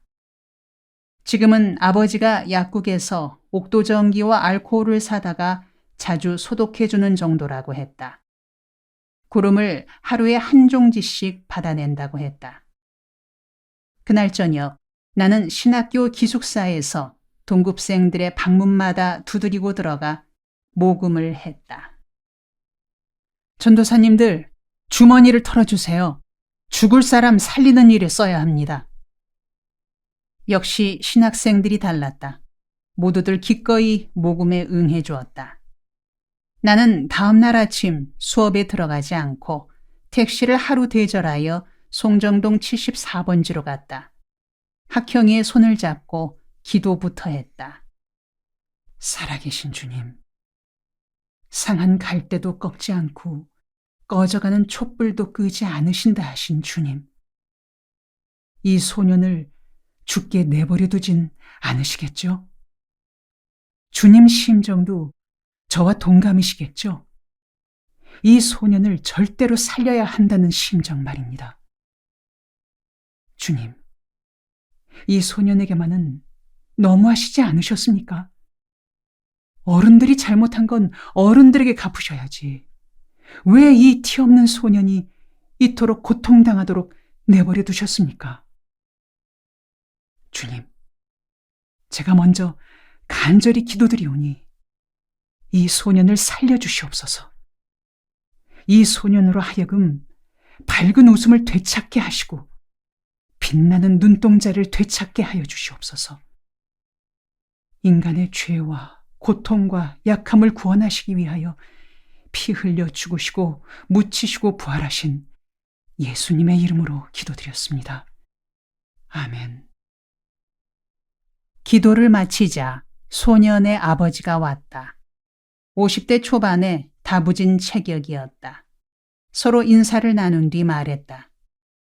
제가 어제 이곳에 전도하러 왔다가 댁에 아드님을 만나고 오늘 병원에 갈 채비를 해왔습니다. 어르신께서 시간을 내실 수 있다면 함께 가주셨으면 합니다만. 내 자식을 위해 그렇게까지 염려해 주시니 고맙기 그지없습니다. 그러나 보시다시피 이미 버린 자식이니 새삼스레 수고를 끼칠 필요가 없겠습니다. 그렇지 않습니다. 한 생명이 천하보다 귀하다 했는데 어찌 죽어가는 생명을 보고만 있겠습니까? 대개 아드님이라고만 생각하시면 안 됩니다. 대개 아드님이자 하늘의 아들이고 또 나라의 아들입니다. 그리고 대개 아드님이자 저의 동생이기도 합니다. 제 짐작으로도 학현이를 살려내기가 어려울 것 같습니다. 그러나 인명은 제천이란 말도 있지 않습니까? 이 세상에는 기적이 없는 것도 아니니 한번 최선을 다해봅시다. 맨들 어찌 내 살부치를 살리고 싶지 않겠소이까마는 워낙에 생활고에 시달리다 보니 호구지책에 급급해서 저 애를 병원에 한 번 못 데려가 보고 저꼴로 만들어 놨수다. 저 애가 저렇게 죽고 나면 내 남은 평생에 한이 맺힐 일이지요. 꽃쟁이같이 마른 몸에서 구름을 한 종지씩 받아낼 때마다 차라리 내 손으로 목을 눌러 죽여버렸으면 고생이나마 끝내주련만 하고 한숨 쉴 때가 하루에도 몇 번씩이죠. 요사이에는 우라통이 터져 먹던 술도 더 먹게 됩니다. 그 심정 10분 이해가 갑니다. 대절한 택시를 길에 세워두고 왔으니 함께 병원으로 좀 가주십시오. 오늘 쓸 비용은 제가 마련했습니다. 나는 학현이와 그의 아버지와 함께 택시를 타고 을지로 육가에 있는 중앙의료원, 현재 국립의료원으로 갔다. 무료 진료 혜택을 받고 싶다고 했더니 사직공원 옆에 있는 시립아동병원으로 가서 절차를 밟아 다시 오라고 했다. 시립아동병원에 가서 중앙의료원에서 보내서 왔는데 무료 치료 절차를 밟게 해달라고 하니 생보자 증명서를 해오세요 라고 말했다. 처음 듣는 말이라 되물었다. 생보자 증명서란 게 뭡니까? 동사무소에 가면 해줍니다. 동사무소 가면 누구든 해줍니까? 안 해주면 어쩝니까? 의사는 인상을 팍 쓰면서 내뱉듯 말했다. 그러면 약국에 가서 약이나 사 먹이시오. 나는 그렇게 거만하게 나오는 의사의 태도가 비위에 거슬려 한마디 하지 않으면 급성 심장병으로 쓰러질 것 같았다. 젠장, 그 좋은 자리 있을 때 좀 봐주소. 와 그리 딱딱거려? 딱따구리 살만 묵었소? 의사는 뱀눈을 하고 나를 째려보았다. 나는 돌아서서 나오며 의과대학에 가지 않은 것을 처음으로 후회했다. 내가 고등학생 시절 2년 가까이 무전여행을 다니다가 소록도에 가서 나병 환자들의 모습을 보고 의사가 돼 섬기는 삶을 살아야겠다고 다짐하고는 머리를 빡빡 밀고 방에 들어 앉아 수험 준비에 열중했던 것은 앞에서 이미 말했다. 그러나 병원 복도에서 맡은 약 냄새에 질려 어떻게 평생 이런 냄새를 맡으며 살 수 있겠는가 생각하고 법과대학을 가서 판사가 되기로 마음을 바꿨다. 그 길이 적성에도 맞고 출세도 빠를 것 같았기 때문이다. 그러나 막상 대학에 입학 원서를 낼 때에는 철학과로 결정했다. 내가 대문호가 될 수 있는 자질이 있다고 생각하고 문호가 되려면 사상성이 있어야 할 터인데 그런 사상성을 지니려면 철학을 공부해야겠다 하여 철학과를 간 것이었다. 그러나 철학 공부는 햇쓰되 위대한 문호가 되기는커녕 수필 하나도 제대로 쓰지 못하고 방황자가 되어 헤매다가 예수를 만난 덕에 이제나마 겨우 사람 구실하는 처지에 이른 셈이다. 그날 나는 숨결조차 고르지 못한 학형이를 택시에 태우고 이 병원 저 병원을 돌다가 아무 소득도 없이 집으로 되돌아왔다. 나는 학형이와 그의 아버지에게 온종일 고생만 시킨 것이 미안해 진심으로 사과했다. 오늘 고생만 시켜 죄송합니다. 아닙니다. 제 자식인데요. 우리보다 김 선생님께서 고생하시고 비용만 쓰셔서 별 말씀을 다 하십니다. 저는 괜찮습니다만 소득 없이 집으로 오게 돼 죄송스럽기 이를 데 없습니다.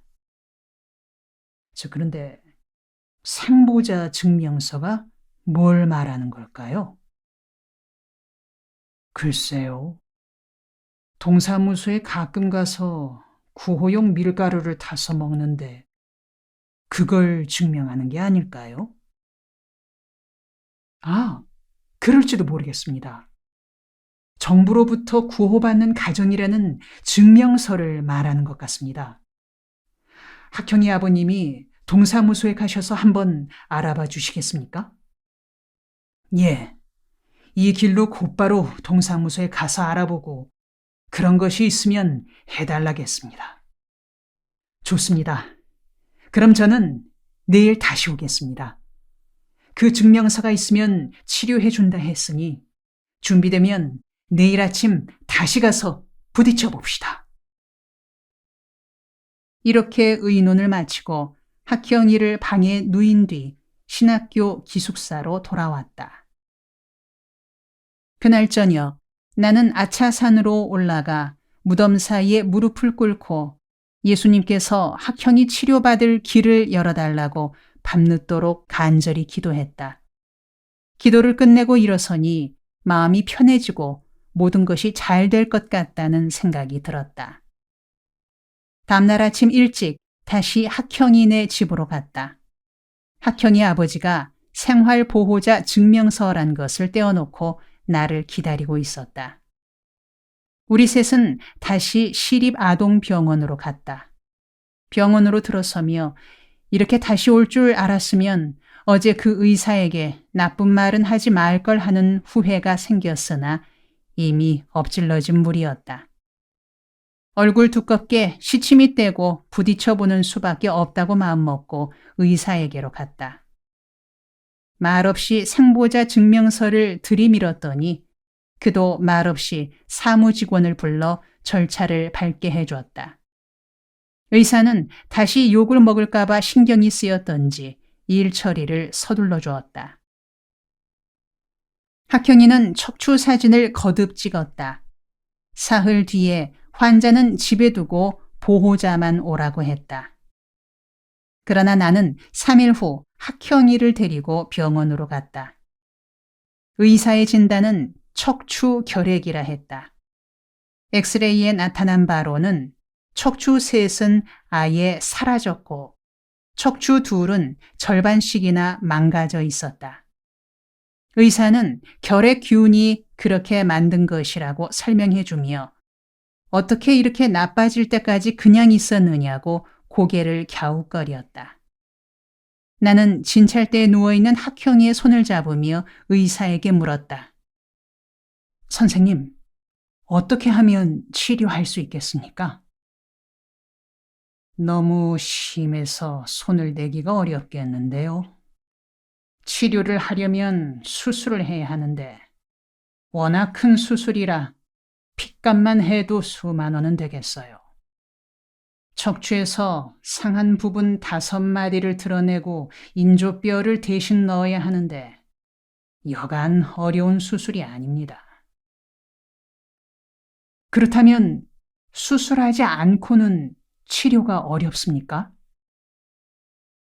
증세가 워낙 좋지 않아서 수술 외에는 생각도 할 수 없는 형편입니다.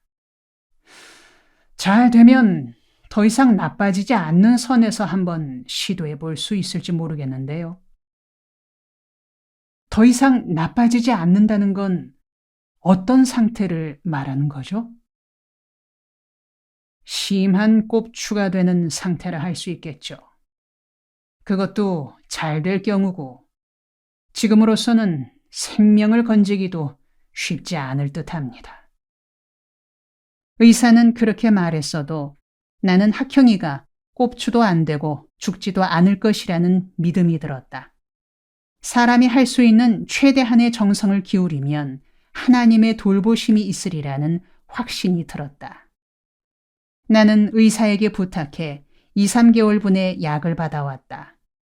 파스, 나이드라지드, 스트랩토마이신, 주사제, 소화제 등이었다.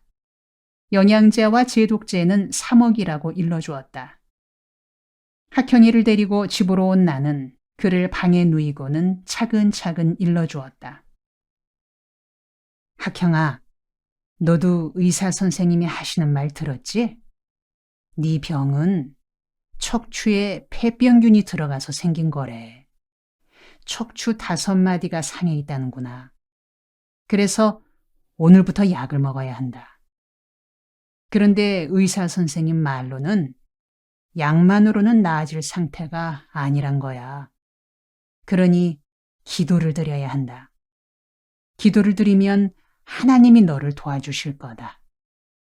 그럼 기도만 하면 되지 약은 왜 먹느냐 하면 사람이 할 도리는 다 하고 그러고 나서 하나님께 도움을 청해야 하기 때문이란다. 약도 하나님이 주신 거니 약을 먹으면서 하나님의 도우심이 있기를 기도드리는 거야. 그런데 너 기도드릴 줄 아니? 기도해 본 적 없어요. 그래? 그렇다면 한글은 읽을 줄 아니? 예, 한글은 읽을 수 있어요. 됐다.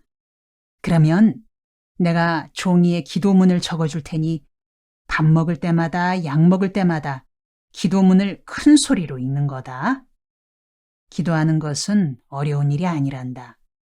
그냥 아버지께 이야기하듯이 예수님께 이야기하면 되는 거야. 너 나와 함께 있을 때면 마음이 편안하지? 바로 그런 마음이 중요한 거다. 예수님께 편안한 마음으로 이야기하는 거야. 예수님, 저 낫게 해주세요. 나도 동무들과 함께 뛰어놀고 싶어요. 그런 식으로 기도하면 되는 거다. 예수님께서 네 기도를 꼭 들어주실 거다. 나는 공책에 기도문을 적어주었다. 예수님, 저는 낫고 싶어요. 저를 도와주세요. 저도 다른 동무들처럼 뛰어다니며 놀고 싶어요. 제 건강을 되찾게 도와주신다면 장차 예수님의 일꾼이 되어 어려움에 빠진 사람들을 돕겠습니다. 예수님, 저를 꼭 도와주세요. 이 약 먹고 효력이 있어 건강을 되찾게 될 줄 믿습니다. 학형이는 착했다. 그 후 한 끼도 거르지 않고 식사하고는 약을 먹었고 약을 먹고는 기도문을 큰 소리로 읽었다. 그렇게 열흘 정도를 계속하니 눈에 생기가 도는 것 같았고 고름이 멈추었다. 그리고 식성이 좋아져 갔다.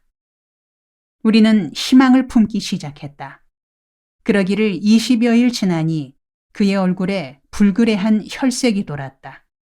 그쯤 되니 부모들도 목소리가 밝아지고 아들 돌보는 일에 열심을 내기 시작했다.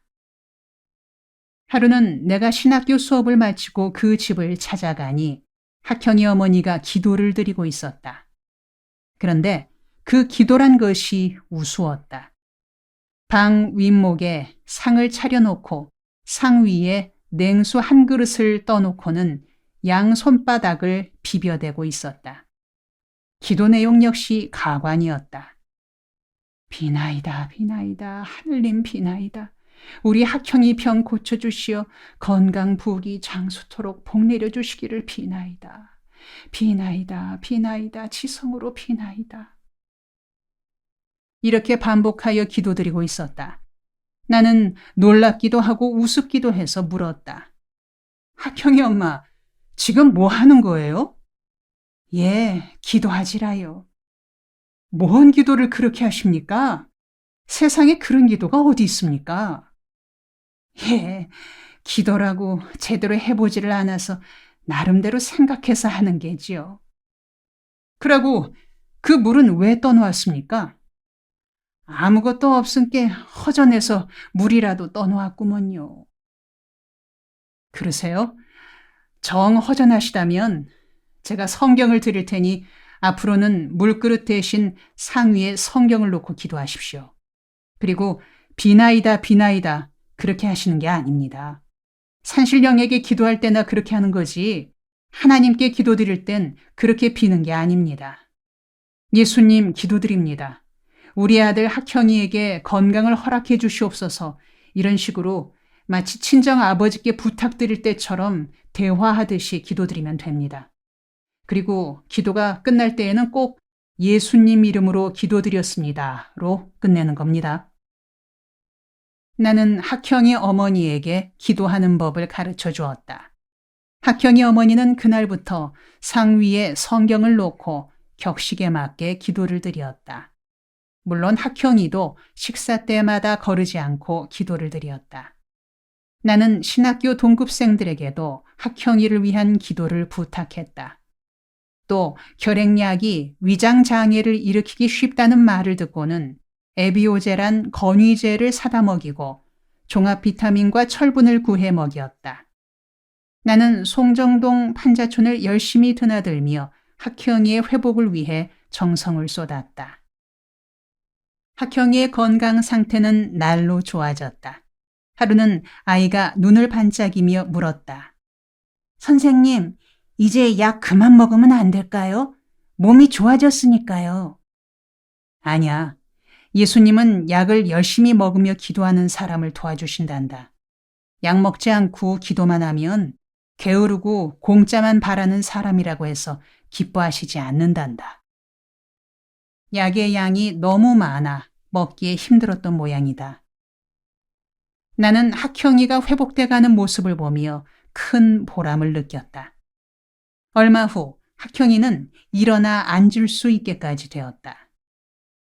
그러나 의사는 수술하지 않으면 그 이상 나아지기 어렵다고 말했다. 수술 비용이 최소한 300만 원이고 수술받은 후에는 1년 가까이 깁스를 한 채 침대에 누워 있어야 한다고 했다. 그런 말을 들은 학형이 아버지는 300만 원은커녕 30만 원도 없다면서 한숨만 쉴 따름이었다. 나는 희망을 버리지 않았다. 틀림없이 길이 있을 것이라 생각하고 백방으로 학형이가 수술받을 수 있는 길을 찾아다녔다. 그러던 중 미국 침례교 선교사인 민 목사를 만나게 됐다. 학형이 이야기를 했더니 부산 침례병원에서 수술받을 수 있도록 주선해 보겠노라고 약속했다. 얼마 후 민 선교사로부터 반가운 소식이 왔다. 부산 침례병원으로 아이를 데려가면 무료로 수술받을 수 있도록 조치를 해놓았으니 어서 부산으로 가보라는 전갈이었다. 우리는 기쁨에 차 부산으로 내려갔다. 그러나 부산 침례병원에서 검진받은 결과 체력이 너무 떨어져 수술을 감당하기 어려우니 체력을 길러오라는 것이었다. 집으로 되돌아온 우리는 체력을 높이는 일에 힘썼다. 그러나 이미 기적은 일어나고 있었다. 다만 우리가 모르고 있었을 뿐이었다. 부산에서 돌아온 후 학형이의 건강은 하루가 다르게 좋아지더니 얼마 뒤에는 골목길을 뛰어다닐 정도가 되었다. 나는 학형이가 뜀박질하는 것을 보면 가슴이 조마조마했다. 척추가 몹시 상해 있는 것을 사진으로 보았던지라 뛰어다니다가 혹시 척추뼈가 내려앉기라도 하면 어쩌나 하는 염려에서였다. 나는 학형이에게 걸을 때도 조심조심 걷는 것이 좋겠다고 당부했다. 그러나 당사자인 학형이는 태연하게 말했다. 이제 괜찮아요. 어느 날 학교 수업을 마치고 송정동 판자촌으로 학형이를 찾아가던 길에 골목에서 학형이를 보고 소스라치게 놀랐다. 제 또래 아이와 씨름을 하고 있는 게 아닌가. 나는 질겁하여 학형이를 불렀다. 학형아! 너 정신 있니 없니? 어쩌려고 그렇게 허리에 힘을 쓰니?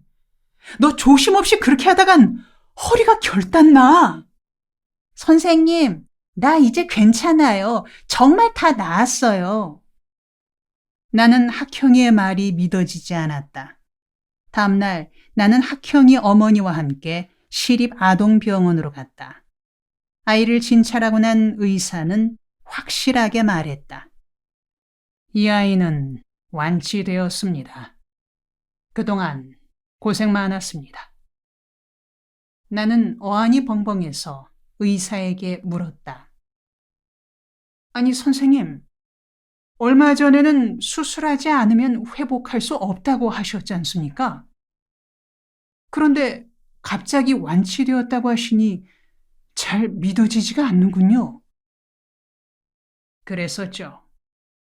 그러나 그때는 그때 판단이고 지금은 지금입니다. 의학은 과학이라 현재 과학적인 증거로 판단합니다. 선생님, 혹시 오진이랄까 잘못 판단하실 경우도 있지 않을까요? 다른 사람 엑스레이 사진을 잘못 보았다든가 말입니다. 아니에요. 오늘 첫 번째 온 환자라 사진이 바뀔 리 없습니다. 진단이 의심스러우면 다른 병원으로 가보세요. 그는 뚝 잘라 말하고는 다음 환자를 부르는 것이었다. 나는 무안을 당했어도 조금도 섭섭하지 않았다. 학형이가 나았다는데 내 기분 상하는 것쯤이야 무슨 문제가 되겠는가. 그때 학형이 어머니와 내가 느낀 기쁨이란 말로 표현할 수 없었다. 학형이 어머니는 얼굴이 상기된 채 내 손을 잡고 연방 고맙습니다. 이 신세를 어떻게 갚지요? 하고 되풀이 말했다. 병원을 나온 나는 수중에 돈을 몽땅 털어 과자와 과일을 샀다. 그리고 판자촌으로 돌아오자마자 아이들을 몽땅 불러 모아 잔치판을 벌였다. 얘들아, 예수님이 우리 학형이를 고쳐주셨단다. 축하 잔치를 할 테니 다들 모여라. 실컷 먹고 놀자! 그 뒤로 내가 그곳에 가면 동네 노인들이 나를 보며 말하곤 했다. 저러니 김마무개 내 아들 꼽주병 고친 선생이야. 저른께 이 동네 예배당 세워달래세. 아이 사람들아, 동리에 예배당이 세워지면 손주 녀석들 교육에 좀 좋겠는가? 노인들만 그렇게 말하는 것이 아니라 젊은 아낙네들도 이렇게 말했다. 선생님, 이 동네에 언제 예배당 서는 기라예? 예배당 서면 애기 아빠하고 예배당 댕기기로 했심더. 이런 말을 자주 듣게 되자 나는 생각하게 되었다. 혹시 이 빈민촌에 교회를 세우고 동네 주민들을 돌보라는 예수님의 명령이 아닐까? 이 생각은 확신으로 바뀌었고 확신은 실천으로 옮겨졌다. 이리하여 빈민 선교가 시작되었고 뒷날 활빈 교회가 탄생했다. 학형이가 빈민 선교에 다리를 놓은 셈이었다. 학형이는 나로 하여금 평생을 투자할 길을 가르쳐 주었기에 나에게는 누구보다 소중한 사람이 아닐 수 없다. 말하자면 사명감을 깨닫게 해준 은인인 셈이다. 서울시 성동구 송정동 74번지 내에 살고 있던 1,600여 세대는 거의가 피폐해진 농촌을 떠나 무작정 상경한 이농민들이었다. 그들은 농촌을 등지고 서울에 올라올 때 지게꾼 노릇이라도 하겠다는 마음이었으나 지게꾼 일을 용달차에 다 빼앗기고 일자리를 얻지 못한 채 극심한 가난에 시달리고 있었다. 일터를 찾지 못한 그들은 대낮에도 모여 화투장을 뒤적이거나 값싼 술에 취해 해롱되고 있었다.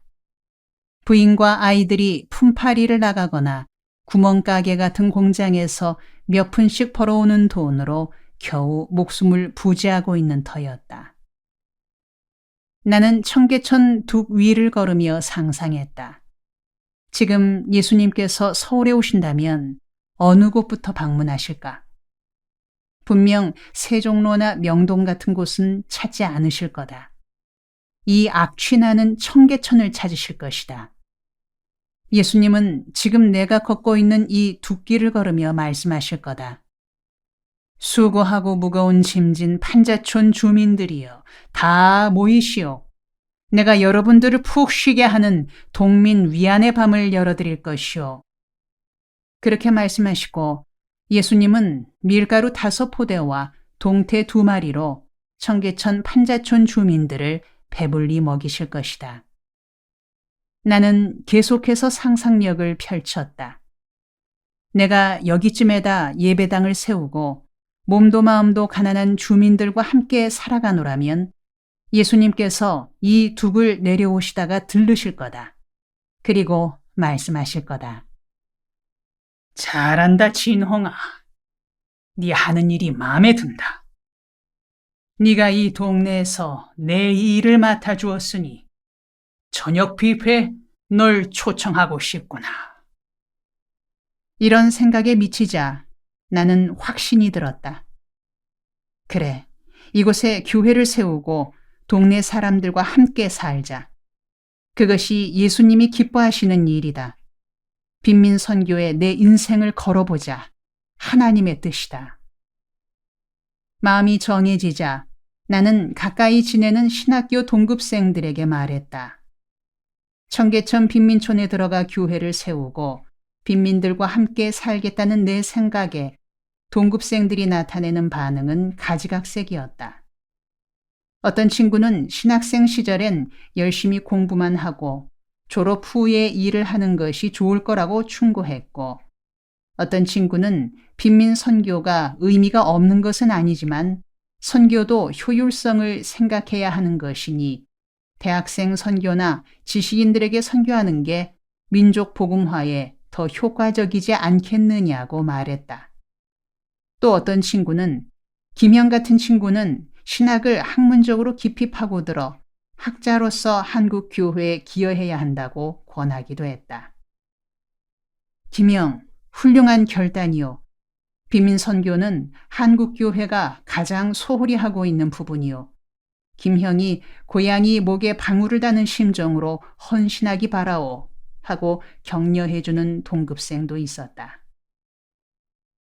어느 날 아침 묵상 시간에 나는 이사야서 61장을 읽다가 큰 감명을 받았다. 이 말씀이야말로 빈민 선교에 헌신하라는 예수님의 명령인 듯했다. 주 여호와의 신이 내게 임하셨으니 이는 여호와께서 내게 기름을 부으사 가난한 자에게 아름다운 소식을 전하게 하려 하심이라. 나를 보내사 마음이 상한 자를 고치며 포로된 자에게 자유를, 갇힌 자에게 노임을 전파하며 여호와의 은혜의 해와 우리 하나님의 신원의 날을 전파하여 모든 슬픈 자를 위로하되. 여호와의 신, 즉 성령이 내게 임했다. 왜 임했는가? 기름을 부어 사명을 주려고 임했다. 무슨 사명이냐? 가난한 자들에게 아름다운 소식, 즉 복음을 전하라는 사명이다. 빈민 선교의 사명이다. 빈민 선교란 무엇이냐? 빈민촌에 들어가 마음 상한 자의 상한 마음을 고치는 일이요. 가난에 포로된 자들을 가난에서 해방시키는 일이요. 질병에 갇힌 자들을 질병에서 노임받게 하는 일이다. 그들에게 희망의 소식을 전하고 그들의 한을 풀어주는 일이다. 그래서 빈민촌에서 가난한 이웃들과 함께 살면서 가난하기에 슬픈 삶을 위로하며 함께 울고 함께 웃는 삶, 그것이 빈민 선교다. 그 일에 내 삶을 통째로 걸라고 명령하심을 느꼈다. 이런 내 느낌을 들은 한 동급생이 내게 물었다. 김형, 빈민촌에 들어가 빈민 선교를 시작하는 일에 재정적인 뒷받침을 받을 대책은 마련되었나요? 글쎄요, 난 아직 그런 일은 생각도 안 해봤는데요. 그렇게 의욕만 가지고 맨주먹으로 시작할 일은 아니에요. 큰 교회로부터 재정 지원을 약속받거나 재력 있는 독지가의 지원 약속을 확보한 뒤에 시작해야지 빈손으로 시작했다가 중도에 지치면 시작하지 않음만 못하게 되는 게 아닐까요? 타당한 말이었다. 그 문제에 대해 나는 3일 기간을 정해 기도하면서 곰곰이 생각했다. 그러고는 결론을 내렸다. 결론이래야 단순했다. 단순했지만 중요한 내용이었다. 그리고 그것은 그때 이후 지금까지 내가 30년 가까이 지켜오고 있는 원칙이 되었다. 그 원칙을 한마디로 말하자면 철두철미하게 예수님의 머슴이 되자는 것이었다. 머슴은 신명을 바쳐 주인의 일만 하고 그렇게 일하는 머슴에게 필요한 모든 것은 주인이 뒷감당한다. 그와 같이 나는 주인인 예수님의 일만 열심히 하면 내게 필요한 재정적인 면은 예수님이 알아서 뒷바라지 해주실 것이라는 결론이었다. 내가 어릴 적 살던 두메산골 외가에는 큰 농장이 있었고 머슴이 셋이나 있었다. 나는 외할머니가 머슴들에게 일을 시키던 방법을 생각하였다. 머슴들은 아침에 일 나갈 때면 외할머니께 와서 어느 일터로 나간다고만 말하면 되었다. 그러면 외할머니는 알았다는 뜻으로 고개만 끄덕이시고는 시간에 맞추어 참 때는 참, 점심 때는 점심을 정확히 보내주셨다. 나도 가끔 일터에 나가 있는 머슴에게 식사를 나르는 심부름을 했다. 머슴은 자신이 할 일만 열심히 했지 의식주 문제는 주인에게 완전히 맡기고 살았다. 어린 시절에 익히 보았던 주인과 머슴의 관계를 생각하고는 나도 예수님의 일을 시작함에 그런 관계로 임해야겠다고 다짐했다. 빈민촌에서 예수님의 머슴으로 일을 시작하는데 관심을 기울여야 할 것은 재정적인 뒷받침이나 후원자를 염려할 것이 아니라 일 자체가 주인이신 예수님의 뜻에 합당한가 아닌가였다. 만일 예수님께서 제때 뒷받침해 주시지 않는 경우가 생긴다면 그 이유는 둘 중 하나일 것이다.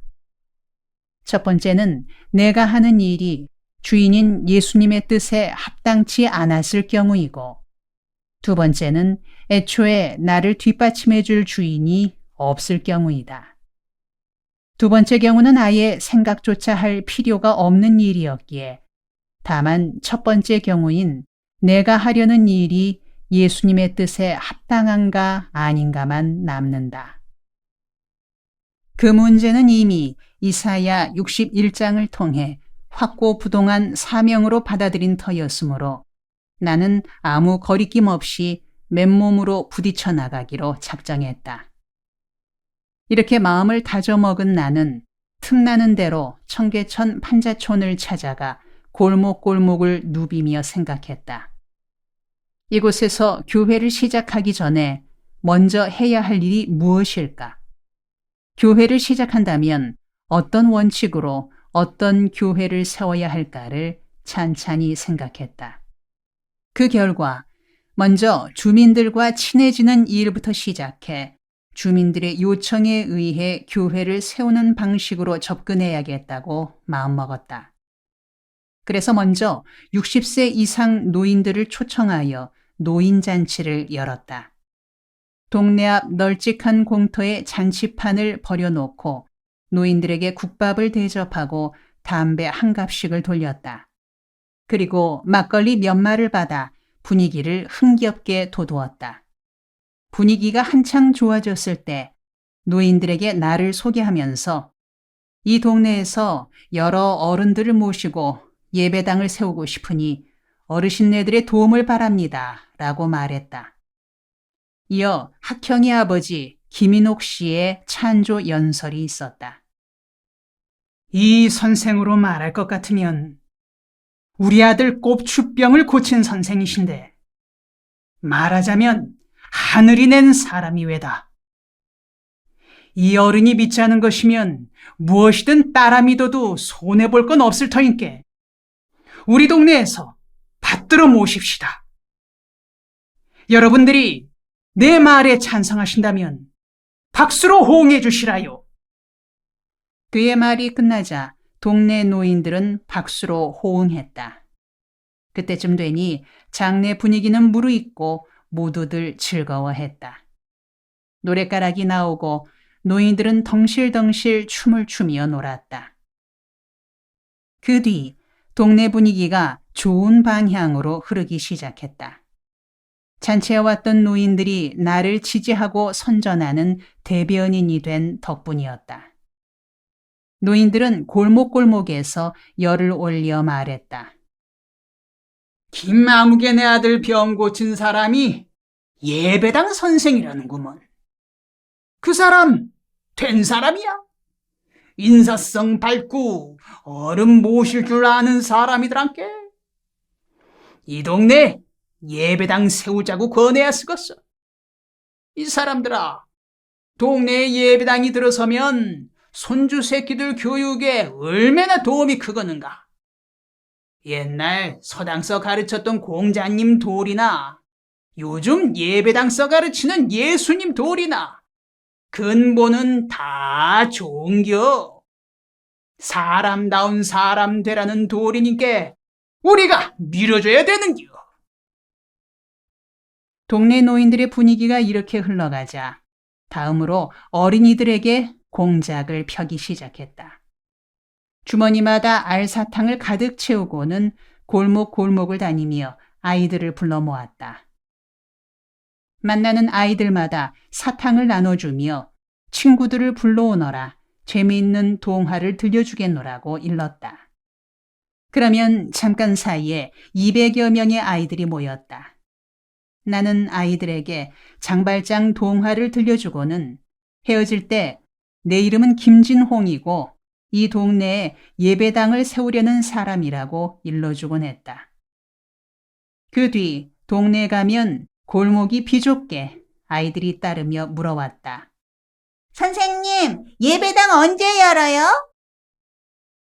아이들과 친해지면 그 부모들과도 친해지게 마련이다. 아이 부모들이 골목길에서 내게 물었다. 선생님이 동네 예배당 세운다는 분이신가요? 우리 애들이 예배당 서면 재밌는 동화 듣게 될 거라고 기다리고 있던데요. 노인들과 아이들에 이어 동네 젊은이들에게로 방향을 돌렸다. 동네에서 맑게나 하고 힘께나 쓴다는 젊은이들을 찾아다니며 인사를 나누었다. 내가 이 동네에 들어와 하고 싶은 일의 내용들을 솔직히 이야기하고 협력을 부탁했다. 거친 사람들일수록 내면은 순진한 데가 있는지라 1대1로 찾아가 도움을 청하니 힘은 없지만 돕겠다고들 했다. 물론 개 중에는 빈정거리는 젊은이들도 있었다. 예수 선생 잘해보쇼. 술이나 자주 받아주시라요. 난 매사에 술이라면 오케이요. 나는 그런 반응에도 개의치 않고 시원시원하게 말했다. 고맙습니다. 예수만 믿으시겠다면 술 사드리는 것이 문제가 아니라 쥐약이라도 사드리겠습니다. 마지막 남은 문제는 아내를 설득하는 일이었다. 이미 아들 동혁이가 태어난 뒤라 아들을 데리고 빈민촌으로 들어가 살자고 권하기가 여간 어려운 일이 아니었다. 아내는 출신부터가 빈민촌에 적합치 않았다. 그녀가 빈민촌에 들어가 적응할 수 있을지 큰 고민거리였다.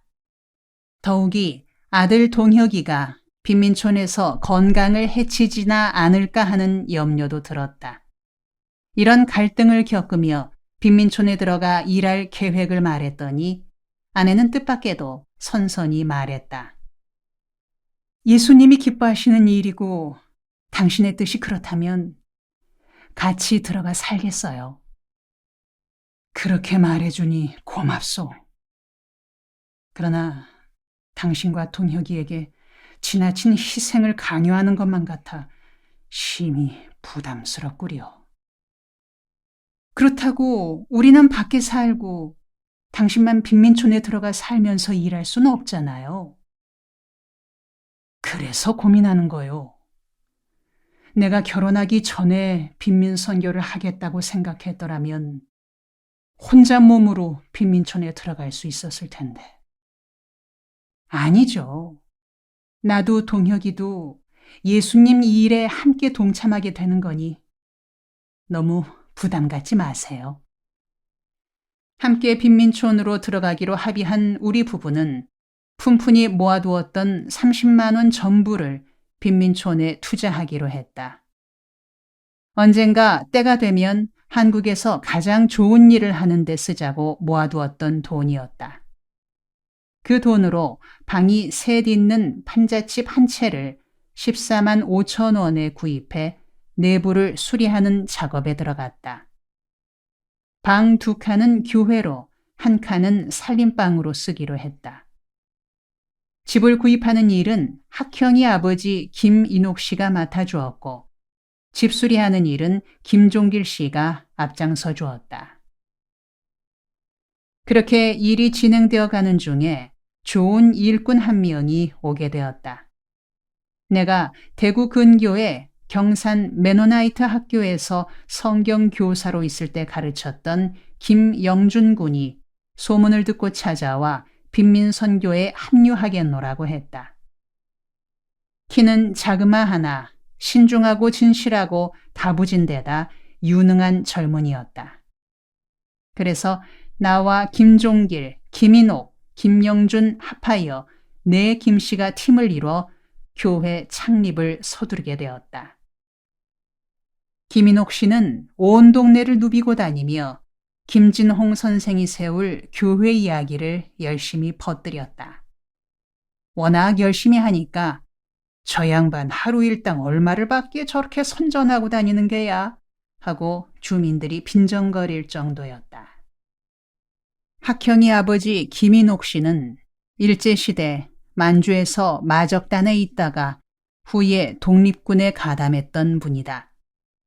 해방 이후 조병옥 박사 밑에서 정치 활동에도 가담했었지만 그 후 몰락해 빈민촌으로 흘러들어오게 되었다. 몸이 날쌔고 정의감이 깊은 그는 자기가 젊은 날 교회 생활에서 겪은 경험담을 들려주면서 앞으로 조심하라고 일러주었다. 6.25 전쟁 이후 그는 한 성결교회에서 신앙생활을 충실히 하고 있었다. 전쟁 후였던지라 미국에서 보내오는 구호물자가 교회로 많이 들어왔다. 구호물자가 들어올 때마다 목사는 좋은 것을 골라 사택에 갖다 주라고 그에게 심부름을 시켰다. 사택으로 가져가면 목사의 부인과 자녀들이 골라서 입고 신고 했다. 그러기를 거듭하니 옳지 않게 여겨져 목사에게 그러지 말라고 충고했다. 그러나 목사가 오히려 제사장에게 대적한다고 나무라기에 그 인격의 환멸을 느껴 교회를 떠나게 되었다고 했다. 그렇게 교회를 떠난 후 그는 이래저래 신앙생활에서 멀어졌다. 화투장도 만지고 술잔을 들이켜며 세상 물결에 휩쓸려 떠돌다가 오늘에 이르렀다. 김인옥 씨의 말로는 자기가 이 지경이 된 데에는 그 목사의 책임도 있다고 했다. 그러니 김 선생도 앞으로 전도 일을 하려면 사심을 버려야 한다고 거듭 충고했다. 사심을 품은 지도자들은 본인이 잘못되는 것은 물론이거니와 추종자들까지 병들게 한다는 사실을 자신의 경험을 예로 들어 몇 번씩이나 강조했다.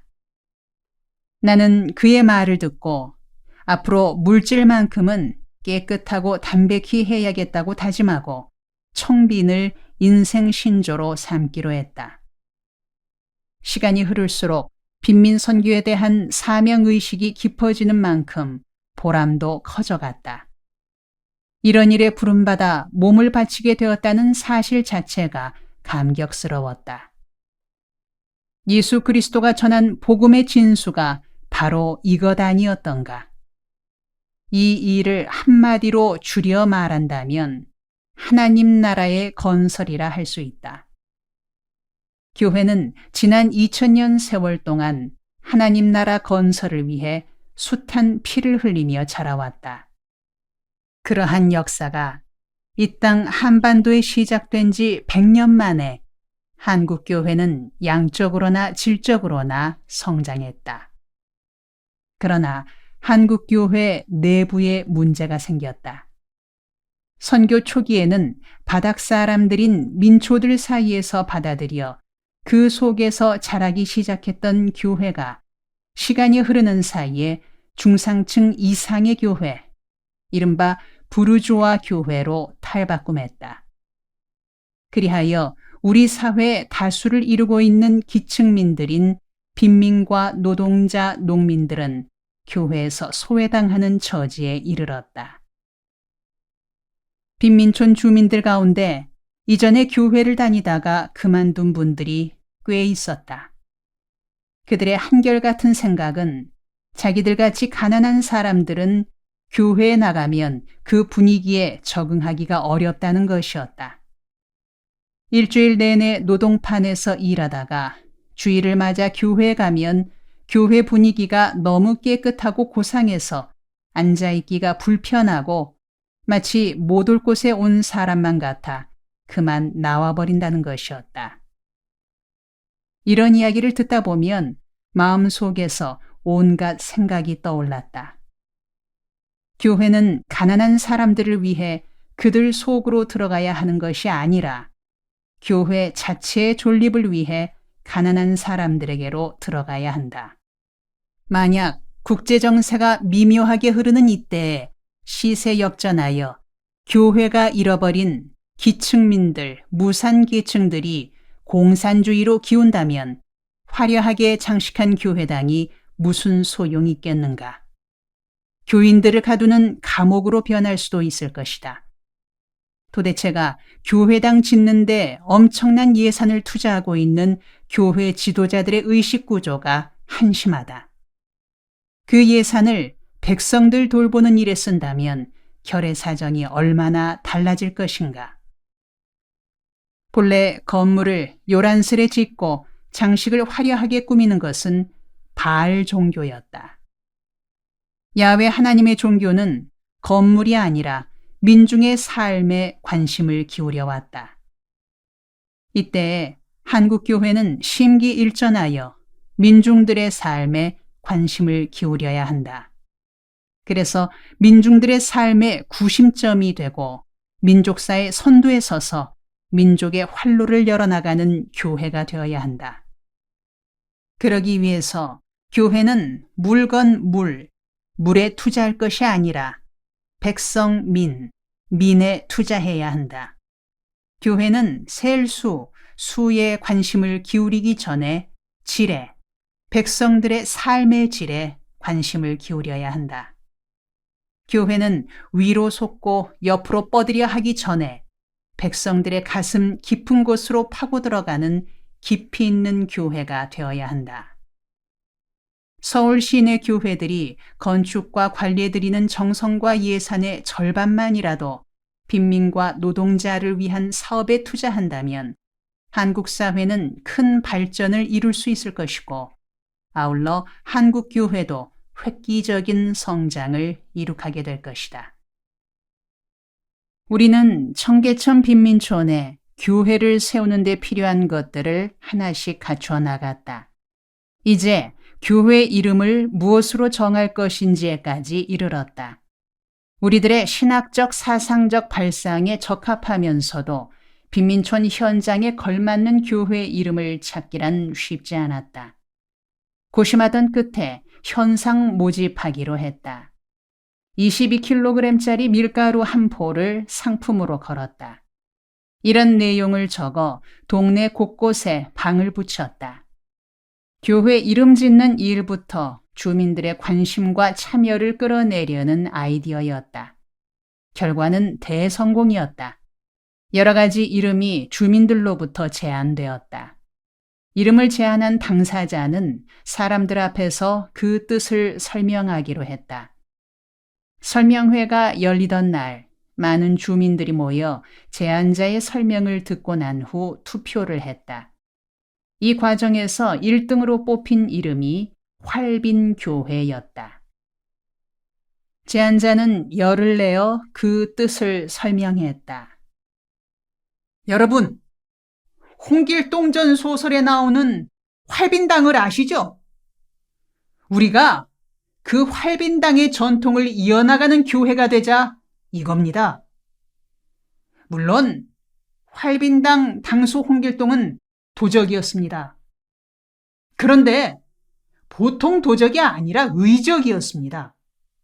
부잣집 곳간에서 썩어가는 양식을 털어다가 굶주리는 백성들에게 나누어준 의적이었습니다. 우리가 홍길동처럼 도적이 되자는 것은 아닙니다. 예수님의 사랑을 본받아 가난한 사람들에게 희망을 주고 가난한 사람들의 한을 풀어주는 교회를 이루자는 뜻입니다. 즉, 활빈당 홍길동 장군의 정신과 방법을 따라 세우는 활빈교회가 아니라 예수님의 정신과 방법으로 세우는 활빈교회. 이것이 내 제안입니다. 사람들이 옳소, 계속하시오 하고 호응하자 신바람이 난 제안자는 계속 열변을 토했다. 여러분, 홍길동 장군이 합천 해인사 절간을 털어 굶주리는 농민들을 살렸던 이야기를 아시죠? 홍길동전을 읽은 분이나 어릴 때 그 이야기를 들었던 분은 알고 있을 겁니다. 활빈당 행수 홍길동은 당시 썩은 정치 권력자들이 부정축제하여 쌓아놓은 재산을 털어 힘없는 백성들에게 나눠줬습니다.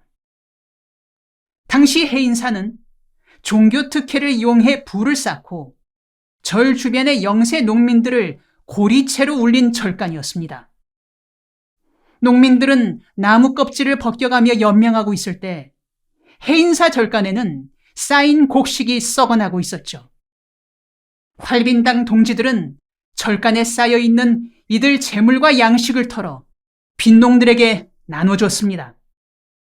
지금 서울에는 그때 해인사 같은 교회당들이 있습니다.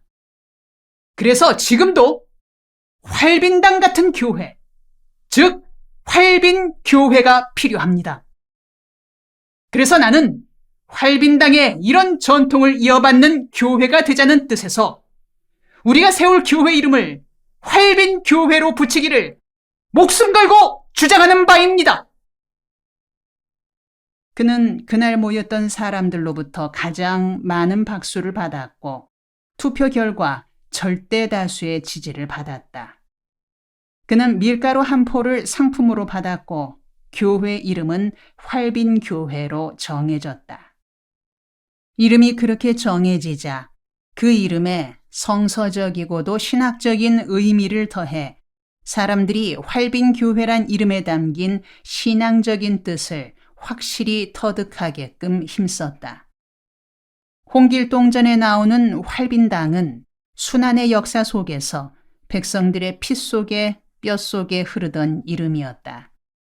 일제시대에도 일본 제국주의자들의 수탈에 대한 농민들의 저항운동이 있었다. 그 단체의 이름도 활빈당이었다. 호남 지방을 중심으로 일어난 이 농민 저항 운동은 양반들이나 지식인들이 참여하지 않았던 순수한 농민들만의 운동이었다. 활빈교회는 조상들의 이러한 어를 이어받아 성서적인 방법으로 그리고 그리스도의 사랑 운동으로 교회를 일으키자는 뜻을 굳혔다.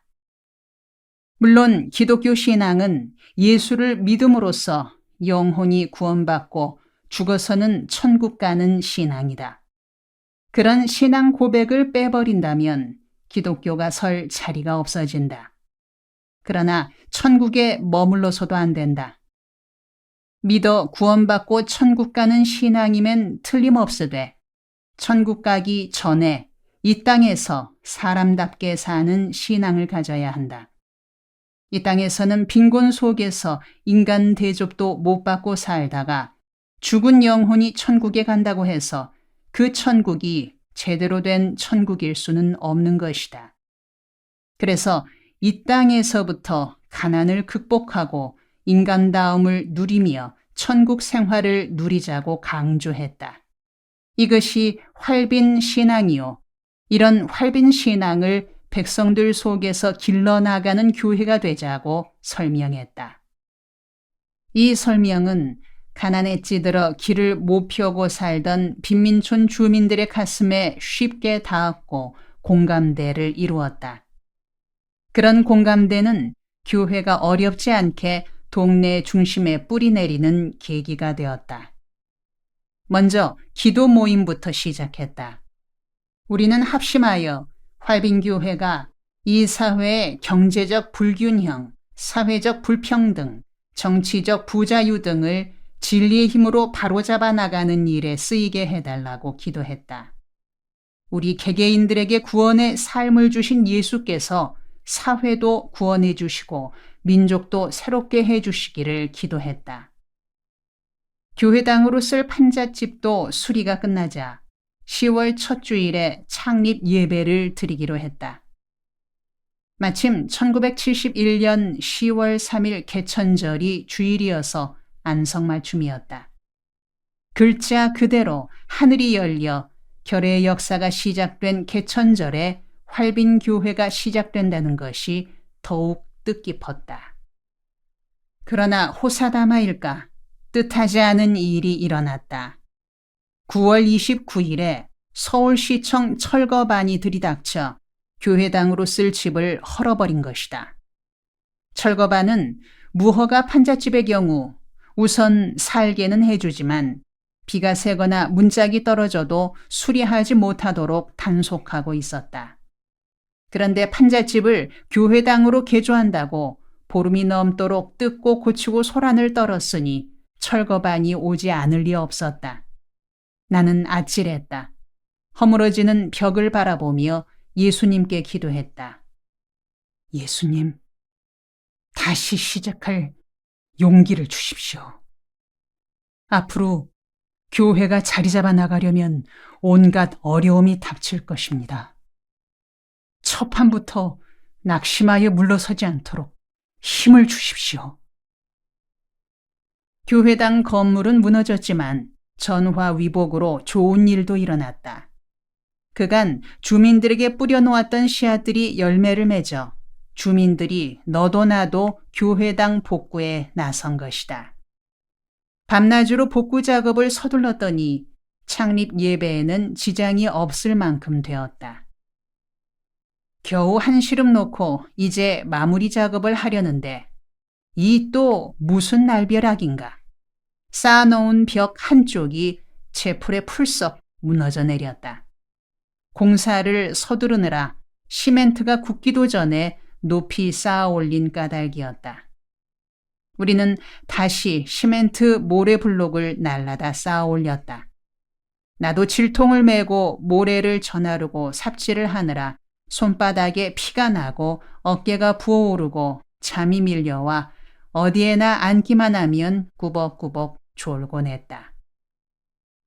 10월 2일 밤늦게까지 남아 지붕과 벽에 뼈대만 세운 후 우리는 잠에 골아 떨어졌다.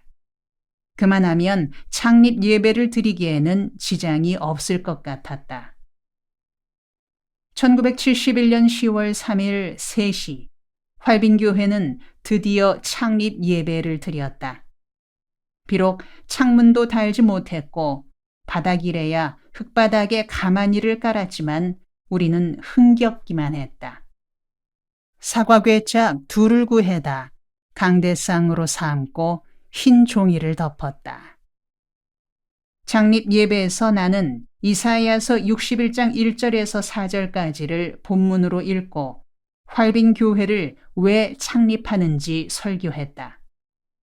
그날의 설교에서 나는 활빈 교회를 창립하는 목적을 5조항으로 설명했다. 그때 내 나이 30살이었다. 30여 년이 다 된 지금 읽어도 가슴에 와닿는 내용들이다. 첫째, 예수께서 세우시고 예수께서 머리가 되시는 교회는 가난한 자, 눌린 자, 착취당하는 자들의 해방의 종교로 시작되었다. 한국 교회가 선교 100년이 채 못된 세월에 오늘과 같이 발전한 데에는 선교 초기에 소외당하고 있었던 기층민들 속으로 파고들어 깊이 뿌리를 내렸기 때문이다. 그러나 오늘에 와서 한국 교회는 귀족화하여 한국 사회의 저변을 이루는 빈민, 저임금 근로자, 영세농민이 교회로부터 소외당하고 있다. 한국 교회가 지금과 같이 가진 자들의 교회가 되어 갖지 못한 자들의 부르짖음의 귀를 막고 현체제, 즉 스테이터스 코어를 유지해주는 시녀 노릇을 계속한다면 한반도의 역사에서 심판을 면치 못할 것이다. 역사에서 버림받는 교회가 되고 말 것이다. 그래서 오늘 깃발을 올리는 활빈 교회는 갖지 못한 자들, 즉 have not class의 교회가 되고자 한다. 빈민들과 저임금 근로자들, 농민들에게 예수를 심는 교회가 되고자 한다. 물론 예수 그리스도가 전한 복음에는 계급이 없고 차별이 있을 수 없다. 만인이 구원받는 복음이요 만인에게 공히 열린 은총이다. 부자들도 구원받아야 하고 지식인들도 하나님은 사랑하신다. 그러나 성경은 가난한 자들에 대한 관심을 거듭거듭 강조하고 있다. 우리 활빈교회는 성경의 그러한 가르침을 따라 가난한 자들 속에서 복음을 전함을 사명으로 하여 오늘 그 첫 발을 내딛는다. 둘째, 한국교회는 교회가 속해 있는 지역사회에 공헌하지 못하고 지역사회와 격리되어 있다.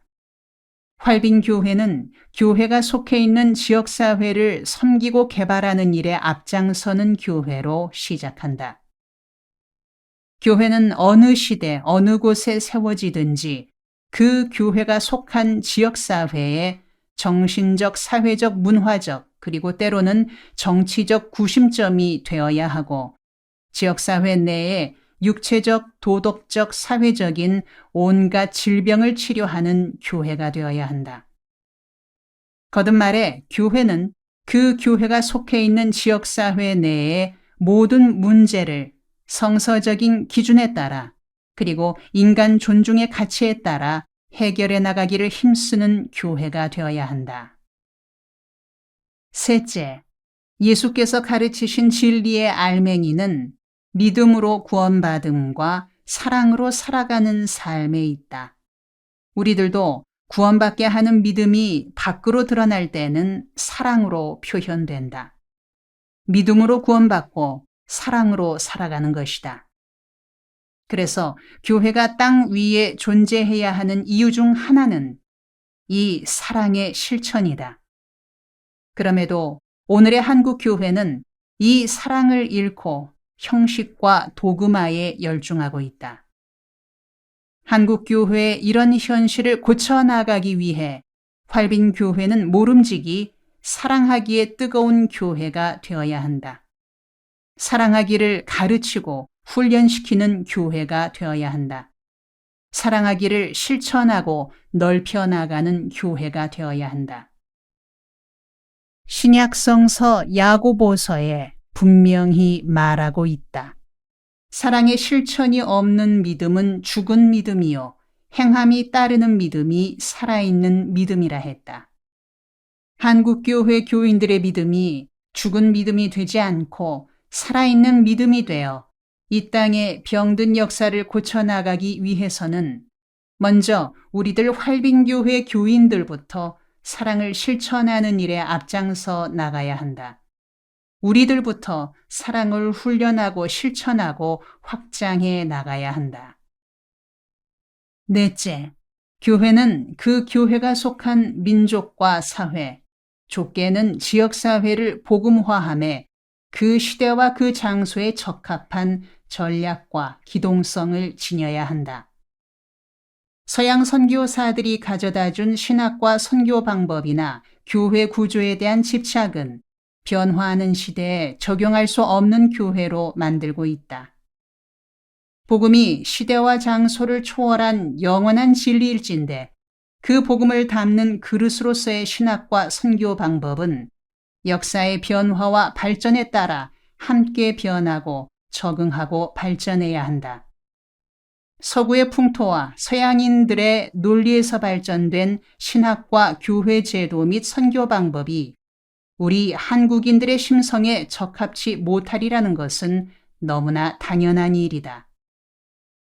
그래서 활빈교회는 한국인의 심성과 체질에 맞는 신학과 교회 제도 및 선교 방법을 창출하여 민족 복음화로의 전략과 기동력을 개발해 나가는 교회가 되어야 한다. 다섯째, 어느 시대나 그 시대를 살아가는 교회가 수행해야 할 사명 가운데 하나는 사회 정의의 선포와 그 실현이다. 예수 그리스도의 교회는 구약 시대 예언자들의 전통을 계승하면서 사회적 평등과 정치적 자유 및 참된 인간성 구현을 위해 피를 흘리며 자라왔다. 교회가 이 전통과 사명을 잊고 안일과 타락의 길을 걸을 때 교회 자신이 설 자리를 잃었을 뿐 아니라 그 시대와 사회 자체가 몰락해 되었음은 2000년의 교회사와 세계사가 가르쳐주고 있다. 이에 한국교회는 한국 사회의 정치적 억압, 경제적 불균형, 사회적 불평등, 곧 온갖 비인간화 현상에 강력히 도전해야 한다. 활빈교회는 이를 수행하는 교회가 되어야 한다. 1971년 10월 3일 창립 이래 활빈교회는 이 5가지 설립 목적을 분명히 내걸고 이를 성취해 나가는 교회가 되자는 다짐을 굳게 했다. 느그더리 천당 가면 나는 만당 갈 기다. 청계천 판자촌에 세워진 활빈교회가 그 설립 목적을 달성해 가려면 먼저 선교 지역 안의 문제들을 자세히 파악하고 그 해결책을 찾아야 했다. 작게는 주민 개개인의 문제에서 시작해 각 가정의 문제들, 그리고 지역사회 전체의 문제들까지 샅샅이 뒤지며 찾아내는 일로 우리들의 선교 사역은 시작되었다. 나는 판자촌 안의 한 집 한 집을 차례로 방문해 인사를 나누면서 그들과 대화의 문을 열어나가기 시작했다. 대화를 통해 그들과 인간관계를 다지고 그 가정이 지닌 문제들을 찾아나갔다. 그리고 그렇게 해서 찾은 문제들을 해결하는 일에 전심전력함으로써 주민들의 신뢰를 쌓았다. 마지막에는 그 신뢰를 바탕으로 선교 활동을 펼쳐나갔다. 이런 과정을 일컬어 DDT 작전이라고 이름 붙였다. DDT란 Door to Door Tackle Operation의 머리 글자를 딴 말이다. 나는 빈민촌 주민들이 품고 있는 문제를 해결해 나갈 때 축구 경기를 염두에 두고 있었다. 축구장에서 상대편 공격진이 몰고 들어오는 볼을 과감한 태클로 물리치듯이 그러한 마음가짐으로 문제 해결에 임한다는 생각이었다. 그래서 태클 작전이다. 또 빈민촌 각 가정마다 차례로 문을 두드리고 들어가 태클 작전으로 문제를 해결해 가기에 문에서 문으로, 즉 door to door라는 의미인 것이다. 원래 DDT란 채소밭에서 해충을 몰아낼 때 쓰는 약 이름이다. 농부가 DDT로 해충을 몰아내듯 활빈교회도 DDT 작전으로 빈민촌 각 가정을 괴롭히는 문제를 추방하자는 것이다. 이 DDT 작전이란 말과 함께 내가 발전시킨 또 하나의 말은 TLC 요법이다. TLC란 Tender Loving Care Therapy의 머리 글자다. 빈민촌에서 한 사람 한 사람, 한 가정 한 가정을 대할 때 그들이 지닌 아픔과 상처들을 부드러운 사랑의 보살핌으로 치료한다는 뜻에서 만든 말이다. 빈민촌 주민 중에는 성장 과정이나 사회생활에서 사랑과 인정을 제대로 받지 못한 채 살아온 사람들이 많았다. 말하자면 사랑 결핍증에 걸려있는 사람들이었다.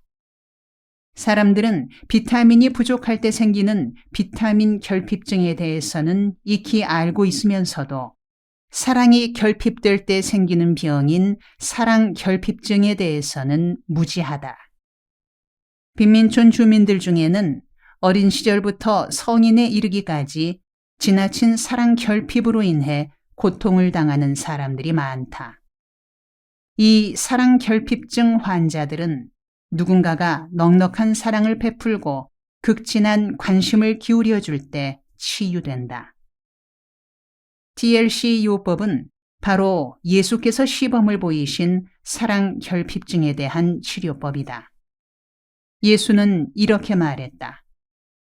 나는 건강한 사람들을 위하여 온 것이 아니라 상한 마음을 고치러 왔다. 예수는 로마 제국의 식민 지배에서 억눌려 살아가는 유대 백성의 상한 마음, 깨진 마음을 싸매주고 치료해주는 일에 온 정성을 쏟았다. 그러한 예수의 발자취를 따라 교회는 어느 시대 어느 곳에서나 상한 심령을 돌보는 일에 헌신해야 한다. 그래서 TLC 요법이다. TLC 요법이 어찌 빈민촌 주민들에게만 필요하겠는가? 현대인은 거의가 사랑 결핍증에 시달리고 있는 환자들이다. 그래서 TLC 요법은 인간이 살아가는 모든 곳에 꼭 있어야 하는 치료법이다. 나는 가끔 신약 성서에 나오는 한 여인의 이야기를 생각한다. 여인은 간음하던 현장에서 잡혀 예수 앞으로 끌려왔다. 그녀를 고소한 자들은 여인을 잡아다 예수 앞에 두고 물었다. 예수 선생, 이 여인을 어떻게 처리해야 할지 말해 보시라요. 만일 예수가 그녀를 용서해 주자고 하면 모세의 율법을 어기는 무법자라고 고소할 참이었고, 예수가 그녀를 관례대로 죽이자 하면 사랑 없는 거짓말쟁이, 위선자라고 몰아세울 속셈이었다. 누군가가 말하기를 인간이 똥개보다 못한 이유는 타인의 과오와 약점을 보고 손뼉치며 의기양양해하는 근성이 인간에게는 있고 똥개에게는 없기 때문이라 했다. 그들의 비뚤어진 마음을 읽은 예수는 땅바닥에 무언가를 쓰며 말했다. 너희 중에 죄 없는 자가 먼저 쳐라. 이 말을 들은 소인배들은 여인을 치려던 돌을 버리고 뿔뿔이 흩어졌다. 예수가 그때 땅바닥에 쓴 글이 무슨 내용이었는지는 알려져 있지 않다. 짐작건대 각 사람의 숨겨진 못된 짓거리들을 하나씩 쓴 게 아니었을까 싶다. 고소한 자들이 다 흩어진 후에 예수는 여인에게 물었다. 누님을 치려던 사람들은 다 어디로 갔습니까? 모두 가버렸습니다. 나도 누님을 환양년이다 죽일년이다 하지 않을 테니 가셔서 다시는 어리석은 짓을 하지 마십시오. 그래서 여인은 정욕에서 해방되고 죽음에서 벗어나 돌아갔다. 나는 이 이야기를 생각할 때면 그때 여인을 보던 예수의 눈을 떠올려 본다. 그 눈동자가 어떠했을까?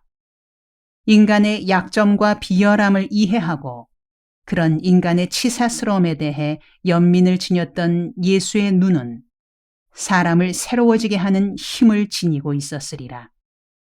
그리고 그 눈빛에 마주치는 사람마다 그 눈이 지닌 깊이의 감명을 받아 새 삶을 살아갈 용기를 지니게 되었을 것이다.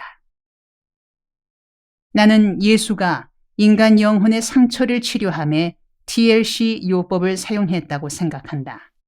그래서 빈민촌에서 한 가정 한 가정 문을 두드리고 들어가 TLC 요법을 실천키로 한 것이다. 빈민촌 판잣집 구조를 보면 우선 담장도 대문도 없다. 문을 열고 들어가면 바로 부엌이고 부엌에 들어서면 바로 방문이다. 방문을 열고 들어가면 서너 평 좁은 방에 67 식구들이 모여 살고 있다. 비가 새거나 연탄가스가 스며들거나 습기가 차거나 통풍이 안 되는 등 문제가 많은 방들이다. 나는 그 문들을 두드리고 다니면서 각 가정에 접근했다. 주민들과 만나는 횟수가 늘어나면서 나는 각 가정이 처해 있는 문제들을 찾아냈다. 그렇게 찾아낸 문제들은 첫째로 그 가정 자체만의 힘으로 해결할 수 있는 문제들. 둘째로 그 가정만의 힘으로는 좀 풀기 어려워서 교회와 힘을 합해 해결해 나가야 할 문제들. 셋째로 그 가정의 힘으로는 도저히 해결할 수 없어서 필히 교회나 외부의 도움으로 해결해야만 할 문제들이었다. 나는 먼저 그 가정의 힘으로 해결할 수 있는 첫 번째 문제들부터 풀어나갈 수 있도록 격려했다. 첫 번째 문제들을 스스로의 노력으로 해결할 수 있게 되면 그 가정과 교회가 공동의 노력으로 해결해 나갈 두 번째 문제들에 도전했다. 끝으로 그 가정으로서는 해결할 엄두를 내지 못하는 세 번째 문제들은 활빈교회 선교팀이 발벗고 나섰다. 활빈교회가 창립된 후 세 번째 맞는 주일이었다. 예배가 중반쯤 접어들었을 때 느닷없이 소주병이 날아들어와 교회 벽에 부딪혀 깨지면서 유리 조각이 사방으로 튀었다.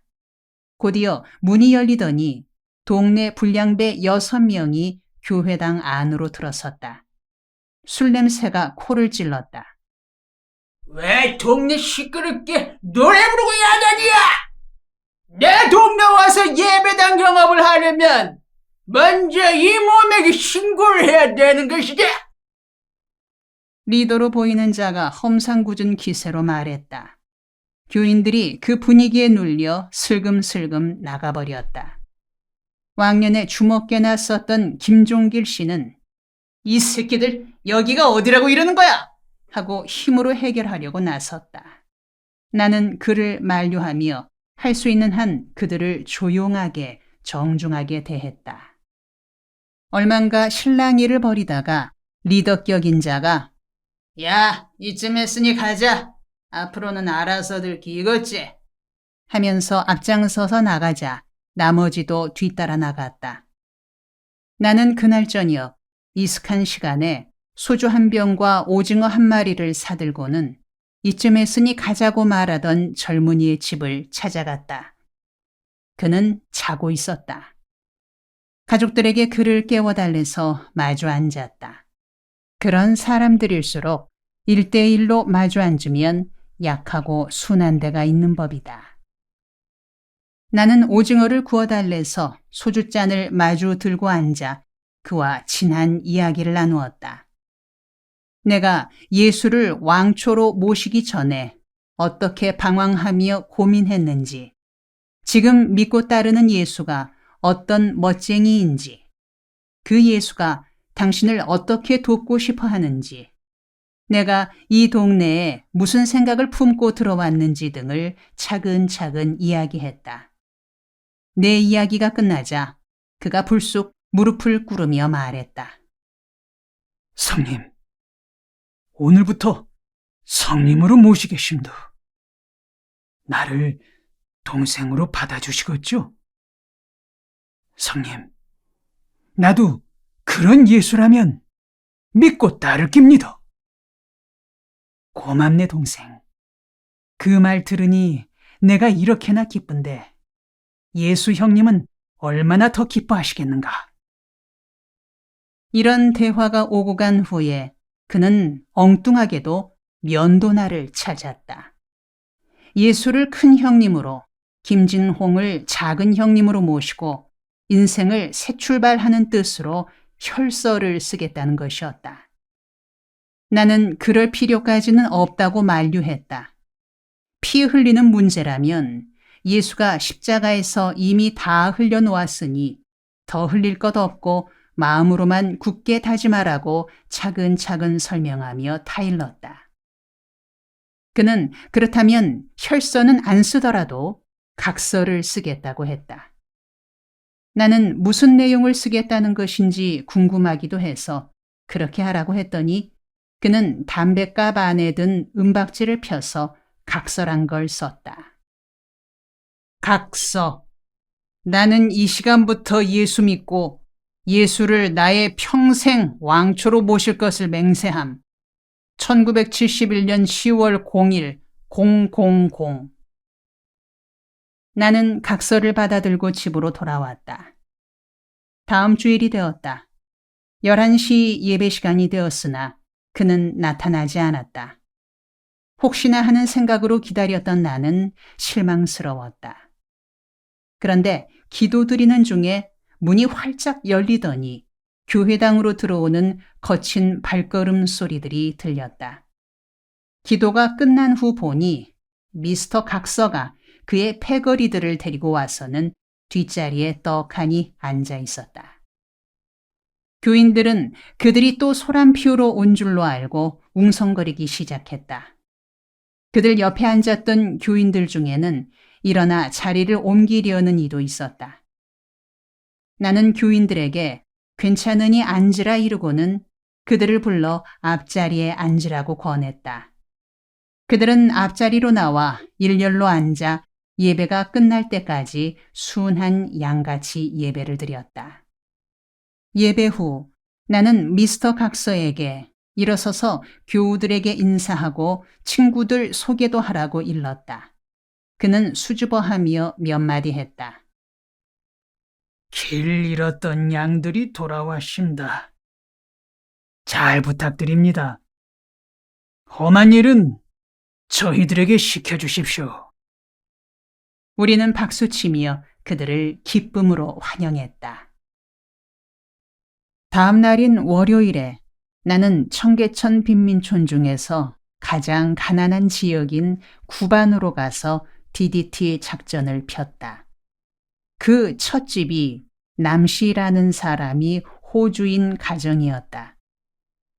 옥천에서 이농해온 남씨는 56으로 일제 때 중학까지 나왔고 부인 이씨는 과거에 백조 악극단 단원이었다. 슬하에 10살, 6살, 3살 난 딸이 있었다. 남씨가 노동품을 팔아 살아오던 중 과로와 영양실조로 쓰러져 좌반신 불수로 눕게 되자 부인이 껌파리를 하며 살아가고 있었다. 3살배기 딸을 업고 극장 앞이며 다방 등으로 껌을 팔고 다녔다. 하루에 고작 100~200원의 수입으로 근근히 살아가고 있었다. 눈이나 비라도 오는 날이면 그나마 수입이 줄어들어 30~40원 버는 날도 있었다. 남신네는 날마다 연탄 한 장씩을 사다가 방을 덮이고 봉지쌀이나 국수를 사서 끓여 먹고 지냈다. 수입이 적은 날은 밀가루 20원어치를 사서 수제비를 끓여 한 끼를 해결했다. 그래서 연탄 한 장값 20원과 세 끼니 밀가루 값인 60원을 합해 총 80원이면 최저 생활이 된다고 했다. 방은 어둡고 먼지투성이인데 환기구가 없었다. 그래서인지 세 아이 모두 기침감기에 걸려 콜록거리고 있었다. 나는 두 부부와 마주 앉아 그 가정의 문제들을 정리했다. 첫째, 호주 남씨의 치료. 둘째, 부인이 껌파리보다 좀 더 수입이 많고 안정된 일감을 구하는 일. 셋째, 막내딸의 눈병 치료. 넷째, 환기창과 채광창을 내는 일. 다섯째, 10살짜리 첫 딸을 학교에 넣는 일. 여섯째, 말소된 주민등록증을 되살리는 일.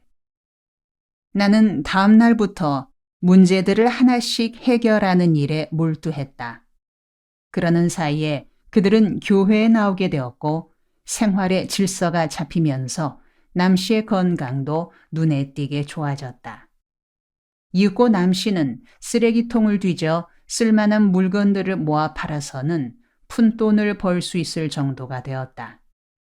하루는 부부를 불러 물었다. 두 분이 자립해서 살아갈 수 있도록 밀어드리고 싶은데 어떻게 하면 되겠습니까?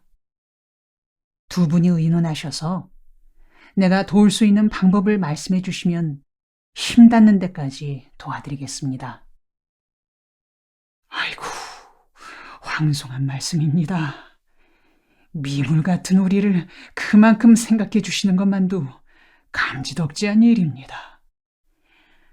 안 그래도 우리 부부는 이를 악물고 한번 일어서 보자. 뼈가 으스러지는 한이 있더라도 악착같이 벌어서 한번 사람답게 살아보자고 다짐하고 있는 중입니다. 거참 귀한 일입니다. 두 분께서 이미 그런 마음을 품고 계시다니 한결 좋습니다. 그런 각오로 살아가신다면 꼭 성공하실 겁니다. 그 각오를 이루어 나가시는데 제가 돕고 싶습니다. 부담 갖지 마시고 말씀해 주십시오. 정 그러시다면 말씀드리죠. 뭐 큰 도움이 필요한 것도 아닙니다. 중고니아과 한 대만 있으면 둘이서 참새구이 장사와 오뎅 장사를 해서 자립할 수 있겠습니다. 그거 좋은 생각입니다. 그렇다면 중고 손수레 한 대가 얼마면 될까요? 예, 아쉬운 대로 쓸만한 게 7,000원쯤이면 될 것 같습니다. 그렇습니까? 그럼 제가 7,000원을 빌려드릴 테니 이자는 그만두고 원금은 갚을 수 있을까요? 아이고, 하늘 같은 말씀이네요. 갚고 말고요. 그 돈 안 갚으면 마른 하늘에 벼락 맞을 일이죠. 이자를 내더라도 갚을 것인데 원금만 갚는다면야 더 잃을 말이 있겠습니까? 나는 그 길로 시내로 들어가 친구를 찾았다. 이자는 못 주지만 원금은 갚을 테니 1만 원을 빌려달라고 간청했더니 친구는 회사에서 가불하여 1만 원을 빌려주었다. 나는 남씨에게 그 돈을 주며 말했다. 남씨, 내 친구한테 1만 원을 빌려왔습니다. 손수레 값이 7,000원이라 했습니다만 손수레만 있어서야 되겠습니까? 오뎅 장사 하려면 재료도 있어야 하고 밤에 켤 등도 준비해야 할 테니 1만 원을 빌려드리겠습니다. 이 돈을 언제 갚을 수 있겠습니까? 2달이면 넉넉하겠습니다. 그러면 3달 기간을 드릴 테니 약속을 지켜주십시오. 그렇게 해서 남씨에게 1만 원을 건네주었으나 웬일인지 며칠이 지나도 손수레를 사는 기미가 보이지 않았다. 염려스러워 물었더니 남씨는 리어카는 아무 때나 사도 되는 것이고 다른 재료들부터 준비 중이라 시간이 걸린다고 하였다. 나는 그러려니 생각했다.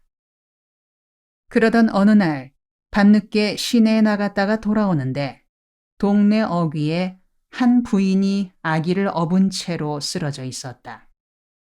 아직 초겨울이긴 하나 살얼음이 얼 정도로 싸늘한 날씨였다. 등에 업힌 아기가 울고 있었다. 곁에 가보니 남씨의 부인이었다. 왕년에 백조 악극 단원께서는 술에 곤죽이 돼 얼어붙기 시작하는 길에서 주무시고 계셨다. 내가 일으켜 세우니 그녀는 몸을 가누지 못한 채 흐느적거리며 말했다.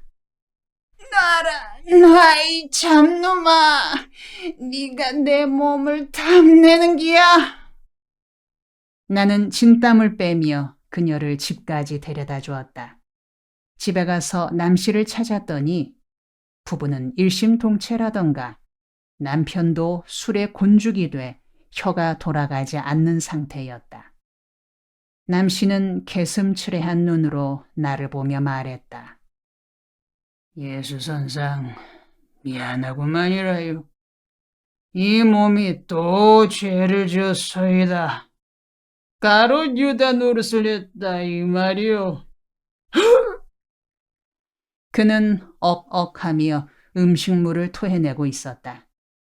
나는 아무 말 없이 집으로 돌아와 잠자리에 들었다. 그냥 슬픈 생각이 들었다. 이틀 후 남씨 옆집에 사는 교인이 찾아와 남씨 내가 이사 간 걸 아느냐고 물었다. 어제 움막집을 17,000원에 팔아 오늘 새벽 어디론가 떠났다고 했다. 나는 가슴이 아팠다. 돈은 둘째고 그들이 다른 곳으로 간들 살 길이 열리는 것도 아닐 텐데 하는 걱정이 앞섰다. 그들은 왜 도망치듯 이사를 갔어야만 했을까? 내가 뭔가를 잘못하여 그들이 그릇돼 버린 것만 같았다. 그 5 식구가 지금은 어디서 고단한 인생을 살고 있을지. 그들이 보고 싶어진다. 어느 하늘 아래서든 부디 사람답게 살아만 주었으면 하고 바랄 뿐이다. 남씨가 살던 집을 지나면 최 씨네 집이 있다. 최 씨는 33살로 경상도 안동에서 농업고등학교를 졸업한 후 고향에서 농사를 짓다가 더 잘 살아보겠다고 서울로 올라왔다. 내가 처음 방문하던 날 맞이인 병규가 혼자 집을 지키고 있었다. 병규는 집안 사정을 알려주었다. 아버지는 직업이 없고 어머니는 아버지가 너무 때려서 지난 봄에 집을 나가버렸다. 지금은 3남매와 68 잡수신 할머니가 있다. 어머니는 몇 년 전에도 한 번 집을 나갔댔는데 식모살이로 돈을 모아 들어오니 아버지가 좋아하며 다시 살았다. 그러나 돈이 떨어질 때쯤 되자 아버지가 또 술을 먹고 때리기만 해 어머니는 견디지 못하고 나가셨다. 이번에 나간 후로는 아직 소식이 없으시다. 우리 3남매는 술만 먹고 엄마를 때리기만 하는 아버지가 죽고 엄마가 돌아와 함께 살았으면 좋겠다. 늙은 할머니가 집안일을 보는데 병들고 쇠약하셔서 힘에 부친다. 할머니는 지금 창가학회에 나가시는데 매일 기도하신다. 할머니의 기도 제목은 아버지 술병 고치는 것과 집이 부자 되는 것 2가지다. 우리는 굶는 게 제일 싫다. 겨울 내내 밀가루 수제비만 먹어서 이제 수제비라면 냄새조차 맡기 싫다. 오늘 아침에는 배춧국만 끓여 식구들이 한 사발씩 마셨다. 생활비는 삼촌이 가끔 와서 주고 가고 동네 아줌마들이 할머니와 우리가 불쌍하다고 가끔 먹을 것을 가져다 준다. 이상이 병규가 내게 들려준 집안 사정이었다. 그들이 사는 집은 너무 낮아 허리를 굽히고 들어가 방바닥에 앉으면 천장에 머리가 닿았다. 며칠 후 병규 아버지 최 씨를 만나 이야기를 나누어 보니 착하고 온순한 성격이었다. 그러나 술이 왼수였다. 술만 들어가면 난폭한 사람으로 변했다. 살 길은 술 끊는 길이라고 수차 권했다. 매일 그의 집을 방문하여 술 끊고 새로운 삶을 모색하자고 권했다. 그렇게 날마다 반복하여 열흘쯤 계속했더니 최 씨가 눈물을 글썽이며 말했다. 김 선생, 나 같은 버린 사람에게 관심을 가져주시니 고맙습니다. 참말로 양반이시네요. 목숨 걸고 술 끊기에 한번 도전해 볼랍니다. 그 후로 그와 술의 싸움은 처절한 전쟁이었다. 술을 먹고 싶을 때는 자기 손으로 두 발을 묶고 아들 병규에게 손을 묶어달래서 먹고 싶은 술을 참고 견딜 정도였다. 이런 싸움 끝에 그는 술 끊기에 성공하여 다시 직업을 얻게 되었다. 이제 매질에 못 이겨 집을 나간 병규 엄마만 돌아오면 최 씨 가정은 행복한 삶을 누릴 수 있을 것이었다. 나는 병규 엄마가 있을 만한 곳을 찾아다녔다. 남편이 변화된 것, 할머니 몸이 편찮으신 것, 삼남매가 눈물로 기다리고 있는 사정 등을 설명하고 집으로 돌아오도록 설득할 작정이었다. 그러나 끝내 병규 엄마의 종적은 찾을 수 없었다. 나는 병규네 집으로 가서 삼남매와 손을 잡고 할머니 병상 곁에 앉아 기도했다. 예수님, 우리 엄마 집으로 돌아오게 해주세요. 예수님, 우리 엄마께 아버지 술 안 먹는다고 알려주세요.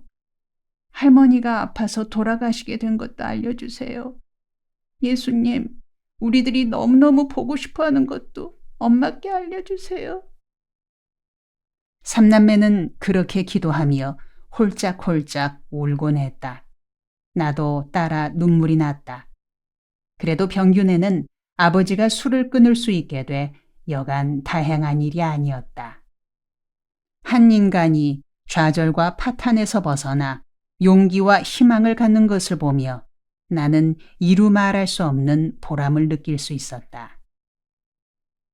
최 씨 집을 지나면 이씨 가정이다. 막대기를 삼각으로 세워 인디언 움막처럼 지은 움집에 7 식구가 살고 있었다. 68빈 이씨의 생업은 동네 입구에 돗자리를 깔고 사주, 관상, 태길, 궁합 등을 적은 종이들을 펼쳐놓고 앉아있는 일이었다. 그의 부인 김 씨는 전에는 성당에 다녔으나 지금은 창가학회에 나가고 있었다.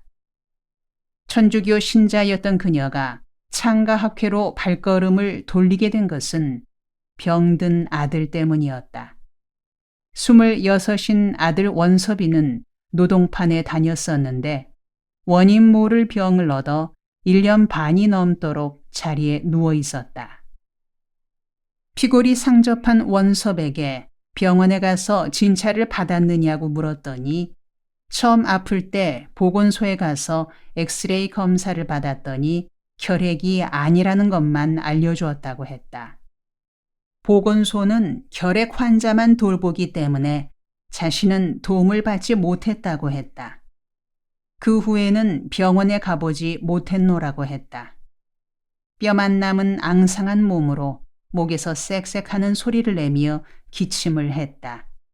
기침할 때마다 고통스러운 표정을 짓곤 했다. 이미 기운이 쇠잔할 대로 쇠해서 일어나 앉을 수조차 없어 죽을 날만 기다리고 있는 형국이었다. 곧 병원에 가서 진찰이나마 한번 받아볼 수 있도록 주선해 보겠다고 했더니 원섭은 기쁜 표정을 지으며 베갯머리를 뒤지더니 300원을 끄집어냈다. 진찰 비용에 보태달라는 거였다. 병원에 가고 싶어 푼푼이 모은 돈이었다. 오죽이나 병원에 가고 싶었으면 이렇게 풍푼히 돈을 모았을까 생각하니 측은하기 그지없었다. 그러나 안타깝게도 환자의 상태를 보아서는 회복될 가망이 별로 없었다. 빠른 시간 안에 병원에 갈 준비를 하고 다시 오겠노라고 말하고 이씨 집을 나왔다. 나는 활빈 교회로 와서 가만히만 깔아놓은 흙바닥에 무릎 꿇고 원섭이를 치료할 수 있는 길을 열어달라고 예수님께 기도했다. 기도 후 점심 식사를 하고 있는데 갑자기 골목 어귀에서 귀청이 찢어질 듯한 외마디 소리가 들렸다. 철거반 왔다! 이 한마디의 위력은 엄청났다. 온 동네에 갑자기 긴장감이 돌더니 여기저기에서 후다닥 뛰어다니는 사람들의 발걸음 소리가 요란스러웠다. 단걸음에 밖으로 나가보니 청계천 뚝 위에 철거반 차가 와 있었고 철거반원 10여 명이 한 집으로 우르르 몰려가고 있었다. 판자촌 주민들은 철거반을 원수같이 여기었다. 그들이 타고 다니는 포장을 친 3쿼터 차를 염라대왕차라 불렀고 철거반원들을 염라대왕의 졸개인 저승사자라고 불렀다. 이번에는 누구네가 당하려나 하고 온 동네 사람들은 철거반원들의 움직임을 살폈다. 이날은 7집이 당했다. 철거반원들이 해머와 지렛대로 집을 부수기 시작하자 집을 지키고 있던 할머니가 어찌할 바를 모르고 이 사람 저 사람을 번갈아 붙잡으며 소리질렀다. 이놈들아! 이놈들아! 이 늙은 나를 죽여놓고 부숴라! 할머니가 그런다고 철거를 멈출 사람들이 아니었다. 철거는 신속하고 거침없이 진행되고 있을 따름이었다. 할머니는 도저히 안 되겠으니까 부엌칼을 갖고 나와 철거 반장의 등을 찌르려 했다. 그러나 금세 칼은 빼앗겼고 그 대가로 지붕 덮는 천막까지 갈갈이 찢겼을 뿐이었다. 철거 반원들은 철거하는 동안 집주인이 가만히 있으면 건물 재료들을 다시 사용할 수 있을 정도로만 뜯었고 반항하거나 유혹을 하며 덤비면 나무 토막 하나까지 분질러 못쓰게 해놓곤 했다. 칼을 빼앗긴 할머니는 길바닥에 퍼질러 앉아 두 다리를 뻗고 울며 사설을 늘어놓았다. 이 오라질 놈들아, 똥물에 튀길 놈들아, 자손대대로 철거나에 묵어라. 그 사이 철거반원들은 두 번째 집으로 달려들었다. 상위 군인이 사는 집이었다. 갑자기 철거반원들이 달려들어 집을 부수기 시작하자 상위 군인은 자기 집에서 뽑은 기둥을 바람개비처럼 휘두르며 소리질렀다. 이 새끼들아!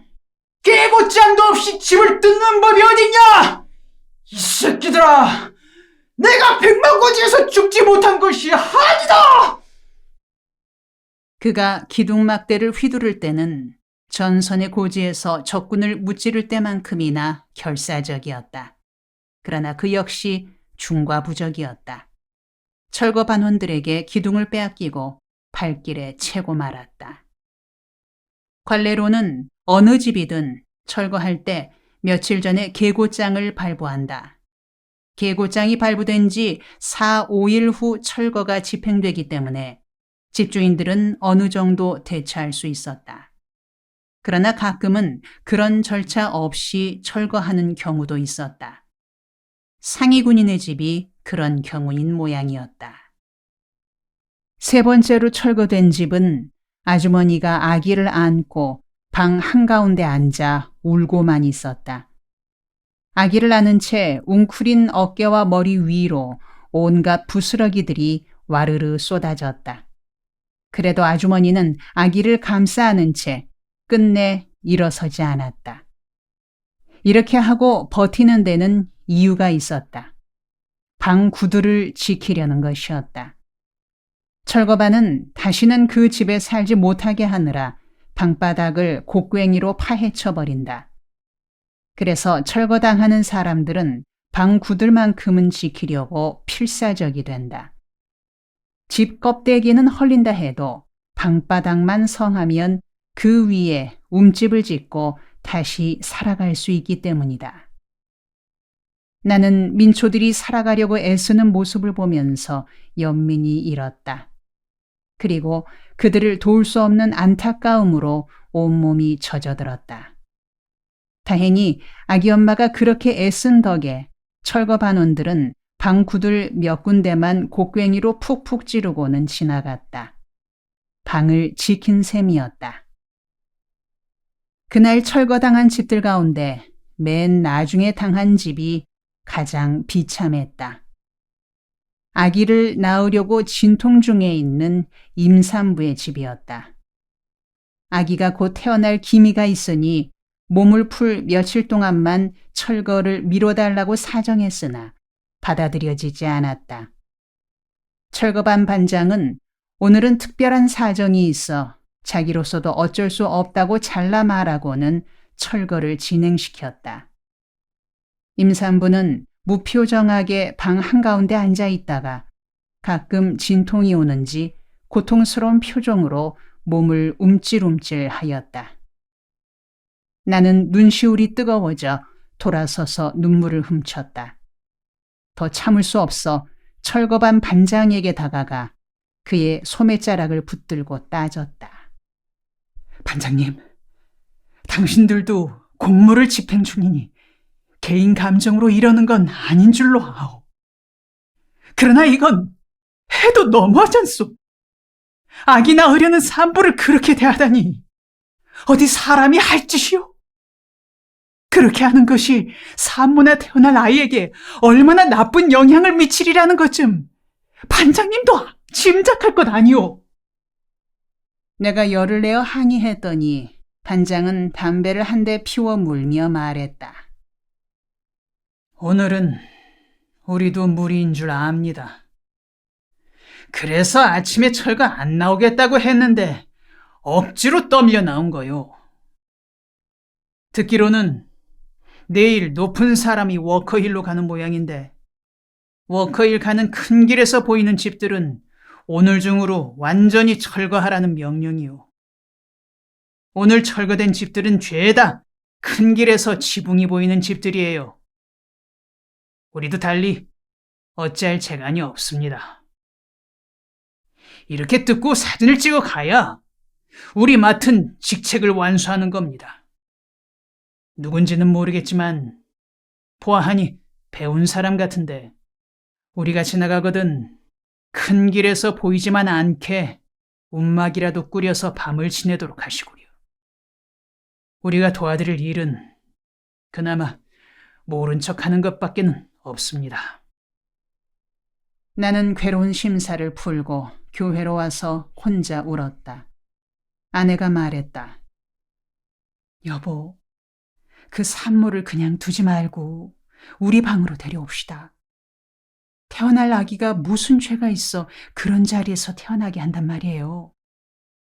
우리가 예배당 바닥에 이불 깔고 자더라도 그 산모를 집으로 데려옵시다. 나도 옳은 말이라 여겨 손수레에 산모를 태워 방으로 데려왔다. 산모는 고맙다는 말을 거듭하면서도 불안한 마음을 감추지 못했다. 방을 산모에게 비워주고 교회당 바닥에 배녀판을 깔고 담요를 겹으로 깐 자리에 누운 우리 부부는 밤을 지내며 많은 이야기를 나누었다. 여보, 오늘 철거 장면을 보고는 어떻게 표현해야 할지 어안이 벙벙할 따름입니다. 사람 사는 사정이 이렇게도 다를 수 있을까? 도무지 믿어지지가 않아요. 다리 저편에는 고층 건물들의 호화로운 주택들이 즐비한데 다리 이편은 인간 이하의 삶을 살고 있잖아요. 우리가 여기서 이렇게 하는 일도 밑 빠진 항아리에 물 붓기 아닐까요? 나로서는 이곳에 적응하기가 힘들어. 하루라도 속히 밖으로 나가 정상적인 사람들과 정상적인 삶을 살고 싶지만 당신이 사명으로 알아 헌신하고 있으니 어쩔 수가 없군요. 그래도 그동안 이 지역에 있어 보니 가난한 사람들에 대한 예수님의 마음을 조금은 이해할 것도 같아요. 나는 차분한 소리로 아내에게 말했다. 서울시는 하나의 시가 아니고 세 개의 시가 모여서 이루어진 도시요. 첫째는 재벌들과 높은 자리에 앉은 사람들, 그리고 외국인들이 사는 서울특별시. 글자 그대로 특별한 사람들이 사는 특별시죠. 둘째는 교수, 교사, 공무원, 장사꾼 등이 살고 있는 서울 보통시. 말하자면 보통 사람들이 보통으로 살고 있는 보통시요. 셋째는 우리가 살고 있는 판자촌인데 일컬어 서울 하등시라 하오. 서울특별시 시장은 양택식이란 사람이고 서울 보통시는 보통 사람들이니 시장이 필요 없고 서울 하등시는 아직 시장이 뽑히지 않아 공석이니 우리가 시장으로 출마합시다. 내가 시장으로 당선되면 당신은 시장 부인 사모님이 되는 거고 우리 아들 동혁이는 시장의 아들로 귀하신 몸이 되는 거요. 우리 부부는 이런 이야기를 나누며 웃었다. 저녁 식사로 수제비 한 그릇씩을 먹고 난 후 낮에 철거당한 집들을 한 바퀴 돌았다. 양식이 없는 가정에는 먹을 것을 보내고 이불이 부족한 집들에는 담요를 보냈다. 그나마 움집도 꾸리기 어려운 집들에는 추울 테니 차라리 교회당으로 가서 밤을 지내자고 권했으나 허물어진 자리나마 내 집이니 그 자리에서 견디겠노라고 했다. 길가의 잡초처럼 끈질긴 사람들이었다. 다음 날은 원섭이를 치료할 수 있는 길을 뚫기 위해 동분서주했다. 지선이면 감천이라더니 기독교 의료선교협회에서 길을 찾았다. 기독교 의료선교협회는 종로 화신백화점 현 국세청 빌딩 뒤편 감리교 태화관 안에 있었다. 그곳을 방문하여 사정을 설명했더니 환자를 데려오면 치료해 주겠다고 약속했다. 나는 기쁜 마음으로 판자촌으로 돌아왔다. 그런데 오는 길에 가만히 생각해 보니 일어설 수도 없는 환자를 종로까지 어떻게 데려갈 것인지 염려되었다. 버스는 아예 못 탈 거고 택시를 이용한다 하더라도 비좁아 불편한 데다 왕복과 대기까지 합하면 실로 엄청난 요금이 나올 것이다. 염려하던 중에 언뜻 선교사들이 타고 다니는 랜드로버 같은 차가 있으면 안성맞춤일 것 같다는 생각이 들었다. 나는 호주 선교회의 브라운 선교사를 찾아가 도움을 청했다. 선교사님, 우리 판자촌에 이원섭이란 불쌍한 환자가 있는데 내일 그를 병원으로 데려가야겠습니다. 선교사님의 차를 좀 이용토록 배려해 주십시오. 미스터 김, 차만 있으면 됩니까? 운전사까지 있어야 하는 것 아닙니까? 내일이라면 차는 빌려줄 수 있겠으나 내가 회의가 있어 운전을 해줄 수가 없소. 비용은 내가 부담할 테니 차라리 내일은 택시를 이용하시죠. 나는 이원섭의 일이 잘 되어 나가기에 기운이 솟았다. 어서 내일 병원에 간다는 소식을 전하고 싶어 그의 집에 들렀다. 그런데 앞불싸 그의 집에 도착해 보니 그가 조금 전에 숨을 거두었다는 게 아닌가.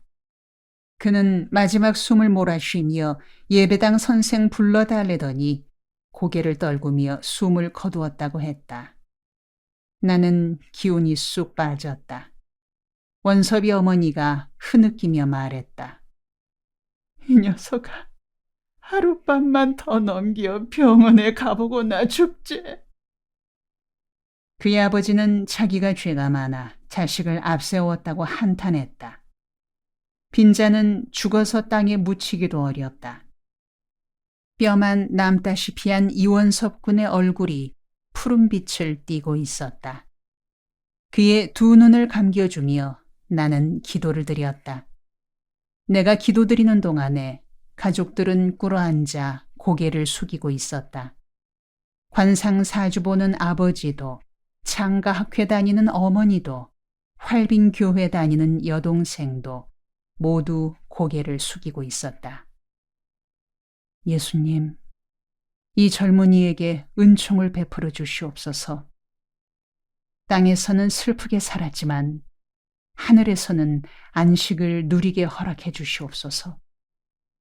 그리고 이 가정의 비극도 이것으로 끝나게 해 주시옵소서.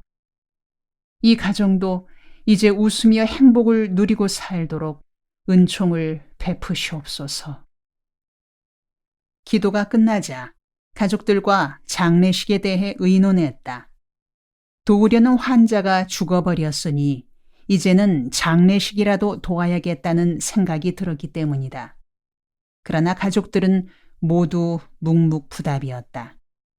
한참 후에 아버지가 말끝을 흐리며 말했다. 내일이라도 실어 나갔으면 좋겠는데.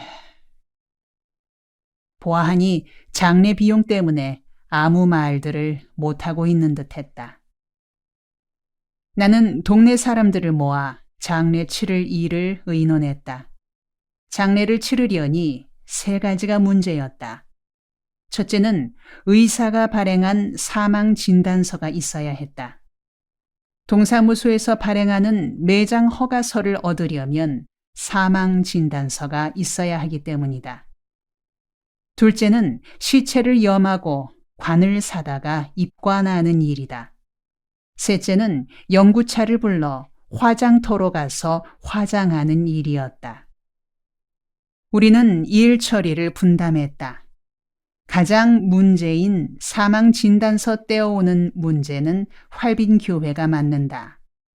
두 번째, 염하고 관을 사오는 일은 동네 사람들이 십시일반으로 해결한다.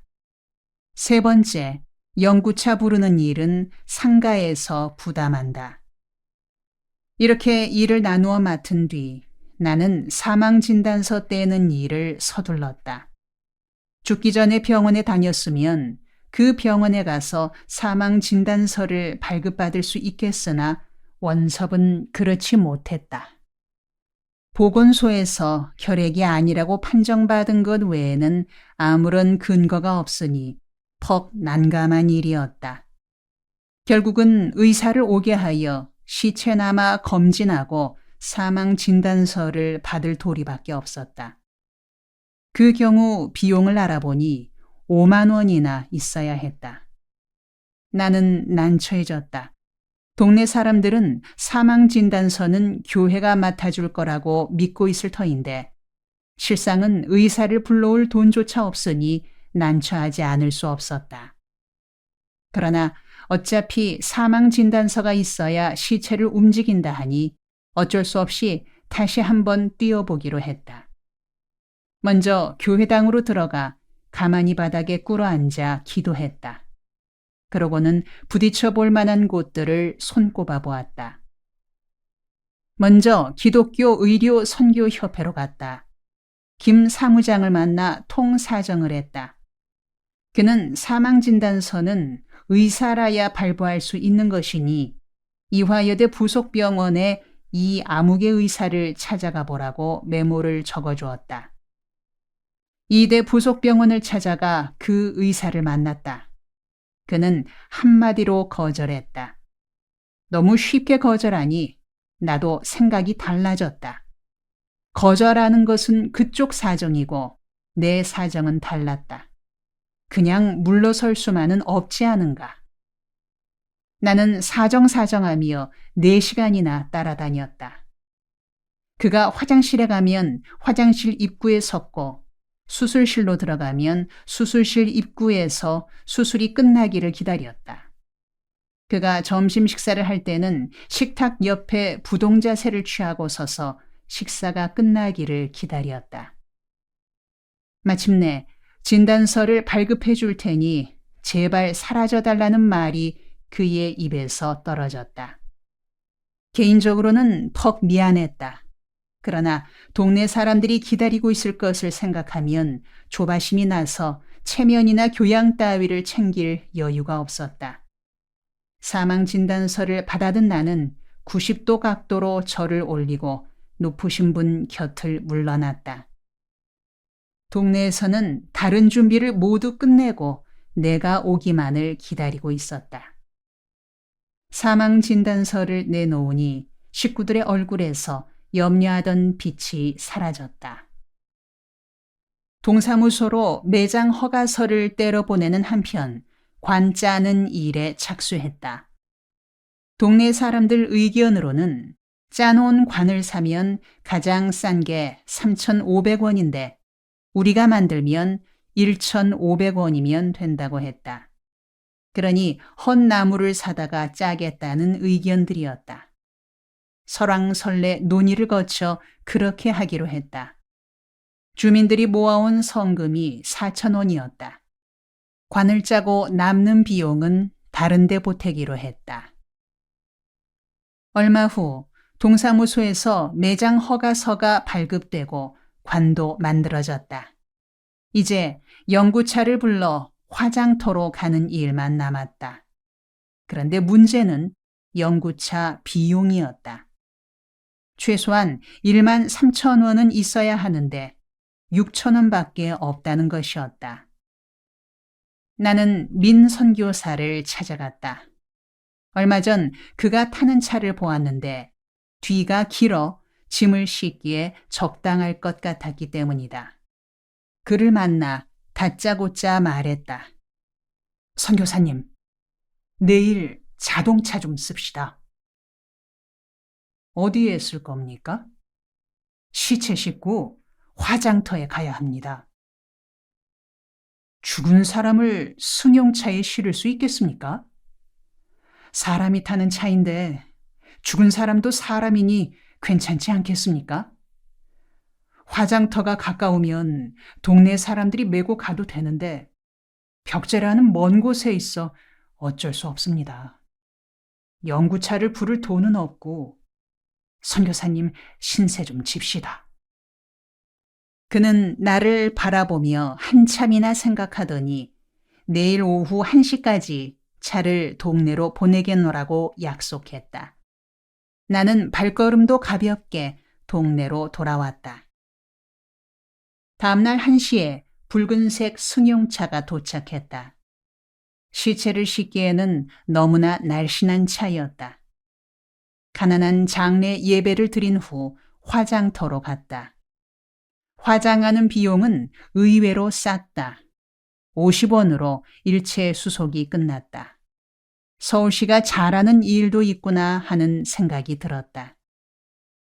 집에 오니 아내가 최 씨 집에서 굶고 있다는 소식을 듣고 가보니 어른아이 할 것 없이 모두들 일렬로 누워있기에 쌀과 밀가루, 라면을 가져다 주었노라고 했다. 푹푹 떠다 주면 좋겠지만 한 집에 그렇게 많이 주어버리면 곤란하지 않느냐고 아내에게 나무랐더니 아내는 의외란 듯이 말했다. 당신이 주는 것을 말릴 때도 있군요. 내일은 해가 서쪽에서 뜨겠네요. 이왕 주려면 많이 줘야지. 조금씩 주면 감질만 나지 않겠어요? 그 집에 가보니 공장에서 갓 돌아온 17살 난 딸이 냄비째로 시래기죽을 먹고 있다가 나를 보고는 얼른 냄비를 감추었다. 추운데 왜 온도를 깔지 않고 냉구들에 사느냐고 물었더니 철거반 등살에 온도를 놓을 여유가 없노라고 그 집 어머니가 말했다. 여태껏 27번이나 철거당했다고 한다.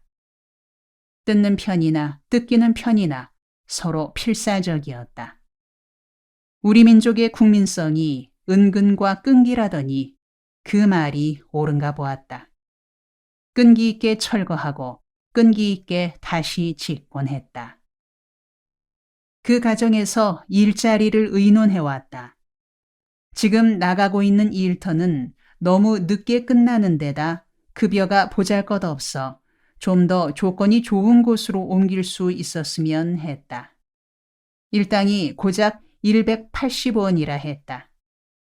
하루 180원을 주고 지금까지 일을 시켰으니 참으로 낯두꺼운 사람들이라 여겨졌다.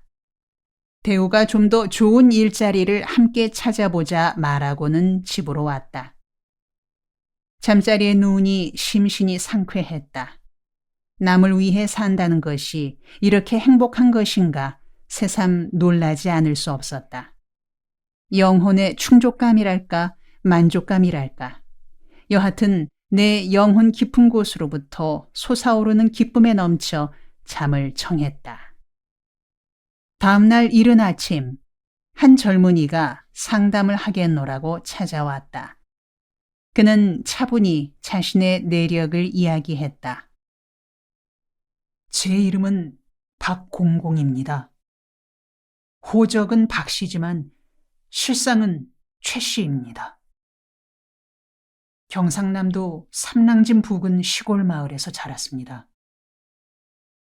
박씨 성을 가진 아버지에게 어느 날 최씨 성을 가진 친구가 놀러 왔었습니다. 그때 집에 아버지는 없고 어머니만 있다가 둘이서 정을 통했습니다. 그런 일이 있고 10달 만에 제가 태어났습니다. 그런데 최 씨는 아들이 없고 딸만 있었습니다. 그래서 잠자리를 같이 한 지 10달 만에 태어난 아기를 자신의 핏줄로 여기고는 찾아와야겠다고 생각했습니다. 며칠 후 아버지를 찾아와서 자초지종을 말하고 지금 낳은 아이는 자기 핏줄이니 달라고 했습니다. 그게 통할 리 있겠습니까? 아버지는 무슨 거지발사계 같은 소리냐고 윽박지르고는 들어주지 않았습니다. 당연히 소리가 높아지고 주먹 다짐이 오가다가 끝내 양쪽 집안 다툼으로까지 번졌습니다. 온 마을에 소문이 나고 둘 다 웃음거리만 되었습니다. 아버지는 나를 최 씨에게 보내지는 않고 기르면서도 수시로 구박을 했습니다. 방에 들며 날며 이 새끼는 내 씨가 아니야 하며 머리를 쥐어박곤 했죠. 제가 더욱 불행했던 것은 자라면서 최 씨 성을 가진 아버지와 점점 닮아가기 시작했다는 것이었습니다. 이 일로 아버지와 어머니 사이에 불화가 찼고 말다툼이 그치지 않았습니다. 나는 영문도 모른 채 눈칫밥을 먹고 자랐습니다. 이제는 나이 들어 집을 나와 독립된 생활을 하고 있습니다. 그런데 늘 마음에 깨름칙한 기분이 드는 것은 나는 피가 더러운 몸이다 라는 생각입니다. 그리고 그런 생각으로 그치는 게 아니라 나는 피가 더러운 놈이니 고상하고 깨끗하게 살 것 없다. 그렇게 살려 해도 아무 소용없다.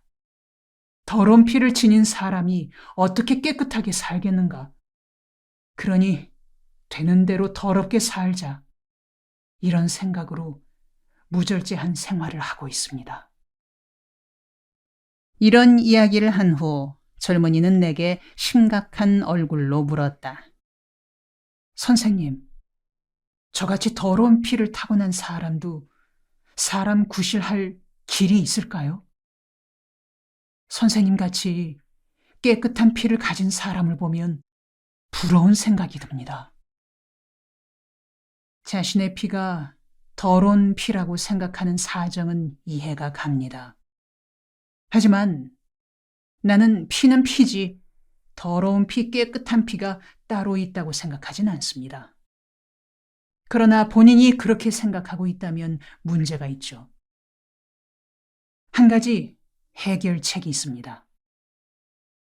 예? 해결책이 있다고요? 무슨 해결책입니까? 피를 바꾸는 것이죠. 피를 바꾼다고요? 저도 그 생각을 안 해본 건 아닙니다. 그러나 의사의 말로는 사람의 피는 한꺼번에 3분의 1 이상을 바꾸면 살아나지 못한댔습니다. 피 바꾸고 나서 죽게 되면 바꾸나 마나죠. 그런 식으로 바꾸는 것이 아닙니다. 예수의 피로 바꾸는 것이죠. 예수 믿는 사람이란 새로운 피를 받은 사람을 말합니다. 부모로부터 받은 피는 죽음으로 가는 피지만 예수의 피로 바꾸게 되면 생명으로 가는 피가 됩니다. 예수를 믿는 것이 피를 바꾸는 것이란 말이죠? 그런 말은 처음 들어보네요. 예수를 믿으면 아버지께서 받은 피는 없어지고 예수의 피가 온몸에 흐르게 된다. 가슴에 닿는 말입니다. 앞으로 자주 와서 가르침을 받겠습니다. 그렇게 인사하고 간 후 그는 교회에 나오기 시작하더니 한 번도 거르지 않고 예배 시간에 참석했다. 드디어 그가 세례받는 날이 되었다. 세례식을 마친 후 그는 내게 말했다. 전도사님, 이제 저는 예수님의 피로 완전히 피가름을 했습니다. 전도사님의 지도에 감사드립니다. 그가 변화해가는 과정을 지켜보면서 영적 세계의 신비를 느꼈다. 예수 그리스도의 영인 성령께서 친히 그를 변화시켜 주시는 것이 아니라면 어느 의사, 어느 상담자가 그를 그렇게 변화시켜 줄 수 있었겠는가? 이때쯤 우리 가정은 큰 어려움에 부딪혔다. 빈민촌에 들어갈 때 준비했던 약간의 예산이 완전히 바닥이 난 것이다. 외부 지원도 없이 집을 사서 예배처로 고치고 환자들과 끼니 없는 가정들을 돌보다 보니 예상보다 빨리 경제 공황이 온 것이다. 가난은 나라도 못 구한다는 말이 있듯이 빈민촌에서 가난과 싸우는 것은 여간 어려운 일이 아니었다. 무엇보다 주민들이 돈 빌리러 올 때가 가장 난처했다. 알지도 못하는 처지에 아주 친한 사이라도 되듯 다정한 웃음을 띠고 돈 좀 꿔달라는 것이었다. 나는 난감해져서 물었다. 아니, 내게 무슨 돈이 있을 것 같아서 꿔달라는 겁니까? 그러면 의외란 듯 말한 것이었다. 아니, 김선상, 이거 보시라요. 이제 보니 언행이 일치하지 않는 분이시구려. 밤중에 우리 집에 찾아와설랑 뭘 도와드릴까요? 하고 자기 입으로 그래 놓고시렁. 우리 집에 없는 게 현찰인데 잠시 좀 빌려달랬다고 그래? 그렇게 오리발내미시기요? 그런 식으로 몰아세우는 것이었다. 나는 그의 체면이라도 세워줄 속셈으로 요청하는 금액을 다 구워줄 수는 없지만 얼마나마 구워주었다. 그러나 그렇게 구워준 돈치고 돌려받은 돈은 한 번도 없었다. 세상에는 어려운 일들도 많지만 그중 하나가 가난한 사람 도와주는 일이 아닌가 싶다. 예수께서 이르신 말씀에 뱀같이 지혜롭고 비둘기같이 순결하라는 말이 있지만 가난한 사람 돕는 일에는 그 말이 100% 합당한 말이다. 잘못되면 실컷 도와주고 오히려 욕만 먹게 되는 경우가 허다한 것이다. 가정방문을 하는 중이나 집에 찾아오는 사람들 중에 끼니가 없어 굶는 사람들에게는 밀가루 한 포를 가져다 준다. 그것도 낮에 가져다 주면 자존심을 상하게 할 우려도 있고 또 모두 가난한데 그 집만 도와주면 말썽이라도 생기기 쉬울 터이므로 밤 12시가 다 되어갈 무렵 가져다 준다. 그러면 자식들과 함께 굶고 있다가 마치 하늘에서 천사라도 내려온 듯이 반가워한다. 부인들은 눈물을 글썽이기도 하고 아이들은 기뻐서 깡충깡충 뛰기도 한다. 그런 모습들을 보고 나는 보람을 느끼며 집으로 돌아와 잠자리에 든다. 그런데 그렇게 가져다 준 지 열흘 정도가 지나면 그 집 주부가 교회로 나를 찾아온다. 5 식구가 22kg짜리 밀가루 한 포로 수제비를 끓여 먹으면 열흘가량 걸린다. 그래서 열흘 정도 지나 밀가루가 떨어질 때쯤이면 나를 찾아오는 것이다. 와서 내게 말한다. 선생님, 떨어지심도. 나는 부인의 말에 고개를 갸웃거리며 생각한다. 무엇이 떨어졌다는 건지 짐작이 가지를 않는 거다. 연탄이 떨어졌다는 것인지 아니면 약이 떨어졌다는 것인지 분별이 가지 않아 내가 묻는다. 무엇이 떨어지셨는데요? 아이고, 잊어버리셨는가 보네, 예. 열흘 전에 밀가루 가져다 주신 기 떨어진 기라, 예. 밤중에 가져다 주셔서 잊으셨나 보네, 예. 나는 그제야 열흘 전에 밀가루 가져다 준 집의 주부인 줄 알고 묻는다. 그래서요? 죄송스럽습니다만 한 포만 더 해주셔, 예. 신세는 살아가며 갖겠습니다. 그런 말을 들으면 나는 수양이 덜 된 사람이라 속으로 짜증이 난다. 세상에 밀가루 한 포를 받았으면 그간에 비닐을 줍든지 다니며 헌병이나 종이를 주어 팔아서라도 스스로 살아갈 국리를 세워야지. 앉은 채로 다 까먹고 떨어지니 또 교회당에 와서 달라는 건가 싶어 지겨운 생각이 든다. 그래도 그런 속마음을 비추지 않고 밀가루를 구해준다. 그런데 그렇게 교회의 도움을 계속 받은 사람들에게서 일어나는 정신적 후유증이 문제가 된다. 교회의 도움을 한두 번 받은 사람은 그런대로 고마움을 아는데 4번, 5번 계속해서 도움받은 사람들은 고마움은 사라지고 이상한 의식이 싹트게 된다. 교회가 자신들을 돕는 것이 당연하고 또 자신들에게 도움받을 권리가 있다는 생각을 지니게 되는 것이다.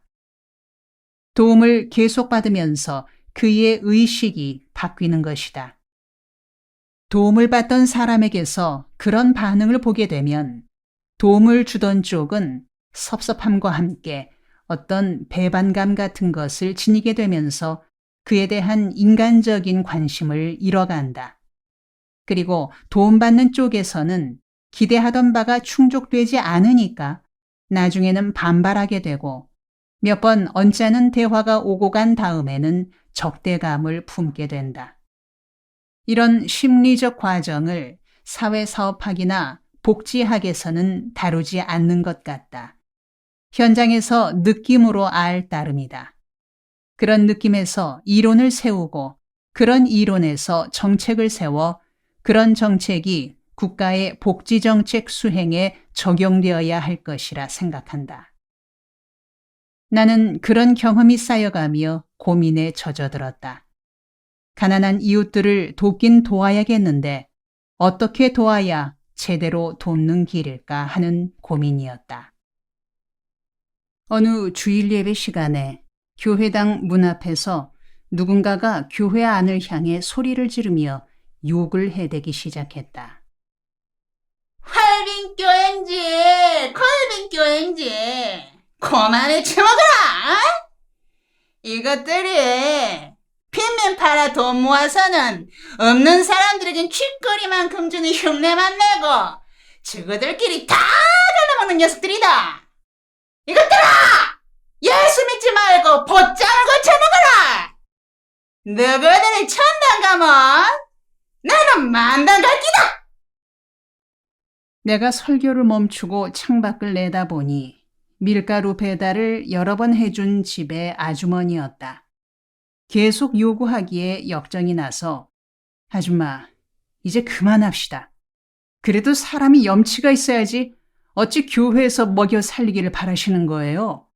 다른 집들도 좀 도와야지 그 집만 계속 도울 수는 없는 거 아닙니까? 하고 잘났던 집이다. 그 집 아주머니가 주일 예배 시간을 이용하여 온 동리가 들으라고 욕을 퍼붓는 것이었다. 나는 그대로 무시하고 넘어가려 했으나 젊은이들은 그러지 못했다. 아이고, 저것도 인간이라고. 저걸 그냥 한강물에 던져버려야 돼. 그러더니 우르르 밖으로 나가려 했다. 나는 그들을 말리려고 애를 썼으나 막무가내였다. 전도사님, 저런 인생은 그냥 두면 안 됩니다. 그냥 두면 더 기올라서 안 됩니다. 손 좀 봐줘야 됩니다. 미친 개한테는 몽둥이가 제일입니다. 젊은이들이 나가 차마 때리지는 못하고 뒤로 밀어버렸다. 뒤로 넘어져 엉덩방아를 찧은 그녀는 일어서면서 엉뚱하게 옆구리에 손을 대며 소리쳤다. 아이고, 옆구리야. 야, 이놈들아. 내 옆구리 갈빗대가 나갔다. 아이고야, 아이고, 옆구리야. 병원으로 가자, 이놈들아. 아주머니, 몸이 불편하시면 병원으로 갑시다. 가서 엑스레이 사진도 찍어보고 어디 잘못된 데가 있는가 진찰해 봅시다. 쓸데없는 짓거리야. 현찰로 주라. 이런 식으로 생떼를 쓰기 일쑤였다.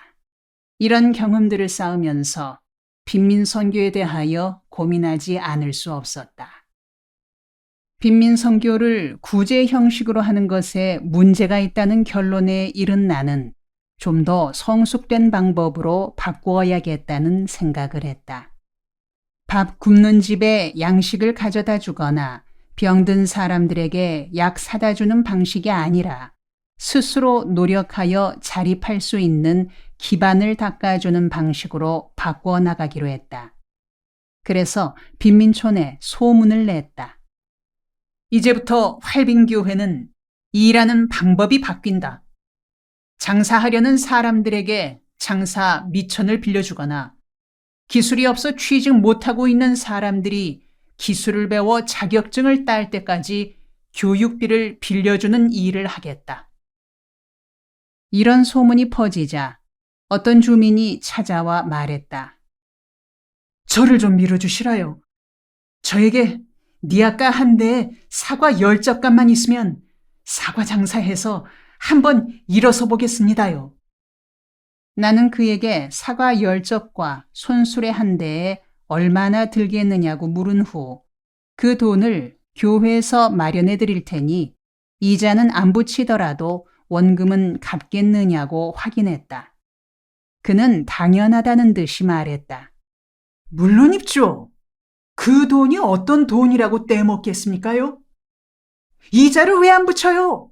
이자도 물어야죠. 그 돈을 안 물다가는 마른 하늘에 벼락 맞을 일이죠.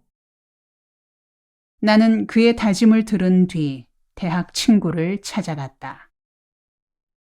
너도 크리스천이니 뭔가 하나님의 일에 참여해야 되지 않겠냐? 직장인이어서 다른 일은 못할 테니 물질로 해라. 그렇다고 월급쟁이에게 그냥 헌금하라고 하지는 않는다. 몇 달만 빌려주라. 이자는 못 내지만 원금만큼은 꼭 갚을게. 그 돈으로 없는 사람 장사시켜서 자립하게 하려는 거다. 내 말을 들은 친구가 말했다. 네가 좋은 일 하고 있다는 말은 들었다. 너를 일컬어 친구들이 한국교회의 양심이라고 하더구나. 주민들에게 장사를 시키기 위해 필요한 자금을 빌려달라고 했는데 글쎄, 그 일이 잘 될까? 내 생각에는 실패로 끝날 것 같은데. 글쎄, 실패하더라도 해봐야 할 일인 것 같다. 일단은 주민들을 믿고 맡기는 수밖에 다른 도리가 없지 않겠냐? 그래. 어쨌든 돈은 빌려줄 테니 네 생각대로 믿음대로 되기를 바란다. 이렇게 친구와 친지들로부터 돈을 마련한 나는 일에서 자립해보겠다는 주민을 불러 말했다. 부탁하신 자립기금을 오늘 드리겠습니다. 그런데 말씀드린 대로 이자는 받지 않을 테니 원금은 꼭 갚아주십시오. 이 돈은 제 돈도 교회 돈도 아니고 아는 분들로부터 갚아드리겠다 하고 빌린 돈입니다. 아이고, 그럼요. 암 갚고 말고요. 여부가 있겠습니까? 목숨 걸고 갚겠습니다. 목숨까지 걸 건 없고요. 신용만 지켜주시면 됩니다. 신용에 대해서는 염려 놓으십시오. 이래도 동리에서 알아주는 신용가입니다. 나는 약속을 지키겠다는 표시로 서약서를 쓰게 했다. 서약서. 나 000은 활빈교회로부터 자립기금 000원을 빌려 사과 장사를 하여 지금으로부터 6달이 되는 0월 0일까지 갚겠음을 약속함. 1972년 0월 0일 200. 그는 중고 손수레를 한 대 사고 사과 10접을 사서 장사를 시작했다. 그런 소식을 듣고 어떤 사람은 자전거 한 대와 미천 얼마만 있으면 고물 장사를 하겠노라 했고, 어떤 이는 용접 기술을 배워 중동에 가겠노라고 신청했다. 우리는 한 사람 한 사람 신중히 살펴서 가능한 범위에서 지원해 주었다. 나는 그렇게 장사를 시작한 가게들을 수시로 방문해 고생스럽겠지만 열심히 살자고 격려했다. 그런데 막상 갚을 때가 되자 문제가 생겼다. 어느 날 주민 한 분이 찾아와 말했다. 선생님, 예배당 돈 대줘서 사과 장사하게 한 사람이 이사 간 걸 아십니까요? 아니요. 어제도 길에서 장사하고 있는 걸 보았는데요. 아이고 선생님, 순진도 하셔라. 어제 저녁에 집 권리금 받아서 이사 갔구만이라요. 밀어주시려면 나 같은 사람을 밀어주셔야지. 그런 건달을 밀어주셔서 몽땅 당했구만요. 돈 갚을 때가 되었는데 모은 돈이 없자 다른 곳으로 떠나버린 것 같았다. 찾아와서 그런 사정을 말해주고 다시 시작하면 되련만 애석하기 그지없었다. 이런 비슷한 경험들이 여러 건 반복되자 내 고민은 깊어갔다. 이런 식으로는 경제 자립도 선교도 아무것도 되지 않을 것 같았다. 1971년 활빈교회. 그런 때에 교회협의회, 즉 NCC 측의 소개로 한 미국인이 빈민촌을 찾아왔다. 엘린스키, 소울 엘린스키라는 이름의 그 미국인은 대중운동가라고 자신을 소개하였다. 미국 시카고에서 CEO 운동, 즉 커뮤니티 오거나이제이션 무브먼트를 하고 있으며 그 방면에서는 세계적으로 알려진 대가였다. 그는 청계천 빈민촌을 두루 살펴보더니 나에게 실무자들을 모아달라고 했다. 함께 일하는 핵심 일꾼들이 모이자 그가 말했다. This is hell. 이것은 지옥이다. 세상에 이런 슬럼, 빈민촌이 있는 줄 아느냐? 당신들 무얼 하고 있느냐? Please, agitate, 선동하라. Organize, 조직하라. 그리고 demonstrate, 데모하라. 서울시청에 몰려가서 시장실을 점령해라. 그러면 아파트 나온다. 부잣집에 쳐들어가라. 방도 많고 시설도 좋다. 그렇게 해서 문제를 일으켜라. 그렇게 해서 서민주택 프로젝트를 따내라. Power is in people. 힘은 민중 속에 있는 거다. 나는 그의 말을 듣고 속이 탁 트이는 듯 했다. 그래, 맞아. 이 시대에 복음은 그렇게 전해야 하는 거다. 지금까지 내가 하던 것 같이 밀가루 가져다 주고 돈 꿔주고 약 사다 주는 방식으로는 안 된다. 이런 방식은 빈민을 돕는다면서 오히려 해치는 꼴이 될 뿐이다. 이런 방식은 지난 시대의 낡은 방식이다. 예수께서 전한 복음이 그 자체는 시대를 초월하는 불변의 복음이로되 적용하는 원리와 전하는 방법은 시대에 따라 바뀌어야 한다. 엘린스키가 말하는 방법이 빈민들에게는 실속 있는 복음이다. 그 복음이야말로 요한복음과 사도행전 사이에 넣어야 하는 제5복음이다. 나는 지금까지 하던 선교 방식을 지향하고 엘린스키가 지적하는 바대로 주민들이 뭉친 힘으로 그들의 문제를 스스로 해결해 나가는 방식으로 바꾸기로 마음먹었다. 그날부터 나는 엘린스키의 제자가 되어 그의 이론을 배우기 시작했다. 엘린스키의 사상과 이론을 익히는 데는 박형규 목사님과 조승혁 목사님, 문동환 교수님이 도움을 주셨다.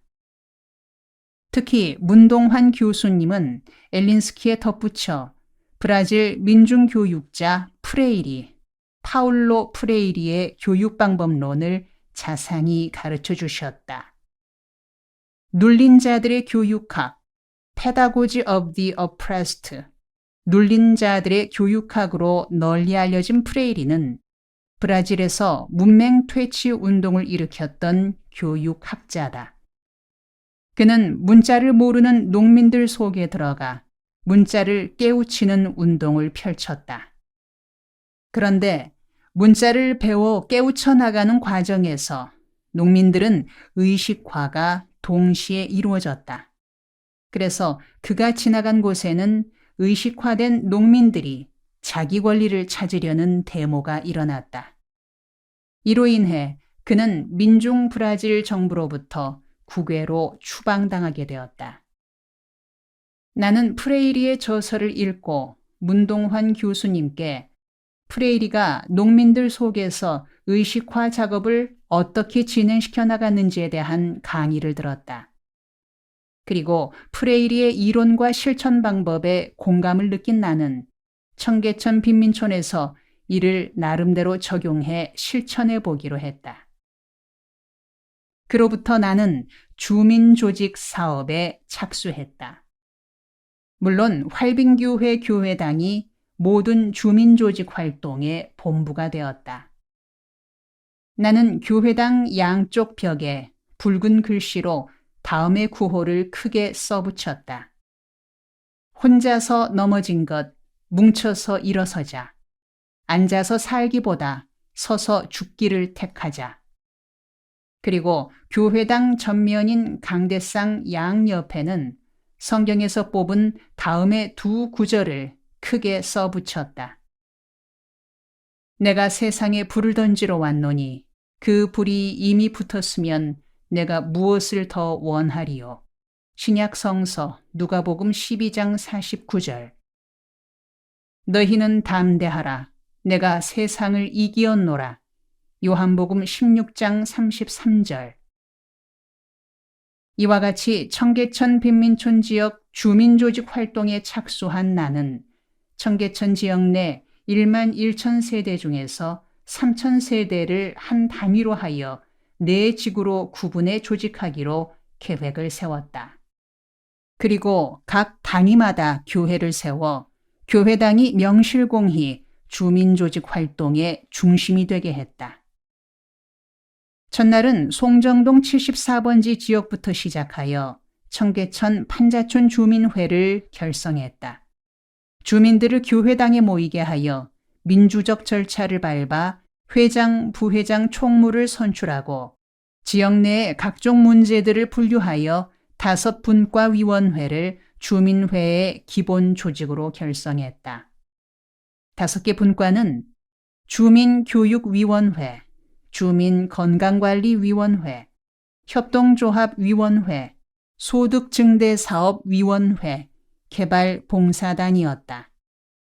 그리고 이런 재반 활동을 총괄하는 지역센터로서 활빈교회를 확대하여 제2활빈교회를 답심리에, 제3활빈교회를 용답동에, 제4활빈교회를 마장동 쪽에 세워나갔다.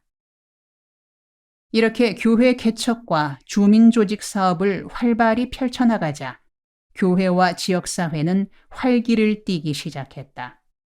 아침부터 밤까지 주민들이 교회당에 들락거리게 되면서 교회당은 지역사회의 중심이 되어갔다. 나는 그런 결과에 만족스러워 진작에 이런 방식으로 선교 활동을 했어야 하는 건데 몰라서 못했음을 아쉽게 여겼다. 그런데 4, 5개월가량 지나면서 문제가 드러나기 시작했다.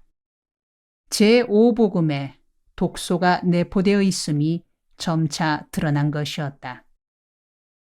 주민조직의 중심인 판자촌 주민회에 주륜이, 비주륜이 하는 파벌이 생겨나더니 간부들 사이에 다툼이 일어나고 서로가 입에 거품을 품고 비방하기 시작했다. 그러다가 급기야 주먹 다짐까지 일어나기에 이르렀다. 이러하니 동네 분위기가 뒤숭숭해지고 교회마저도 은혜롭지 못한 영향을 받았다. 그렇게 되자 이웃 사람들이 원망하는 소리가 내 귀에까지 들려왔다. 안 그래도 시끄러운 동네가 활빈교회인가 골빈교회인가 때문에 더 시끄럽구먼. 교회가 저 쌈패들 데리고 딴 곳으로 가버렸으면 좋겠네. 동네 분위기가 예상 밖으로 이렇게 흐르자 어느 날 나는 주민회 핵심 간부 30여 명을 교회당으로 소집했다. 교회당이래야 여전히 흙바닥에 가마니를 깔아놓고 예배드리고 있는 처지였다. 그 예배당 한가운데 다라이 2개 가득히 막걸리를 채우고 김치찌개를 안주로 삼아 분위기를 돋워두고는 좌중을 돌아보며 말했다. 여러분, 도대체 어떻게 된 겁니까? 먹었다 안 먹었다 쌈들 했사니 도대체 넘사 실어버 못 살겠시오. 오늘 이렇게 한 자리에 모였으니 이 자리에서 탁 터놓고 이바구들 해봅시다. 모두들 좀 쫌사리로 놀지들 말고 사나이다워집시다. 깨놓고 시원시원하게 이야기들 해보시라고요. 먼저 비주류 측에서 일어나 말했다. 우리 입은 삐뚤어졌어도 말은 바로 하랬다고 바른 대로 말합시다요. 저 친구들 순사기꾼들이라고요.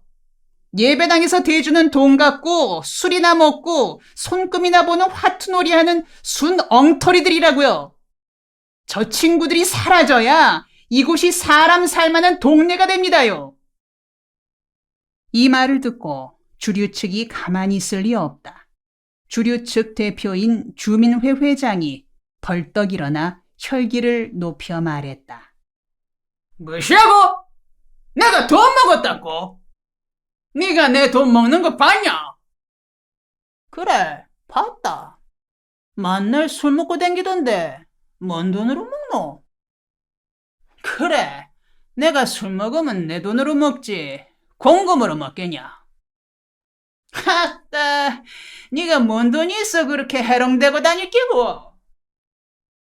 그래, 내가 먹는 거 봤다 이거지? 분명히 봤거든. 이놈의 새끼들이 사람 잡으려고 작정들였겠다. 그는 교회당 문을 열고는 휑하니 밖으로 나갔다. 나는 그가 분을 사귀느라 밖으로 나간 줄로만 알고 이런 자리에서는 상대방의 인격에 손상을 주는 자극적인 말을 삼가고 대화로 풀어나가야 한다고 말하고 있는데 밖으로 나갔던 그가 큼직한 식칼을 들고 다시 뛰어들어왔다. 나는 질겁하여 일어서며 저 칼 뺏어라! 고 소리 지르는데 그는 그 칼로 다른 사람을 해치는 것이 아니라 자기 상의를 걷어올리더니 눈에 살기를 띠고 말했다. 그래, 너희들 내가 돈 먹는 거 봤다고 했겠다. 어디 내 배때기 안에서 돈 나오는가 보자. 내가 돈을 먹었으면 분명히 내 청세기 속에 들어있겠지? 그는 식칼로 자기 배를 쭉 그었다. 마치 일본 사무라이들처럼 배 왼편에서 오른편으로 푹 그으니 피가 사방으로 튀고 난리판이 벌어졌다. 그는 고통으로 이를 악물며 악을 썼다. 봐라, 이 새끼들아! 내 청세기에 돈 들었냐? 나는 질겁을 해서 쓰러지는 그를 부축하며 말했다. 누가 빨리 가서 택시 불러오세요. 몇 사람이 후다닥 택시를 부르러 밖으로 나갔다. 방으로 뛰어들어가 흰 천을 가져다가 배에 동이고 몇 사람이 부축해 청계천 둑 위로 올라가는 동안에 택시가 도착했다. 얼른 태워 가까운 한양대 부속병원으로 갔다. 그야말로 하늘이 도우셔서 생명은 건지게 되었는데 그 뒤가 문제였다.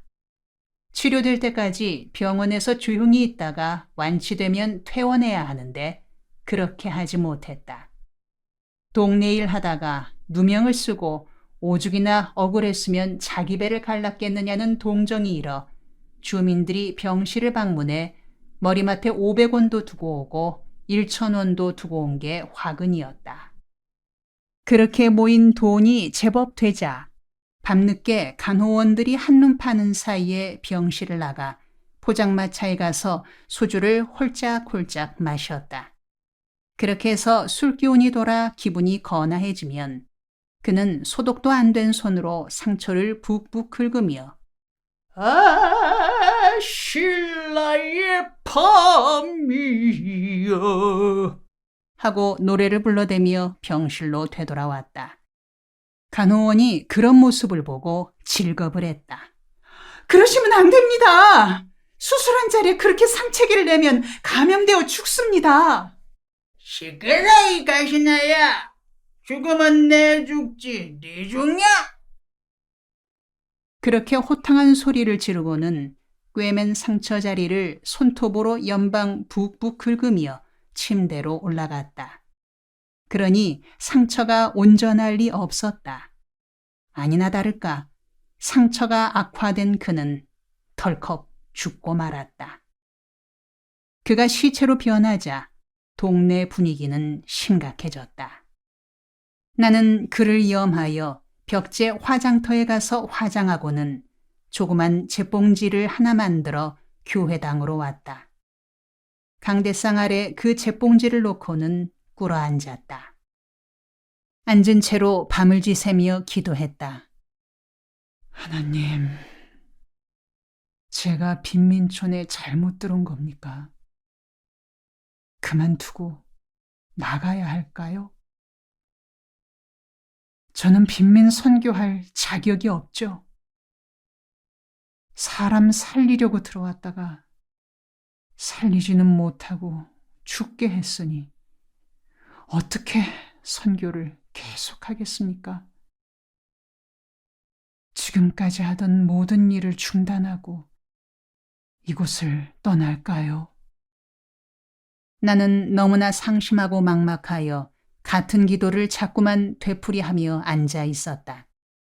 그런데 사흘째 되는 날 아침나절에 예수께서 40일 금식 기도를 마치신 후 광야에서 시험 받으시던 때의 말씀이 떠올랐다. 마태복음 4장의 말씀이다. 갈림길에 서 있는 지금의 내 모습이 마치 광야에서 홀로 시험 받으시던 예수님의 모습과 흡사하겠거니 하는 생각이 들어 성경을 펼쳐들었다. 그때 예수께서 시험 받으러 광야로 가사 40일을 밤낮으로 금식하신 후에 줄이신지라. 시험하는 자가 예수께 나와서 가로되 네가 만일 하나님의 아들이어든 명하여 이 돌들이 떡덩이가 되게 하라. 예수께서 대답하여 가라사대 사람이 떡으로만 살 것이 아니요 하나님의 입으로 나오는 모든 말씀으로 살 것이라 하였느니라. 이 부분을 조용히 성찰하는 중에 깨달음이 왔다.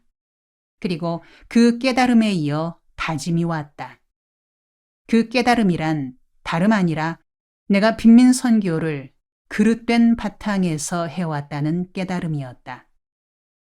예수의 말에 비추어 말한다면 빈민촌에 살고 있는 가난한 사람들에게 내가 전해주어야 할 바의 첫째는 하나님 말씀이어야 하는데 나는 말씀은 빠뜨리고 떡만, 경제만 주려 하다가 말씀도 떡도 아무것도 주지 못하고 있다는 깨우침이었다. 예수님이 말씀하신 내용은 떡이 경제가 필요 없다는 말은 아니었다. 떡은 꼭 있어야 하지만 그보다 먼저 있어야 할 것이 있다. 바로 하나님의 말씀이다. 인간에게 경제만 있어서는 인간 구실을 제대로 못한다. 하늘에서 임하는 말씀이 있고 그 위에 경제가 있어야 하는 것이다. 그날 아침 나는 깊이 생각했다. 그리고 내가 빈민촌에서 행했던 선교 활동을 찬찬히 반성했다. 내가 빈민들을 돕겠다는 동기만큼은 순수했지만 그 내용에서는 과오를 범했구나. 빈민이든 부자든 무식한 사람이든 유식한 사람이든 그가 인간인 이상에는 인간에게 먼저 필요한 것이 있는데 그것이 제대로 채워진 다음에 떡이, 물질이 의미가 있는 것이다. 내가 그 문제에 대해 스스로 바른 인식을 가지지 못했었구나. 그래서 이런 비극이 일어나게 된 것이로구나. 이 생각은 다짐으로 이어졌다. 빈민 선교를 그만둘 것이 아니라 본질에 접근하는 방식으로 제대로 해야겠다는 다짐이었다.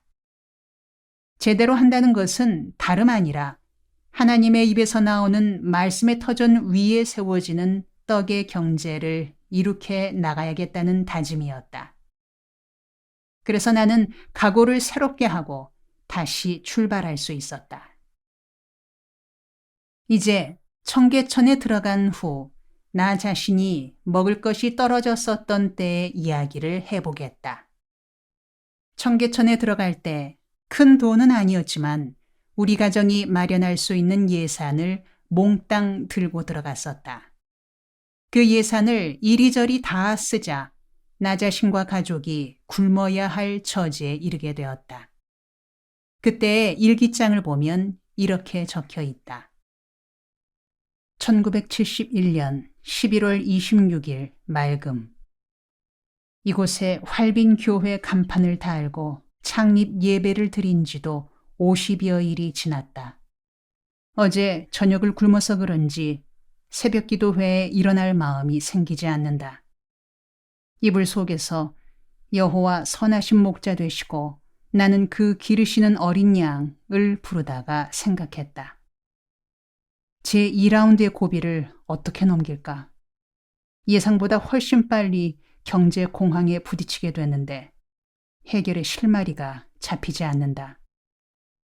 며칠째 수제비로 살아온 터에 이제 동전 한 푼 얻게 됐으니 움치고 뛸 수가 없다. 윗목에 누웠던 영준이가 배가 너무 고파 백가죽이 당긴다고 해서 아내와 셋이 웃었다. 그래도 아내는 용하게 참는다. 아기 젖 물리고 며칠씩 굶어온 터에 불평 없이 웃을 수 있으니 대견한 마음이 든다. 하지만 퍽 미안하다. 평생 처음 겪는 시련일 텐데. 아침 8시경이 되니 골치가 띵하고 속이 메슥메슥한 것이 빈혈증이 나는 것 같다. 배고픈 것이 가장 큰 서름이라고들 하더니 이래서 하는 말인가 보다. 교회 재정을 위한 장기적인 대책이 있어야겠다. 애초에 자립자활을 목표로 외부의 보조를 거절한 것이 지나친 행동이었던가. 누군가가 나를 돈키호테다, 얼마 못 가 넘어질 것이다 라고 했다.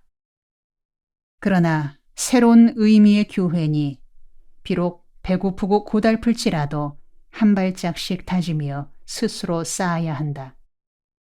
하나님이 이 교회를 기뻐하신다면 틀림없이 길이 열릴 것이다. 그러나 배고픈 건 고픈 거다. 참기 힘들다. 우선 뭘 좀 먹어야겠는데. 아내가 부엌에서 분유를 끓여왔다. 한 사발 들이켜니 한결 살 것 같았다. 문제는 우리가 굶는 것이 아니라 우리가 배부르게 먹고 있던 지난날부터 이 동리의 여러 가정은 계속 굶어왔다는 사실이다. 그들은 어떻게 이렇듯 고통스러운 굶주림을 견뎌내고 있을까?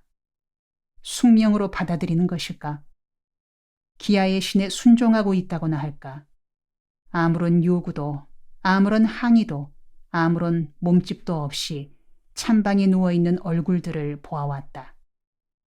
이제 내가 직접 당해보니 상상 이상으로 고통스럽다. 그런데 그들은 왜 이런 고통스러운 굶주림에서 뛰쳐나오지 못하고 있는 것일까? 습관이 됐기 때문일까? 사회 제도 때문일까? 잘못된 정책 때문일까? 사회 구조의 희생자들일까? 아니면 개인의 무능, 나태, 부패 때문일까? 한번 빈민촌에 떨어지면 일생을 벗어나지 못하는 원인이 어디에 있을까? 더러는 그들의 의식구조 탓이다. 그들은 가난하게 살 수밖에 없는 정신구조를 지니고 있다고 한다. 애초에 빈민이 될 수밖에 없는 인간 된됨이라는 뜻이다. 그러나 그것은 잘못된 생각이다. 절대로 잘못된 생각이다. 지금 나 자신도 굶어 기운이 쇠진해지니 아무런 생각도 할 수 없게 되고 현실을 타개해 나갈 기력이 없지 않은가.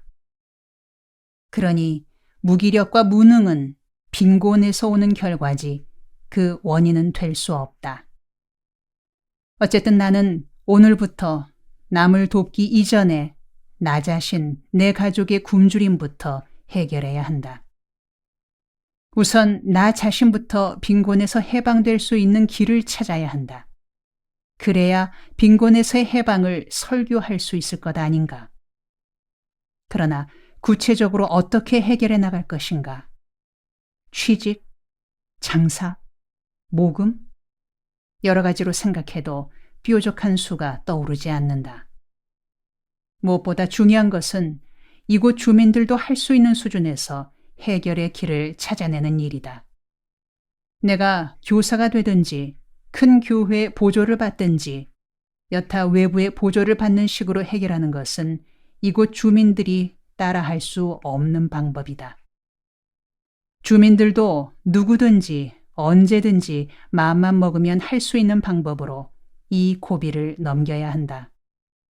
그래야 주민들이 나에게 당신은 우리들과는 다른 특별한 사람이니 그렇게 할 수 있지. 우리같이 못 배우고 가난에 찌들어 살아온 처지에서야 그렇게 할 수 있나요? 라고 변명할 수 없을 것이다. 이곳 주민 대개는 농촌에서 무작정 상경한 이농민들인지라 기술도 재능도 없이 몸 하나만 가진 사람들인데 이 삭막한 서울 땅에서 무얼 해서 살아갈 수 있을 것인가? 이들이 할 수 있는 것으로 내가 할 수 있을 것이 무엇일까? 그렇다. 넉마주의다. 넉마주의가 되어 지금의 처지에서 한번 일어서 봐야겠다. 그 주간 주일 예배 때 허기가 들어 설교를 제대로 할 수가 없었다. 며칠 굶고 물만 한 사발 벌컥벌컥 들이켜고는 예배를 인도하려고 강대상 앞에 서 있는데 기력은 없고 웬일인지 구토증이 자꾸 일며 어질어질했다. 그런 중에도 성경을 읽어놓고 설교를 시작하려고 교인들을 내려다보노라니 교인들 얼굴이 제대로 보이지 않았다. 교인들 얼굴이 마치 밥그릇처럼 보였고 아이들 얼굴은 반찬 접시로 보였다. 내가 먹지 않고는 설교도 못하겠구나 하고 생각하는 터에 나를 쳐다보고 있는 교인들 중에 넉마주의로 일하는 최군의 얼굴이 눈에 들어왔다. 그의 얼굴을 보자 문득 일기가 생각나서 예배 후에 대화를 나눠야겠다고 생각했다. 경황 없는 중에 그런대로 예배를 끝낸 후 나는 최군과 이야기를 나누었다. 자네 따라 넝마주의 나갈 수 있겠는가? 누가 나갈 건데요? 누구긴 누구야. 내가 나가는 거지. 에이, 전도사님, 농담 마십시오. 내가 농담을 하겠는가? 자네도 알다시피 활빈교회는 자립정신으로 세워진 교회 아닌가? 교인들과 이 동네 주민들에게 우리 교회의 자립정신을 가르쳐 주려면 교회가 먼저 외부 보조 없이 자립하는 교회, 자립하는 신앙을 보여줘야 하지 않겠는가? 그러나 이상은 그런데 교인들이 내는 헌금이래야 한 주일에 200~300원에 지나지 못하네. 나도 먹고 살아야 할 것 아닌가? 그래서 며칠 동안 도대체 뭘 해야 살아갈 수 있을까 궁리하다가 자네와 같이 넝마주의를 하고픈 생각이 들었던 거라네. 자네 혹시 거절하지는 않겠지? 아니, 전도사님. 말씀은 이해하겠는데요. 그래도 어떻게 전도사님이 넝마주의 같은 천한 일을 하겠습니까요? 자네 무슨 말을 그렇게 하는 겐가? 설교 시간에 설교를 제대로 듣지 않은 게로구먼. 먹고 사는 일에는 귀하고 천하고가 따로 없는 법이야. 내가 이 동네에서 몇 달 살아보니 가장 천한 것은 처자식 굶기는 일이고 그 다음 천한 것은 남의 도움받고 사는 것이더라고. 자기 힘으로 살겠다는 건 다 귀한 것이야. 그래서 나도 넝마주의 해서 내 힘으로 살겠다는 거야. 내 말 알아듣겠나? 예, 전도사님. 잘 알아들었습니다. 참 멋진 생각인데요. 전도사님 말씀을 듣고 있으려니 기분이 다 좋아집니다. 좋습니다. 한번 해봅시다. 같이 한번 뛰어봅시다요. 이리하여 나는 넝마주의로 입문하게 되었다. 내 처지에 넝마주의가 좋았던 것 중 하나는 다른 무엇보다 개업하기가 쉬웠다는 점이다. 망태 하나에 900원, 집게가 40원, 합하여 940원을 투자하니 업자가 될 수 있었다. 필수품인 손수레는 최군이 쓰던 것을 당분간 같이 쓰기로 했다. 다음 날 나는 신학교에 가서 동급생들에게 4,000원을 빌려왔다. 밀가루 한 포를 사고 3,000원은 깊숙이 넣어두었다. 넝마주의에 투자할 몫이었다. 다음 날 새벽 나는 최군을 따라 나섰다. 부지런해야 그 일도 할 수 있었다. 아침 늦게 나서면 청소차가 골목골목 다니며 휴지들을 다 싣고 가버리기 때문에 청소차가 오기 전 이른 시간에 골목들을 누비며 쓰레기통을 뒤져야 했다. 나는 새벽 기도회를 마치고 곧바로 일터로 나갔다. 인적 없는 새벽길을 걸으며 최군에게 물었다. 넝마 일을 열심히 하면 하루 얼마씩이나 벌게 되는가? 그야 하기 나름이죠. 주인 없는 물건만 줍고 다니면 하루에 1~2천 원 벌이가 될 거고 주인 있는 물건들도 적당히 주워 담으면 5~6천 원 벌이는 됩니다요.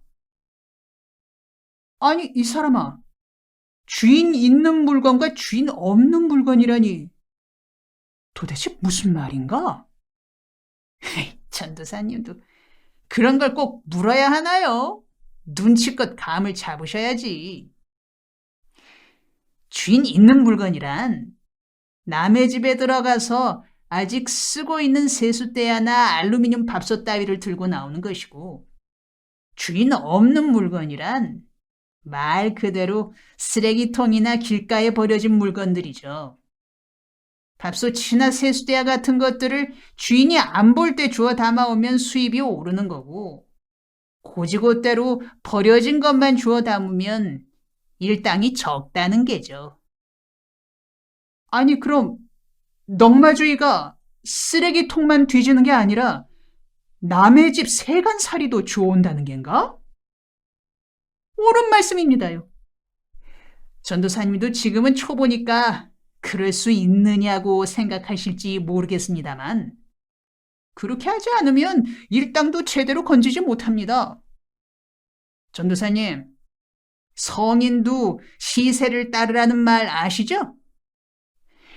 좌우지간 전도사님도 이 판에서 한 달만 뒹굴고 나면 생각이 달라질 겁니다. 그래?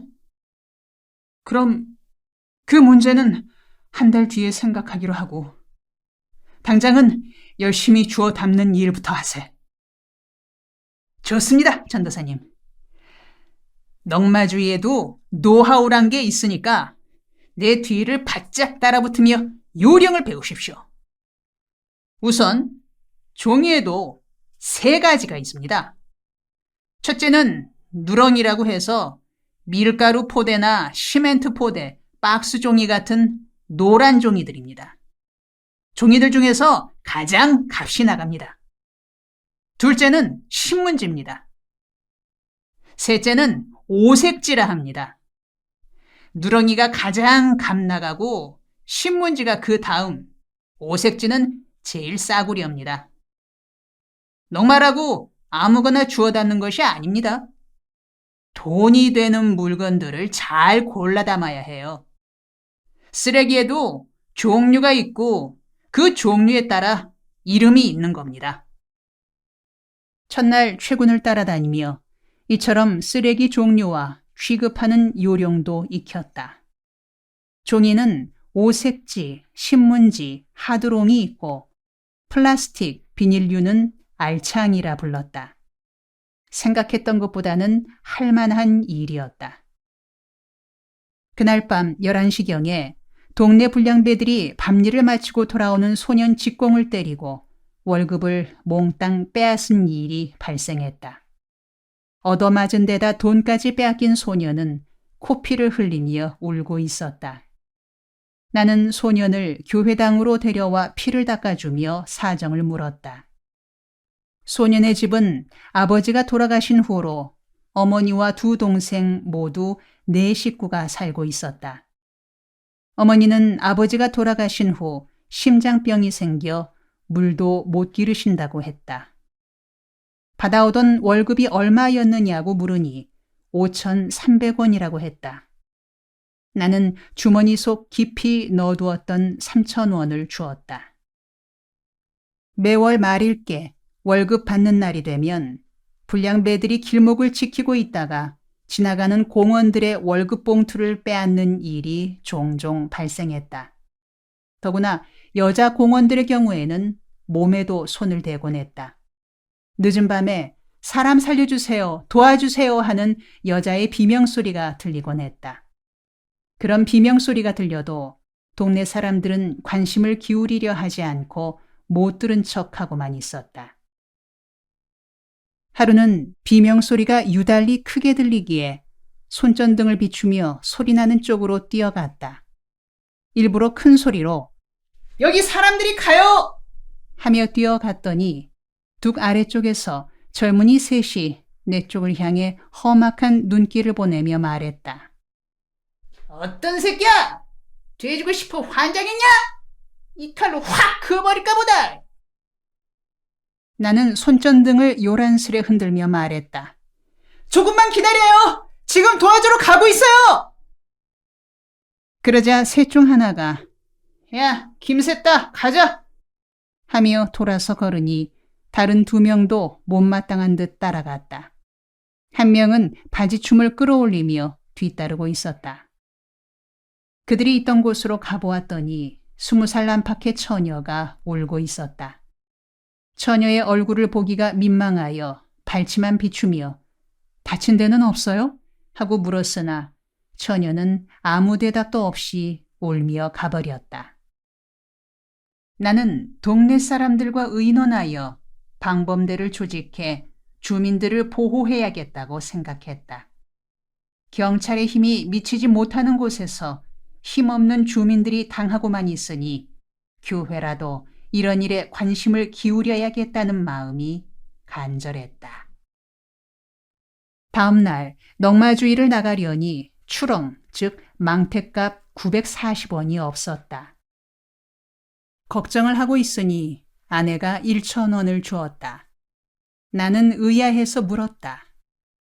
아니, 어디서 거금 1,000원이 나왔어요? 이럴 때 쓰려고 비상금으로 두었던 돈이에요.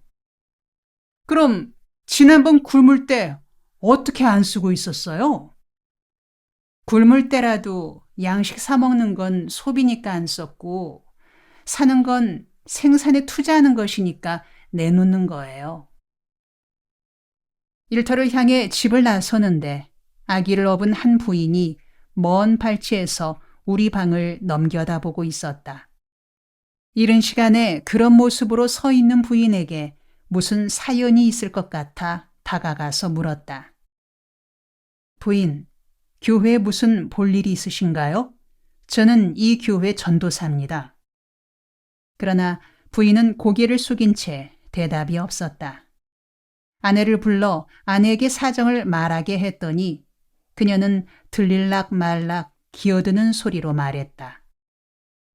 애기 아빠는 술을 먹고 사람을 때려 감옥에 갔고, 저는 산딸이 가까워 친정으로 가서 몸을 풀려고 합니다.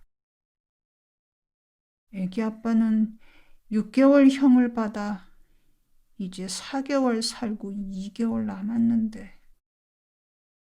그녀는 여기까지만 이야기하고는 다시 침묵을 지켰다. 아내가 눈치채고 여비가 없느냐고 물으니 그녀는 고개만 끄덕였다. 친정이 어디며 여비는 얼마나 드느냐고 물으니 전남 벌교가 친정이고 여비는 700원 정도 든다고 했다. 그럼 도중에 요기도 해야 하니 1,000원쯤 있어야겠네요.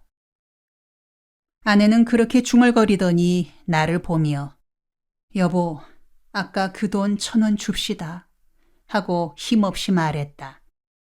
나는 추렁 사려던 돈 1,000원을 그녀에게 주었다. 그녀는 아무 말 없이 돌아서서 갔다. 숙였던 고개를 들어올릴 때 보니 그녀의 눈에 눈물이 어려 있었다. 나는 추렁을 마련하지 못한 채 이른 아침부터 최군 곁에 바짝 붙어 다니며 넉마주의의 요령을 터득하고 다녔다. 한나절 가까이가 되어 시장기가 느껴질 즈음 어느 호화주택 앞에 있는 쓰레기통에서 최군은 비닐에 쌓여 버려진 밥을 주어 추렁에 담았다. 그리고 다음 집 쓰레기통에서는 닭다리 몇 개를 주워 담았다. 나는 최군에게 물었다. 이 사람아, 버린 밥이나 닭다리는 왜 주워 담는 겐가? 끓여서 점심할 겁니다. 아니, 이 사람아, 그 더러운 음식을 우리가 먹겠다는 겐가? 전도사님, 넉마주의라는 일은 더럽다는 생각을 버리는 날부터 할 수 있습니다. 그냥 먹는 게 아니고 끓여서 먹으니까 일 없습니다. 전도사님도 아직은 초짜니까 더럽다는 생각이 들지만 며칠만 지나면 생각이 싹 바뀔 겁니다. 손술에 있는 곳에 이른 최군은 나무 토막들을 주워 모아 불을 지피고는 주워온 비락 우유통을 들고 가까운 주택으로 달려가 물과 김치, 된장 등을 얻어왔다. 비닐에 쌓인 밥을 비락통에 넣고 된장, 김치 등에 버무려서는 불 위에 얹은 다음 닭다리를 툭툭 털더니 불에 구워서는 내게 먹으라고 권했다. 나는 먹을 마음이 들지 않아 사양했다. 그는 아랑곳하지 않고 닭다리 5-6개를 단숨에 먹어치우고는 비락통으로 다가앉았다. 나는 속이 메스꺼리는 것을 꾹 참으며 잡탕밥을 함께 먹었다. 어차피 넝마주의로 들어선 이상 이 밥 저 밥 가릴 처지가 아니란 생각이 들어 억지로나마 먹었다. 최군은 밥을 먹으면서 넝마주의 생활의 편리함을 자랑했다. 넝마주의는 무엇이든 다 쓰레기통에서 조달해 쓸 수 있다. 쓰레기통이 우리들의 보급창이다. 재떨이, 비닐장판, 냄비, 이불, 석유골로 등 생활에 필요한 모든 것이 쓰레기장으로 나온다. 그는 밥 먹는 중에도 시종일관 넝마주의 예찬론에 열을 올렸다. 실제로 그의 방은 쓰레기장 출신 가구들로 장식돼 있었다. 오후에는 수도여자사범대학, 현재 세종대학교 뒤편을 돌다가 어느 쓰레기 집합장에서 죽은 개 한 마리를 보았다. 아마 쥐약 먹고 죽은 쥐를 먹다가 죽은 개 같았다. 그런데 최군은 죽은 개를 보더니 반색을 하며 다가가 추렁을 내리고는 시멘트 포대지로 개를 둘둘 말아 추렁 속에 넣었다. 그는 이빨이 드러나게 싱긋 웃으며 오늘 전도사님과 함께 다니니 재수가 좋은데요? 했다. 나는 그의 행동이 이해가 되지 않았다. 왜 약 먹고 죽은 개를 정성스레 싸서 추렁에 넣을까? 도무지 납득이 가질 않아 그에게 물었다. 최군, 그 개 쥐약 먹은 것 같은데 왜 추렁에 담는 거지? 그렇죠. 쥐약 먹고 죽었더라도 창자를 훑어내고 요리하면 아무 일 없습니다요. 오늘 저녁에 제가 기똥차게 요리할 테니 우리 집에서 쇠죽 파티 한 판 벌입시다. 이 사람아, 사람 기절하게 하지 말게. 그 개 버리세. 자네 누굴 죽이려고 그러나? 아니에요, 전도사님. 이 개를 보신탕집에 가져가면 당장 500원은 받습니다요. 우리가 보신탕집에서 먹는 개고기가 어디 성한 개 잡은 고기인 줄 아세요? 우리 넝마주의들이 죽은 개를 주워다 팔면 그걸로 보신탕 끓이는 겁니다. 그러나 오늘은 500원에 팔기 아까우니 집에 가서 요리해 먹읍시다. 나는 더 이상 말하지 않았다. 아니나 다를까 그날 저녁 최군 집에서 소주 파티가 열리고 있었다. 큼직한 양동이에 개 대가리가 얹혀 있고 진로 소주병 5-6개가 준비돼 있었다. 동네 청년 5-6명이 최군을 중심으로 둘러앉아 주빈인 내가 오기를 기다리고 있었다. 그들은 차려진 개고기상을 앞에 두고 내게 먼저 한 점 들라고 권했다. 귀한 음식이니 내가 먼저 시식을 해야 자기들이 먹겠다는 표정이었다. 나는 심히 난처했다. 그 고기의 내력을 알고 있는 터여서 도저히 먼저 먹을 수가 없었다. 쥐약 먹고 죽은 개를 삶아 먹는다는 것은 상상도 할 수 없는 일이었다. 아무리 내장을 드러냈다지만 그래도 몸 전체에 쥐약이 퍼져 있을 게 틀림없다. 그런데 연장자를 대접한다며 먼저 시식을 하라니 난처하기 이를 데 없었다. 생각엔 그 고기를 먹으면 개 몸에 퍼져 있던 쥐약이 금방 내 몸에도 퍼질 것만 같았다. 나는 불안감을 겉으로 드러낼 수 없어 시치미를 떼고 말했다. 아니, 이런 자리에 상하가 어디 있는가? 각자들 드세나. 아니요, 그런 법 없는 기라요. 소똥도 층계가 있는 기고 역전압 지게꾼도 순번이 있는 법이라요. 먼저 한 점 드시란께요. 이 사람들아, 요즘은 지게꾼은 다 없어지고 용달차 세상 아닌가? 용달차는 빠른 놈이 1등인겨. 자, 체면 차리지들 말고 어서들 들라니까.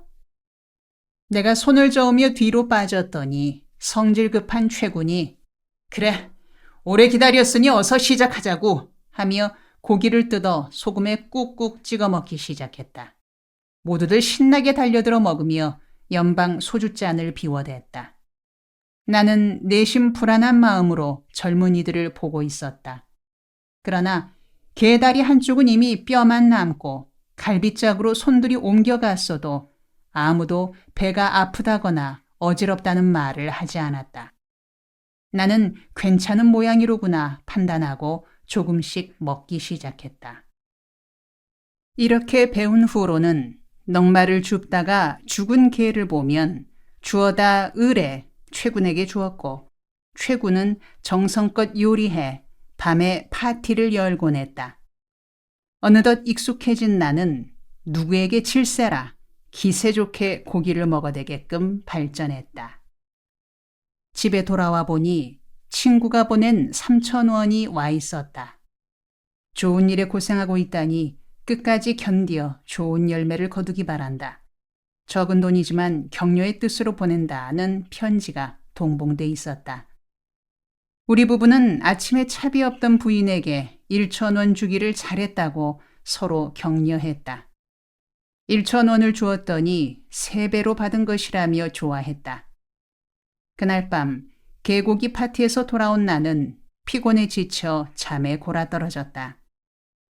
잠결에 누군가가 깨우는지라 눈을 떠보니 손전등 불빛이 나를 비추고 있었다. 빛이 약해져 희미한 손전등이었다. 일어나 앉으며 살펴보니 주민 중 한 사람이 잭나이프를 내 코 밑에 들이대고 있었다. 칼은 칼인데 아이들 장난감처럼 작은 데다 녹슬고 날이 무디어진 칼이었다. 나는 웬일인지 웃음이 나서 씩 웃으며 물었다. 어르신네, 왜 그러세요? 웬 칼이에요? 병신도 가지가지라더니 칼도 가지가지구먼요. 들 것 같지도 않은 칼을 들고는 왜 이러십니까? 목사는 오른뺨을 때리면 왼뺨을 대준다지? 나 노루마다 판돈 떨어져 왔는데 돈 좀 꿔줘. 내 꼭 갚을게. 돈 빌리러 오시면서 칼 들고 오셨어요? 누가 보면 강도 든 걸로 오해하겠습니다. 그는 무안한 듯 칼을 주머니에 넣고는 우거지상을 하고 사정조로 말했다. 이 미친 애비가 자식 새끼 월급 타다 놓은 걸로 노름을 했는데 몽땅 날렸소이다. 그 돈을 메워 놔야 집구석에 들어가지 빈손으로는 도저히 들어갈 수 없수다. 죽은 사람 살리는 셈치고 돈 좀 꿔주시라요. 도대체 잃은 돈이 얼만데요? 얼마가 있어야 메우겠습니까? 얼마고 자시고 액수가 있나요? 형편 닿는 대로만 주심 내가 알아서 할기요. 나는 그를 도와주는 게 좋겠다는 생각이 들었다. 왜 그런 생각이 들었는지 모르겠으나 하여튼 도와줘야겠다는 생각이 들어 친구가 보낸 3,000원을 주며 말했다. 이 돈은 어르신네 노름돈으로 드리는 게 아닙니다. 아드님의 월급을 날리셨다니 그 금액을 메우는데 다소나마 보태라고 드리는 겁니다. 좋게 쓰십시오. 그는 액수가 적어 다소 불만인 듯 했으나 어쨌든 고맙소이다 하고는 나갔다. 다음 날 꼭두 새벽에 누가 찾아왔다며 아내가 잠을 깨우기에 눈을 비비면서 나갔더니 지난밤 밤 손님으로 오셨던 그 어른이었다. 나는 다시 찾아온 것이 마땅치 않아 문간에서 이야기를 나누고 돌려보내려 했더니 그는 굳이 방으로 들어오겠다고 했다. 주인인 나보다 앞서서 방 안으로 들어오려 했다. 나는 그를 교회당으로 데려갔다. 교회당이래야 흙바닥에 가마니를 깔았고 창에는 창틀만 있었지 유리도 미처 끼우지 못한 터였다. 지붕은 비가 새어 밖에서 가랑비가 올 때 교회당 안에는 소나기가 오는 시기였다. 그는 내가 앉기도 전에 내 손을 덥석 잡으며 말했다. 김 목사, 어젯밤엔 실례가 많았소이다. 나는 손이 잡힌 채로 앉으며 엉겁결에 대답했다. 별 말씀을 다 하십니다. 그 돈이 도움이 되셨는지요? 그는 눈을 지그시 감은 채로 안주머니에서 돈을 한 뭉치 끄집어냈다. 그가 3,000원을 가지고 가서 끝발을 올린 것이로구나 하는 생각이 들어 나는 덩달아 기분이 좋아졌다. 그는 돈 뭉치 중에서 3,000원을 세어 내게 주며 내가 빌린 돈은 일단 갚겠습니다. 하고는 심각하게 말했다. 김 목사, 내가 이 교회에 헌금을 좀 하면 좋겠는데 이런 돈도 받아주시겠소? 나는 답하기가 퍽이나 궁했다. 노름에서 딴 돈을 헌금하겠다니 받기도 어색하고 그렇다고 거절하기도 어려워 참으로 난처했다. 나는 먼저 그에게 물었다. 도대체 어떻게 된 영문입니까? 하룻밤 사이에 신수가 확 피었습니다, 그려? 뭐 물으나 마나죠.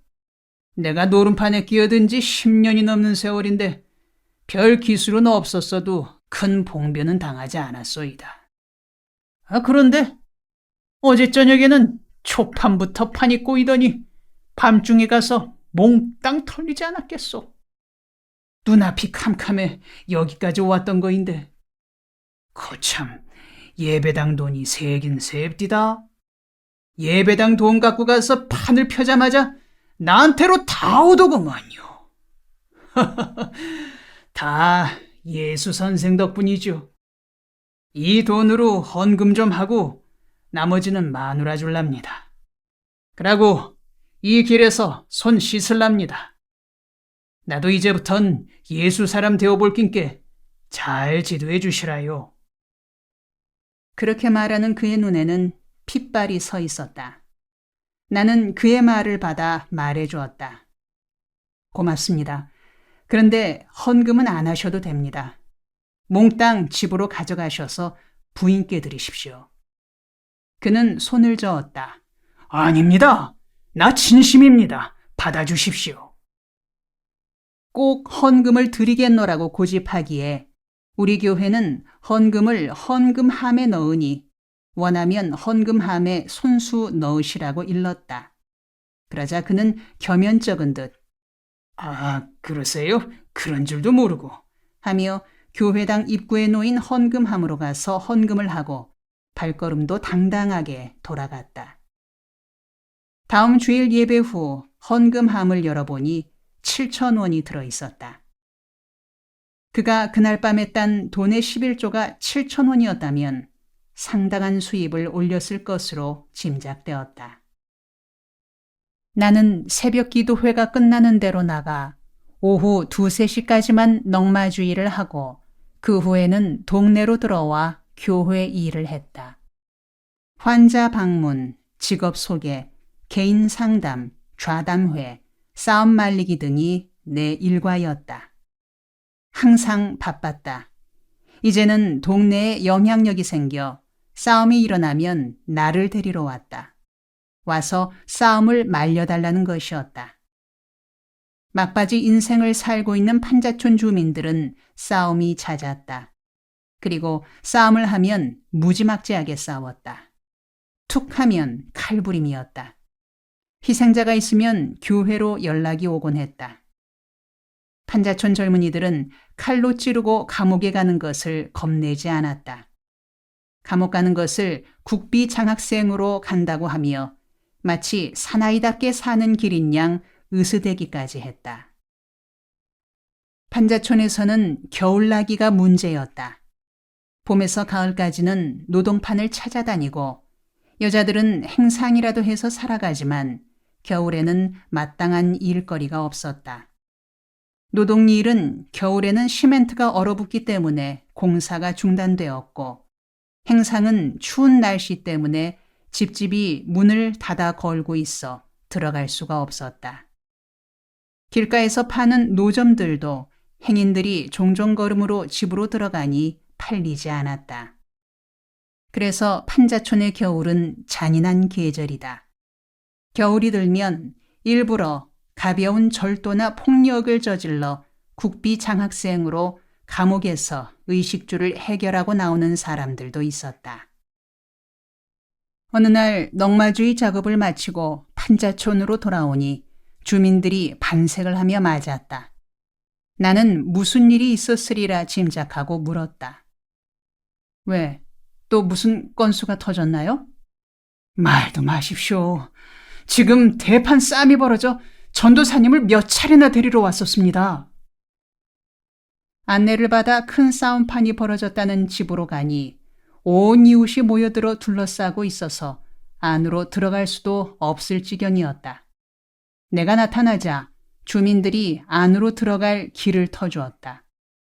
길을 비집고 안으로 들어서려는데 교인 한 분이 내 소매자락을 잡아당기며 말했다. 아유, 전도사님 위험합니다. 들어가지 마세요.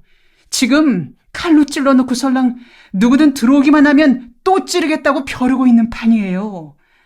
지금 들어가지 마시고 기다렸다가 제풀에 기가 꺾이걸랑 들어가세요. 그럼 칼에 찔린 사람은 어떻게 되었나요? 병원으로 갔나요? 아이고, 병원을 가다뇨.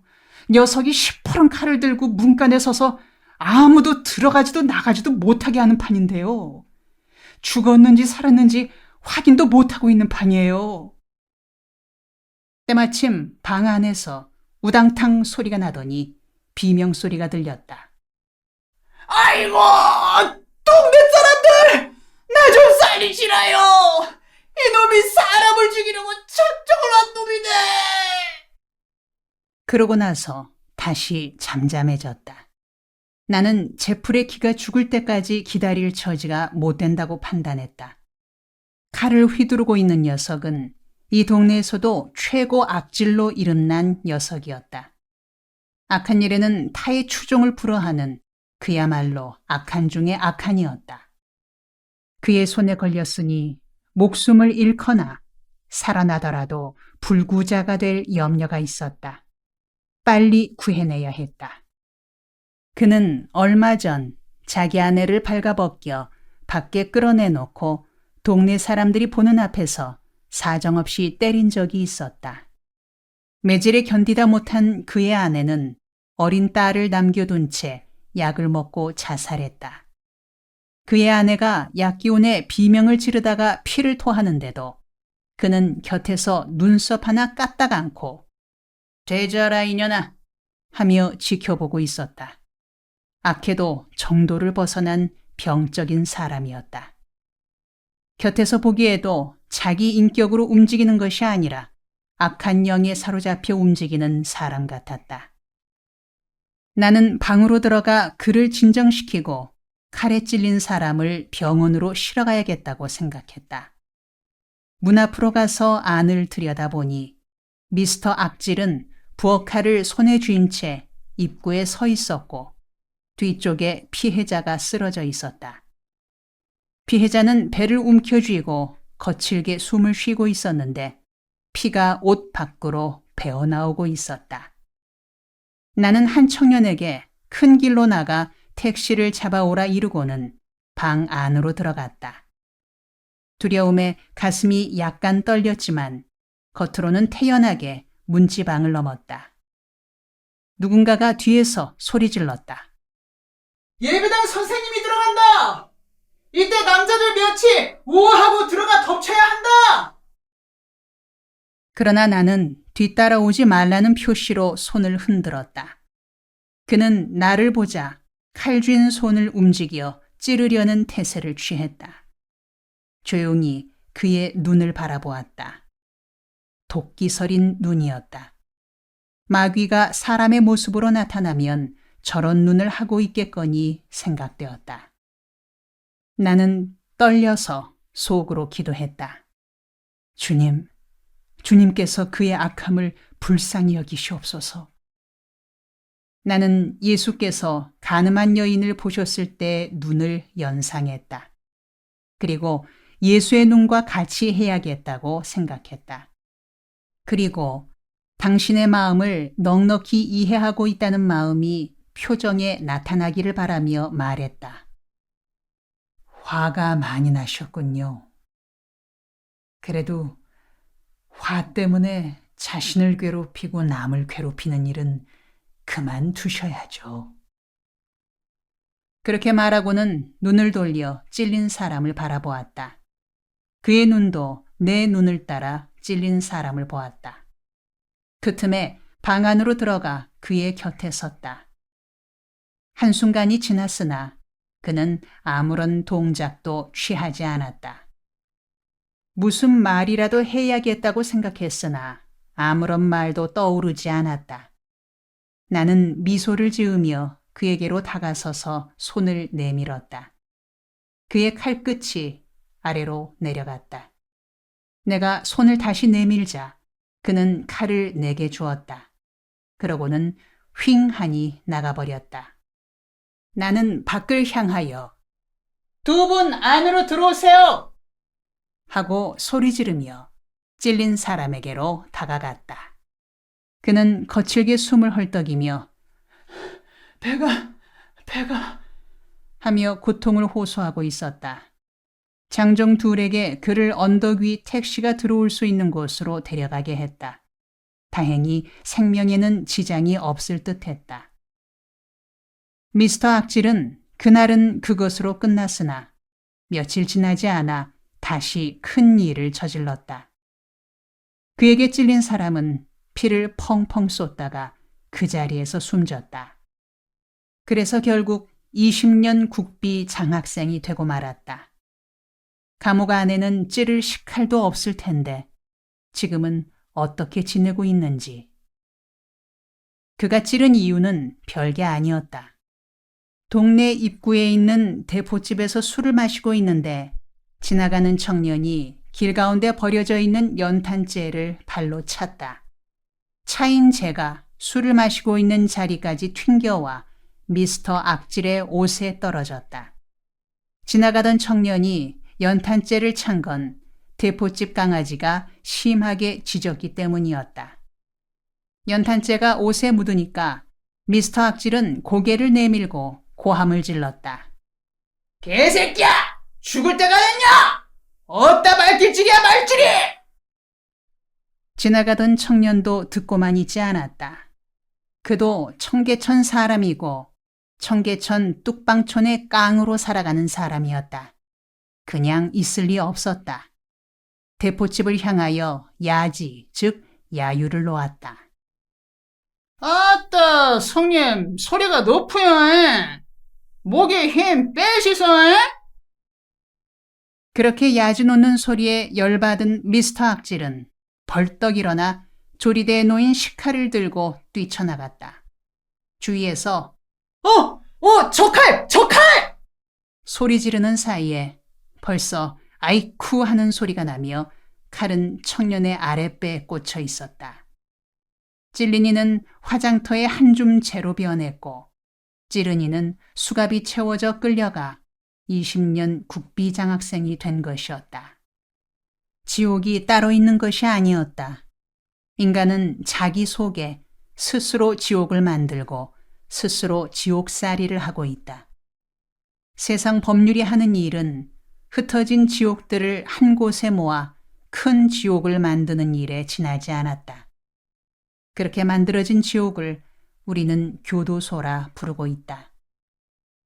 판자촌에 살면서 주민들이 같은 처지에 살고 있는 이웃을 이해하는 마음이 얕고 작은 일에 서로 싸움질하며 지내는 것이 딱하게 여겨졌다.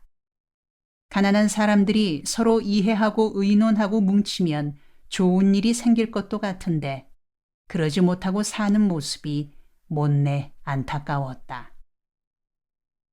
내가 넉마주의로 생계를 해결하며 DDT 작전과 TLC 요법을 실시해 나가는 중에 활빈교회는 번창했다.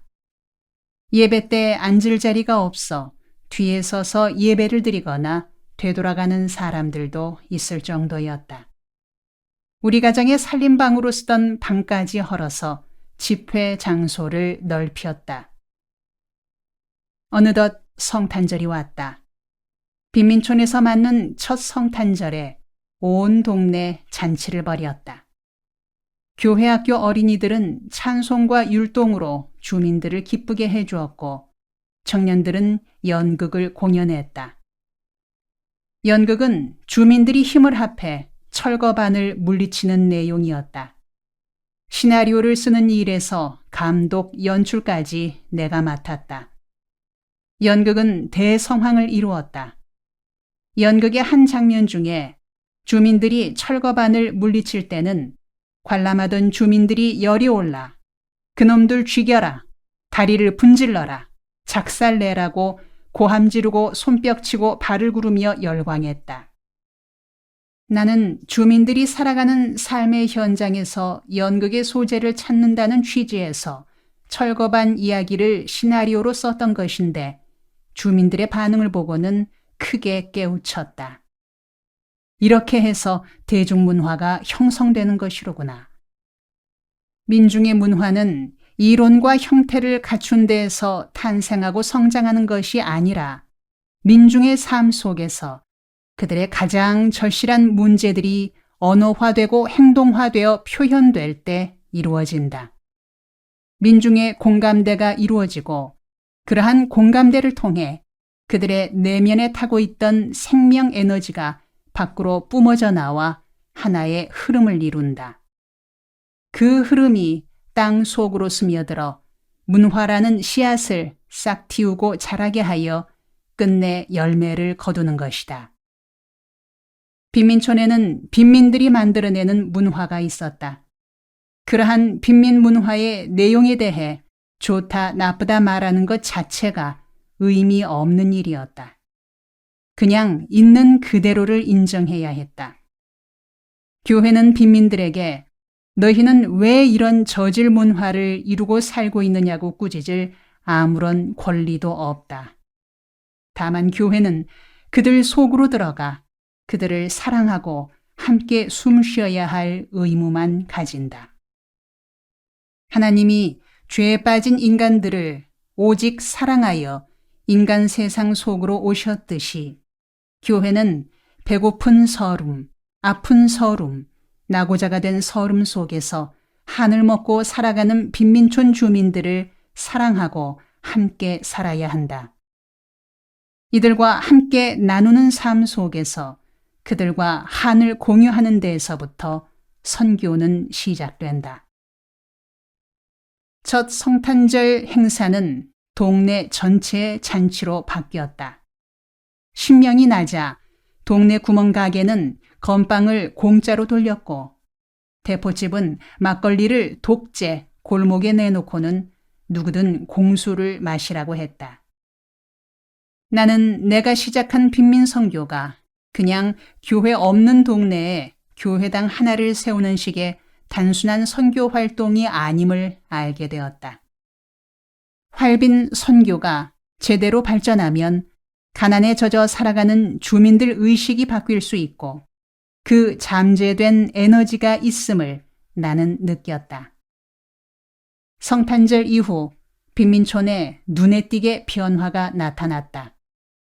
여자가 더 좋아류의 노랫가락을 부르던 동네 코흘리개들이 새 나라의 어린이는 일찍 일어납니다. 참 아름다워라 주님의 세계는 등 교회에서 배운 노래를 부르고 다녔다. 동네에 싸움이 줄고 어머니들이 자식에게 악담을 퍼붓는 일도 줄어들었다. 그리고 남묘 호랑갱교를 외던 창가학회 신도들이 이제는 거의 활빈 교회를 다니게 되었다. 모름지기 종교는 인간 삶에 가치를 부여하고 더 성숙한 인간성을 실현토록 해야 한다. 그런 점에서 나는 어느 종교나 존중하고 싶다. 그러나 일본에서 들어왔다는 창가학회는 싫었다. 그들은 대중을 속인다. 치병 기복을 내세워 가난한 사람들을 기만한다. 그들은 가난한 사람들의 약점과 무지를 이용했다. 마르크스가 종교는 민중의 아편이다라고 말한 것처럼 창가학회는 가난한 사람들 속에서 아편 구실을 했다. 물론 기독교 내에서도 일부 지도자들의 경우 창가학회보다 한술 더 뜨는 자들도 있다. 이런 자들은 마땅히 매도되어야 할 지도자들이다. 나는 인간이 인간답게 되는 길, 인간이 자기 가치를 지니고 존경받으며 사는 길에 도움을 주지 못하는 교회나 신앙은 예수 그리스도와는 관계없는 것들이라고 생각한다. 1971년의 마지막 날이 왔다. 온 교인이 밤 11시에 교회로 모였다. 1971년 12월 31일 23시 30분에서 1972년 1월 1일 0시 30분 사이에 활빈 가족은 단합대회를 열었다. 비록 쌀이 없어 밀가루 반죽을 떡가래처럼 만들어 빚은 밀떡국이긴 했지만 행복한 잔치였다. 나는 고린도전서 13장을 읽고 설교를 했다. 하나님 나라는 어떤 곳이냐? 사랑으로 다스려지는 나라다. 잘 사는 나라가 하나님 나라가 아니다. 사랑으로 사는 나라가 하나님의 나라다. 판자촌이 없고 철거반이 없다고 해서 하나님 나라가 아니다. 사람이 사람 대접받고 사는 나라, 모두가 더불어 함께 사는 나라가 하나님 나라다. 우리들 활빈 가족들은 당장 부자는 될 수 없어도 하나님 나라 백성은 될 수 있다. 예수 안에서 사랑하는 사람이 되면 하나님 나라 백성이 되는 것이다. 예배가 끝난 후 우리는 밀떡국을 먹고 합창을 했다. 연이어 노래자랑이 나오고 장기대회가 뒤따랐다. 모두들 행복했다. 1년간 쌓인 피로가 일순에 풀리는 듯했다. 우리는 밝아오는 새해 1972년에도 예수께서 섬기라고 명하신 청계천 빈민촌에서 최선을 다할 것을 다짐하며 헤어졌다.